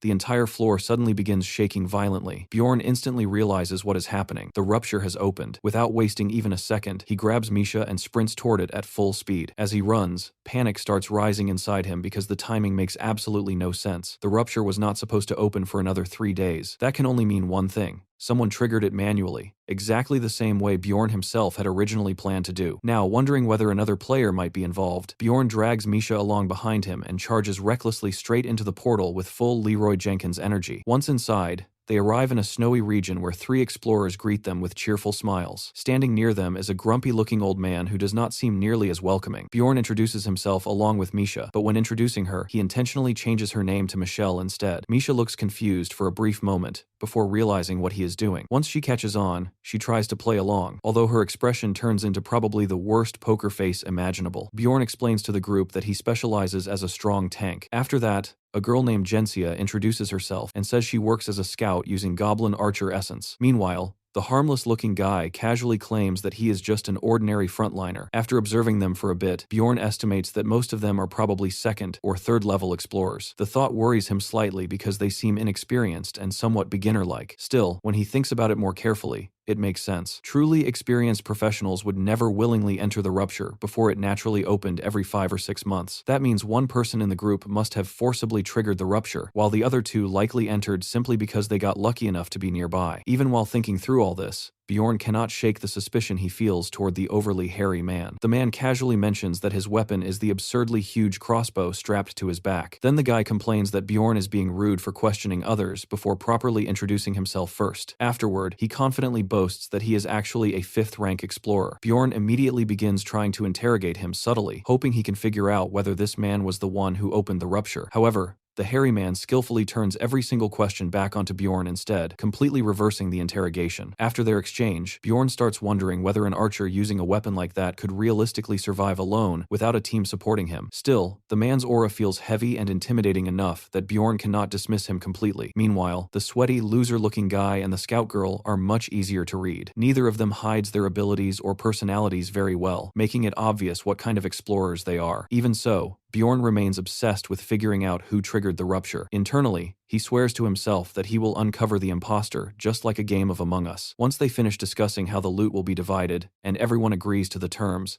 the group officially forms a party and begins advancing deeper inside. As they travel, they soon encounter a Yeti. The monster terrifies Janessa immediately. Seeing her panic, Behrman calmly turns toward the nervous scout girl and tells her that the correct route is always the one guarded by monsters. Bjorn immediately tells the weaker members to stay back while he handles things, but Behrman suddenly shuts him down and basically tells him to hold his beer first. The huge man then pulls out his monstrous crossbow and fires with unbelievable force. The shot is insanely powerful, yet the Yeti still manages to defend itself enough to avoid being instantly killed in one hit. After firing, Behrman casually tells the others to finish the monster off themselves. That attitude surprises Bjorn because the man genuinely seems willing to share the workload instead of hogging everything. Bjorn immediately rushes forward and tanks the Yeti head-on, despite the fact that it is far from a weak monster. Watching this unfold, both rookie explorers practically start praying for his survival. While Bjorn keeps the Yeti's attention focused on him, he calls out to Misha, or rather, Michelle. She responds by performing a flashy backflip, almost like she is showing off for style points before viciously attacking the Yeti and making it regret regret ever having eyes in the first place. After the battle ends, Bjorn smugly praises Misha in front of the middle-aged man, bragging that his cat is an unbelievably strong fighter. At the same time, he internally reminds himself that whoever the imposter really is should prepare to eventually get exposed. As the party continues going deeper into the rupture, they later encounter a pack of ice wolves. Most of the heavy lifting during the battle falls onto Bjorn and Misha once again. Behrman still contributes impressive attacks of his own, although his giant crossbow can only focus on one enemy at a time, limiting how much area damage he can provide. Since nobody in the group properly steps up to become the leader, Bjorn naturally begins guiding everyone by casually choosing the correct turn whenever they reach a split path. He can do this because he memorized the map completely and engraved it into his brain through years of obsessive gaming experience. While moving deeper through the dungeon, Bjorn starts considering another possibility. He wonders whether the imposter might actually be an extremely intelligent NPC, or perhaps a player who is deliberately pretending to act stupid for some unknown reason. As the group walks down the stairs,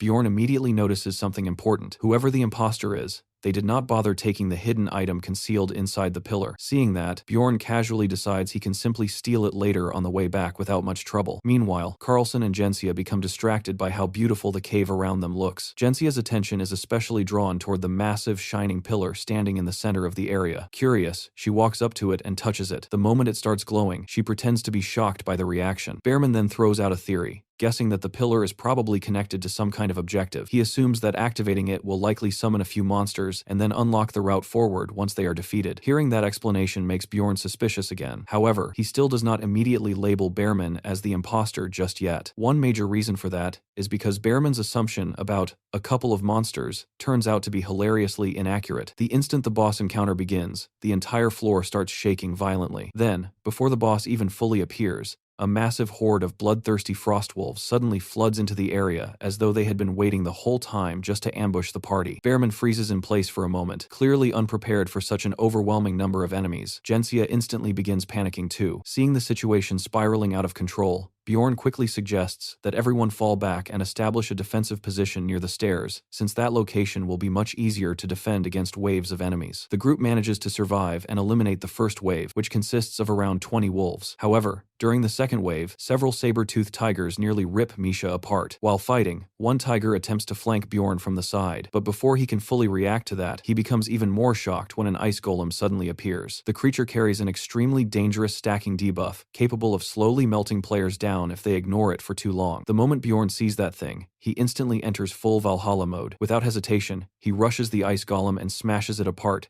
as if the monster had personally insulted his ancestors. Then the real mini-boss finally arrives, the mutated yeti known as Frost Lord Cthulhu. The creature immediately unleashes a suppression skill upon entering the battlefield. Bjorn recognizes the effect instantly, because he has already experienced similar abilities many times while fighting plunderers such as Amelia. The suppression hits everyone differently. Jensia and Carlson completely freeze up in the middle of combat. Misha reacts by biting her own tongue hard enough to break herself free from the effect. Meanwhile, Bjorn remains standing there entirely unaffected thanks to his exceptionally high resistance. Filled with confidence, Bjorn leaps forward at full force while screaming Valhalla directly at the enormous monster. Watching this reckless charge, Misha becomes irritated and yells at him to stop acting so insanely fearless all the time. Even so, she abandons the monsters currently chasing her just so she can rush over and support him against the mini-boss. At that point, Frost Lord Cthulhu unleashes a horrifying frost breath attack. The freezing air chills Bjorn all the way to his core, but Bjorn is not some fragile weakling who collapses from a little cold. He forces his way through the freezing attack and swings his mace directly into the yeti's skull. The mutated beast roars furiously and attempts to retaliate, but Bjorn simply roars even louder to establish dominance over it. Then he smacks the monster hard across the face without the slightest bit of restraint. Bjorn keeps going afterward too, slapping the yeti from side to side like some school bully roughing up a kid who forgot to hand over lunch money. Right in the middle of this chaos, someone suddenly yells at Bjorn to run if he values his life. At the same moment, Behrman activates a skill called Dangerous Material and begins charging his giant crossbow. The instant he fires, the bolt tears through the air surrounded by a dark and menacing aura. Unsurprisingly, the projectile strikes Cthulhu directly in the eye because apparently it is always the eye. As the boss starts collapsing, Bjorn notices something surprising. The skill does not merely damage a single target, it also fries nearby enemies caught in the blast radius. That discovery completely destroys Bjorn's earlier assumption that Behrman specialized only in single target burst damage. It turns out the guy had been hiding a ridiculously powerful AoE skill this entire time. With Behrman helping them properly now, Bjorn and Misha managed to clear 9 entire waves of monsters together. After the battles, 2 essences drop much earlier than expected. Behrman politely tells the inexperienced explorers that they can choose first when dividing the rewards. However, Bjorn immediately steps in before they decide anything. He announces that he is claiming the Yeti essence first, but generously says the others are free to take the Frostwolf essence instead. For a brief moment, Carlson looks annoyed and almost seems ready to argue about it, but the second Bjorn turns toward him with an intimidating, angry caveman glare, all of Carlson's courage immediately disappears. Misha immediately congratulates Bjorn on the new power-up, assuming he plans to use the essence himself. However, Bjorn quickly corrects her and tells her that the essence is actually meant for her instead. Hearing that completely catches Misha off guard. She nervously starts fidgeting with her thumbs and, acting all innocent, asks him how exactly he expects her to repay him because essences are definitely not cheap items. For a moment, Bjorn completely blanks out after hearing that question. Internally, he wonders just how evil she thinks he actually is. The reason the situation is such a big deal is because the Yeti essence they obtained is incredibly valuable. Not only does it greatly increase cold affinity, but it also provides extremely high-level stats overall. On top of that, they were lucky enough to get the rare blue-tier version, which comes with a powerful active skill capable of massively boosting the user's cold affinity even further. Even though Bjorn personally thinks Misha might still be a little under-leveled to fully bring out the essence's complete potential, Misha suddenly grabs onto him and starts shaking him desperately. She begs him to stop torturing her with suspense already, and just tell her what he wants in exchange for giving her something so valuable. Bjorn calmly responds that he only charges temporary party members for things like this. Since he plans on staying together with her for a very long time, she does not owe him anything at all. Misha is left completely stunned by that answer, and at the same time she becomes extremely flustered after Bjorn adds that if she also plans on remaining by his side forever, then she should stop hesitating so much. After hearing that, Misha finally gives up resisting. She says, "Screw it," and decides to absorb the essence. The moment she does, she instantly starts feeling strange from the change taking place inside her. Once that is done, Bjorn turns his attention toward the rookie duo and asks what essences they ended up choosing. Instead of answering normally, the two simply give strange little grins and reveal that they decided to pass on both essences entirely. That response immediately makes Bjorn extremely suspicious, because he cannot understand why two complete beginners would willingly refuse such valuable items. The male rookie explains that the Frostwolf essence does not really suit him. Bjorn immediately challenges him by asking what exactly he even knows about Frostwolves in the first place. The rookie casually replies that it is only a 9th rank drop anyway, so he assumes something much better will appear later on. The moment Bjorn hears that answer, quiet alarm bells start ringing in his head. Even so, he still refrains from openly accusing anyone yet. Instead, he shifts his focus toward Jensia. She also declines the essence. Her reason is that removing essences later costs a huge amount of money. Bjorn admits that she has a point, since the essence would not really suit a swordswoman like her anyway. Still, the entire situation irritates Bjorn because he had been prepared to eliminate the two rookies from his list of suspects. But now that neither of them accepted the essence, he no longer knows who the real mafia member is supposed to be. The uncertainty becomes so bad that Bjorn even starts questioning whether all of them might somehow be connected together on the same side. Meanwhile, Jensia asks whether everything is finally over now. Right after she says that, the ceiling suddenly collapses. At the same moment, Misha shouts in panic while pointing towards something rapidly approaching them from above. A gigantic ice wolf crashes down into the area, and Bjorn immediately recognizes it as Tarunbus, the final boss itself. The appearance completely shocks him, because this battle was supposed to happen much later. Apparently, however, the boss became impatient and decided to appear early. Without wasting any time, the creature instantly fires a massive ice blast directly toward the group. Before anyone can properly react, the ground beneath them suddenly begins cracking apart. Misha nervously calls out for Bjorn, but by then it is already too late. The entire party plunges straight through the collapsing ice and falls down into the 3rd chapter of the rupture. Bjorn bursts out of the freezing water with a gasp for air and immediately starts cursing the terrible reality patch the developers apparently added. In the original game version, players would simply teleport to the next stage while only losing a bit of health, but in reality, things are far worse. Instead of teleporting safely, they were violently slammed around, thrown through collapsing ice, and then dumped off an actual waterfall afterward. Groaning in pain, Bjorn finally understands why players lose health during this stage. He complains that after everything they just went through, every single part of his body hurts. Misha immediately calls out to Bjorn in panic after the fall, worried about whether he survived. Bjorn reassures her that he is fine and then quickly asks whether she is okay as well. Around the same time, the rookie explorers slowly drag themselves out of the freezing water too. Behrman then calls everyone over toward a fire he already managed to set up. Misha looks surprised when she notices that he apparently carries firewood around with him everywhere he goes. Behrman casually shrugs at her reaction and says that carrying firewood is simply common sense for someone who travels alone. Bjorn silently agrees with that reasoning in his head,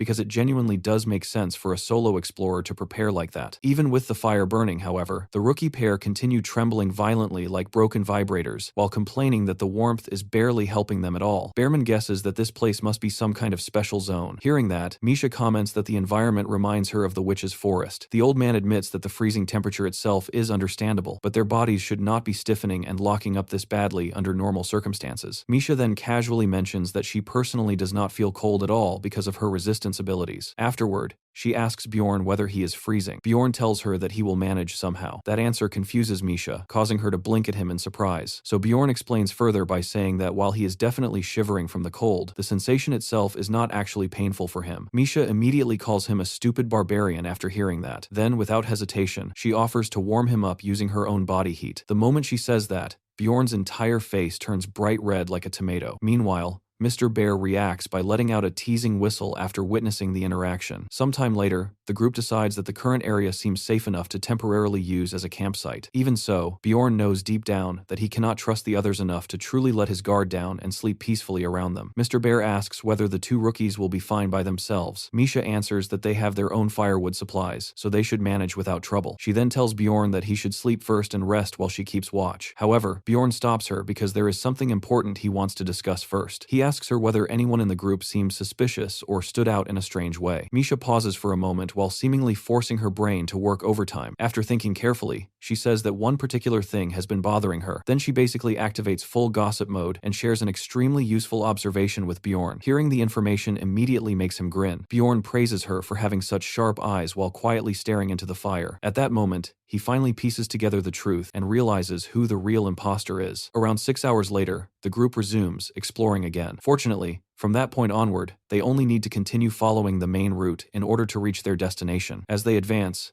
8th rank monsters begin leaping out from the icy walls around them, but Bjorn crushes them one after another without difficulty. Misha keeps up with him perfectly, and does not fall behind either. During one battle, the rookie manages to block an incoming attack and immediately calls out to Gensia. He warns her that attacks feel much heavier and more painful in this area because of the zone's debuff effect. Meanwhile, Bjorn internally finds all of their complaining extremely annoying. From his perspective, they are not even fighting properly on the front lines and are contributing so little that they may as well disappear entirely. Several hours later, the party arrives inside a chamber filled with frozen ice orcs. Every single one of them is a dangerous 7th rank monster. Gensia nervously asks whether they are really going to have to fight all of them. Behrman does not waste even a second responding verbally. Instead, he simply locks eyes with the frozen orcs. Immediately afterward, the monsters break free from their icy prison and begin charging toward the group without giving anyone time to prepare themselves mentally. Bjorn instantly shouts at everyone to stay calm and get into formation properly. As the ice orcs rush closer, Bjorn narrows his focus. Internally, he admits that he still has no idea what the mafia member is truly planning. For all he knows, that person may genuinely just be trying to clear the rupture alongside everyone else. Even so, Bjorn refuses to lower his guard. While blocking one of the orcs' heavy attacks, he realizes that this exact moment would be the perfect opportunity for someone to betray the party. Because of that possibility, Bjorn deliberately decides not to reveal his full strength yet, and continues holding back just in case something goes wrong. The rookie explorers barely manage to dodge an incoming attack in time. During the chaos, Avman turns toward Misha and asks why she is not helping her big, strong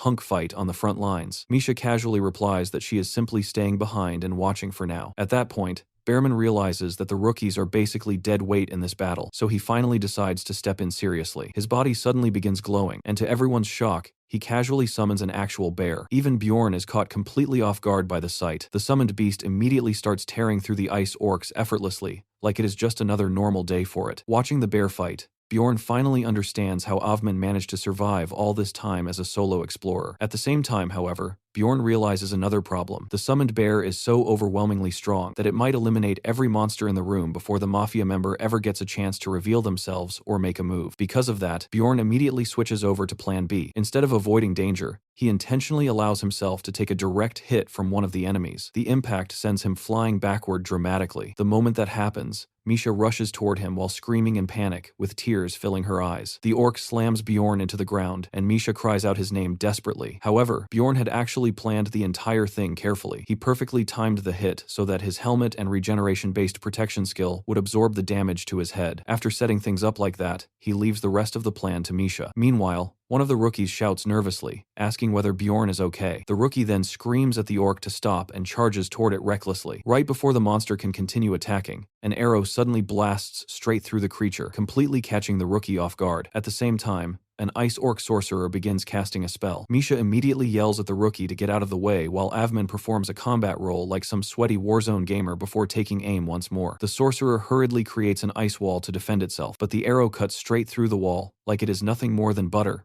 before burying itself directly into the orc's skull. While watching all this happen, Bjorn cannot help thinking again that the bear guy might wipe out the entire battlefield before the mafia member finally acts. He quietly curses to himself, worried that all the preparation and setup he carefully arranged might end up being completely wasted. Then suddenly, a voice interrupts everything by calmly saying that they can stop pretending now. Bjorn immediately stiffens. At the same time, Jensia smirks coldly as she activates a skill called Armor Change. Immediately afterward, she follows it up with Beastly Walk to maximize her stealth capabilities. Then she activates another ability called Revenge, which massively increases her attack penetration, while also inflicting constant bleeding effects on her target. With a twisted grin on her face, Jensia drives her weapon straight through Avman's stomach and casually announces that the essence he will drop after dying should sell for around 30 million stones. Meanwhile, Bjorn internally feels relieved because the mafia member finally exposed themselves by making a move. As Avman suffers the attack, the summoned bear begins fading away due to the collapse of the summoning. But before Jensia can fully capitalize on the situation, a vial suddenly splashes directly across her face while Misha screams at Bjorn to get back up immediately. Bjorn instantly jumps to his feet and unleashes his wild outburst shout skill with a roar powerful enough to temporarily freeze Jensia in place. Without hesitation, he swings his axe directly at her. Jensia barely manages to dodge the attack in time and immediately demands to know how he figured her out. She then tries activating her stealth ability again, only to suddenly realize that it no longer works. That is when she discovers the reason. The sneaky witch lamp potion Bjorn secretly used on her earlier had blocked her stealth completely. Bjorn continuously throws insults at Jensia, while internally thinking that if she truly wanted to hide her abilities, she should have kept her mouth shut more often. From the beginning, she had raised way too many red flags. She constantly asked questions that were strangely obvious and suspiciously specific, almost as if she already knew exactly how the zone was supposed to be cleared beforehand. Bjorn had already noticed that pattern earlier. Jensia kept pretending to be clueless while conveniently steering the group toward important steps and decisions at exactly the right moments. Then, a few hours earlier,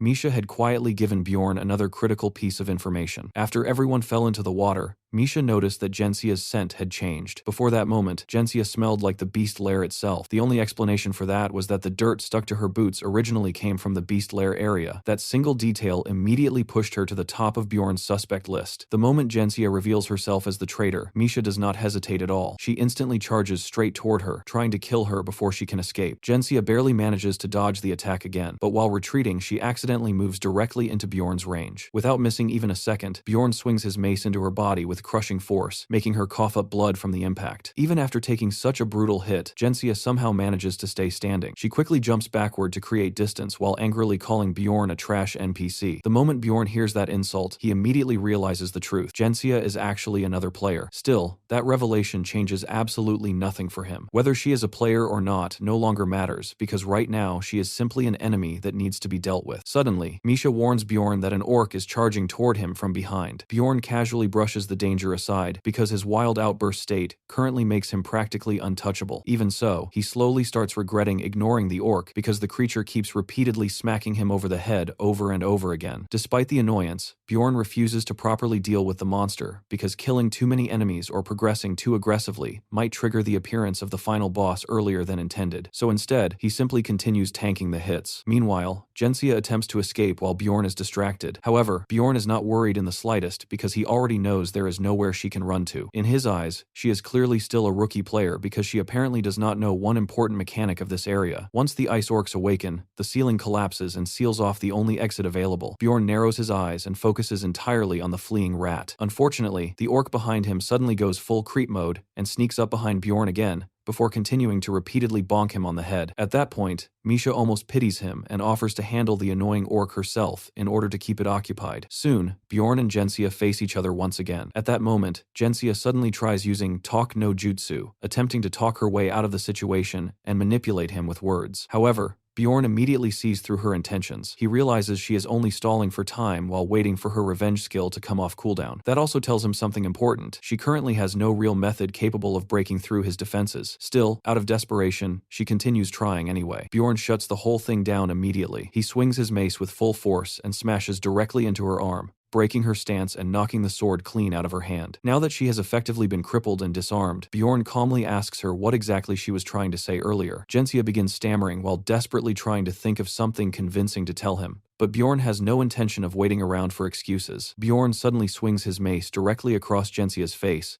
and then wonders to himself how she actually managed to fall for his trap so easily. After subduing her, he takes a closer look at her equipment. From what he can tell, her gear is obviously designed specifically for direct combat. Seeing that, he briefly considers taking some of the equipment later and giving it to Misha. However, before deciding anything like that, he figures he should properly question Jensia first. Before starting the interrogation, Bjorn makes absolutely sure she cannot resist anymore. He brutally smashes all of her limbs to cripple her completely. On top of that, he even forces her to switch forms so he can confiscate her second armor set as well. At that point, Jensia begins desperately begging for her life again. Bjorn ignores the pleading at first and asks why she targeted their group in the first place. Jensia explains that she could not risk her identity being exposed. According to her, she believed it was safer to attack them first before anyone discovered the truth about her. Bjorn immediately follows up with a far more important question, asking why she opened the rupture to begin with. Jensia finally admits the reason. She reveals that an item called the Heart of Frost can only be found inside this specific zone. She originally thought clearing the rupture would be easy because the monsters here are supposedly only 8th rank creatures. Then suddenly, something clicks in her mind. Confused, she asks Bjorn how he even figured out that she was the one who opened the rupture in the first place. The moment she asks that, Bjorn freezes internally because he realizes he accidentally revealed more information than he intended to. He immediately tries pretending he does not know what she is talking about and attempts to play dumb. However, Jensia suddenly breaks down crying. Through tears, she begs him to let her live. She sobs while saying that she worked incredibly hard just to survive this long, and insists that all she ever wanted was to go back home someday. She repeatedly apologizes over and over again. Jensia then desperately explains that if she had known Bjorn was also a player, she never would have attacked him in the first place. She pleads with him not to kill an actual real person, but surprisingly, despite everything happening, he remains extremely calm. Instead of seeing her as another human being, he labels her as nothing more than an evil spirit. Even while Jensia continues crying out for her mother, Bjorn silently finishes her off without another word. Immediately afterward, the system acknowledges what he did and grants him an achievement for killing another player, which also increases his mental strength stat. Afterward, Bjorn quietly walks back through the darkness while trying to process what just happened. He keeps wondering whether he felt even the slightest trace of fear or excitement while killing her. In the end, however, he decides that none of those feelings really matter. As far as he is concerned,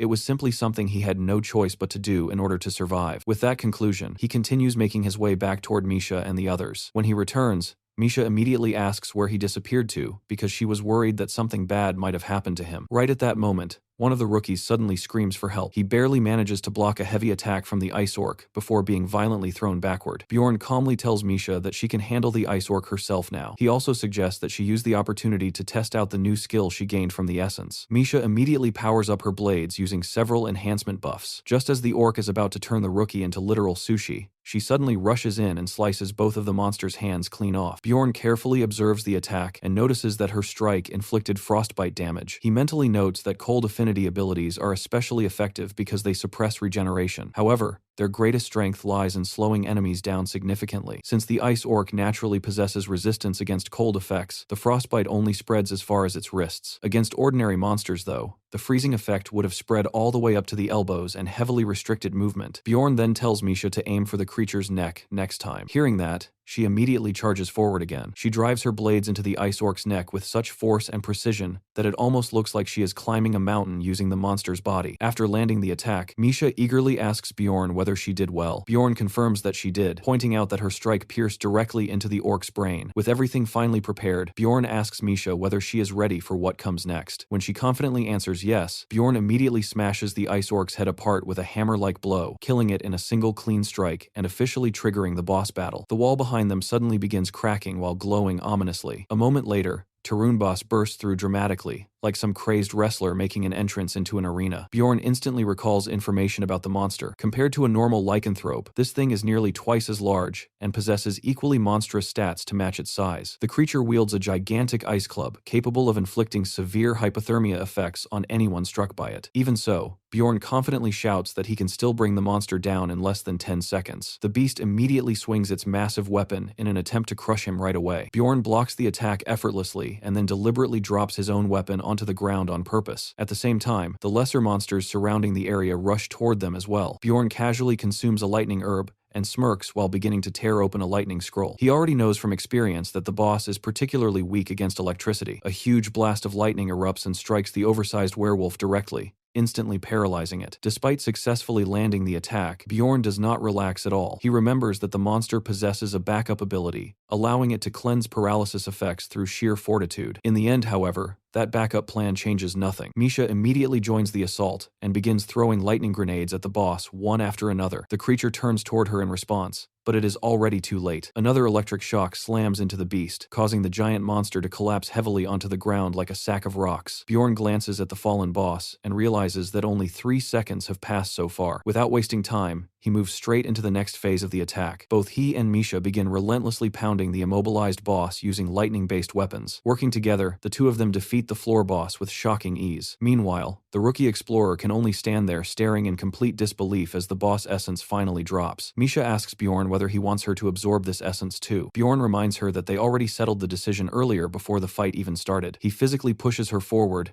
and tells her to hurry up and absorb the essence before it disappears. Once Misha absorbs it successfully, Bjorn immediately looks ready to continue moving onward. However, Avman suddenly begins groaning loudly in pain nearby. Misha reacts in shock because she genuinely believed he had already died earlier. Meanwhile, Avman desperately begs them for a healing potion. The two rush over to help him and even consider using one of their expensive high-grade potions. Avman impatiently tells them to stop hesitating and just pour the potion already. Misha quickly does exactly that, but to her surprise, absolutely nothing changes. Even so, Avman desperately insists that she continue pouring more. Watching this, Bjorn quickly pieces together what is happening. He suspects that Jensia's blade had likely been infused with some kind of effect specifically designed to disable regeneration. A moment later, Avman asks for an antidote instead. Misha immediately hands one over, but Bjorn already knows beforehand that it will not solve the issue. The problem is not poison at all. It is a debuff that actively worsens injuries and prevents proper healing. The rookie begins panicking after noticing that the wound still refuses to close. Misha instantly turns toward Bjorn and urgently demands that he hand over the top-tier healing potion. Bjorn narrows his eyes at her request for a moment. Eventually, though, he gives in and hands over the expensive potion. Only after using that high-grade item does the wound finally begin slowly closing. While observing the recovery, Bjorn quietly notes that the debuff must have been incredibly severe if even a top-tier potion barely managed to overcome its effects. Bjorn tells the rookie not to push himself too hard and to take it easy while recovering. As he says that, he suddenly realizes they still have not divided the loot properly yet. Without hesitation, he tosses a heavy pouch full of money toward the rookie. The guy hesitates for a moment and seems reluctant to accept it, but Bjorn insists that he keep it since he never received an essence reward anyway. At the same time, Bjorn privately thinks the rookie asks a little too many questions for his liking. Because of that, he jokingly tells him to consider the money hush money. Misha simply smiles after hearing that comment, though she does not say anything aloud. A little later,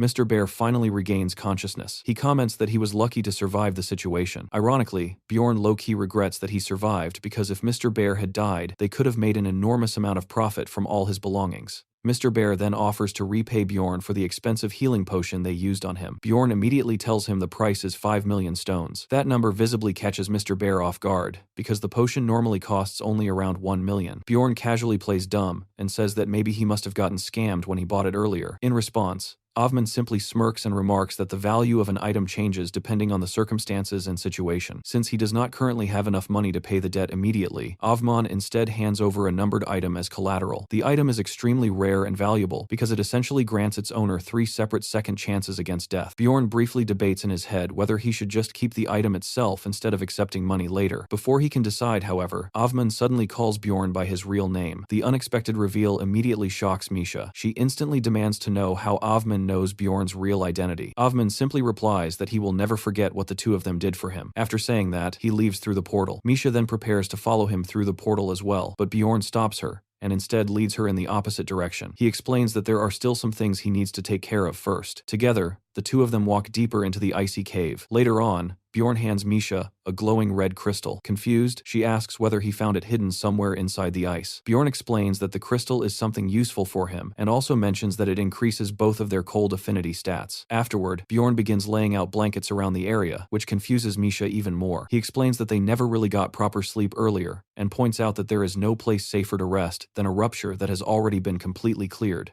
Bjorn then pretends to fall asleep. In reality, however, he remains fully awake the entire time, while his thoughts spiral endlessly inside his head. He starts wondering how differently everything might have turned out if he had entered the rupture completely alone. At one point, he had genuinely believed that the girl Gensia might eventually wake back up in the real world and somehow return there safely. But despite thinking that possibility existed, he still acted selfishly and greedily. Deep down, part of him still wanted Mr. Bear's loot badly because he wanted to use the profit to further upgrade his spirit contract. Now Bjorn is left alone with an uncomfortable thought lingering in his mind. He starts wondering whether he would have killed Avman right there on the spot if Misha had not been present to watch him. Right as those thoughts continue spiraling, Misha suddenly interrupts them by lying down beside him and asking what exactly he is thinking about. Instead of answering directly, Bjorn simply opens one of his arms and tells her to come cuddle with him since the weather is cold. Misha happily accepts the invitation without hesitation. The two of them shamelessly cuddle together beneath the night sky while cold winds brush across their faces under the stars above them. Despite all the thoughts weighing on his mind earlier, Bjorn ends up falling asleep almost instantly. By the third day, the two return to the crystal cave again. While exploring the area, Misha begins testing out her newly acquired equipment and weapons. She cuts through monsters so effortlessly that it barely even looks difficult for her anymore. Watching her performance, Bjorn quickly realizes that the equipment must actually be a numbered item. The discovery immediately catches Misha's attention, and she asks whether the item is extremely expensive. Then, without pausing even for a moment, she offers the item to Bjorn instead. Hearing that irritates him slightly because he starts wondering what kind of person she thinks he actually is. He responds by saying that he has not even decided yet whether he wants to sell the item at all. Meanwhile, Misha continues clearing monsters with little trouble and then asks whether they are planning to head down to the second floor next. Bjorn agrees, explaining that she still needs more practical combat training and experience. After several more hours of hunting monsters, Misha comments that she is slowly becoming more comfortable and accustomed to using her weapons. However, the moment Bjorn questions her about it further, she immediately backtracks and says she should probably continue practicing more first. Not long afterward, she accuses Bjorn of being lazy and avoiding fighting himself instead. The look Bjorn gives her in response is intimidating enough to immediately straighten out her attitude. Seeing her progress fills Bjorn with a strong sense of pride. He honestly never expected her to absorb another essence so quickly and adapt this well afterward. The boss essence she acquired is almost just as valuable for her as the Yeti essence,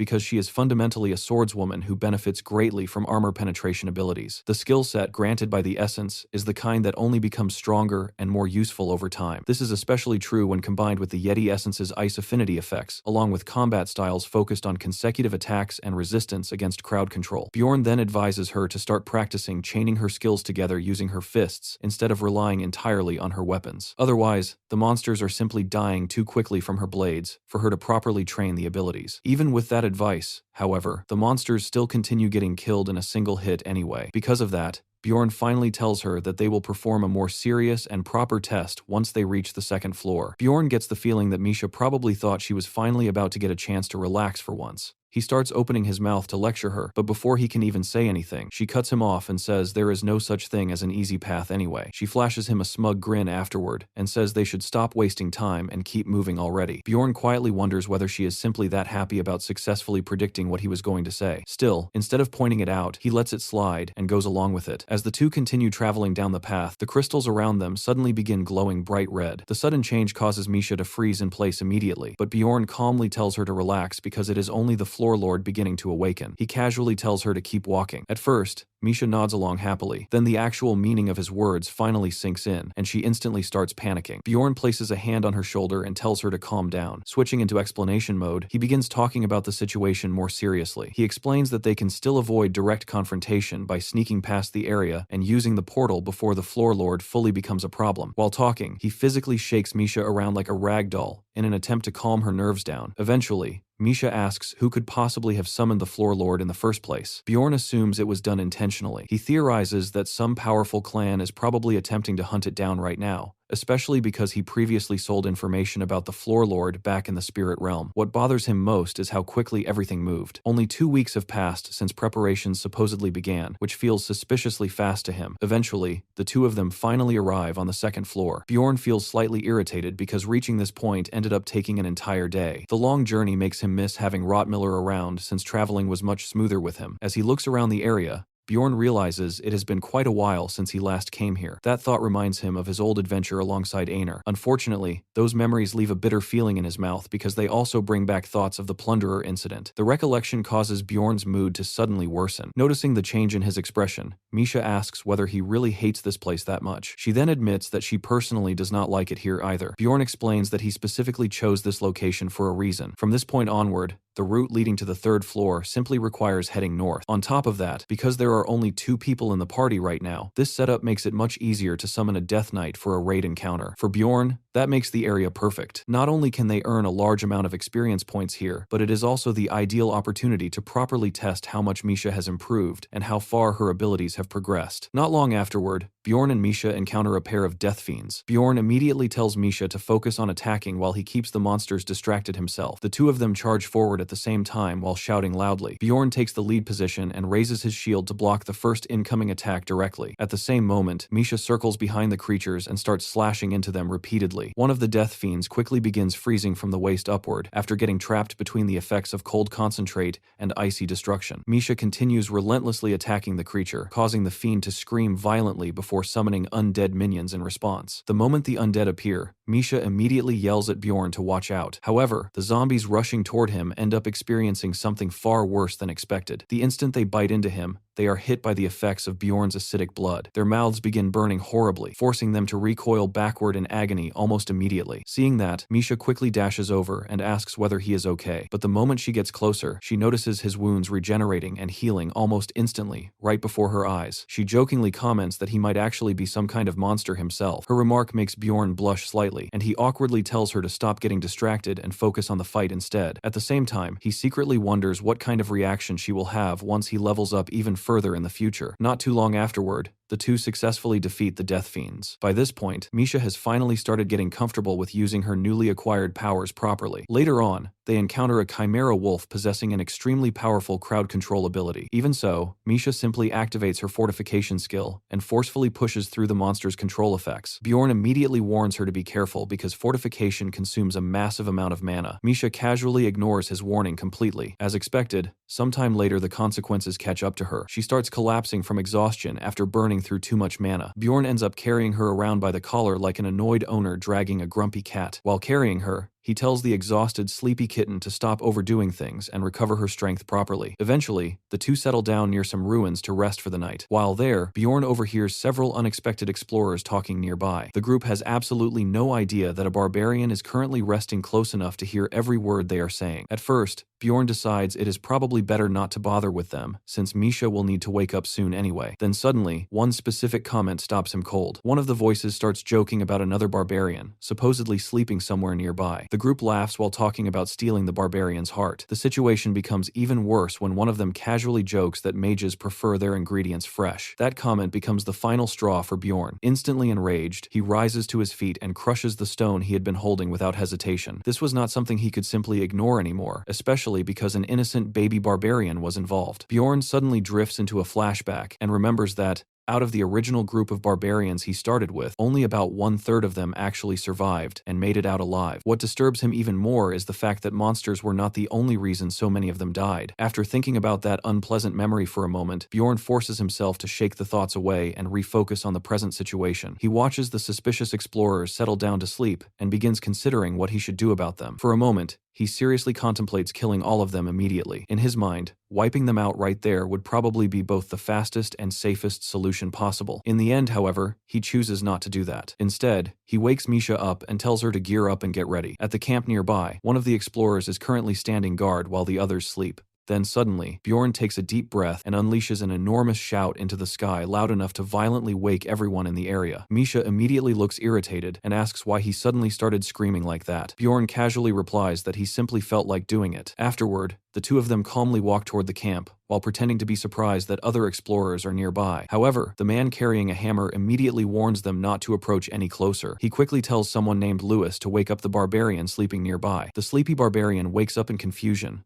looks around groggily, and asks whether monsters have appeared. When he learns that it is only other explorers nearby, he groans in annoyance and asks why they bothered waking him up for something so trivial. The hippo explorer quickly reminds him that explorers can sometimes be just as dangerous as monsters. However, the barbarian simply shakes his head and says that the man standing in front of them is one of his own people. That statement completely catches the hippo man off guard. The moment the two barbarians recognize each other, they immediately go into full bromance mode. They enthusiastically embrace each other in a huge hug, while simultaneously flexing their muscles proudly. Bjorn then introduces himself using the fake identity, Bjorn, son of Thor. Meanwhile, the rest of the group can only stare in disbelief while trying to process the bizarre scene unfolding in front of them. The barbarian named Karen then loudly tells everyone to lower their weapons because he insists that Bjorn is not an evil person. The rest of the group hesitantly starts addressing him as Bjorn. Bjorn instantly trolls them by correcting them and saying they should use his full name because they are not close enough to call him casually by only part of it. One of the explorers looks like he is seconds away from completely losing his temper and rage quitting the conversation. Even so, he forces out an awkward smile and suggests that it would probably be best for everyone if Bjorn and his companion simply moved along somewhere else and allowed their group to rest peacefully. Instead of taking offense, Bjorn reacts as though the idea sounds wonderful. He cheerfully says that they were actually searching for a place to rest too and enthusiastically offers for the groups to become overnight companions. The suggestion completely throws the explorers off. The other two members of the group look utterly confused, while Bjorn internally thinks of this as merely the first course of the meal. The man carrying the hammer tells Bjorn that he seriously needs to get his brain examined because people only bother forming temporary overnight companion groups on the first floor of the labyrinth. Bjorn then tilts his head innocently and asks whether that means they are refusing the proposal. The hammer guy visibly relaxes for a moment, believing the discussion is finally over. Then suddenly, Bjorn loudly declares that something must clearly be wrong with their heads. He explains his reasoning enthusiastically. Since their current group only has 4 people, adding 2 more companions would allow everyone to sleep longer and rotate proper guard shifts more efficiently. Karen's brain practically explodes from hearing what sounds to him like a divine revelation. He immediately announces that it is a bloody brilliant idea. Meanwhile, the hammer wielder looks like he is genuinely about to lose his sanity. The man slowly steps forward and directly tells Bjorn to get lost already. However, the moment his eyes land on Misha, his words suddenly trail off. He begins scanning her from head to toe before biting his lip and asking for her opinion on the situation. Misha responds with a playful twirl and says she is not entirely sure what to think. Still, considering that the group contains a fellow barbarian, maybe they are not such terrible people after all. She then sighs dramatically and complains that this buffoon of a barbarian beside her somehow lost his weapon, making it impossible for her to trust him with standing guard properly. The hammer guy pretends to look shocked by the story. Bjorn immediately improvises a ridiculous explanation, claiming that some monster ran away with his weapon and equipment. To his surprise, the explorers accept the excuse without questioning it at all. Bjorn then tells them to hurry up and make a decision already. After exchanging suspicious glances with one another, the explorers finally agree to let Bjorn and Misha stay with them for the night. However, the tone in their voices carries an unmistakably sinister feeling. Later on, the explorers tell Bjorn and Misha to go ahead and sleep first while claiming that their own group will handle the final watch shift. Bjorn and Misha lie down together and pretend to fall asleep. While doing so, Misha quietly whispers with a red face, asking whether they truly have to go through with this entire act. Bjorn calmly promises that if she cooperates, he will grant her one wish later. As time passes, the explorers slowly begin creeping toward the sleeping pair with ugly grins spread across their faces. Bjorn senses their movements immediately and subtly tenses his body in preparation. Karen, meanwhile, remains completely asleep,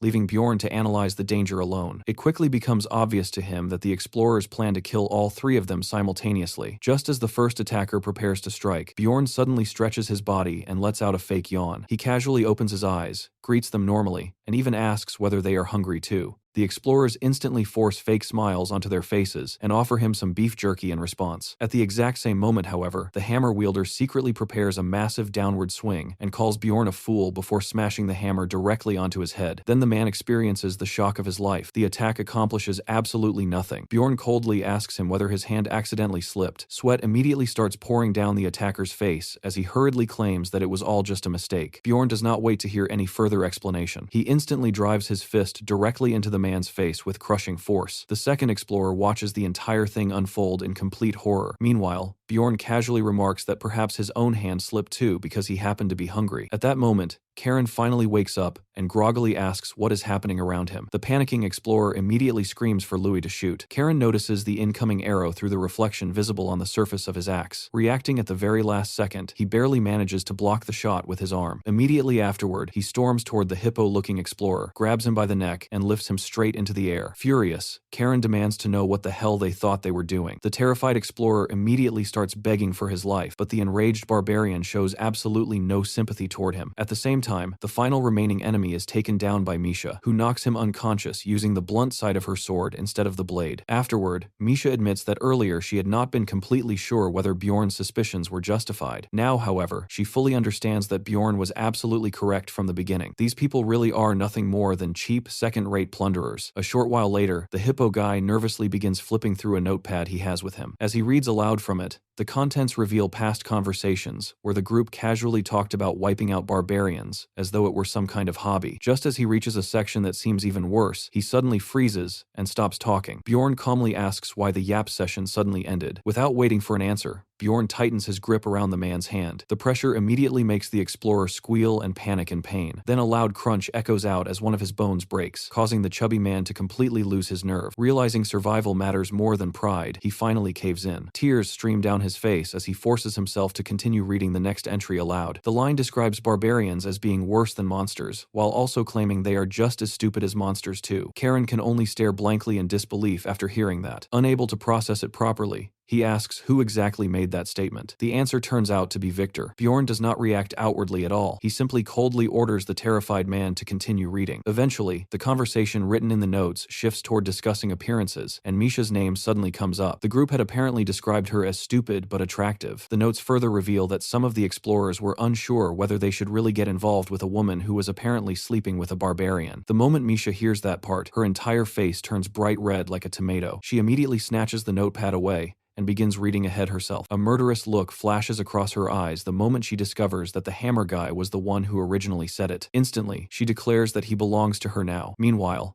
the hippo explorer continues trembling violently as he moves on to reading another section of the notebook. This next part details the group's actual action plan. According to the notes, the plan was for the group to specifically target and kill Karen. Hearing that leaves the young barbarian completely confused. He stares at Bjorn with a lost expression, clearly unsure what exactly he is supposed to do with that information. Before anyone can properly explain the situation to him, Karen suddenly acts on instinct. Without hesitation, he swings his weapon in a massive arc and instantly gives the archer what could only be described as a severe case of sudden head loss syndrome. At nearly the same time, Misha brutally attacks the leader, turning the man's family jewels into soup before finishing him off on the spot. Now only one survivor remains. The last explorer immediately starts begging desperately for his life, which makes sense, because his life genuinely depends on it. Bjorn then decides to toy with him slightly by pretending to give him some kind of moral test. He asks whether the man plans to become a good plunderer from now on. Terrified beyond reason, the man agrees with absolutely everything Bjorn says without question. Bjorn, however, has already made up his mind. While internally thinking that the only good plunderer is a dead plunderer, he grabs the man's head and twists it clean off like he is unscrewing the lid from a jar. After the fight ends, Karen uses a healing potion on himself. Bjorn notices immediately that Karen is intentionally being stingy with the potion instead of fully healing the wound. He realizes the young barbarian wants the injury to leave behind a scar, since scars are considered proper badges of honor among barbarians. Bjorn then tells Karen that he is free to loot whatever equipment or items he wants from the dead explorers. Karen hesitates awkwardly and admits that he does not really feel like he deserves the rewards. Eventually, after some thought, he chooses a battle axe. Bjorn silently approves of the decision, especially because the dual-wielding fighting style fits barbarians well. Bjorn and Misha encourage him to take more loot instead of holding back. At first, Karen still tries acting humble, but then he suddenly realizes he could simply sell the remaining gear for money later. That realization finally makes Bjorn smile. Seeing the kid come around,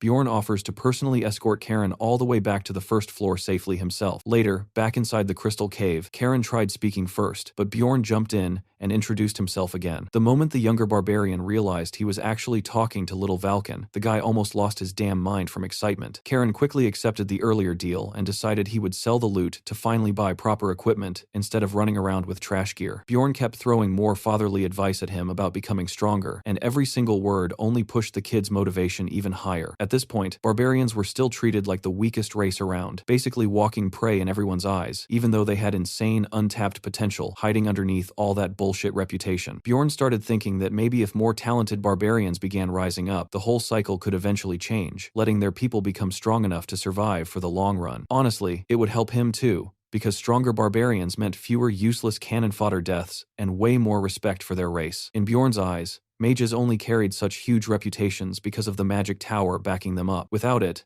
most of those arrogant bastards would just be loud crybabies pretending to matter. Our boy fully entered dad mode after that and started dumping every useful trick he knew onto Karen, covering everything from equipment setups to mindset and attitude during fights. But then both of them suddenly froze after realizing the kind of monster they had accidentally created. Karen's voice turned ice cold as he casually said that if his next so-called human knight buddies tried any funny business again, he would crush their skulls like cracking a damn walnut. He even added that if he ever met another rookie barbarian, he would pass down the same lessons himself. Bjorn silently nodded after hearing that, already understanding that anyone dumb enough to cross this guy again was absolutely getting flattened. 2 days later, the duo makes it back to the land of the dead, and Bjorn starts wondering if the Death Knight will show up this time. Misha tries to calm him, saying the theory is that a huge gravestone appears on the 7th day where the summon happens, but he has no clue if that is true or not. She mentions that not every book's accurate anyway, and suggests he stop acting like a bookworm and hang out with her more often. Bjorn does not miss a beat and asks why it has to be her, which sends Misha into full tomato mode again. Right then, they both feel a weird chill crawl down their backs as some kind of negative aura kicks in. Bjorn bites his lips and confirms that healing isn't working properly anymore, and a wide grin spreads on his face because that can only mean one thing: the Death Knight is here. The activated resentment skill confirms that the boss started throwing hands as soon as it spawned. Someone else must have been waiting and jumped it, which probably means other players are already fighting. Bjorn figures that even if it's a race, there are always ways to deal with competition. Misha gets a bit nervous and asks what he plans to do while both of them start running at top speed. Once they arrive, they spot a group fighting the Death Knight, and without hesitation, Bjorn storms in and lands the death blow while pretending to be a heroic savior. The other explorers are left blinking in confusion while the elf in their team looks ready to explode, and Bjorn starts gaslighting them hard that they were in need of help. One of the guys suddenly recognizes him and mumbles that he's a little Valkan. Bjorn recalls that it's the same explorer he once saved from the floor boss ambush. The group slowly relaxes, figuring it must have been a misunderstanding because the little Valkan would never steal someone's monster like a rookie scavenger. Meanwhile, both Bjorn and Misha are baffled at how cleanly this turned out. As the two groups start exchanging names, our hero freezes mid-handshake when he hears the other guy's name is Hans. Our hero instantly yanks his hand back and yells at Hans to stop immediately, which throws the vile beast into visible confusion. Without warning, he suddenly declares he's got urgent business, grabs Misha's hand, and bolts, leaving everyone wildly confused. Misha demands to know what the hell he's doing, while our boy tries to calm down and promises to explain everything later. Meanwhile, Karen marches his way back into the city and starts laughing out loud like a deranged lunatic, instantly confusing the heck out of everyone around. The other barbarians spot him and demand to know where he got all that absurd loot from. Huffing with pride, he tells them to gather around and then enlightens them with the glorious new teachings he picked up from Bjorn Sensei, causing the barbarians to erupt in outrage, insisting they're not some monsters to be hunted. Karen lays it on thick, swearing that Bjorn is the real mastermind who foresaw the plunderer's ambush and saved his life, which immediately causes our boy's fame stat to skyrocket. He declares that all this treasure came to him because he followed the sensei's teachings, triumphantly raising the loot bags for all to see. He then overhears someone behind him muttering about barbarian hearts being the only useful part, making him furious as he vows to pass on sensei's brutal wisdom to the baby barbarians. He kicks off the first round of teachings while the barbarians hype themselves up like it's a holy war. As Karen declares, this moment marks the first massive step toward the true greatness of barbarian kind. Meanwhile, our duo finally make it to the Pilgrim's Passage on the labyrinth's 3rd floor after getting seriously lost without a proper scout and tailing another party instead. Upon hearing Bjorn's wild Hans theory, Misha insists they leave the labyrinth immediately, but he stops her because that theory isn't confirmed just yet. Besides, if the Hans curse actually exists, they're both going to get screwed, and that sends some serious chills down Misha's tail. Our boy shamelessly admits that he feels a whole lot better now that the two of them are worried instead of just him, which makes her visibly pissed. He tries to play it off by saying he can't help it because she is just way too reliable, which turns her face redder than a tomato. The certified menace then casually lets her know he was joking and takes off running into the jet black marsh, so Misha punishes him by making him princess carry her the whole way. Not that it's much of a punishment. Hearing about their dumb little love fight, one adventurer jokes she'll fall for him in no time, while another snaps at the guy to shut up because someone's trying to sleep. They both instantly recognize the voice as Tree Stump Hikarod, and before long, the party is finally reunited. Hikarod wastes no time asking Bjorn about the job he bailed on them for, and our boy casually says he cleared it back on the first floor. Bjorn then flips the question, asking why Hikarod isn't on the second like they planned, and the dwarf says his job wrapped up pretty fast too, so they're already working on the next one. Together, the gang completes a request to gather Frog Beast eyes in just 3 days. After a job well done,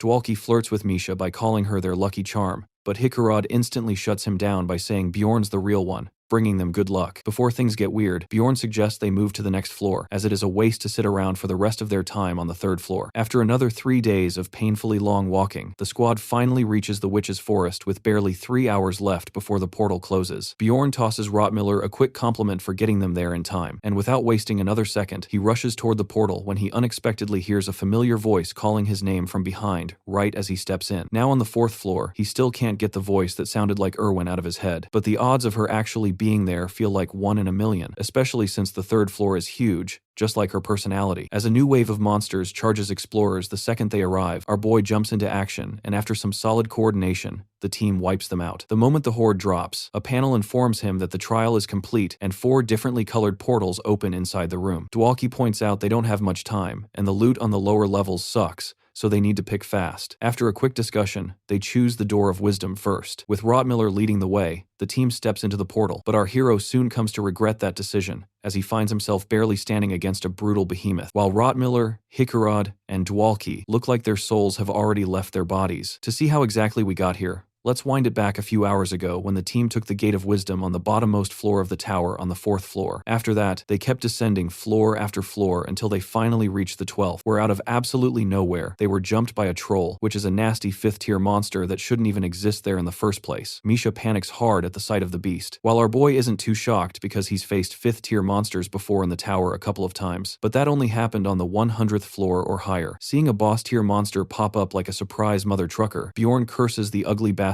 Hans, whose slimy hand he shook. Wasting no time, he yells at the team to lock in, uses wild outbursts to grab the troll's attention, and jumps right into battle. The monster's first hit is so hard it nearly whacks the shield out of his hand. Seeing him struggle, Hikarod tries to block the next jab, but even with his knockback immunity skill, the dwarf quickly loses all his confidence, as his shield is shattered like a cracker. While his skill repairs the shield, Bjorn yells at the money-hoarding dwarf. This is why he always told him to upgrade to a proper shield. He lands a heavy hit on the troll, but it snaps back like it barely felt anything. At the same time, Dwalki charges up an icicle, augmented with magic boost, and hurls it into Piggy's face, but Piggy shatters his tiny icicle alongside his self-confidence. Misha tells him to snap out of it, but the blonde sorcerer throws a tantrum, saying there's no way they can slay it. Bracing another bone-shattering hit, our boy tells Blondie to stop the app session and start fighting while he looks desperately for a way to get out of the situation. Last time, he got lucky against the 5th-tier vampire lord, because he had a seriously cracked magic user with him who could use sun magic, which was the undead boss's weakness. Not to mention, he also used the one-shot item Tears of the Goddess.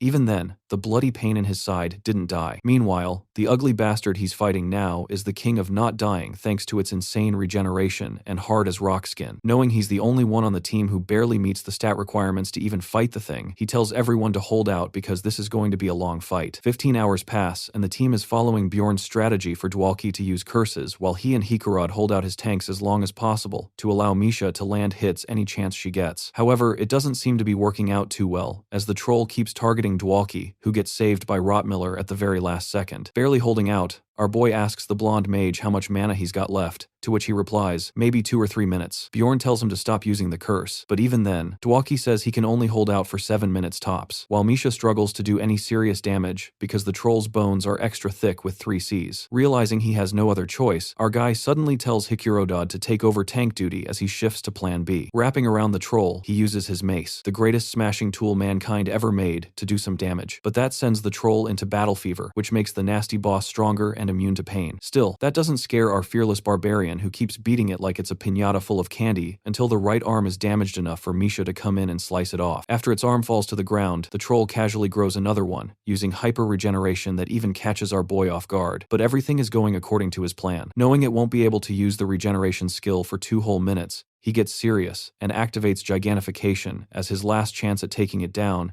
is to smash the brain or heart before those 2 minutes pass. While choking the ugly green son of a gun, Bjorn shouts at Misha to get the bastard's eyes and splash some of its blood on them too. With a fierce Nan, She goes all in and tears up its eye sockets while our boy barely manages to hold the troll in place. Rottmiller and Dwalkie look horrified as Misha climbs onto its face and keeps slashing non-stop till she just can't anymore, since a troll's skull turns out too tough for her budget daggers. Even then, he tells her to keep going till she hits the brain, but out of nowhere, the troll snaps and bolts straight toward Dwalkie. The guy's stunned and can't believe it's charging at him while blind, and Rottmiller barely manages to dodge roll at the very last second while our hero questions if trolls can somehow sense a mage's magic. Either way, it sticks to chasing Dwalkie. So, Hikarad steps in to stop it, but ends up getting some of his organs exploded with just one hit, which makes Bjorn wonder if the gutsy dude really pulled that off without any defense skills since he's already out of mana. Misha hops onto Bjorn's back and asks what the next move is, but he tells her to just finish the thing. So she stabs and stabs till the system lets him know the troll's curse has been lifted. As it closes in on Dwalkie, she spams icy destruction right into the eye like a rabid raccoon going wild in the socket as hard as she can. But Bjorn's gigantification ends,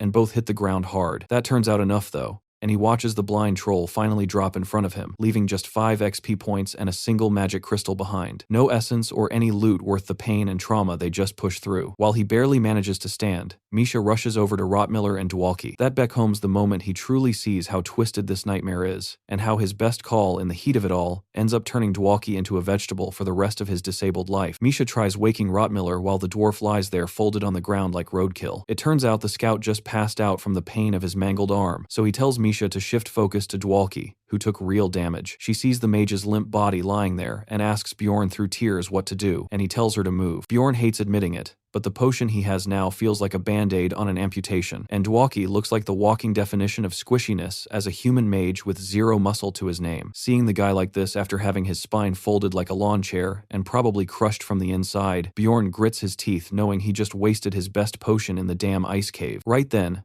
the absolute goat Rottmiller flashes a smile and pulls out a top-tier potion he's been secretly saving the whole time, telling Bjorn to use it on Dwalkie. After the potion, the magic boy looks way better than before, making Misha cry tears of joy that somehow all of them actually made it out alive. Still, our hero refuses to feel glad at all, because it eats him up inside, knowing they didn't survive due to his skill or some solid plan, let alone a smart call during battle. It was all just pure dumb luck. Realizing how insanely lucky he got, he catches a brutal vibe check that this hellish world isn't a game, and flukes like that aren't happening again anytime soon. Later, Hikarad wakes up and thanks the actual heavens they're all alive, while Rottmiller jokes it's probably time he makes that long overdue donation to the temple. Bjorn apologizes again for not predicting the troll's psycho move, but both of them shut that down fast and tell him they're far from mad because they owe their lives to him and his clutch leadership. When Dwalkie groans, Misha notices he's awake and quickly tells him not to move yet, but the first thing he says is how glad he is to see her safe and unharmed. Bro then coughs up a whole gallon and laughs like he definitely does not feel like he just got run over by a truck. Hikarad breaks the tension, calling it a tragedy they can't even brag, because no one's ever going to believe they actually beat a troll. Though Rottmiller tells the little tree stump to chill and stop being greedy. Speaking of greed, Hikarad swears he's absolutely going to help repay the selfless scout for his top-tier potion. And after that,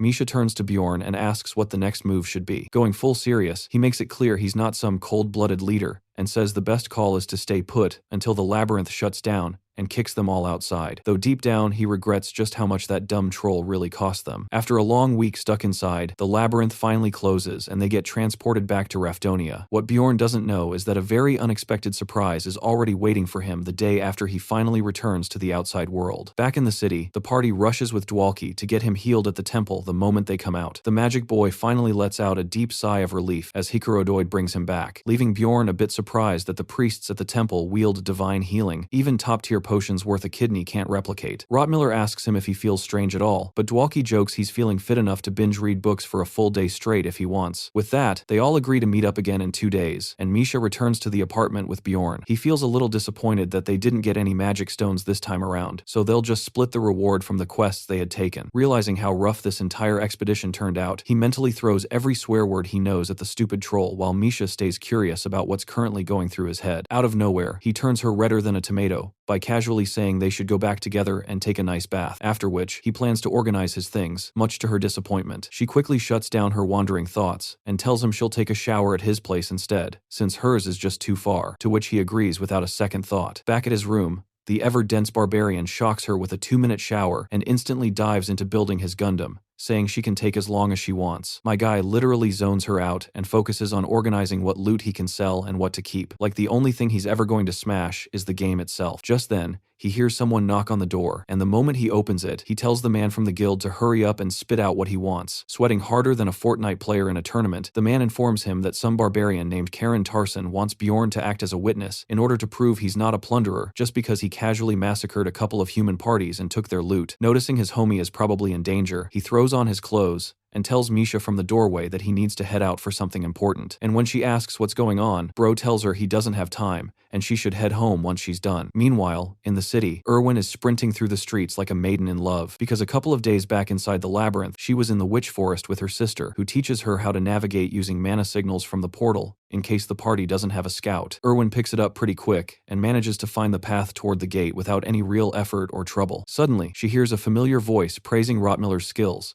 and without saying a single word to Teresia, she takes off like Usain Bolt, fully convinced that the rough and manly voice no doubt belongs to him. His voice echoes in her head as she races through the witch forest until she finally catches a glimpse of a big guy entering the portal to the next floor with her heart pounding like a jackhammer. Even though his armor looks different and his face isn't visible at all, she just knows it can only be him and yells his name as he heads in. Erwin runs straight toward the portal after him, but at the very last second, Teresia blocks her way and pins her down to stop her from accidentally getting mistaken for a plunderer. Erwin swears with her whole chest that it was Bjorn, but Teresia tells her to stop being delusional and calm herself down. Missing the chance to see him again hits Erwin so hard she breaks down crying loud and messy, asking Teresia why she stopped him like that. Seeing her sister in that state stings Teresia thinks deep inside. Sometime later, she asks around and eventually learns that Bjorn's gotten pretty famous lately, and the other explorers even share his address, which is why she's now on her way, fully regretting that she shut herself in and found out so painfully late. Erwin feels suspicious about why Teresia didn't tell her sooner, but still gives her sister the benefit of the doubt, since right now she's got something way more important to handle. Outside his room, the shy maiden thinks to herself that he's definitely going to be really happy to see her too. Her heart pounds faster as she decides he probably didn't come for her first because her address slipped out of his smooth brain. She finally builds up the courage and knocks on his door as her heart nearly jumps out of her chest, but that all crashes down fast when a random woman opens the door instead. Sweating bullets, she asks the cat girl which room Bjorn lives in, but Misha casually drops her jaw straight into the basement by saying he just took a shower and went out, then asks if she wants to wait inside here. Hearing the cat girl's wild words completely makes Erwin stunt on the spot. Misha then asks for her name if she can't wait so she can pass it along once he gets back,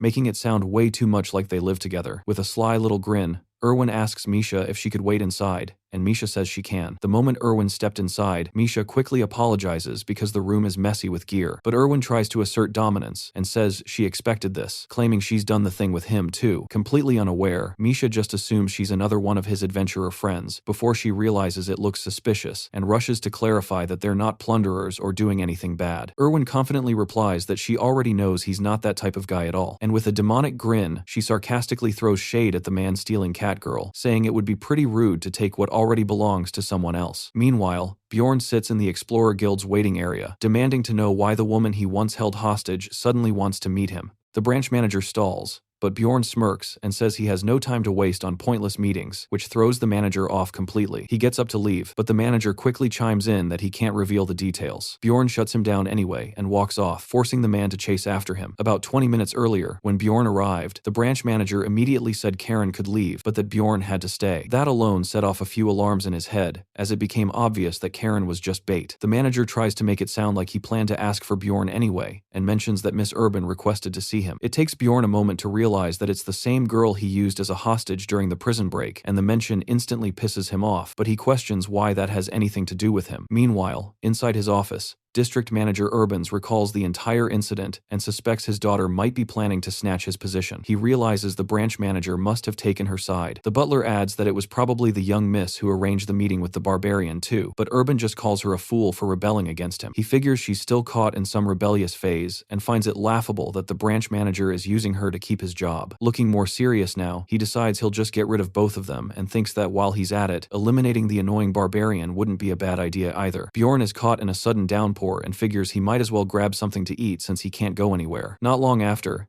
He's sitting in front of a mountain of delicious-looking food, but as soon as he takes a bite, he realizes that Misha is way better at cooking meat and starts thinking he should ask her to cook for him tomorrow. He stares at the plate and finds himself craving Japanese food, though he doubts anything like that exists here. He takes a swig of his drink and admits to himself that he doesn't even feel the urge to return anymore. He's gotten too used to this place, from the bed to the indoor tub, and especially the wildlife with his group. He's not ready to give it all up, even if some parts of this world are garbage, as he knows he's grown too attached. But the thought creeps in that if he really wants to reach the higher floors, he's going to need a better team. It's something he's thought about before, but now he's certain because climbing higher won't be possible with the same misfit crew. The monsters beyond the trolls are a different kind of nightmare, and expecting them to keep up is unrealistic. Just then, a familiar face shows up and pulls him out of thought, and Mr. Bear greets him, though, of course, Bjorn messes up his name. Avmon takes a seat, saying he didn't expect to find Bjorn here since his wife runs this place. That surprises Bjorn, who asks why he's still exploring if his wife owns a restaurant. Avmon explains that the business has been slow, and they need the money, so someone has to step up. He calls their meeting fate, which leaves Bjorn confused, but Avmon gets straight to the point and asks if he can join Bjorn's team, catching the Bjorn off guard. The man says he trusts him, especially after what happened before, and Bjorn starts considering the offer, knowing Avman is an excellent all-rounder who can tank, summon, and even handle a bow. Still, he turns him down and says there's been a misunderstanding that his team's already full. Avman tells him to talk again if a spot opens up and gives him a look that makes it clear exactly what he means. They sort out the remaining payment, and Avman tells him to meet again at the same place in 10 days before borrowing a raincoat and heading out. Back at Bjorn's place, Erwin is spiraling a bit and muttering weird nonsense. Misha catches her off guard and remarks that the elf is tougher than she looks. Erwin suddenly remembers the cringy stuff she said earlier about Bjorn being hers. She thinks back to how she left him for her sister and starts wondering what exactly she's feeling now. But whatever it is, it turns into sharp resentment as she eyes Misha, who introduces herself and asks for the elf's name. She introduces herself, Erwin Fornaci, and Misha immediately tries to be friendly, saying her name sounds cute, just like her. But the mood gets weird as they both fall into awkward silence. Then Erwin asks straight up if Misha is dating anyone, which flusters her on the spot, and she insists they're just teammates. That answer lifts Erwin's mood instantly, and she says she was mistaken since Misha was showering here, which only makes the poor girl more flustered. Erwin wonders aloud how far Misha lives if she had to borrow Bjorn's washroom. Misha laughs nervously that it isn't far, and Erwin mood switches instantly as she zeroes in like a hawk. Misha then asks how Erwin knows Bjorn, and she answers that they used to be teammates and still refers to him as Mr., which she makes sure to add that it's a private nickname just between them. Misha holds back her irritation, while Erwin innocently asks if there's a problem, which she denies. Erwin starts laying it on thick, saying that she and Bjorn have a special bond,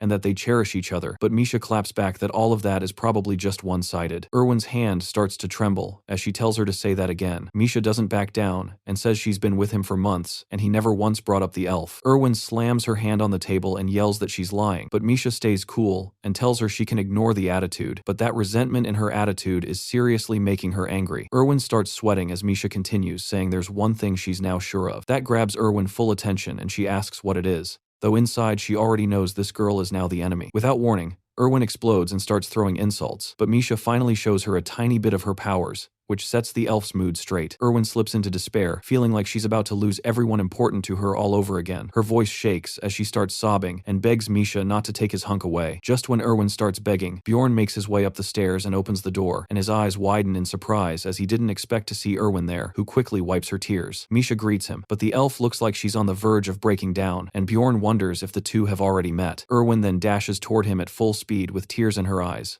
but Bjorn sidesteps her without hesitation, which makes her assume he avoided her because of Misha. The move throws Bjorn off a bit, but before he can get a word in, Misha turns all sweet and clingy, asking how his day was like she's auditioning for Wife of the Year. She compliments him for doing a great job, which creeps him out, but she doesn't stop and even says they're practically family now, which almost pushes Erwin into a full-blown meltdown. Misha then hands him a towel, which he takes awkwardly, and Bjorn shifts his attention to Erwin. He mentions that he was just about to go looking for her, and her mood instantly lifts. She quietly admits she thought he might have forgotten, but Bjorn reassures her that he could never forget his first teammate. That clears up her worries, but now it's Misha who looks ready to unalive someone. Erwin kicks into high-speed ramble mode, explaining everything that's happened and proudly showing off her 4 elemental spirits. She reveals she's already reached enlightenment with 3 of them, which genuinely surprises Bjorn. He figures she must be extremely talented since not even a year has passed, and wonders how far they could go together if she mastered the 4th one, but his mood drops when he remembers her sister exists too. Bjorn tells her he's glad she worked hard and thought maybe she had already moved on. Before Erwin can reply, Misha cuts in that Erwin needs to focus on finding her path as an explorer. While Bjorn notices the elf is clearly afraid of Misha, he asks if anything happened while he was gone, but both girls pretend nothing did. However, Bjorn doesn't buy it, but he lets it slide for now. Misha pats Erwin and says they're super close,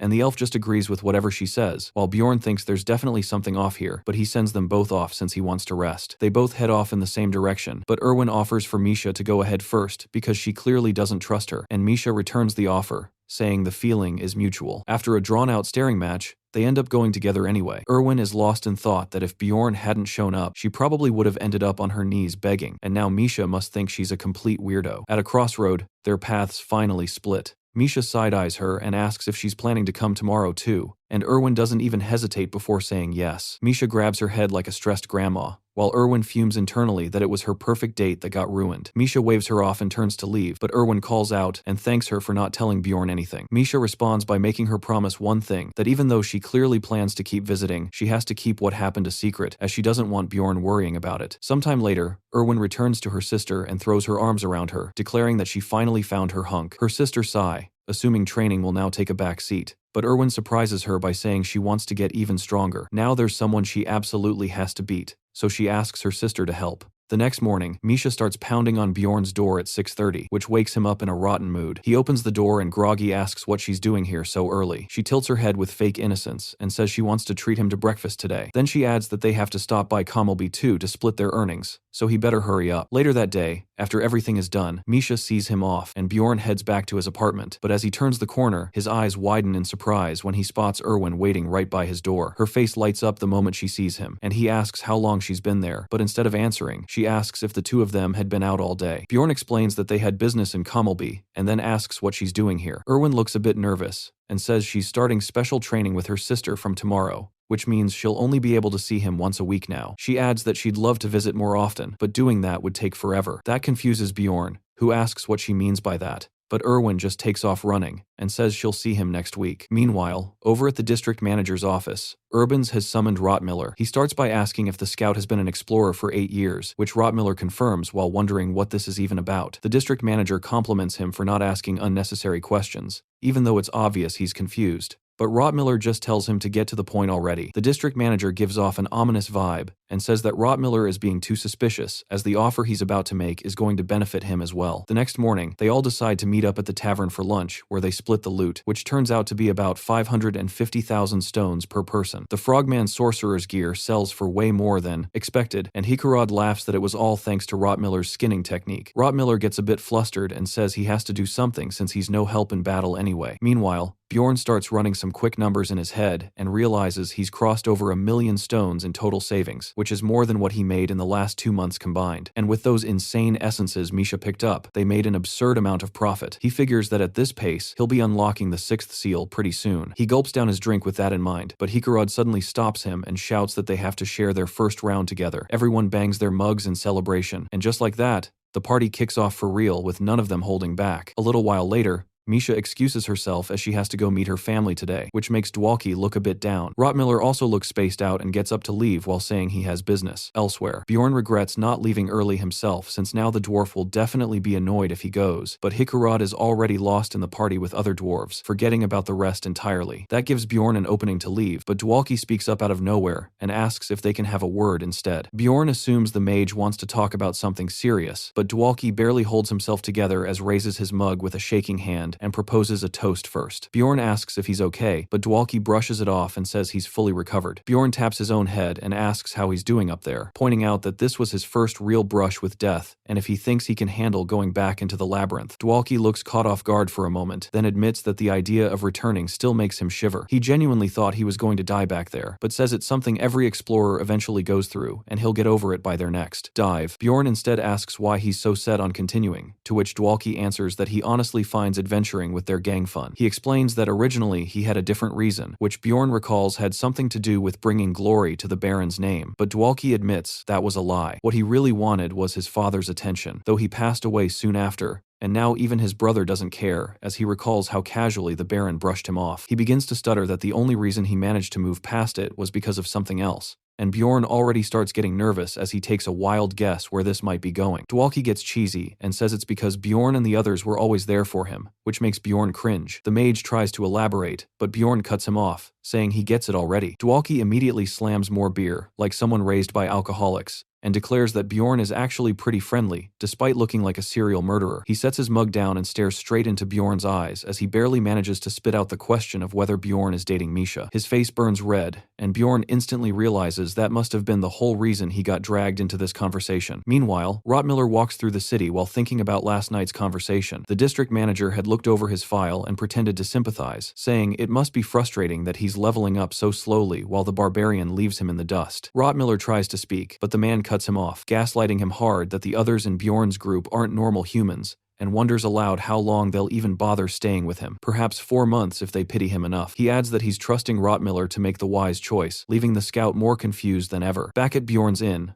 Dwalki is completely passed out after downing too much beer, but just then, district manager's daughter barges in. She declares she came because her previous requests were ignored, but Bjorn remembers clearly telling the branch manager that he had no interest in seeing her again. He tries to make a quick exit, but she suddenly brings up Rottmiller's name and reveals that he met with her father. They sit to talk, and she claims she's sure her father tried to manipulate him somehow, but Bjorn asks if that's all she knows for now, then wants to know what her goal is. She bluntly states she wants to see her father fall, because otherwise she'll be trapped living like a doll under him. Bjorn cuts her off mid-rant and tells her to leave, and then pushes her toward the door as she tries to get him to reconsider, but he's already decided. If he gets involved, he'll be making an enemy of the district manager, and that's something he can't afford. He slams the door shut while she throws a little tantrum outside, but quickly regains her composure and tells him to come see her if he changes his mind. Now that she's gone, Bjorn finally relaxes, but her words keep circling in his head, and he starts to think about Rottmiller again, so he decides it's best to keep an eye on him from now on. The following days blur by with Misha making him breakfast for him every morning, and he spends his afternoons buried in books at the library. Once a week, Erwin visits, and they all share a meal, though she and Misha always end up butting heads. They hold team meetings too, and Bjorn begins to suspect that Rottmiller is definitely hiding something. At one point, he visits Avman and collects his 5 million, though Bjorn is hesitant to give the bracelet back. Time skips ahead and the day of the next spirit meeting finally arrives, and Bjorn decides to switch up his usual routine. Instead of checking the market trades, he roams the chat rooms. Surprisingly, he finds 0 groups for barbarians, and only manages to spot a group with 3 tank groups. But then something catches his eye, a Korean chat group. He clicks it on instinct, and is immediately thrown off by how overly decorated the room is, as he expected something plain. But a loud voice suddenly booms out. Hansu stares up at the massive figure of Sergeant Lee, who starts celebrating with full energy. Our boy notices the military gear and blurts out in surprise, asking if the guy used to be in the military, which he confirms was just right after he got back from his mandatory service. Hansu offers a quick nod of sympathy while quietly stepping back,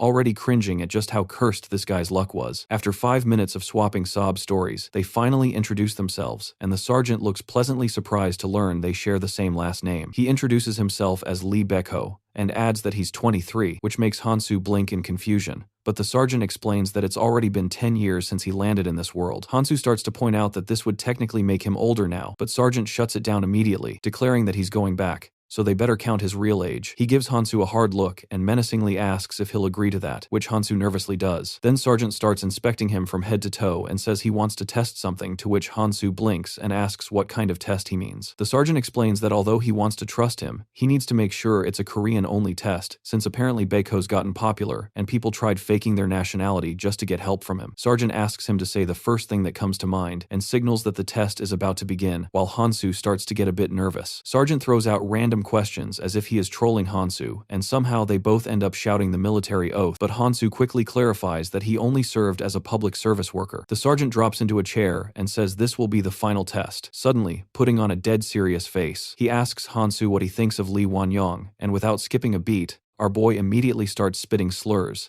accusing him of going way too far. Now Sergeant nods and declares him a true Korean. While Hansu wonders what kind of unhinged nonsense this guy is on, Sergeant starts making strange noises, clearly lost in his own thoughts, and Hansu can't help but wonder if this guy has already lost it. The sergeant apologizes and says he was playing out a little fantasy since it's been way too long since he met another Korean. He gets a bit sentimental, saying he's genuinely happy to meet Hansu, and our boy realizes that this guy's probably been alone way too long and just needs some human contact. So, our boy decides to adopt adopt him. Hansu asks if he'd be willing to share some high-level intel, but Sergeant still seems a little hesitant, but our hero reassures him that they're the same kind of person. The sergeant then asks what difficulty Hansu beat the game on, and without missing a beat, Hansu just mirrors him and says 10 times easier mode. That immediately lifts Sergeant's spirits as he starts yelling that Koreans are built different, and Hansu just silently concludes that he's a patriot through and through. Sergeant offers to share some ghost points, but Hansu politely declines since he has no real use for them. He can tell that while the guy acts laid back, he's very careful about what he reveals, and definitely not eager to share his full identity. Sergeant then dramatically tears up and declares Hansu his long-lost brother and tells him to ask anything. Hansu nods and asks if he knows who's running things behind the scenes here. The sergeant draws a complete blank at first, but then mentions 3 powerful mages who might be in charge. He warns Hansu not to reveal his identity in the community, since there are some trash-tier players siding with the royals. Hansu asks if the administrator could still find him, but Sergeant just gives him this creepy little grin and says there shouldn't be a way, since this realm wasn't created by them, and that they only inherited it. Then Sergeant dives into some deeper lore, explaining that the evil spirits have been around for more than 100 years, which doesn't add up since that would be before the release of the game on Earth. Apparently, some people from another dimension ended up here after reading a book about Rapidonia. A few of them made it in, and one of them supposedly created this realm, which the current administrator probably inherited. That stuns Hansu, who wonders how in the world this guy even knows all of this, but decides to just shut up and keep listening. The sergeant admits he's been in seclusion for a while, so he doesn't have fresh intel, but points Hansu toward a chat room that always has the latest information. Observers of the Round Table is a veteran players community with restricted access. Sergeant explains all the details like Hansu's some confused school kid, but then announces that his time's up. He mentions that the pill he took only lasts an hour, and that he got it after raiding the secret police, leaving Hansu more confused than ever. Hansu stares at the screen and tries to enter the hidden Illuminati tier chat room. The system lets him in and immediately drops him into a customization room where he forces himself to whip up a disguise, and once suited up as a lion, he walks into the meeting room. Everyone immediately glares at him like he just insulted their ancestors. The jester says he doesn't recognize him, and the fox demands to know who he is and how he got in. Hansu reads the room easily while the group starts pestering him to hurry up and explain, and warns that if he lies, he's done for. Hansu does recall hearing something about getting banned for lying, but only after the assembly officially starts, and figures that these guys just seem nosy. He remembers the sergeant words to walk in bold like a true Sigma, and starts to understand why that mattered. He plays dumb, acting like he has no idea where he is. Then he casually says that the fox girl's mom recommended him to be here, knowing full well they can't do anything about it. He repeats the yo mama joke and the fox girl goes ballistic. She activates her ability, Bloodlust, which is the only skill usable inside the spirit realm, and its strength depends on the person's mentality. She tells him to repeat that again, and Hansu starts to feel the bloodlust creeping in, sweating just a little as he realizes she's not playing around. Our hero only feels a faint tingle and wonders if this is what bloodlust is supposed to feel like. But honestly, it doesn't seem all that impressive. He puts on an act and pretends to be scared, and the fox girl puffs up with confidence, taunting that he was talking big earlier, while the rest of the veterans keep their eyes locked on him. She grins and dares him to say it again, but that flips a switch in him and he drops the act and fires the same yo mama joke again, catching her completely off guard. The veterans scold him for being childish, and it deflates him a bit that no one appreciated the joke, but decides to let it slide. The fox girl starts shaking with rage after getting roasted like that, and Hansu silently finishes evaluating the room. He remembers what the sergeant said about bloodlust, and that he didn't want to use it on Hansu since it could trigger a mental disorder because his mental strength was too high. The sergeant explained all he had to do was treat the target like an enemy that he absolutely has to erase. The pressure crushes the fox girl, making her drop, and she begs him to stop while the other veterans jump up in fear, demanding to know what the hell he's doing. Hansu just stares them all down like an apex predator, and none of them dares make a move, but his brain's going a little soft from keeping the bloodlust up for too long. He's almost at his limit and finally lets go. Once the fox girl reaches her breaking point, making her gasp for air as the weight lifts off her. The deer and the jester are now fully intrigued as they both find Hansu more interesting than expected, while our boy figures he doesn't know what formula he used here, but somehow got the right answer as he successfully created the image of a guy nobody wants to mess with. Just then, the doors start closing, and the fox girl notes that the official meeting is about to begin. The hooded guy jokes that with how strong his bloodlust was, and that he thought Hansu was a regular around here. He asks what Hansu wants, if it was the master who invited him, and even offers money for answers.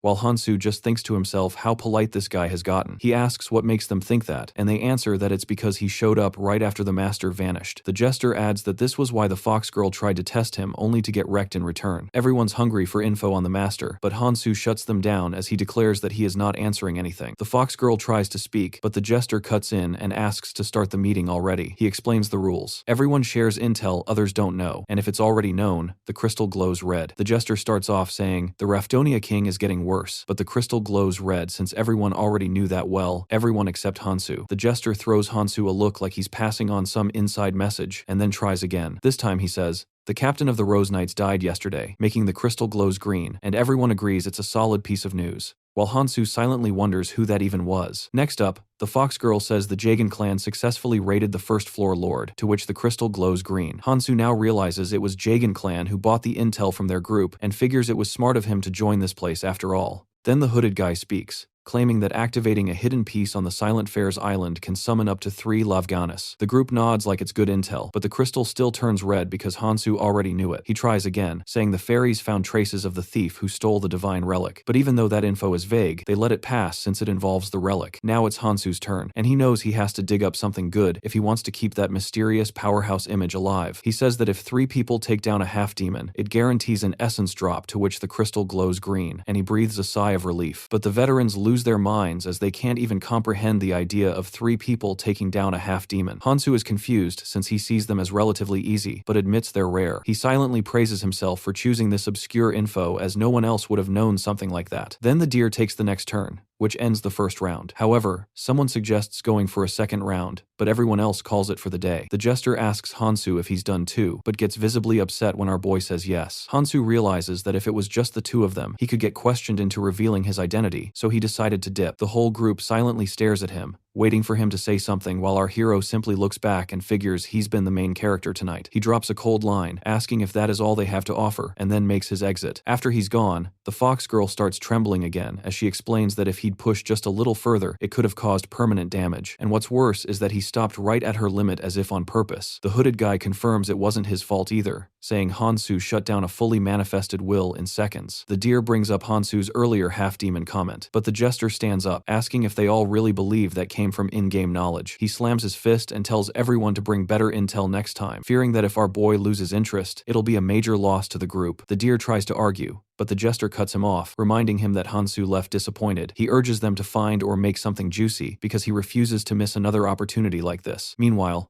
our boy returns to Raftonia and collapses on the bed. Thinking about how wild that whole thing was, he figures he doesn't want to just rely on intel from Baiko, and someone that seasoned wouldn't be dumb enough to give everything up anyway. He drops a line in his head that a relationship only lasts if you know not to cross the line, but that overloads his 2 brain cells and he passes out. Next morning, Misha looms over him and demands to know what he was doing last night since he was out cold all day, to which he replies that he couldn't sleep and instead asks if she's been here since morning. She starts fumbling excuses, talking about training and running into Dwalki, which immediately gets Bjorn's attention. He asks what the mage wanted, and she says he just had something on his mind. That raises a red flag as romance between party members is a straight-up death sentence. So, Bjorn leans in and asks her seriously what Dwalki said, but she tries to brush it off. However, he then gaslights her that friends shouldn't hide stuff from each other. Misha tries to object, but Bjorn smoothly gaslights her that since they're close, she should just tell him. She totally falls for it and spills everything Dwalki told her, which makes our hero cringe hard as she explains that Dwalki doesn't know if he should confess to his crush or not. He figures she probably doesn't realize Dwalk's into her, and as she keeps talking, she mentions how she told him to man up and just go for it. Misha's face turns red as she repeats what Bjorn said about being close friends and asks him to meet her father. Bjorn instantly agrees and asks when, catching her completely off guard with his quick reply. She stutters that she'll let him know later since she needs to discuss it with her dad first. After that, the catgirl asks why he even agreed when he's always so busy, and our boy simply says that it's her wish, so of course, it's important. Misha's face is redder than a tomato now, as she says he shouldn't say stuff like that, which makes our boy hella confused. The next afternoon,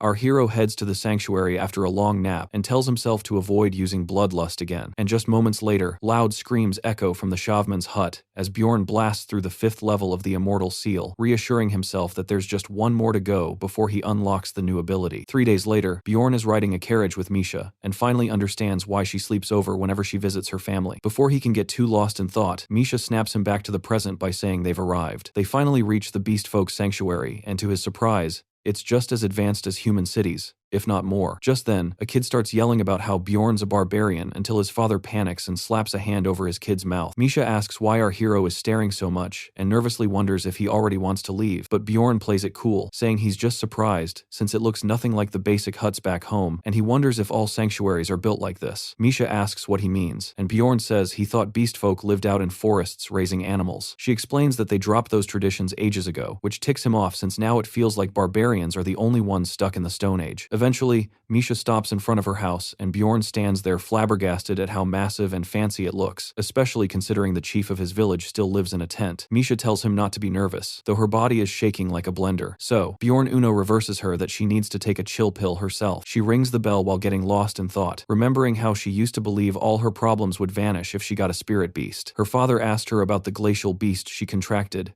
and that if she had told anyone, he then ordered her to keep it between them from now on. Misha starts spiraling, wondering if he suspects that she didn't get the contract through regular means. But then her father calls out, telling her to bring the barbarian in. She tries to ask why, but the old man immediately shuts her down by flashing just a tiny bit of his power. Misha is rattled, since she never wanted Bjorn tangled up in her problems, which is why she visited home so often to hide it from him. Her siblings still acted like she caught the cheese touch and treated her like some cursed relic. Even the servants gave her the cold shoulder, but she stuck through it all because Bjorn taught her that running away never solves anything. Her father kept egging her about when the barbarian would show up, warning her that she had a month or he'd start reconsidering what to do with her. Misha had no idea why he was so desperate to meet Bjorn, but she convinced herself that she could be more useful to our boy if she had her family support. She was worried he might turn her down, and was honestly thrilled when he accepted. Though now that they're here, she's flooded with anxiety that she won't be able to keep the truth hidden any longer. Trying to stay strong, she tells Bjorn that only her father knows about the contract, and asks him not to get mad no matter what happens inside, but our boy doesn't exactly promise. Right then, the gate cracks open and a voice calls out asking who's there. The servant's mood instantly tanks when he sees Misha and realizes she's back. He throws out a slur and stomps off to alert the household, while Misha tells Bjorn to ignore it, but our boy flashes a wild grin which starts to scare her. She insists that things won't stay this bad forever and pleads with Bjorn to keep his cool, but the guy's already over the edge,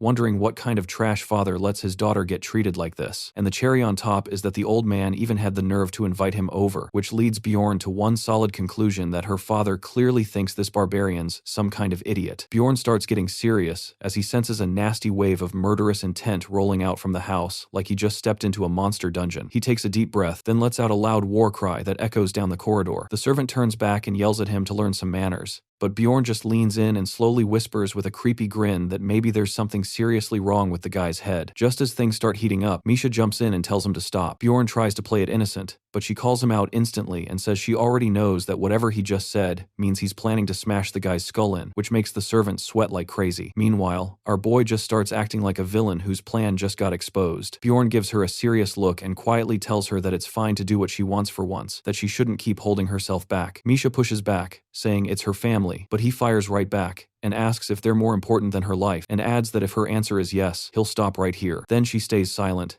and our boy gently pats her shoulder, saying that what she's scared of won't happen. The servant starts getting loud again until Bjorn flicks him in the forehead and launches him clean through the gate, leaving the others frozen in shock. The crowd rushes in and realizes that a barbarian just Spartan kicked the servant straight out the front. Misha nervously mutters that her father's going to explode when he finds out, but Bjorn tells her to just wait and watch. A voice suddenly calls out for him to stop, and he instantly recognizes it as Talon, greeting him with a nod, though the confused catboy demands to know what's going on. He adds that if Bjorn can't give a proper explanation, he'll have to face consequences, which irritates our boy, but he calmly replies that he's a guest here, and they can't do squat. He adds that the servant treated him like dirt and insulted the daughter of the patriarch, then asks if that's really acceptable. Bjorn catches the smug expressions on their faces, and it hits him that they already knew how Misha was treated. Talon tells him that the servant will be punished if he insulted a guest. Bjorn starts walking forward, thinking how his original plan was to break a few bones to send a clear message. He leans in and asks if they all have something wrong with their heads too, which makes Misha yell at him to stop, but he takes another deep breath and roars louder than before, freezing everyone where they stand while they demand to know what the hell he's trying to pull. Bjorn narrows his eyes and coldly asks if the reason for this treatment is because Misha never formed a contract with a spirit beast, even though she's part of the main bloodline. Talon begins to agree that the barbarian might be right, but Bjorn cuts him off and throws a question that, what if it's all just one big misunderstanding? He asks Talon that if Misha did have a contract, Would he have the guts to apologize? The guy tries to point out that she's already 25, but Bjorn interrupts again and demands a real answer. Talon gives a smug little smile and says he would, clearly thinking there's no chance in hell. But our boy flashes the same smile back and tells Misha to show them already, which makes her hesitate. She whispers that her father will never forgive her, but Bjorn tells her to deal with him later and just do what she wants for once, while reassuring her that he's got her back. A crowd begins to gather to watch the drama unfold, while Misha is still panicking. But just then, a voice booms through the air and tells everyone to stop as her father finally shows up. Later on, they're all sitting in the library and Bjorn exchanges a few greetings with the patriarch, and out of nowhere, the old man places a hand on his shoulder and casually asks why he did all that while quietly activating a fear skill. He starts scolding Bjorn, who can feel the pressure crawling up his spine, even though he knows it's just a skill, and finally understands why Misha is so afraid of him. But our boy's too broken to be controlled like that, and he tears through the skill as the old man smugly asks, "What's with the long face?" Bjorn calmly pushes his hand away and narrows his eyes, asking him what exactly he thinks he's doing. He accepted the invitation because of two reasons, one of which was to keep Misha from being dragged back into her family for her powers. The second was to avoid raising suspicions that he was some kind of evil spirit, since Misha's awakening would attract attention. If the patriarch found out the truth behind her awakening, Bjorn would need a solid excuse to bail himself. But none of that matters now because the family still treats her like trash, and the old man came in swinging, trying to flex on our boy. The patriarch looks stunned and asks if Bjorn isn't afraid of death, but Bjorn claps back that at the very least he's not scared of some washed-up old cat. He knows the guy was a big-deal explorer once, but he also knows that if he doesn't clap back, the chief will flatten this place in seconds. Bjorn cracks a grin and asks if the geyser really thinks he can take him on while thinking how deep in enemy territory he is. However, he is certain that the old man won't act up because the moment Bjorn dies, the barbarians would declare war all over again, just like they did 10 years ago because that's just how his people roll. Unexpectedly, the patriarch starts laughing like he's the chill one here, and says he knows Bjorn used the item. Bjorn decides to play dumb and asks what he's talking about, but the old guy pushes harder, thinking he's called his bluff. Our boy doubles down and tells him to explain what he means, and Mr. Karlstein tells him to just confess about Skadia's item already. He keeps pressuring Bjorn, but our hero realizes something critical, that the old man doesn't even know the name of the item. The patriarch pretends he'll name the item once Bjorn confirms it, which is giving off major sus vibes. Bjorn instantly figures out that the geyser's capping hard, and only suspects that some item might help with awakening, but doesn't have a clue what it is. Misha's father taunts that if Bjorn just says the word, everything will be fixed. That's when it hits our boy that this whole show was just a setup to squeeze info out of him, which seriously ticks him off. Realizing it's time to act, Bjorn thumps his chest and activates his most overpowered ability, Lai no Jutsu, and swears the warrior oath that he knows nothing. That line catches the old man completely off guard, leaving him no choice but to accept it. Bjorn seals the deal by saying he'll go find that item someday, but when he does, the patriarch better fix everything with Misha, who is just watching everything unfold with wide eyes. After Bjorn leaves, the patriarch sinks into thought and is surprised that Misha awakened naturally, but the fact that it was Scandia makes it suspicious. He flips through ancient records that mention a special item which can induce awakening, and admits to himself that the real reason he invited the barbarian was to see if such an item existed. He doesn't care about the oath, but from what he saw, the barbarian really doesn't know anything, but clearly cares about Misha. He shuts the book and chuckles to himself, saying he never expected a barbarian with that much talent to exist. Just then, a voice interrupts, informing him that Misha has returned. She informs him that there's something she wants to say, but her father cuts in and tells no one will see her as an outsider anymore. Misha stays quiet as he continues that she is now officially his daughter, though she looks completely uninterested, which makes him ask why she's staying silent. A few moments earlier, Misha had called Bjorn to confirm that he straight up lied with the warrior's oath. After pausing for a second, Bjorn admits that he did while dropping a smooth line that she matters more to him than any oath, and that he can't imagine how hard things have been for her, which makes her melt like butter. Back in the present, Misha tells her father that she didn't come for his dumb promise, and brings up something her mother told her before she died. She reveals that he isn't her real father, and the old man immediately snaps and yells that if she had kept her mouth shut, she'd already be part of the family, and asks why she's throwing that away. Misha calmly says she just felt like it, and leaves while the old man stands frozen, unable to process the reality bomb that just got dumped on him.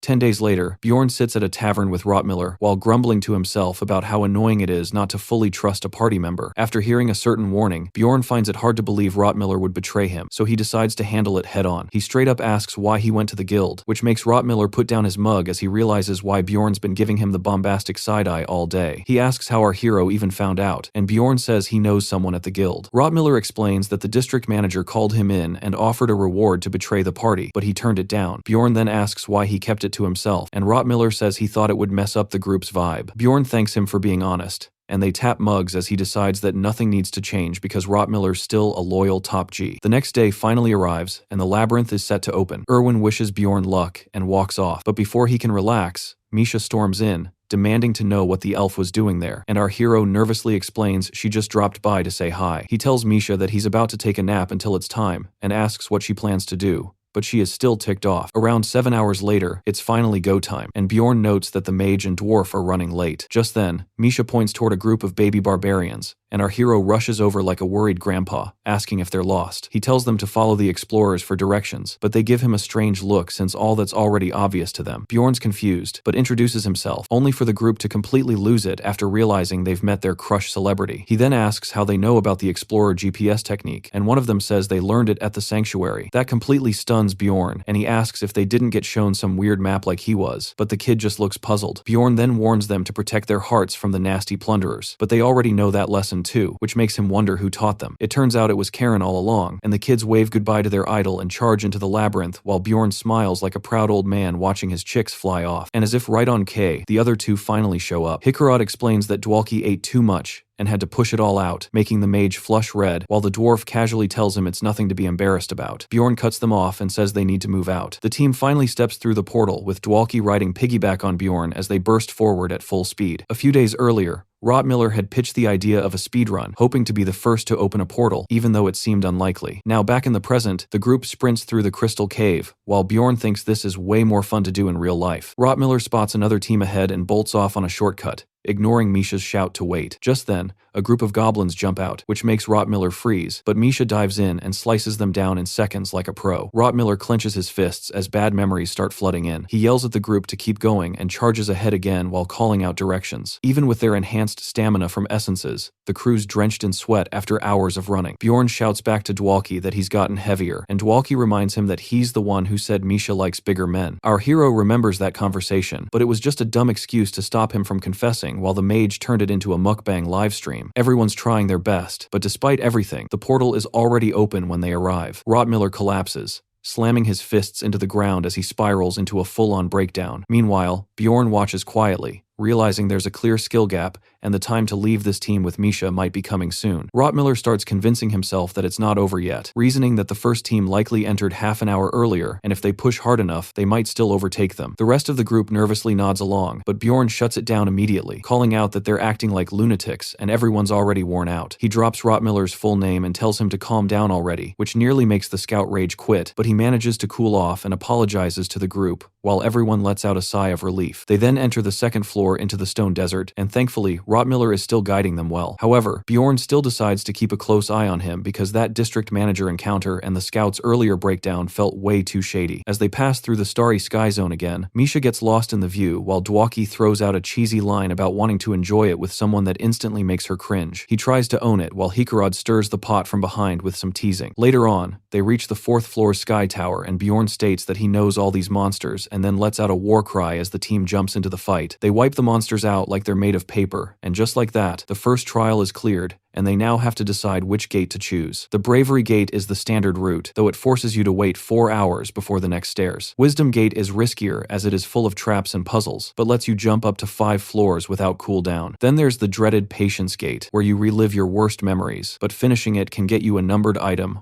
or a 6th rank essence. Lastly, there's the Fate Gate, but before Bjorn can explain it, Rottmiller interrupts with a bombshell that he plans to leave the team after this expedition. Bjorn asks if it's because of him caught off guard, though not entirely surprised, but Rottmiller says no, as it is his own personal decision. Bjorn asks what that means, and Rottmiller pauses, then requests a piece of jerky with a smile. He explains that the district manager isn't totally innocent in this, as he offered Rottmiller a spot in a top-tier clan, and that kept on messing with his head. Eventually, he realized it was time to move on, as those with natural talent, like non-human species, always rise fast. He admits he's been ditched by teams before because he couldn't keep up. Sometimes he got kicked out, and sometimes he left on his own because of shame. But this time things aren't so simple. Bjorn gets confused, so Rottmiller explains that he genuinely likes this team. He wishes their journey could last longer, but deep down he knows all good things end eventually. Bjorn starts to speak, but the alarm clock cuts in, and Rottmiller tells him it's time to go. Bjorn decides he'll explain back in the city that he and Misha plan to leave anyway, so Rottmiller doesn't have to go. They move on, and cut through a tough monster group, while Dwalki reminds himself not to drop his guard in the labyrinth. Only the final chamber remains now, but everyone freezes as they see that all 3 stairs lead to the Fate Gate. That immediately puts Bjorn on edge, as no one ever chooses the Fate Gate because it's rare, unpredictable, and very risky. Misha asks if they can just pick one at random, as she remembers entering one before, and all she got were a bunch of monsters. Bjorn figures she must have triggered a trial of bravery or wisdom or patience inside Fate's domain. Dwalki says she got lucky since the outcome is always random. Meanwhile, Bjorn shifts into full analysis mode as he recalls that there are over 30 trials linked to Fate, but that's not the biggest issue here. Hikarad speaks up, saying it's a waste to just stand around, then motivates the team with the idea of earning more money. Misha asks what Bjorn thinks, and he says with a smile that they're going in while thinking that if all 3 stairways lead to Fate, this has to be a special event. Misha opens the door, and the group gets transported to Laruka's maze. Rottmiller quickly scans the area and confirms there are no enemies, but says he's never seen this place before. But Bjorn, however, already knows what this is. Just then,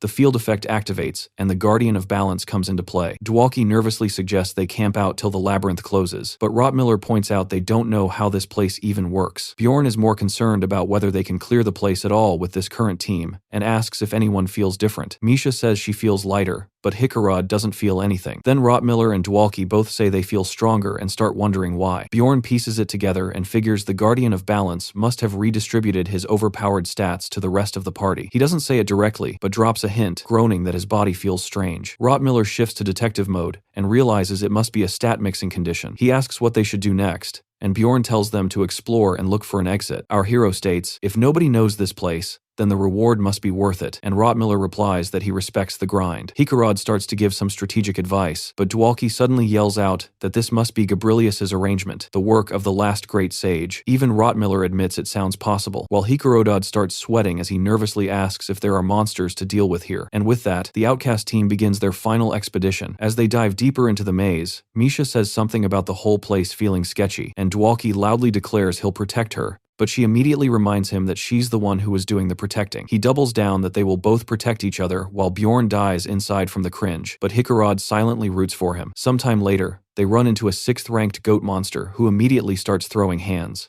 Bjorn calls for everyone to brace as the monster swings its weapon. He blocks it, but feels the power difference that it's stronger than him here because of the field effect. Suddenly, Dwalki launches an ice spell, and Misha yells for Bjorn to move as the blast slams into the monster, flattening it in one hit, which leaves everyone's mouth wide open. Bjorn sees the massive spear of ice and realizes that in this zone, Dwalki is no longer a joke. The mage's eyes sparkle with pride as he thinks that clearing this place might not be so tough after all. The Laruka's maze is built in a way that even a seasoned guide's talent is mostly useless here, so anyone could end up hopelessly lost. But Rottmiller locks in quickly, marking their trail with his knife, while Bjorn quietly notes that scouts have mad skill as the guy updates the map on the fly like it's second nature. Bjorn says it's kind of insane how easily he draws up such a precise map, but Rottmiller just brushes it off like it's nothing. After finishing it up, he tells the group they're moving out, but almost immediately, the scout senses incoming monsters and gives the signal, but Dwalki jumps ahead as he double casts 2 ice spears that curve around his teammates and strike their targets with pinpoint accuracy. Everyone just stands there flabbergasted, and Bjorn starts to wonder if it was Dwalki's mana holding him back all this time. Then Rottmiller moves ahead again, and our hero feels a little guilty that even after all this time, he never really tried to understand his teammates' strengths. Meanwhile, Dwalki gets full of himself and loudly claims he can take care of all the enemies by himself. In this zone, the field effect clearly benefits mages the most, and since they can't take in essences, it makes sense that their mana capacity multiplies. But even so, things are going a little too smoothly. Dwalki feels completely free for once and is living for it, while Bjorn spends the day quietly analyzing the team and realizes they're at least twice as strong when everyone plays their part properly. It makes sense since this is a team game after all, as having people fulfill their roles beats one guy doing everything, which is exactly why Bjorn wants out. He feels a little weird thinking this will probably be the first and last time he gets to experience real teamwork, but Misha pulls him back to reality and tells him to stop zoning out and keep his eyes peeled for his night watch shift. Hikarad is snoring like a chainsaw while Bjorn slips into deep thought, knowing he's close to getting his item. They just need to find the boss room, though he does regret that if they had just one more week here, they could have farmed way more. Then Dwalki breaks the silence and says he's been thinking about Misha's preferences, which instantly sets off alarms in Bjorn's head. The mage says he was going to ask if Bjorn was serious about what he said about her, but decides it doesn't matter anymore as he just wants to show his real self now. He admits he has a massive crush on her, and starts rambling until Bjorn cuts him off, which instantly makes him afraid that Bjorn likes her too. Bjorn tries to explain, but the guy stays stubborn, saying nothing's changing his mind, and he'll confess once they're back in the city. Bjorn hears that and knows and sweats nervously as it's the classic death flag move. Sometime later, the group stands in front of a wall and starts wondering if they've hit a dead end, but Bjorn knows this is the boss room. However, he is unsure how to activate the hidden mechanism without looking suspicious. But luckily, Rotmiller's sixth sense kicks in as he inspects the wall and presses the hidden switch, saving Bjorn the trouble. A door cracks open and Bjorn takes point with his shield up and enters the chamber. Inside, he spots an ominous magic circle on the ground, alongside a goat's head. Misha mutters that this place gives her the creeps, but Bjorn grins, thinking it's way better than the alternative because finding the boss now should be a walk in the park now. Still, the issue of activating the circle without tipping anyone off remains as he needs to bleed on it, and there's no way that wouldn't look suspicious. Before he can figure it out, his eyes go wide as he suddenly feels light as air, like he could bench press a mountain, and everyone else seems to feel it too. Bjorn panics hard after receiving such a huge energy burst, and calls out to Rotmiller, who confirms his suspicion that another team has entered the maze. Only 5 people can enter this place at once, but he is certain of one thing, that regardless how many they are insanely strong if they triggered such a power spike. Meanwhile,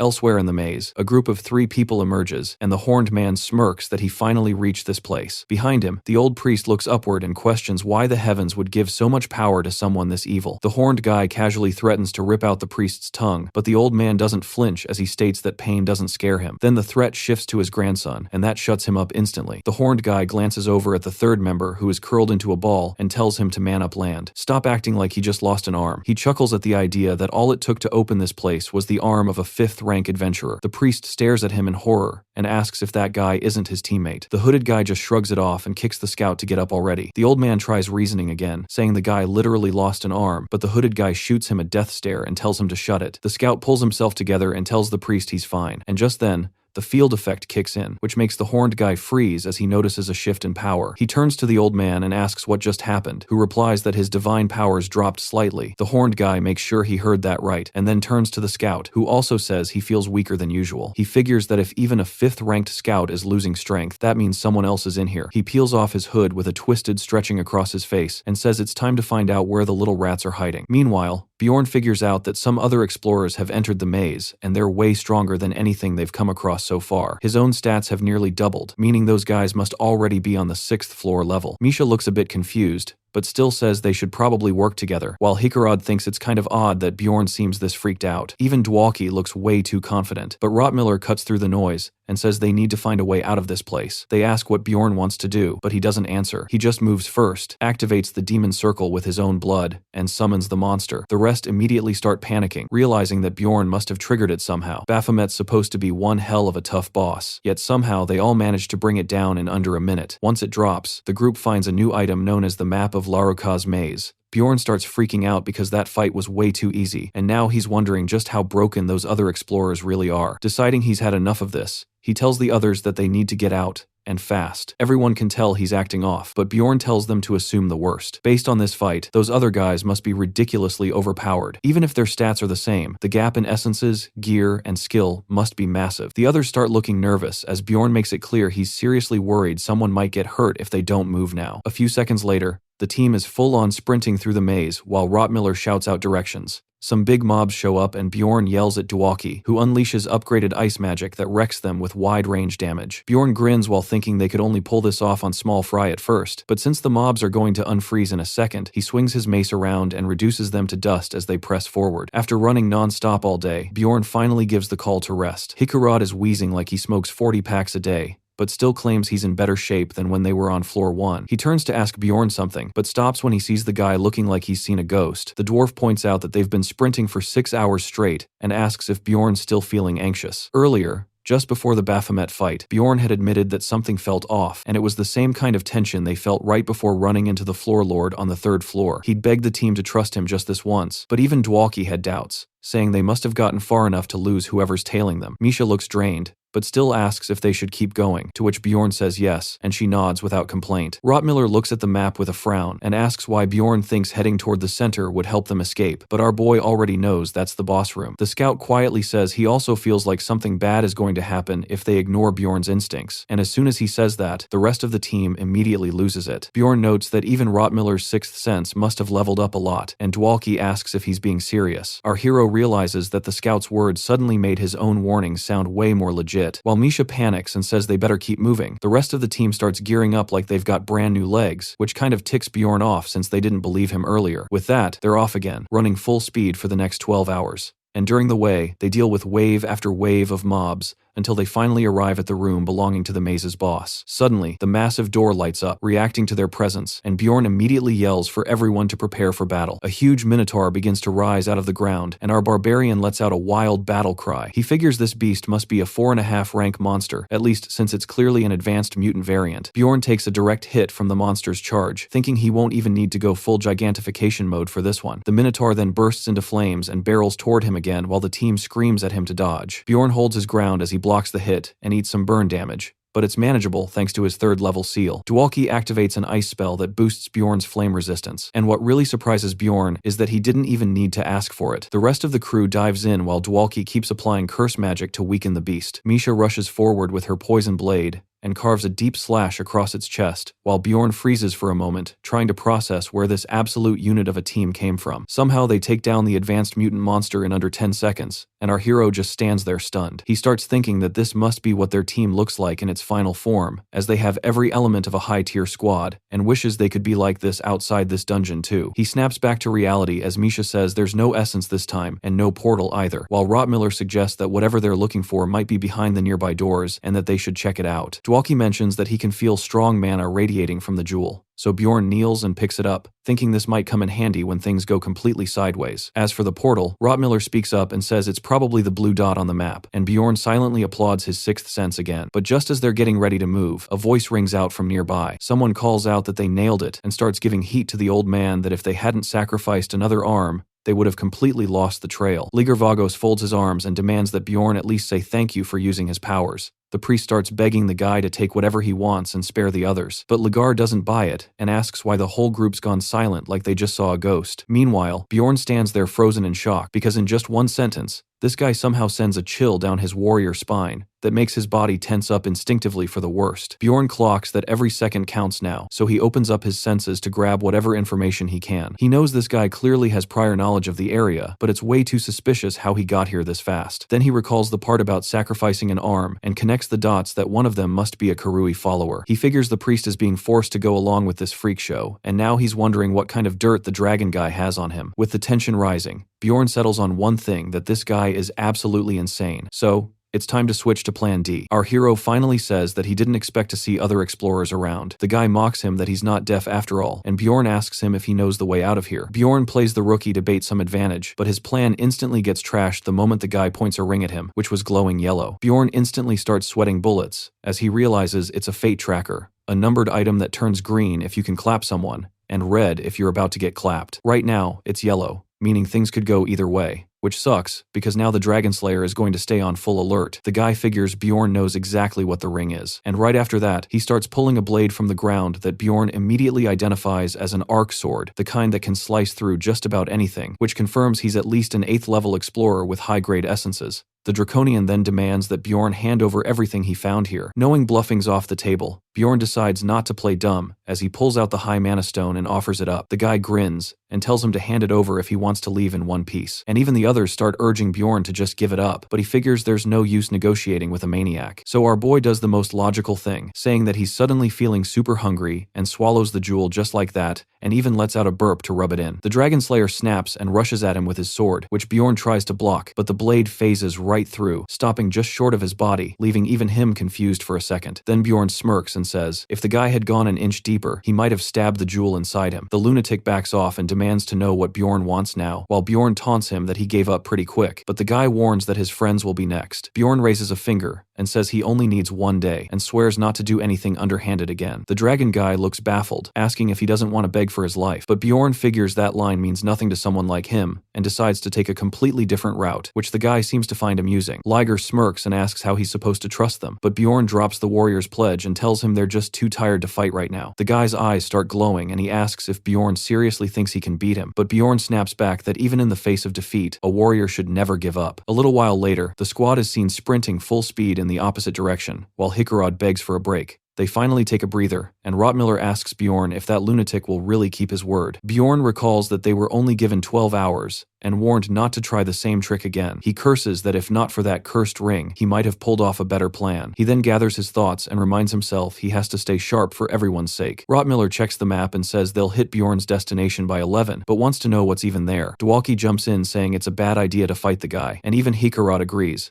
But Bjorn pulls the classic talk no jutsu and asks them to believe in him just one more time. Emotions start to run high, as everyone remembers all the times Bjorn's had their backs. So, they agree. Rottmiller interrupts that there's one more thing Bjorn needs to hear, that based on the scar and that arc sword, he's certain the guy is the Dragon Slayer. The whole team immediately loses their minds as they realize that the name belongs to one of the members of the Orculus. Bjorn's eyes widen as he remembers those guys are absolute maniacs who exist solely to take out the king. What's worse is that so far only 7 members have been captured. Every single one of them is disgustingly overpowered. Shoving aside the growing dread, Bjorn asks Rottmiller for all the details. The scout explains that Ligar Vegas is a draconic human who got cursed for killing the ancient king, and then joined the Orculus. The curse also sealed away his exclusive draconic skill, and since then, his arc-long sword has been renamed the Dragon Slayer sword. It's also rumored that while his essences are insanely powerful, he collected them randomly. Bjorn instantly goes into analysis mode, and figures that the guy must have come here to reconfigure those essences. That locks in the decision that he has to pull the thing out before Liger gets there first. The team sets off again, and Bjorn yells at Rottmiller to open the passageway. Deep inside, he's still reeling at the idea of having to fight someone like Ligar as an enemy. He figures if not for the Guardian of Balance, they'd already be 6 feet under and halfway to the afterlife, and the mere thought of their upcoming fight is enough to give him goosebumps. But that thought only sharpens his resolve. With no intention of running, he activates another demon circle and readies himself to face the demon Argos. As he braces for what's next, Bjorn recalls a saying, "There's no paradise for those who run, so he better fight for now." A few moments later, they manage to defeat Argos, and after taking down 2 mid-bosses, and somehow unlocked a hidden room tucked away in the maze. They then grab the Flames of Greed scroll, and Bjorn instantly decides he'll use anything to win. He tells Rottmiller they need to locate the real hidden room now, and the scout jumps into action, sniffing out secret rooms every 2 hours like he's built for it. The only problem is that time is bleeding out fast, and just when it seems like they're out of luck, Rottmiller spots something off on the wall. He yanks a nearby torch, and sure enough, a hidden passage opens up, and Bjorn finally sees what he was hoping for. They shut the room behind them while Bjorn tells everyone to rest, which instantly confuses the group. He promises to explain everything if they manage to survive this mess. Sometime later, everyone's knocked out cold, and Bjorn breathes a sigh of relief that nobody pressed him for answers, although now he's dreading what kind of garbage excuses he'll have to spin later. He figures it'll sort itself out, and pulls out the crystal he barfed up earlier, crushing it in his palm, and instantly teleports to the Chamber of Balance. Bjorn finds it all fascinating, as in the game, it was a quick choice, and he steps forward facing the gates that prompt him to choose carefully which essence he wants to swap out. Restrained Hope lets him swap essences under 4th rank, so he assumes he just needs to open the door and make the call. He walks ahead and passes by the Orc Hero Gate, since it's crucial to his build, and also ignores the Corpse Golem door, because swapping it now would be completely useless. But just then, out of the blue, he picks the Vampire Essence. Even though it's packed with tank-friendly skills, he sacrifices it anyway. Knowing Restrained Hope has a hidden mechanic when used with Guardian-type essences, the system suddenly announces that no one currently possesses this essence, then offers him a bizarre assortment to choose from instead. First up, there is Lich, which is a 4th rank essence. Then there is Soul Colossus, and Bjorn blinks, thinking he's dreaming, because these are all beyond rare. But the real kicker is when it throws in the essence of a 3rd rank boss monster, Ogre, a brutal powerhouse built entirely for raw strength. He figures that it isn't luck, and are features he simply didn't know existed, and without second guessing, he walks through the door and takes the Ogre essence. 4 hours later, our boy starts peeling off his busted-up gear, thinking how he'd never even considered the Ogre in his build, even though it's absurdly broken. It's tanky to the point of nonsense, and its drop rate is so bad, nobody even tries to farm it, which makes sense why it is so unpopular. However, there's also a 4th rank Steel Giant that boasts better defense, but it always boils down to preference. Whether you want a tank that hits hard, or one that just won't die. Bjorn normally chooses for the latter as defensive builds were simpler, and that's how he alone reached the abyss door in the original playthrough. But now he realizes that the ogre is better. He clutches his mace tight, caught off guard that things have actually gone this smoothly. He figures their odds of survival just spiked until Rottmiller suddenly shouts that something's coming. Everyone tenses up, weapons drawn as Liger steps into view. Clearly surprised, they're all still alive. He admits he felt some of his power fluctuate and assumes someone must have died, while Bjorn is just relieved that the priest isn't here with him. Meanwhile, Misha looks at the exhausted man next to her and mutters that Ligar is a total psycho. But Ligar keeps going, saying, if they're all still breathing, that means one of them must have absorbed Vikendurth's essence. Bjorn panics silently as he knows he gulped down the third-rank essence and is now being tested. Ligar draws his arc sword and demands Bjorn hand over the jewel like they agreed. Bjorn tries to stall, acting like the jewel broke because he was playing around with it and starts trolling the Draconian. That doesn't sit well as Ligar's eyes go cold as he realizes Bjorn never intended to give it back. He rushes forward with his sword, but Bjorn blocks with his shield and leaps back as Dwalki fires off an ice spell. Ligar doesn't let it land, as he counters with a high-level fire spell and nullifies it completely. But Bjorn has his own trap in mind. He activates the Flames of Desire scroll and locks away Ligar's lava giant essence for 48 hours, which catches him by surprise. Dwalki's ice finally connects, and it hits hard.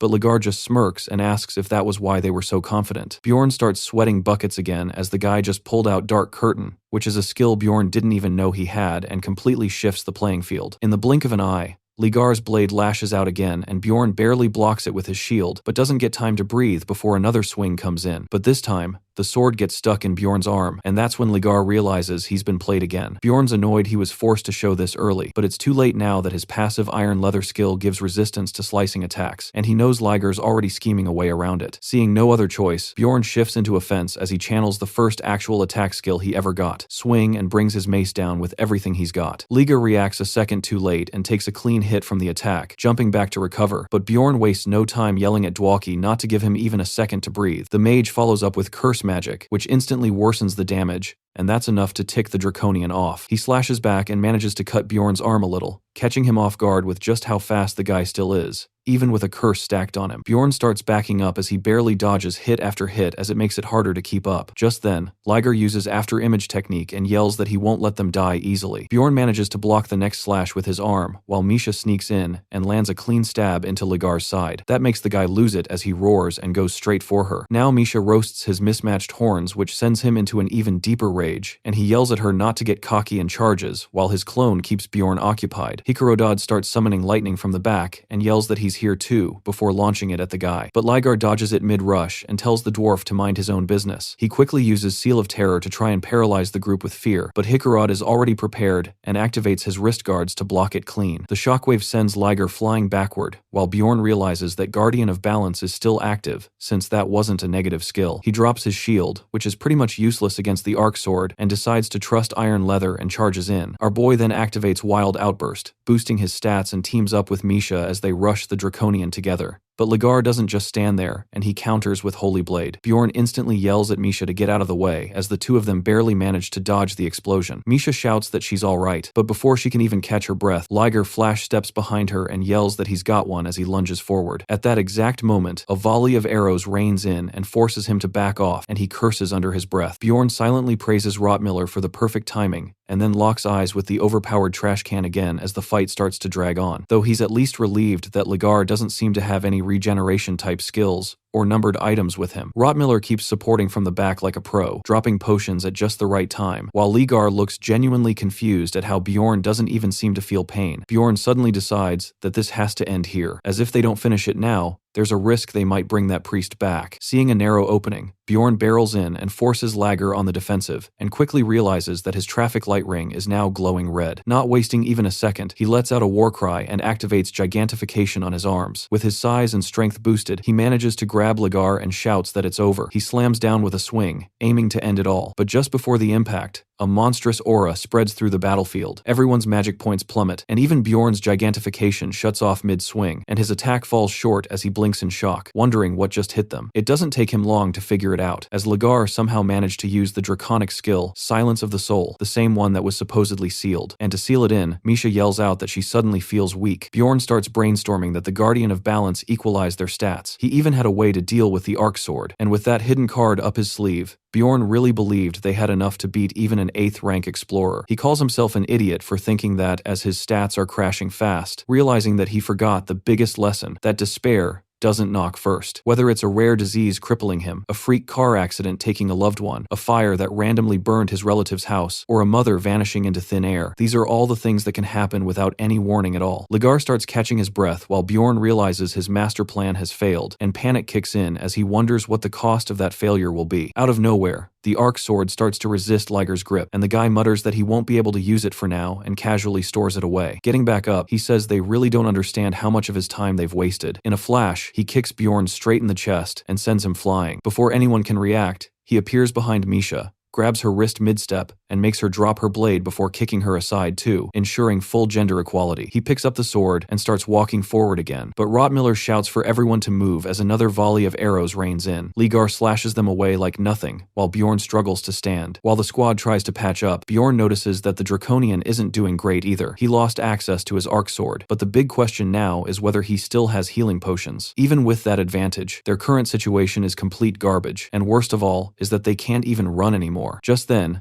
Dwalki yells out that he'll be the one to protect Misha and starts charging up. Bjorn suddenly gets hit with a hard realization, and he curses himself for forgetting something so simple. Dwalki summons an ice spear, and the truth clicks into place. Mages don't use magic points, and instead, they use mana. In other words, it's way too early to give up, because they've got a broken tier mage on their side after all, for now. Meanwhile, back in the central chamber of Larukaz's maze, the old man reaches the edge of his endurance. Once a revered high priest, he has long since fallen, and is now being forced into serving the evil deity by none other than the Dragon Slayer. That twisted spirit whispers in his ears, asking if he still clings to delusions, but the old man mutters that the stars of heaven will guide them. At that moment, his mind drifts back to the memory he regrets most, the day Ligar held his grandson in the air, and he dropped to his knees as he begged the Draconian to stop. He blames himself that if he hadn't given in, maybe those lives wouldn't have been lost, and maybe that monster would have never made it this far. But it's pointless to dwell on it now, as even if he could go back, he knows he'd still choose the same path. The spirit doesn't stop as it shoves images of the fight into his mind and hisses that all their suffering is his fault. Meanwhile, Bjorn's voice echoes through the battlefield as he shouts for everyone to protect Dwalki. Dwalki knows this isn't some random rush of bravery. As the moment the battle shifted, he noticed something strange, that everyone around him was hit with a wave of negativity. While Rottmiller treats Misha, Dwalki realizes that if he doesn't act, they will all die here, and now it's finally his turn to protect them. With that clarity, the mage summons a barrage of ice spears, and Ligar instantly marks him as the first target. The Draconian charges in, while the rest of the team moves to intercept. However, Dwalki still feels like he's the one being shielded. His mind flashes to an old memory of a conversation with a barbarian at the orphanage who warned him not to beck home an explorer. Back then, he had answered that he never wanted to be one anyway. He's yanked out of the memory as Bjorn yells at him to hurry up and launch the next spell. Dwalki does just that, and while Ligar dodges the spear with ease, he fails to notice it change direction mid-air, but even then, the guy somehow evades it again. Bjorn asks Rottmiller how Misha is doing, and the scout responds that she'll be up soon, though her rib is broken. Dwalki looks back and sees her injured, which shakes him, but then everyone starts yelling for him to retreat. He grits his teeth and feels himself slipping again into doubt. Another memory hits him where he once asked that same barbarian if he'd ever get big and strong, but the guy told him to aim to be a great person instead. Just then, Bjorn takes a stab straight through the gut, but stays on his feet as regeneration kicks in. Ligar doesn't waste the moment, and vaults over the barbarian and goes straight for the mage. Hikarad shouts at Dwalki to get back, but the Dragon Slayer just kicks him out of the way like a ball. Rottmiller rushes in desperate to help, only to take a sword to the chest for his trouble. But even while bleeding out, Rottmiller grits his teeth and triggers his pocket dimension as he retrieves Misha's sword back. Dwalki finally understands that no matter what he's been through, he just wanted to be someone special, and with that realization, he casts a massive spell that forces Ligar back, and Misha joins in again, yelling that she won't let him near their mage, but the Draconian swats her aside like a fly. Bjorn feels a bit left out, and joins the brawl as he slams his mason again, but Ligar hops back and taunts that the barbarian might as well give up that Dwalki is trash mage who can barely use curse and ice spear magic. That jab lands hard, and all the painful memories of people ridiculing him over the years come flooding back as doubt starts to creep in. Ligar notices the shift and laughs, saying the mage has already given up, and tells Bjorn it's over, but Bjorn just stares him down. Just then, Dwalki's mood shifts again as good memories come rushing into the mage's mind. The time spent with his team, and for the first time, it feels like salvation that maybe the past 20 horrible years were just preparation for finding these people. The Draconian slams into Bjorn's shield and admits that he's never met anyone like him. While Bjorn plants his feet and refuses to budge an inch, Dwalki sees him struggle and realizes that despite everything, they're still fighting. So, He grits his teeth and starts charging up his next spell. His thoughts wander again to an old moment where a senior mage teased him about how much happier he looked lately with his team. Dwalki had asked that mage how to beat a troll, and even offered to pay. The guy told him he'd share the answer, but warned it was a last resort move. It had no official name, and was only passed down by mouth. He jokingly called it Sacrifice, but that didn't sit right with Dwalki, and he decided to give it a new fitting name, Awakening. And with that, our glorious mage finally locks in, and his body starts glowing as he sends mana arrows flying towards the trash lizard. Ligur gets caught off guard, as one mana shot lands clean, and he immediately starts slicing the rest mid-air, while hurling insults at Dwalki, demanding to know if he's trying to unalive himself. Moments later, the Dragon Slayer stands covered in ice shards as he tries to catch his breath, and Bjorn is shocked that he still managed to shield all his vital spots. Our glorious mage steps up as he apologizes for taking so long to make up his mind. He cuts Bjorn off mid-sentence, and tells him to go treat the others, especially Rottmiller, who is seriously hurt badly. Bjorn reminds him that the top-tier potion is in the backpack lying behind Ligar, which gets Dwalki to switch gears and say they'll deal with the lizard first and talk after. Ligar flashes a nasty grin and asks if Bjorn even realizes what the mage just did, but Dwalki interrupts, saying he won't let him stall for time, since he clearly doesn't have much left.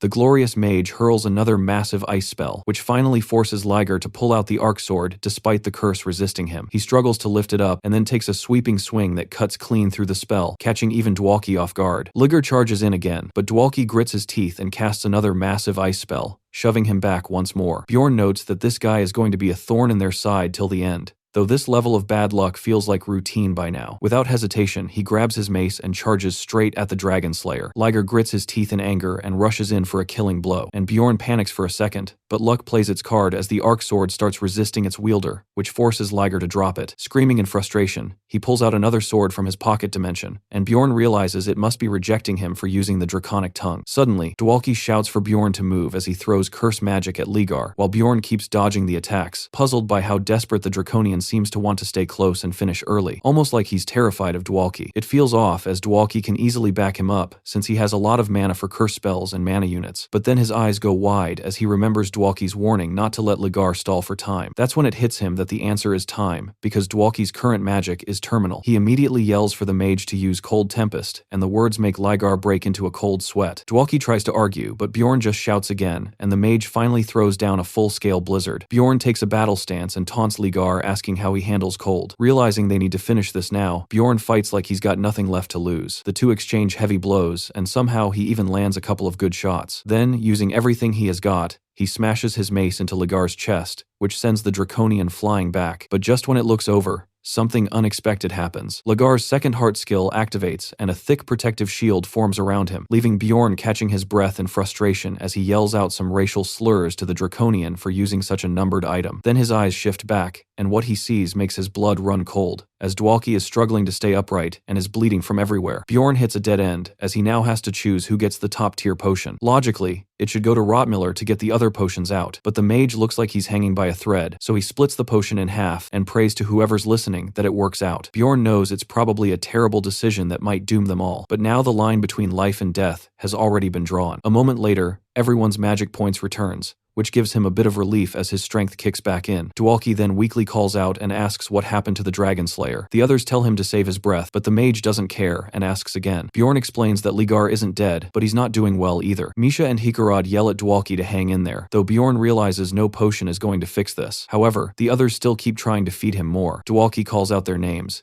and Bjorn holds his hand, promising he'll pass along his final words to Rottmiller. Dwalki slips into drama mode and says there's something he wants everyone to hear. His mother loved the ocean even though she never got to see it, and she'd always wanted to just once. He never understood that when he was younger, but now he gets it that sometimes you want something even more because you know you can't have it. Some things in life just shine brighter that way, and right now for him, it's the friends he made along the way. He thanks them for being his teammates with a smile, but Misha breaks down and begs him to stop talking like that, while Hikarad, on the other hand, quietly accepts it. Bjorn then calls him by his full name and tells him straight that he's the best teammate and the best mage he's ever known, and it's been an honor to fight beside him. That praise from a warrior like Bjorn hits hard, especially when Dwalki barely sees himself as a mage. Even so, he's left feeling crushed that it all still feels meaningless. like his whole life's about to vanish without a trace. Misha sobs harder and begs him not to die, and Bjorn decides to step back and give them a moment alone while she keeps begging him to stay. Dwalki reflects that all this time it was just greed, and he calls out to Bjorn, calling him denser than concrete, and telling him not to keep looking past it anymore. Bjorn agrees to honor that final wish, but just then he notices the flesh cocoon slowly twitching as he realizes the monster inside is about to awaken. Dwalki asks if Bjorn will be able to beat it, and our boy tells him not to worry, promising that he'll get everyone out alive. With that, the legendary mage finally closes his eyes. Leor Dwalki breathes his last after shielding his team from death, becoming a true hero. Meanwhile, Rottmiller hears everything as clear as day, yet not a single muscle in his body will move. He watches them all stand tall against a hopeless fight and still can't figure out why they haven't given up when the outcome's painfully obvious. He keeps asking himself what kind of delusion is pushing them forward, but deep down, he starts asking himself what it would take for him to move again. Not too far off, the Draconian is still curled up in his cocoon, and is annoyed that he had to burn a high-level item for this. He considers himself lucky. Bjorn didn't aim for the head, and then slips into an old memory. He recalls an associate mocking him that he always loses because he only starts acting when he sees the path, even when he needs to win. That thought makes his blood boil as he realizes he wasn't determined enough. Bjorn clenches his mace,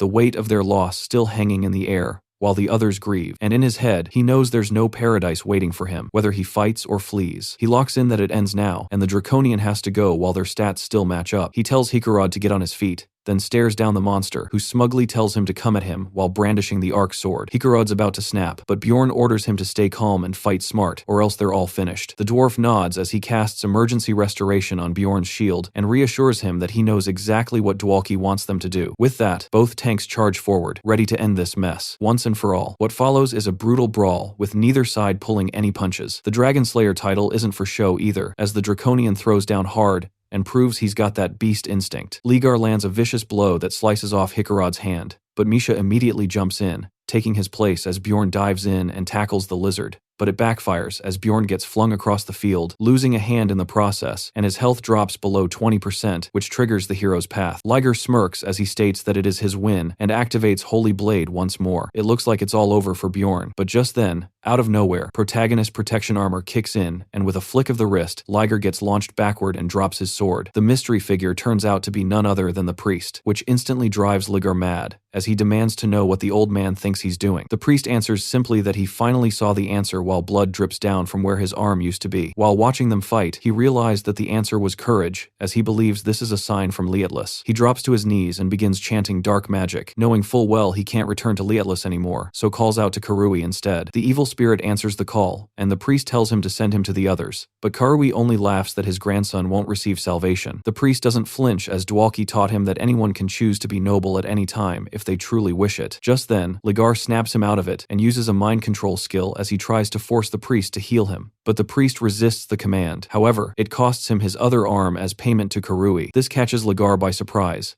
but then the priest pleads with Karui for the power to destroy the Dragon Slayer. However, the spirit declines that it can't be done. Meanwhile, Bjorn recognizes the voice and realizes the voice speaking is none other than the infamous evil deity. So, the priest changes his request and instead asks Karui to protect everyone from the Draconian. Karui agrees, and just then, shadow arms burst forth, devouring what's left of the priest's limbs as a portal opens directly above Ligar. The Draconian starts getting pulled in and shouts at the priest to stop, otherwise his grandson will forever be gone. But the old man simply replies that he's already made peace with the loss. Ligar grits his remaining teeth and starts screaming slurs as he gets dragged into the portal, reaching out in desperation for the arc sword. Bjorn instantly knows what he's trying to do and bolts forward and holds the blade back with all his strength. Ligar has nothing left in the tank, and calls out with venom that they will meet again. Bjorn doesn't miss a beat and tells him that he's counting on it, that he'll survive each day and get stronger until he doesn't need luck to fold him like an omelet. He promises that when that day comes, he'll find the Draconian himself because he's not the only one who lost something today. Just then, a golden aura begins to wrap around everyone, and Bjorn quickly figures out that it's divine power. Their wounds vanish like nothing happened, which makes our boy think that this skill is extremely overpowered. But that calm doesn't last long, as he remembers it can't heal Karui's wounds, and the weight of the priest's sacrifice settles in. He kneels beside the old man, who barely manages to whisper about a letter in his robe. Bjorn promises to deliver it to the followers of Liatlis, though what really eats at him is why the priest chose to save them. The old man simply breathes out the word mage, but that alone is enough for Bjorn to understand as he lowers his head in respect. When Bjorn heads back, The team's already healed and standing again. Relief washes over him that no one else died, though he knows deep down he didn't truly keep his promise. He remembers what he told Dwalki, and that he had been too sure of himself. In the end, it was Dwalki who protected everyone, and that legacy is the only reason they're still alive. Later, they all gather around the mage's body, while Rottmiller quietly breaks down, saying he wanted to show him more of the world. After Rottmiller finishes paying his respects, Bjorn activates a secret switch nearby. Hikarodot asks what this was supposed to be, and Bjorn explains it's a trap chamber that launches them straight to the mage's center. He admits it was his escape route against the Dragon Slayer, but it didn't matter as Ligar would have caught up anyways. Hikarod nods as he looks at the corpse missing its arms, knowing there was no escaping that kind of evil. With that,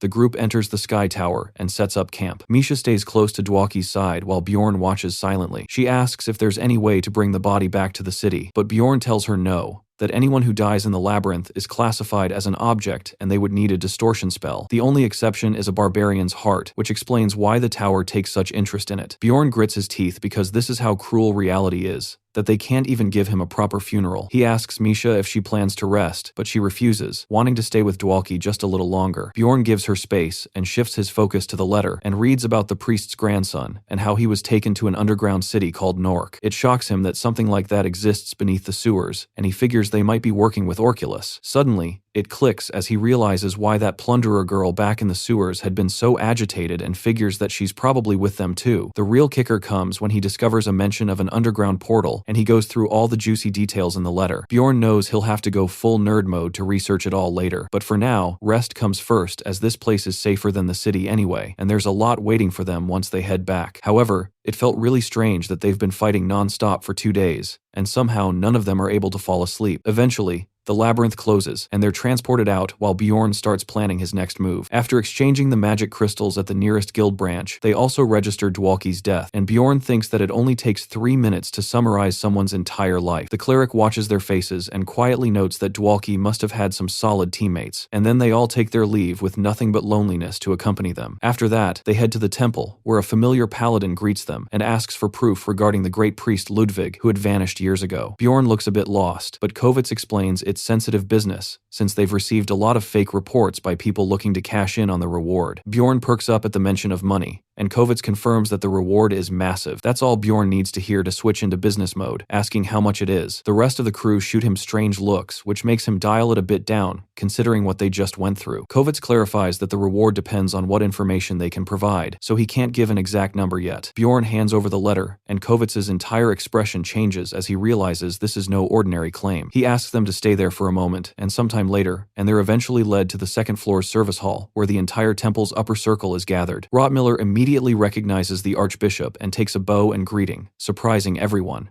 Bjorn's heart skips a beat when he realizes this is the archbishop, recalling a book he once read. He figures out they're now standing in the presence of the highest religious authority, but still wonders why some random kid is also there, like, it's bring your son to work day. The archbishop warmly welcomes them, and Bjorn awkwardly replies, earning a glare from Rottmiller. The bishop then asks how they came by Ludwig's final message, explaining that he was deeply important to them. Bjorn agrees to explain, thinking that this must be huge if even the bishop's this serious to explorers like them. He gives them a rough recap and passes over an item Ludwig left behind. The bishop inspects it and admits it isn't the relic they were searching for, but it's enough to bring peace to Ludwig's soul. Bjorn sighs, figuring the Dragon Slayer probably swiped the divine relic before everything went down. Then the bishop turns to the cardinal and asks about their reward, who replies that even though the relic wasn't returned, delivering Ludwig's final message still qualifies them for the full reward, which is about 70 million stones. The group freezes in disbelief, and Bjorn quietly jokes to himself that he's starting to believe in faith. But then he gets serious and asks what the temple plans to do next in honor of the great priest. The bishop starts making excuses that it's not something he can reveal just yet, but then the kid randomly starts to glow. The boy calmly tells the warrior not to worry, while Bjorn starts trying to figure out what on earth is happening. Everyone loses their minds when they realize Bjorn's just received an oracle, but he stays collected as a glowing ring forms on his finger. The boy happily announces that the spirit has spoken and has granted Bjorn a ring that will shield him from his strongly tied ill connections up to 3 times, and our boy immediately realizes that it is a new divine relic. Bjorn asks if the boy meant the Dragon Slayer, and the kid nods, as that's the only link the ring can prevent. Now Bjorn must prepare himself to challenge fate once all 3 threads of the ring are gone. Even so, he's still reeling from the fact he actually got hit with an oracle. The group immediately bombards him with 100 questions, which fries his poor barbarian brain until he notices the boy suddenly collapsing into the older priest's arms. It clicks that this must be the aftershock of using such insane powers, and with the meeting now done, they all head to the inner chamber of the temple. The gang naturally throws out the big question, but even Kravitz doesn't know why a human deity would toss an oracle to a barbarian. This marks only the 3rd time in history something this wild has happened. Bjorn is understandably suspicious and asks what happened to the previous cases. Apparently, those poor souls got branded as traitors and were booted from their clans. Since a barbarian's growth hinges on the spirit seal, getting exiled would basically mean hitting a hard cap. Kravitz gets real serious and swears to keep this secret, and one by one, the rest of the crew promises the same, until Bjorn's gaze lands on Hikarad, who's just out here being shady. The guy huffs,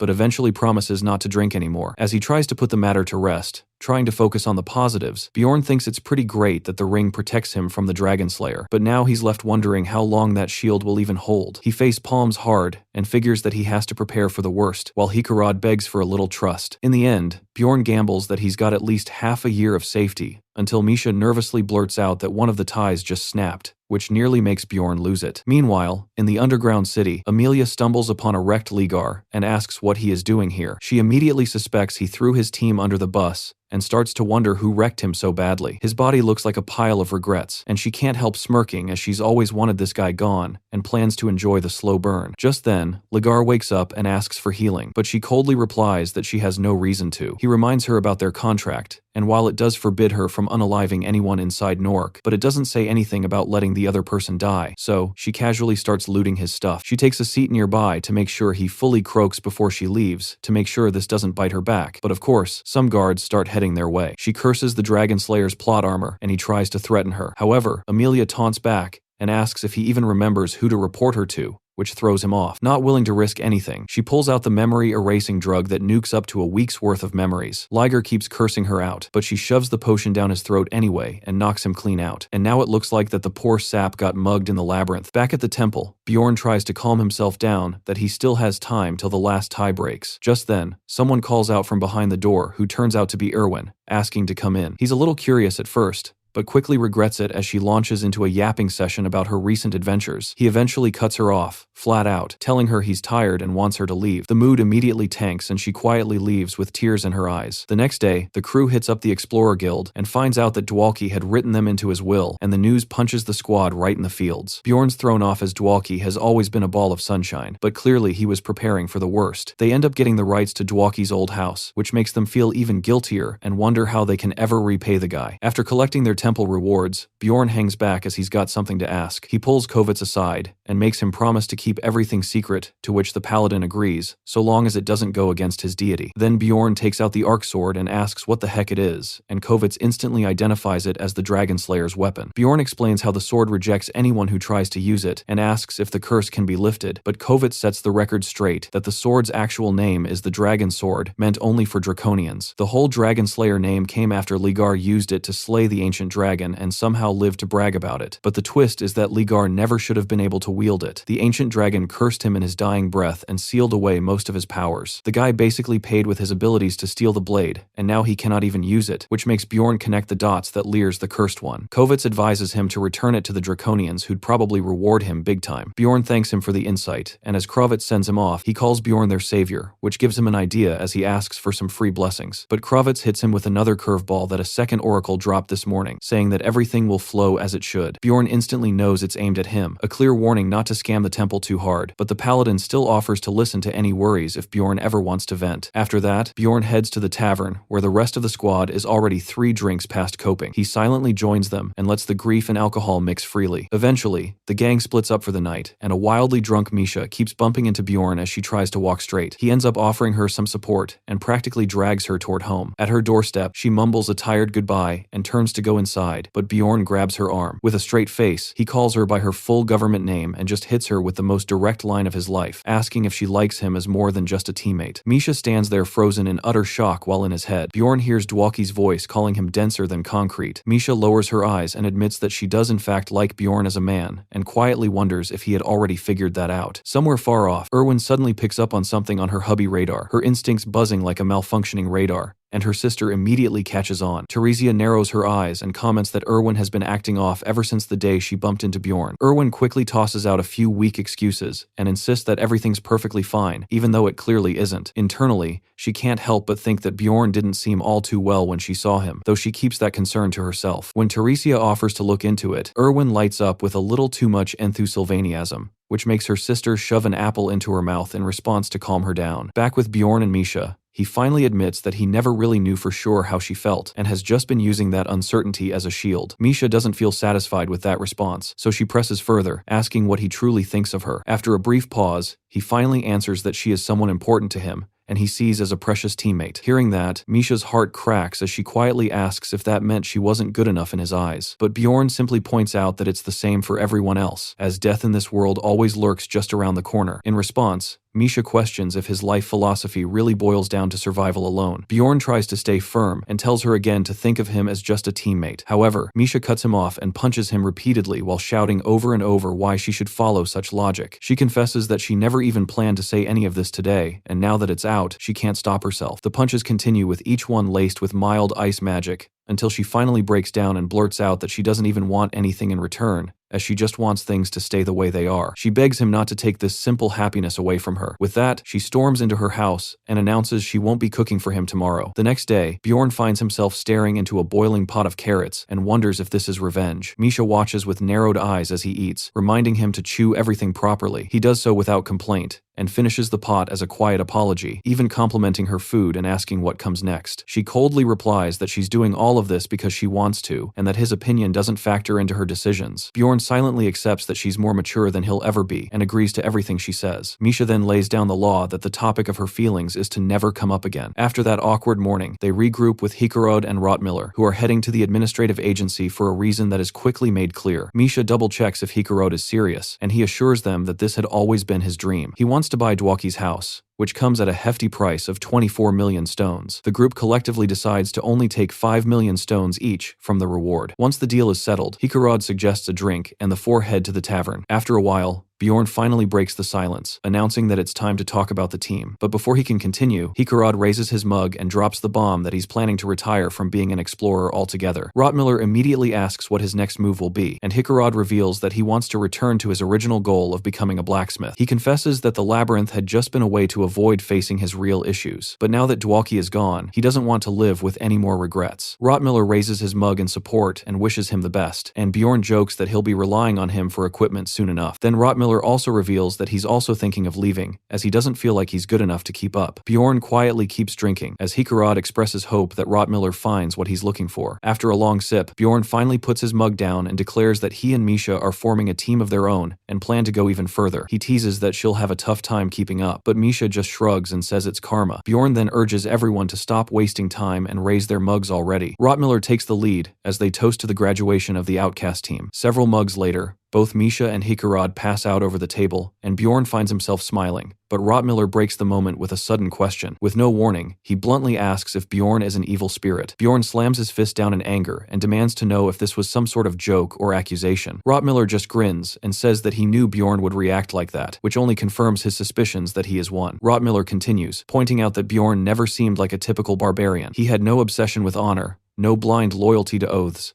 and seemed strangely patient for a bloodthirsty warrior. That's when Bjorn realizes he might need to switch up his approach if he wants to get through this. He closes his eyes and says he doesn't like being accused by a friend. Yet, Rottmiller keeps going and downs his beer before saying that Bjorn is just too special. He calls him a barbarian who reads books, stays calm under pressure, values profit over glory, and even has that big brain energy. Bjorn listens in silence, but the scout continues that he couldn't believe it when Bjorn said that he received a revelation from an ancestral deity. Rottmiller claims that evil spirits treat this world's people like trash, and right then, Bjorn gets hit with a memory of Gensia. However, the spirit of the stars gave Rottmiller an oracle, so now there's zero doubt left in his mind, and he apologizes, saying he judged Bjorn with the eyes of a criminal and never gave him a real chance. He continues that some people are just more loved by the heavens, and history calls them heroes, but Bjorn brushes it off. Rottmiller insists he believes in him and calls him a hero, only for Bjorn to shoot back and ask why he bothered to question him in the first place. Rottmiller stands and says it was to give him a heads up and a warning that even though Bjorn's smart, he's still new to this world and needs to stay low. While helping Hikarod up, he adds that being too special paints a target on your back, so it's better to hide that spark and never mention the oracle again. His last words are that as someone who lived an ordinary life, he hopes Bjorn's path stays full of light. Bjorn looks at the statue nearby, wondering what he's supposed to do if even a teammate managed to figure out he might be an evil spirit with just a little evidence. He figures he'll do what it takes to survive, whatever the cost. But then Misha suddenly pulls him out of his thoughts, asking what he's thinking about. She starts panicking as she wonders if she said something weird while drunk, but Bjorn teases her with a vague reply and says they should go find Kraz and head out, leaving her completely shell-shocked. They link up with the paladin and ask him to arrange a meeting with the dragon folk, since Bjorn decides returning the sword and getting a reward is the smarter play. Later, he spends all his cash on the ingredients needed for the 6th seal. Already regretting the hit to his wallet, they start shopping for Misha, who can't believe she's about to buy a sword worth 12 million stones, but still hesitates as she plans to save the rest. But Bjorn advises her to buy beast blood first and then save, since investing in her spirit beast power is better. Eventually, they empty their wallets completely and drag themselves back to their neighborhood like two broke hobos. Right outside Bjorn's apartment, Misha wishes him goodnight, but he stops her and asks if she has any teammate preferences. She thinks for a moment and replies that anyone is fine, as long as they're not a fairy, which throws Bjorn off hard. After that, he heads to the Bearman's Cafe and still can't believe Misha is a full-blown racist, as he got so shocked that he just ran from there. Mama Bear lights up the second she spots a customer, while Avman looks mildly horrified to see who walked in. But once she realizes it's just a friend, her mood tanks fast and she starts ranting about how empty the place is. So, Bjorn orders some food anyways, out of fear. After grabbing some ridiculously good-looking food, Bjorn jokes that Avman seems weirdly at home doing restaurant work, which clearly annoys him. But our boy keeps going, saying there's no shame in being a full-time family man. But Avman tries to dodge the topic, and instead asks if Bjorn came to talk about the team. Bjorn explains that his team disbanded, and Mr. Bear assumes he lost someone, and mentions that this world is a messed up place. Bjorn downs a beer and asks for 2 more, which instantly lifts Mrs. Bear's mood. Avman asks who else is joining besides Misha, and Bjorn replies that he's looking for a mage, and ideally, a priest. But then he recalls what the paladin captain said, that he needs at least 3 members above 5th rank and must complete temple missions, so our boy backed out. He decides they need a guide, at the very least. So for now, they'll hire a temporary scout, and everyone will get equal shares except the scout. Right then, Avman casually reveals that he's a guide,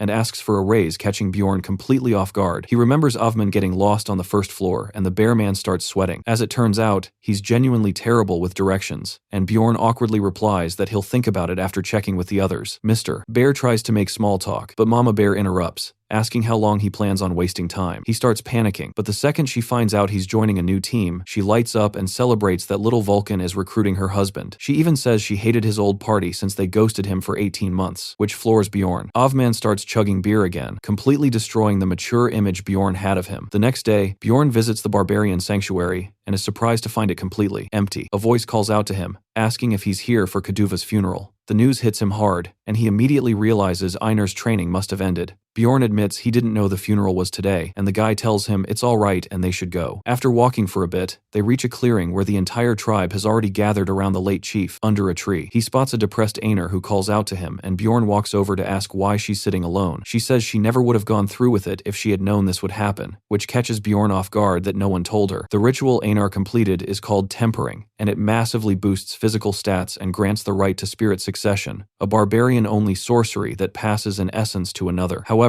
it can only be done once since the giver dies. Bjorn says the elder must have truly believed in her, though she's still too upset that no one warned her. Then the vice chief steps in and calls Kaduva a coward, instantly setting Einar off. She yells at him not to disrespect the chief, but he coldly says that means she must be the coward, since Kaduva never explains spirit succession. Einar tries to argue, but he shuts her up with a brutal headbutt and tells her to stop mocking his death. Everyone feels pain, but what matters is how you face it, as that is what it means to walk the warrior's path. The shaman declares that Kaduva's soul has now merged with the forest, and calls forward anyone who wants to be remembered by it, snapping the two out of their conversation, while Einar still looks slightly irritated. A short while later, Bjorn pays the shaman a visit in his tent, who seems amused that our boy managed to gather all the ingredients and asks how much they cost him. Bjorn finds that question a bit shady, while the shaman laughs that money just happens to favor him and takes the ingredients anyway. He looks annoyed as the memory hits, and the shaman figures he must have traded something valuable for it. Our hero refuses to answer, but the shaman casually says that for a warrior, losing precious things is part of the journey to become stronger. Instead, Bjorn asks if he can get the seal today, which the shaman confirms. So, Bjorn throws in a smug request to get started. Not long after, screams echo from the tent as Bjorn finally unlocks the 6th seal, along with Unity and the Soul of Armor skill. He pants heavily, celebrating that he's reached Unity, which is already a buff hack on its own. But what makes it insane is that it secretly allows his equipment to grow with gigantification too, saving him the pain of showing his goods to everyone. On top of that, he can now size up his weapons too, and he starts spacing out in delight while the shaman thinks our boy has gone crazy. Bjorn ends up crashing hard that night and only wakes the next day. But the shaman walks in with a serious look and asks how he ended up chosen by the deity of the humans, catching him completely off guard. The shaman points out the ring clearly bound to his hippopotamus, but tells him not to stress, saying no one else would notice it anyway, and he's not planning to tell anyone. He shifts into story mode and starts explaining how they left their homeland years ago, following their ancestors' souls until they landed here